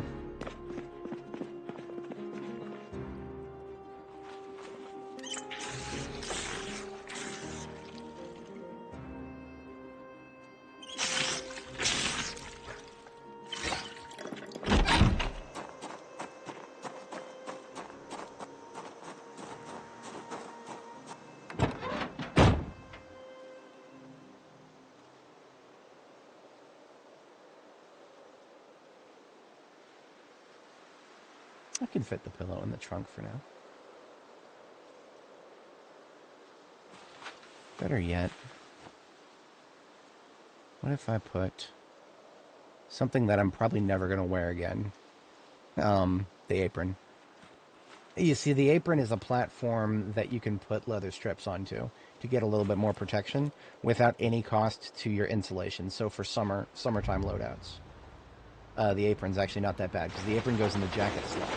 And most of the time, if you're running around a lot in summer, you're not wearing a jacket. So an apron is not a bad idea to get a little bit more torso protection. But the problem with that is it looks stupid. I hate it. I'm not beyond the idea of just replacing the texture for the apron with a blank texture.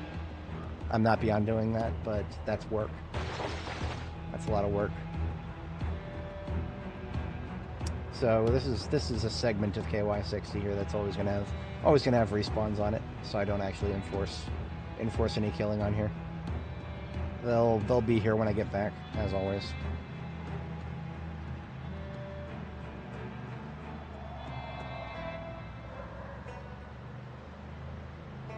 The gated community up here, we have searched it already.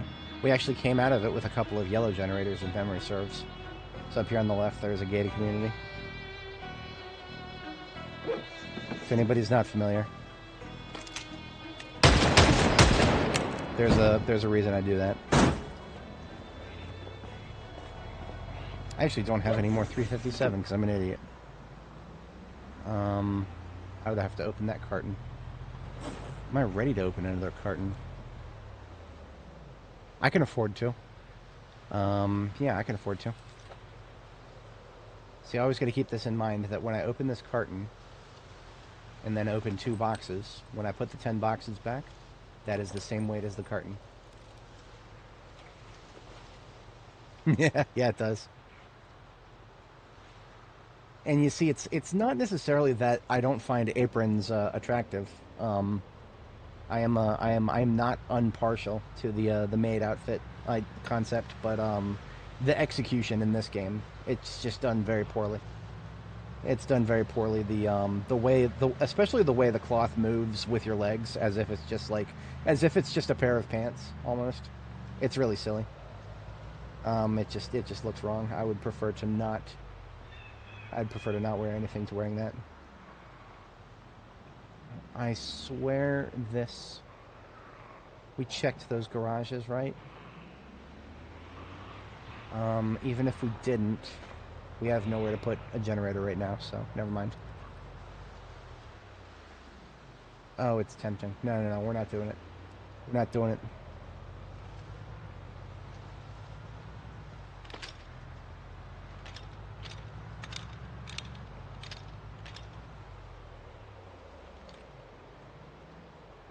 That's Mad Dan's Den. It's a appliance shop. I don't. There's probably some propane in there. I could probably come out of that place with a fair bit of propane.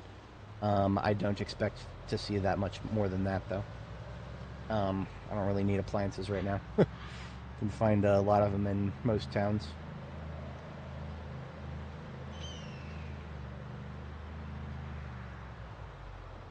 There may be other things there. I've never really deeply looked into it, but I know for a fact there's not going to be what I need right now. What I need right now is a shot at more books. A shot at those rare books, as it were.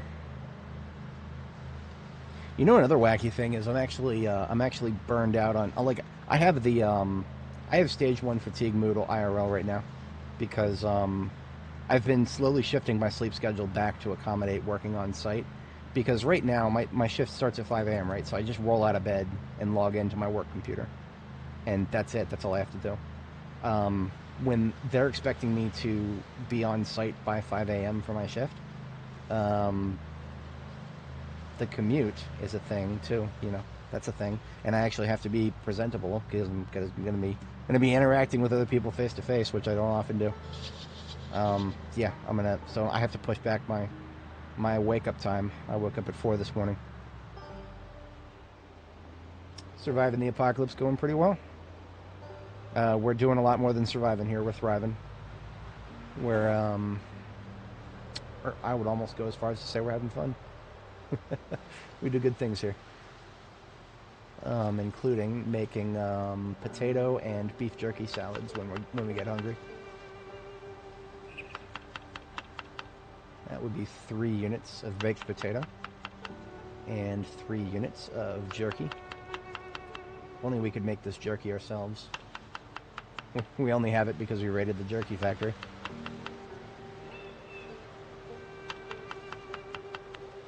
I like to imagine that this is like beef fries right here because the potato and jerky with salt.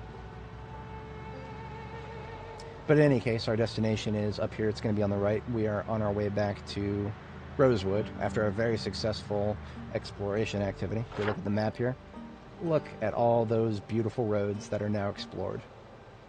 I dare say that by exploring all of these tiles, we've probably increased our save file to about 1.2 gigabytes now. Last I looked, it was 1.07. Just going based on my early game exploration bloat. I think we're way into the high numbers now. It'll jump up again once we get to Louisville. Every time I go in the direction of Louisville, there's just so much to explore up there that, yeah. If anybody's not familiar, your save file basically increases based on how many actual, like, tiles, individual tiles you explore. 1.07 gigabytes over about 400,000 files. That's where we were at last time. My record on Annie was about 500,000 files. I don't remember the total size. It was a long time ago, relatively speaking. That was the turn to the MRF there. So that means we're getting close. I will be curious to see how far along my generators are here.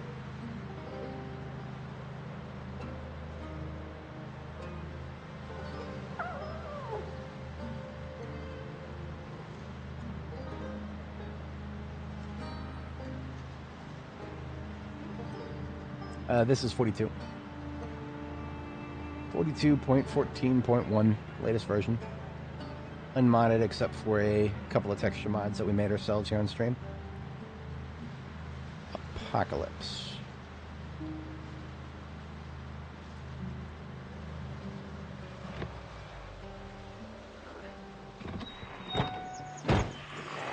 We all picked the wrong day to respawn.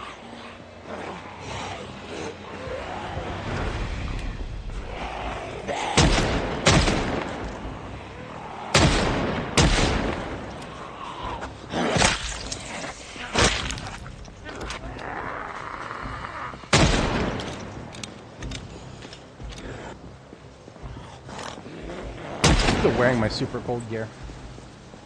No, I have not tried multiplayer yet. We have some folks in chat who have. It's I've heard decent things about it, but of course I am reliably informed that there are lots of issues that you won't see in single player. But they must be tolerable because I've actually had I've had my total viewer count go down a bit since multiplayer came out. I've had a few spikes, but there's a lot of people who would just normally watch who have gotten engrossed in playing again, which is a great thing. You never hear me complain about that.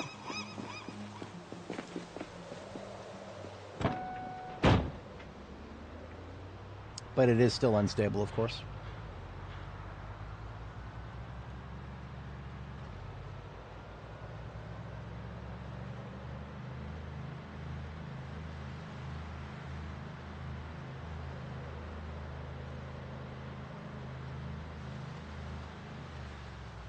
Pretty good numbers for a Thursday, all things considered. Yeah, we're up to about a lot of drive-by viewers and a lot of regulars. Average view is about 30 minutes. That's how I can tell there's been a lot of drive-bys. 438 views, only 30 concurrents, but the average time being, yeah, lots of drive-bys. Hopefully folks see what they like, at least a little bit of it. So here we are back at our base in Rosewood. We are gonna have to do something with these trailers somehow. Detach. Good, that's good. Very good.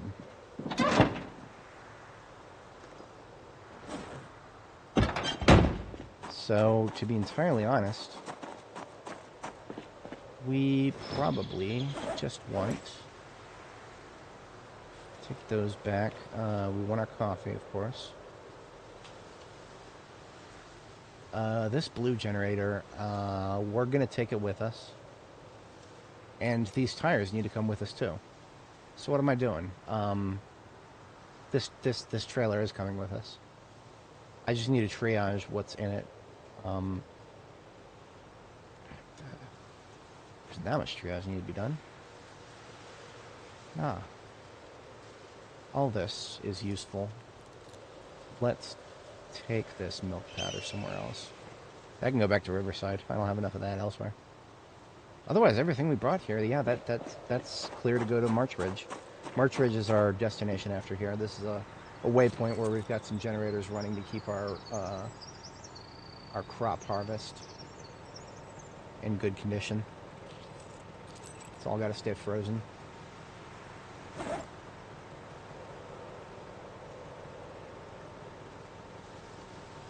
My main backpack does need to be emptied a little bit if I can manage, but I'm actually, like I said before, I'm running out of energy here. Waking up at 4 a.m., I've now been awake for 12 hours. That has definitely burned my my oil, as it were. And it's not that I'm like, I'm not like falling asleep, but I'm in a state of mind where it's getting harder to justify to myself that I should put my character at risk here. I don't like putting my character in needless risk. And playing this game with the fatigue moodle IRL, I call that a needless risk.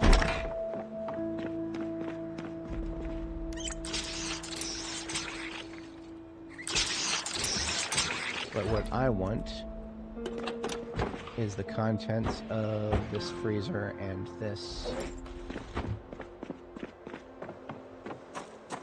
Yeah, okay. So we are taking this trailer after all. And we are putting one of these military backpacks on our offhand.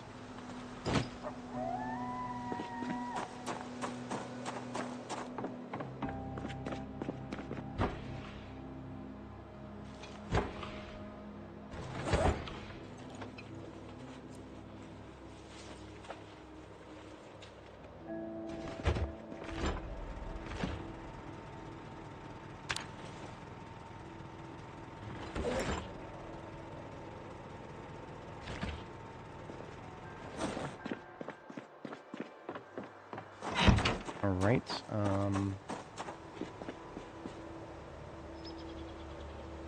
now I just top up the generators. This is the most important thing of our visit here. Fuel only got down to 65 despite the long journey today. That's a good thing.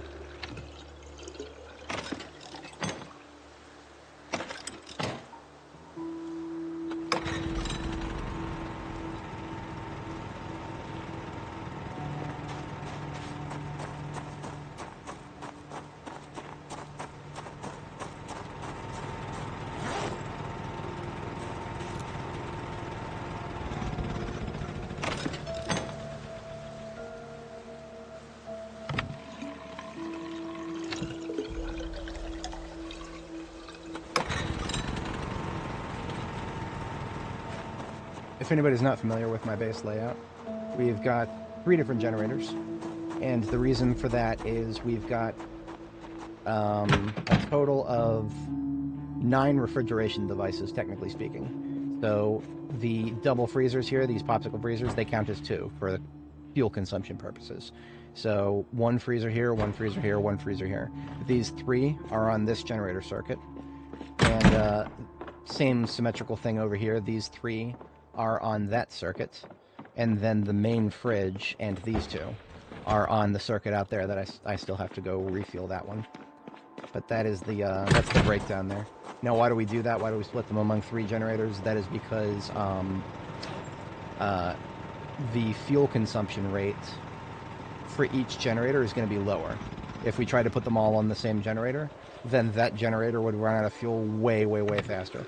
So it is much better to load balance, as it were, across 3 generators so that your fuel consumption, you can, basically what that means is you can leave your base area and have your generators running the whole time for longer periods of time at once.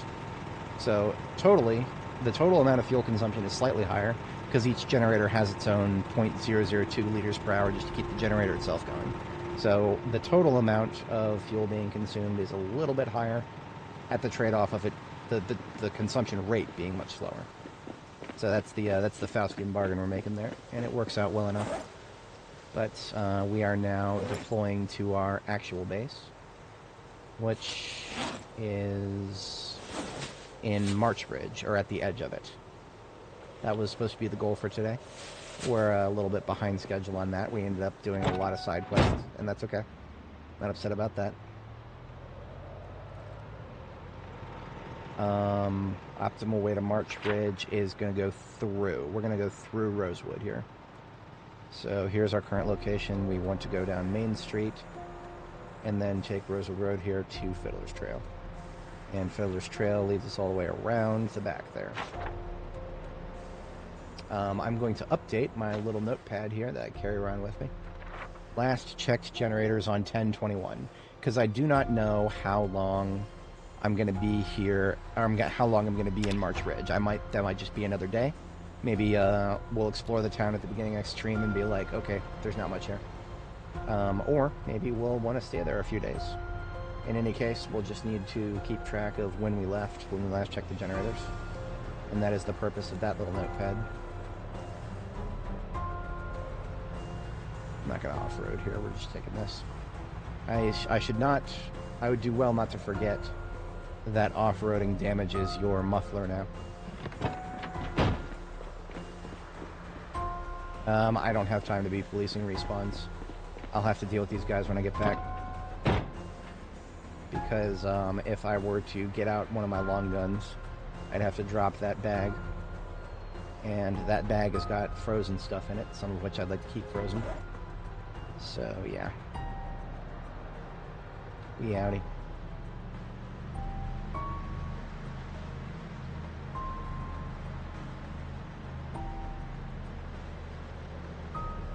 Oh great, more respawns.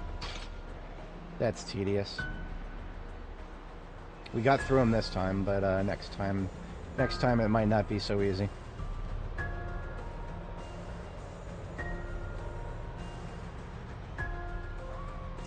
Slightly. I wouldn't call it, like, you know, insurmountable. It's just a very gradual thing. We did a lot of off-roading with our ambulance over the course of, like, 3 or 4 parts in this character series. So that's like that's like probably about 35 or so IRL hours. Tell me that okay, we're good. That was a side hit. That could have been trunk damage right there. And we only took 25% damage to our muffler, and like, I don't even think I checked the gas tank. The gas tank is probably fine. Speaking of gas, executive decision required here. We've got a mega gas station here, but this place is very inconvenient. Like, sure, there's 8 pumps here. 8 times 2, so there's technically 16 pumps here. But it's just so far out of the way that the only time I would ever be driving past it that I could think of would be going from Rosewood to March Ridge. That is such a specific commute that no, this is not worth it to leave a generator here. Not when I have limited generators to work with at the moment. If I had a bunch of spares, maybe, but I don't. It's a completely different story on the other side of the map. West Point, I have so many generators that I know exactly what to do with them. They go to Louisville with me, and then I will make use of every single one of them in different places in Louisville. But until we get to Louisville, those generators are just chilling over there. I'm not bringing them this direction.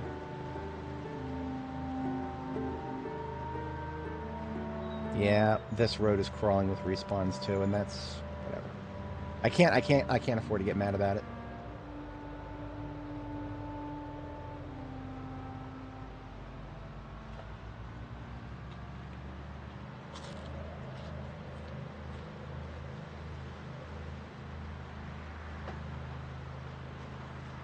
So like I said, I've been at this for a while today. I am burning out. I won't be able to keep our girls safe if I keep getting more fatigued here. So what we're gonna do is, I guess we'll park the vehicle at Rosewood, or I'm sorry, at our base in March Ridge.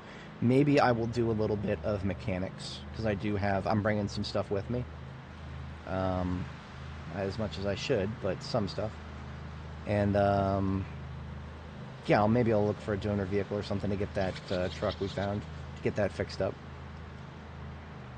So that's the main entrance to March Ridge. I don't mess with that. Too many spawns there.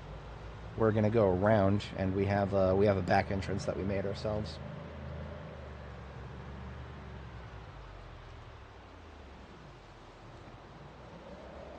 Car crashes spawn late. Oh, you mean like if you're exploring the map, it takes a little bit of time for car crashes to actually show up?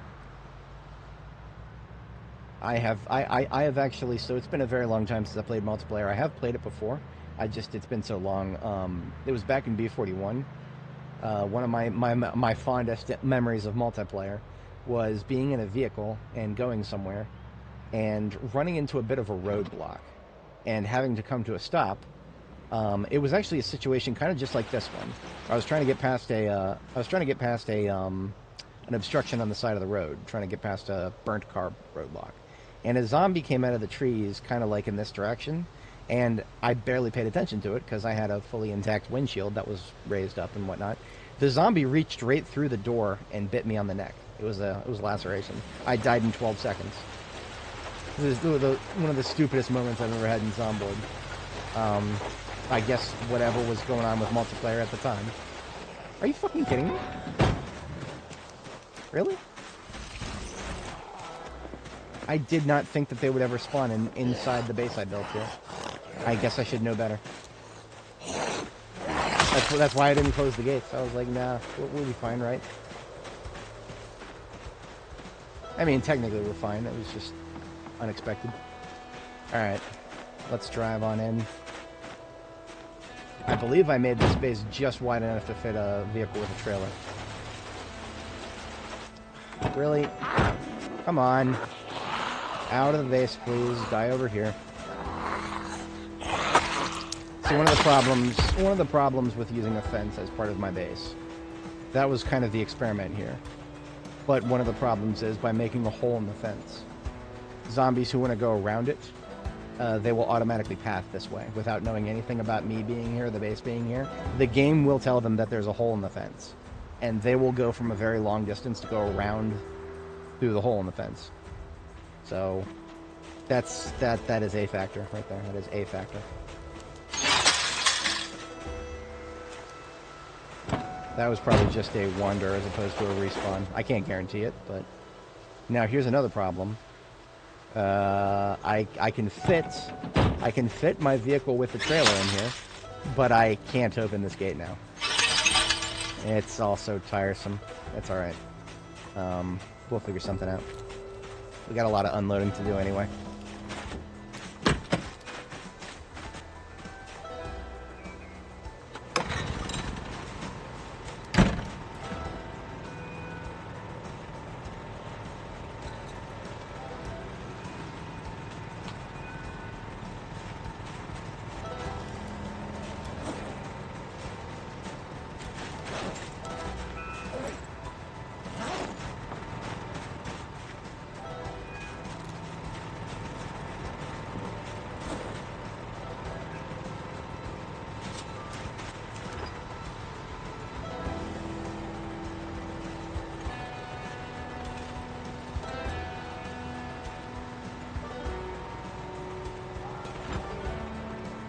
Okay.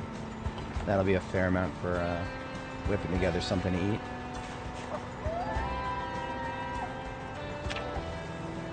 Alright, we are knocked in here.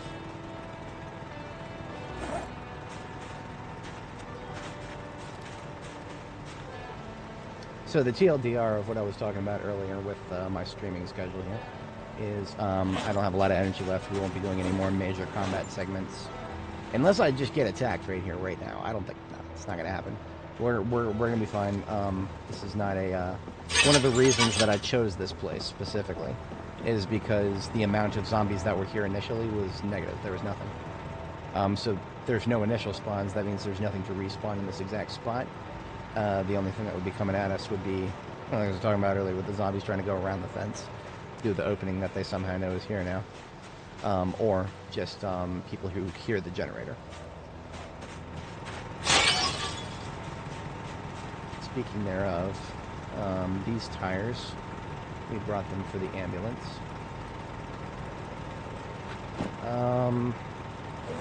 It depends on the type of apocalypse. Are we talking about a apocalypse under the rules of this game? Because there's no good answer for that. It doesn't matter where you are. In the rules of this game, I would want to be in a closet. I would want to be in a place where I would be locked up and not be able to kill anybody if I turned, because by the lore of this game, a public service announcement if anybody's not familiar with the lore of this game, the zombie virus has two aspects to it: an airborne aspect and the whatchamacallit, the saliva aspect. You get bitten. There's those two different aspects of it. Now, it could just be a question of viral load, but that's the breakdown. So anybody who, about 5% of humanity were immune to the airborne strain, and that's who the player is. That's who the player and most of the people NPCs who would be in the game after the first couple of weeks. That's the canonical breakdown. So because of that, under the lore of this game,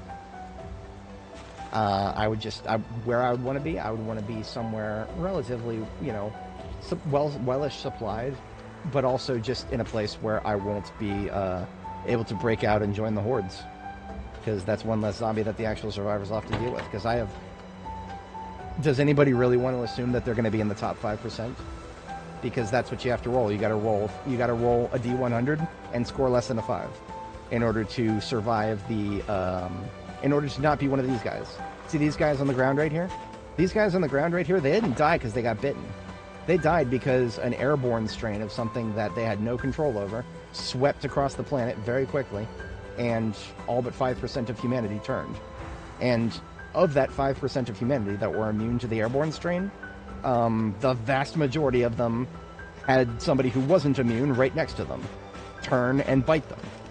And nobody is immune to the bite strain. This game's lore is pretty dark. It is pretty dark. That's why I've always found it very intriguing to consider that we're just the last... Right now, we're the last person in this entire state, if not the entire planet. All radio traffic has ceased, so how do we know, right? This backpack was supposed to go inside. And we'll do something with those box of nails later. The keyring collection goes in here now. So my keyring for March Ridge... Actually, we hold on to that. There's the keyring for Echo Creek goes in here. Look at that. Big old collection of keyrings.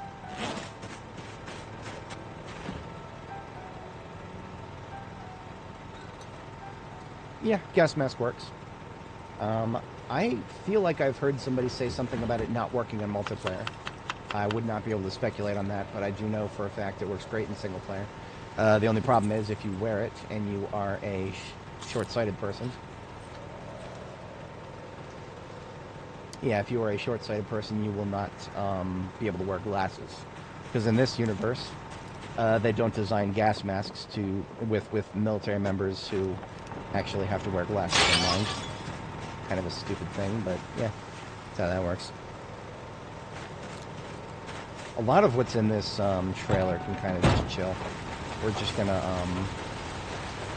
I'm gonna do what I did last time. I don't know why I thought differently. Let's just park it right over here.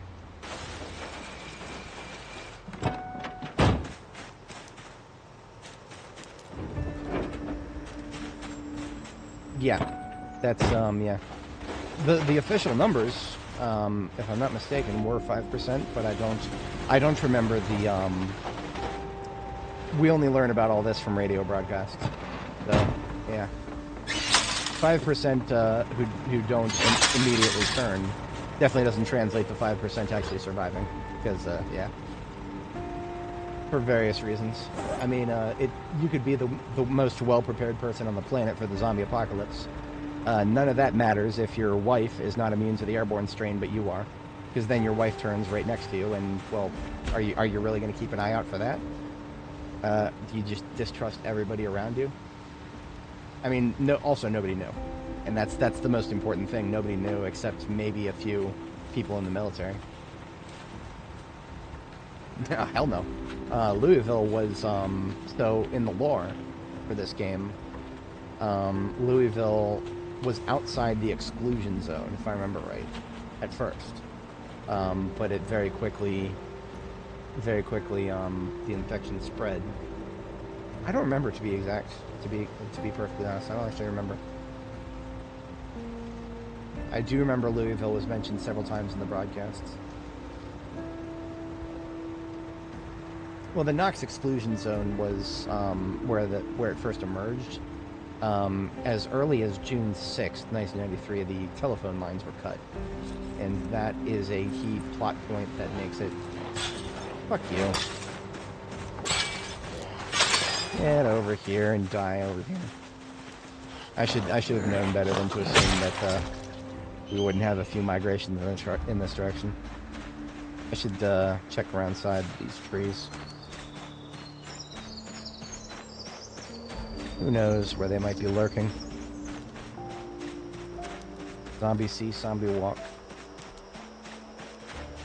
The outbreak came from Fort Knox, allegedly.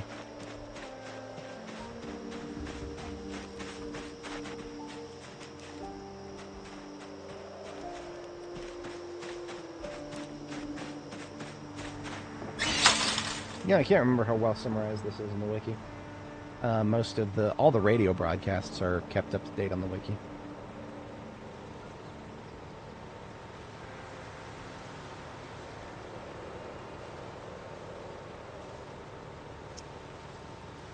Weeks prior, this is why I said that it started technically in June 1993. July 1st was when Knox Telecom took the phone lines down. This could be a red herring. As far as I know, this could be a red herring. A military truck carrying an unknown hazardous substance crashes. Now, this I don't think is going to be immediately relevant. This right here, foul smell in the air first noticed. This is the airborne strain being released. That's pretty straightforward in my mind. And the airborne strain has a 2-week incubation period, which is how it spread globally, without ever being detected until, people started showing symptoms first. This is all pretty straightforward. Dog attacks, unusual illness. But exclusion zone established on the 6th, I think. Kentucky Herald talking about an illness outbreak. U.S. military blocks roads in area of Kentucky nicknamed Knox County. No reason given. Areas within the blockade include Muldraugh, West Point, Brandenburg, and Fort Knox itself. Now, Fort Knox isn't on this map. I don't know if they plan to add it someday, but Fort Knox is not on this map. There's a military research facility on this map, but that's not Fort Knox. So wait a minute, hang on. That was Muldraugh, West Point, Brandenburg, Fort Knox. I like how it just doesn't mention Riverside. Riverside is definitely within the exclusion zone. But yeah, the Louisville is not actually...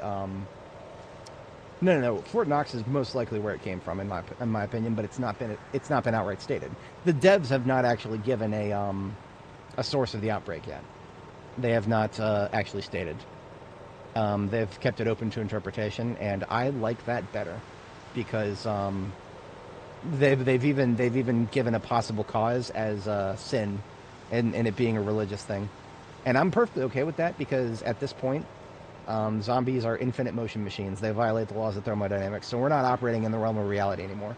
As far as I'm concerned, yeah, the forces of hell may be upon us here. But until then, we treat them as practical enemies. The first time Louisville is mentioned is 1800 on July 6th. Military clears traffic, members of the public from the perimeter of the exclusion zone. People are trying to walk from the exclusion zone to Louisville. But Louisville was not initially in the exclusion zone. Blah, blah, blah, blah, blah, blah. There's a lot of potential red herrings here. Unusually bright meteor showers spotted over Kentucky. That's probably a red herring. Lightning storm over Louisville. That could be a red herring. That could just be dry lightning. The devs of this game, they're okay with red herrings. But this July 9th, 1993, that's the canonical start date of the game. And as you can see, days prior, in the first week here, week 1 if it were, it was after the whatchamacallit, after the blockade was initially put up. Knox evacuation. What does it mean by that? That this is new to me. Knox evacuation. That's probably just a typo. The word evacuation doesn't come up in here before then, does it? Oh. Just 2 days later, the military evacuate. This is new.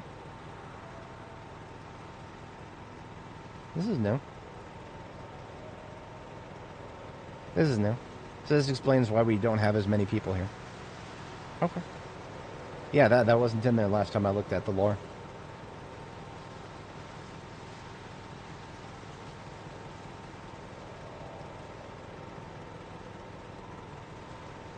But yeah, Louisville does not... So Louisville, canonically speaking, Louisville is still relatively intact when Jackie J breaks the story. Jackie J breaks the story on... Hang on, let's see, J... Oh, she doesn't actually get mentioned. Well, that's mean. She's the one who saved probably many lives by actually breaking the nature of the infection.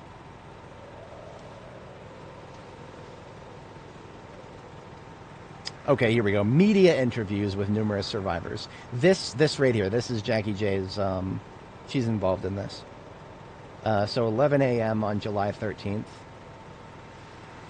These media interviews are,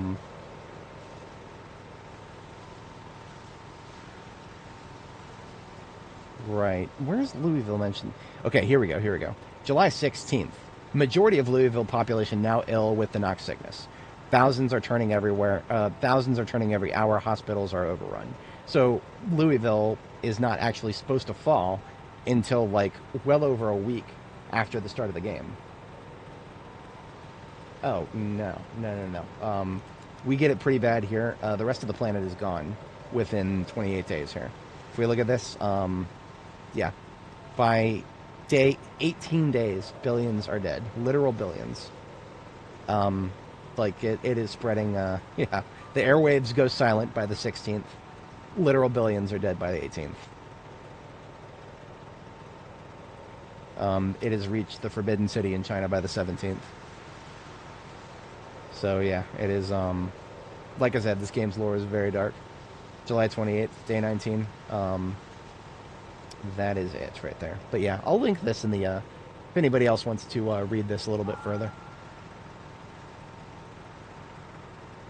It is. The wiki is pretty good at staying up to date. I mean, I can already tell you that it's been updated because I don't remember the Nox evacuation, that particular part of the story. I don't remember that ever being mentioned in the past. That's a little bit of in-universe explanation as to why we don't see that many people.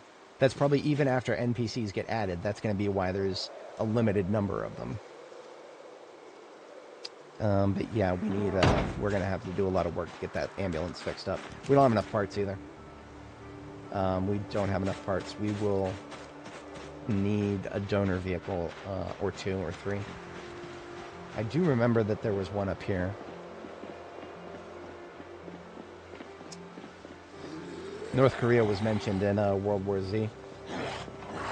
They left it up to reader interpretation. A lot of this game, the devs of this game, I think they actually name drop World War Z as one of their influences. But in World War Z, North Korea was even after the Z War was mostly through, they still have no idea what happened in North Korea because of the DMZ and its automated defenses. Like Dead Man's Hands were still firing rockets at people who tried to cross the DMZ after the Z War. That's how bad things got. I don't know how realistic that is. I don't think the DMZ has that many automated defenses. I could be wrong though. I was gonna steal the glasswork and tires. We have one good tire over here, and that's exactly what we need.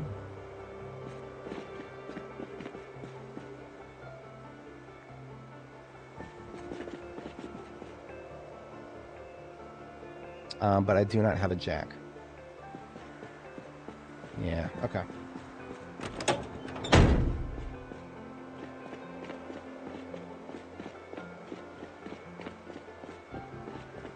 Satellites are an interesting concept to consider in an apocalyptic scenario. Terry Davis, or Terry Crews, I forget the name of the guy. There was an astronaut in World War Z who was interviewed. And because of the situation, because of the Great Panic, he was not able to deorbit. He was not able to get out of orbit. So he was stuck on the space station at the time of the apocalypse. And they couldn't get him anything. They couldn't get him any resources. So he talked about how he managed to survive by the skin of his teeth.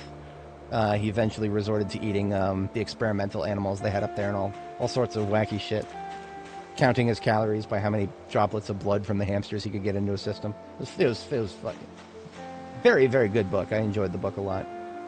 But that was one of the darker parts of it. One of the many darker parts to it.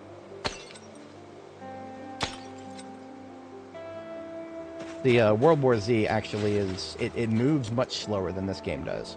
In this game, the whole planet is gone within 18 months. World War Z... I mean, the whole planet never gets gone, per se. Interestingly, Cuba is one of the few nations that actually... You could say that it won the Z War because it was an island nation that had a relatively strong military, relatively speaking. A military that was strong enough to handle the refugees that attempted to come there. And, well, they were already suspicious of everybody around them at the time. Because, of course, they are. When you're Cuba and all of your neighbors are siding with the Americans, as opposed to you, you kind of develop a bit of a distrust, I suppose is the best way to phrase it. Political distrust. Because, obviously, the quickest transmission vector for the zombie virus is the flow of people from place to place.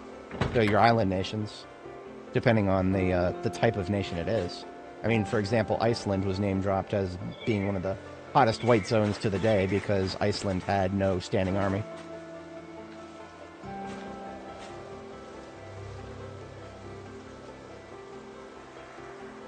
Yeah, that's true. The airborne strain has been demonstrated to definitely move a lot faster than that.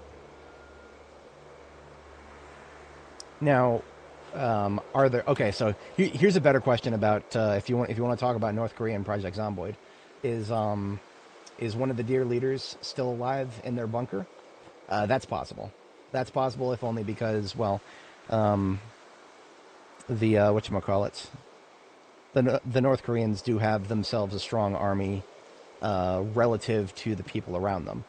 But can they withstand all 23 million of the population if they all turned into Zeds? Probably not. Probably not. That would all depend on whether or not they were smart enough to not attract too much attention to themselves. I wrote a thesis on how we could have a Dead Rising style narrative to this game, where well, Dead Rising, if you're not familiar, it's a zombie game where you have 3 days to do things, and very narrow windows of time where you could rescue survivors. I found that to be the most compelling part of the game right there, was the time limits, where Otis would tell you about somebody who he noticed that was either a survivor or a psychopath. You had to go find out for yourself. But actually having to meet all those time obligations, that I found that to be very interesting, and there's room for that in a game like Zomboid. If you wanted to save NPCs who were actually vulnerable to the airborne strain, could you do it? And if so, how? Would you have to know ahead of time, and would you have to fight your way over to them and slap a gas mask on their face and keep it on their face until the airborne strain dies out? I don't know. It's a compelling thing to think about. That would sure as hell give you a ticking clock. We need the jack and whatchamacallit? Jack and iron. We also need to sleep.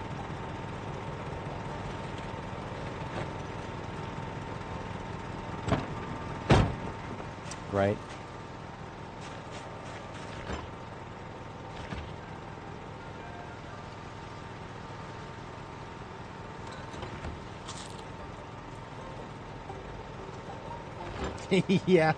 Yeah, it always bothered me about the opening to Dead Rising that you couldn't actually save any of those people at the opening. That really set a poor stage for me. But the fact that you could save everybody else if you really tried hard enough, that you could save all the other survivors, that was pretty. I liked that a lot about that game, because it was a skill issue, right? It was a time management skill issue. If you couldn't make it to somebody, then that means you got to plan better next time.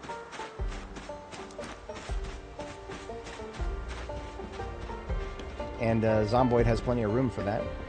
I mean, it already. I don't know if the devs like this very much about the game, but the early game very much has a lot of ticking clocks over it already. Just in terms of getting to things before they're looted and trashed. But who knows? Perhaps it won't be that way all the time. I'm gonna steal the hood from this thing. Am I?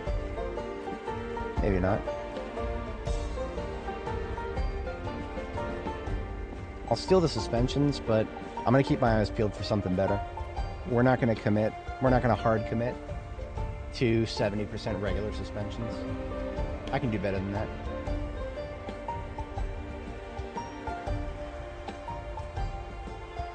that. Probably. I mean, he already does that a lot of the time, doesn't he? Except when he makes his public appearances. Or, if you ascribe to the theories, it might not actually be Kim. It might be, it might be a body double. That wasn't the case in the 90s. I'm pretty sure that was, what was that,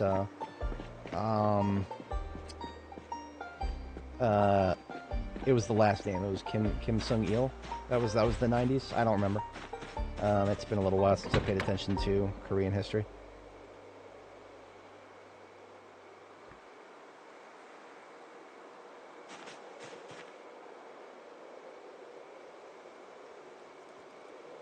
Yeah, well, I was one of those guys who was following. I was following the spread very. You know what? It's actually kind of funny if we look at these images here that I took of my rig back in the day. I was showing these earlier. If we look at my if we look at this this setup that I had back in this is back in what was this? This is 2020, March 31st, was it? I don't remember exactly when. No, this was 2020. Yeah, March 31st, 2020. If we look really closely at my monitors here, this was the spread of COVID right here. I was monitoring it through an ArcGIS dashboard at the time. You can actually see the numbers here. This was back when it was 1,400 deaths in the United Kingdom, 914 deaths in New York. And I was just watching these numbers go up. Like, I just had this on one of my screens constantly. It was just watching the numbers go up. It was kind of wild. I remember seeing the first case the first confirmed case on the East Coast of the United States. That was in, where the fuck was it? Oh, it was at a hospital in, it wasn't that far from me. And I already forget exactly where it was. Oh, yeah, I have the numbers over here, too. So this is back, total deaths were 37K. These were recoveries over here, 165K. Total confirmed cases, just under 1 million at the time. But yeah, this right here, we didn't have ArcGIS back in the 90s, so we wouldn't have something like this in Project Zomboid, unfortunately.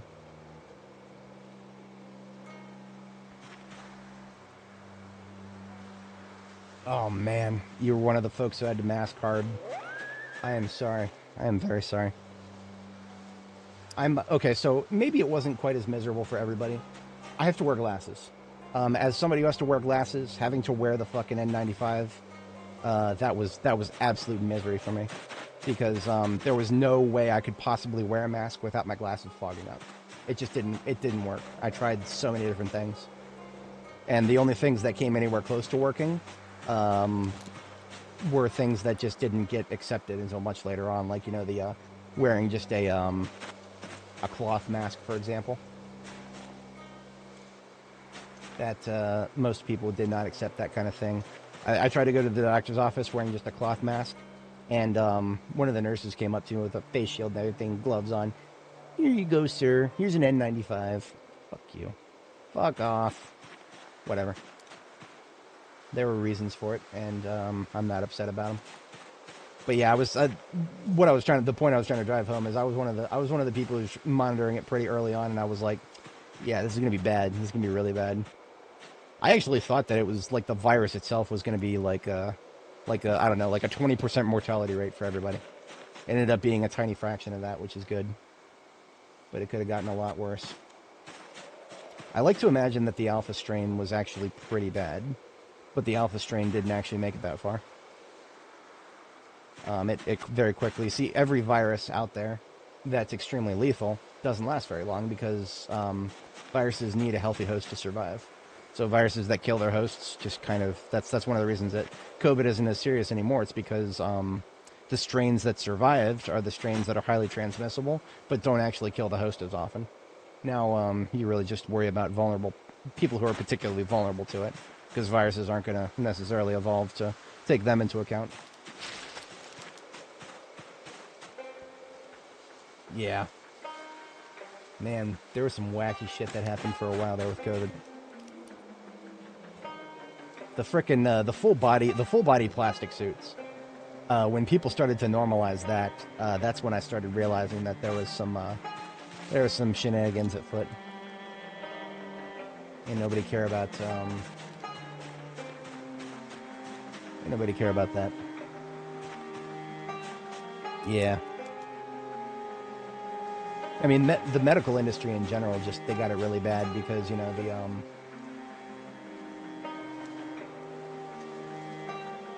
well, I'm preaching to the choir on this. You guys know how bad it was.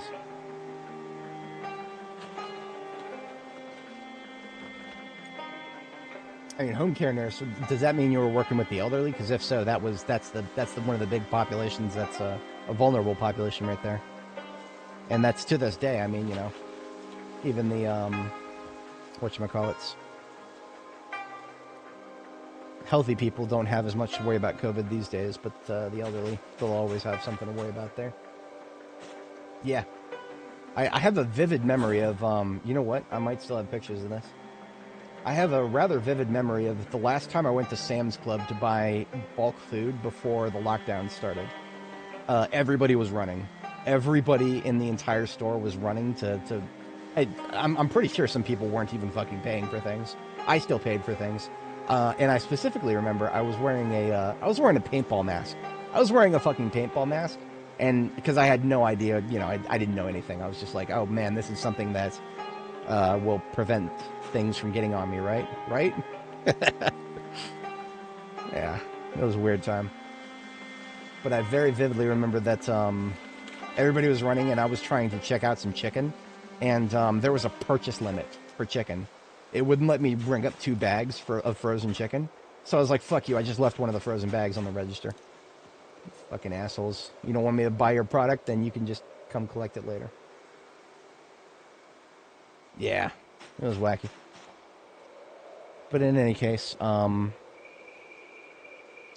that is all I can do for now until I gotta go get another donor vehicle. And I'm not going to do that today. I think I am going to go ahead and call it on the stream after I get my second sleep here.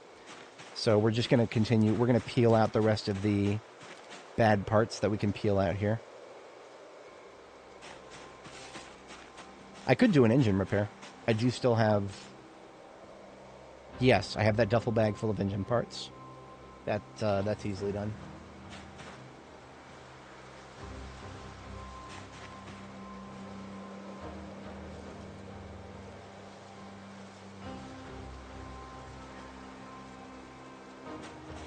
And the seats, there's actually still stuff on the seats here. Painkillers, woo!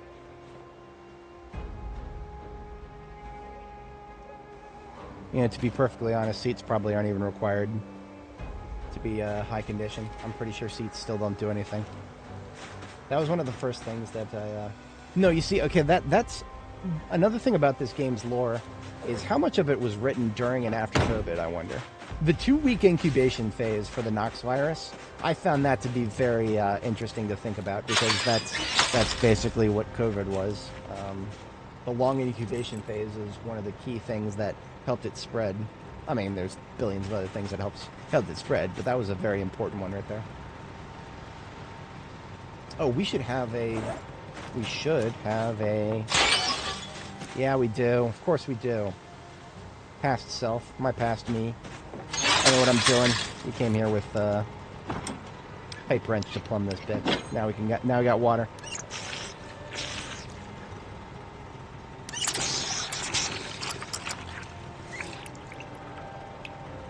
And the last thing I wanted to do before going to sleep was go and put do an engine repair using all the parts I brought. The glitch that we used to benefit from where engine parts were not always used, that's been fixed. They didn't even call it a glitch, they call it an exploit. The devs knew we were doing it. I got some Fat Shark and Quell canceling vibes there. If anybody's familiar with the deep lore in Darktide. Alright, so here goes nothing. Wait a minute, so does it really need to... Okay, it still consumes all parts available, but it actually removes them now. So we just used 19 engine parts, and we brought it from 9% to 70%. So that's still a great return on investment. That's still a great return on investment. We'll gather some more engine parts next stream here, and yeah, have a good time. I will most likely be streaming tomorrow. Tomorrow is Friday, so that'll be fun. Let me just finish up emptying my bags here so that we have a nice fresh start tomorrow.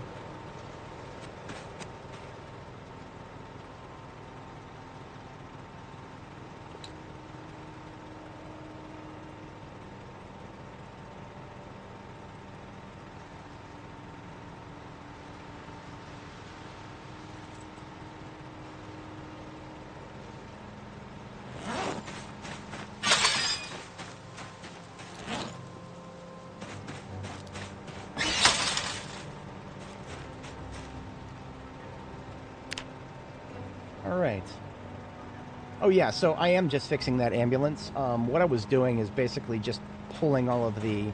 I was just pulling all the bad parts off of it. So what we're going to do is we're going to go find... We'll do this next stream because I do got to go.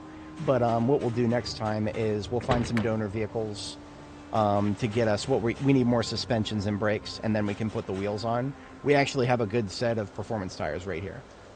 So we don't have to worry about finding good tires. That's usually one of the hardest things.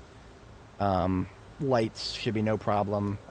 Doors, just one welding away from being fixed. Radio will be a little bit harder because I want to find a military radio for my ambulances. But yeah, we'll have a good time with that tomorrow. And hopefully I'll catch some of you guys there. If not, feel free to like and subscribe. Drop by whenever you want. Yeah. Have our girl bid farewell for the day. I am getting into the habit of always taking screenshots of my base at the end of each session so that I can keep track of my base progress. I regretted not doing that before. So it's always great to keep track of your progress. So, last thing we always do here is back up our saves. Go to C, users, username, Zomboid, saves, Apocalypse, and then sort it by date modified. Here's our most recent one. That's our save. Copy that whole folder. Just hit Control-C and go up a few levels. I just go to, you can put these anywhere. I'm just going to my backups folder here. Folder with the same name, and this is part 43 of Nora Robles' journey through B42. So I make a new folder called 43 and paste that whole save in there. Except it didn't work. Hang on. Let's try that one more time. Apocalypse, B42, 42130001. Backups. One with the same name, 43. Control-V. And, okay, we are up to 1.2 gigabytes across 469,000 files. I called it. We're at 1.2 gigabytes. All right, folks. I'm not going to make you guys watch this. This is the least interesting part of this process. I'll catch you guys in the next one. Y'all have a great day now. Peace out.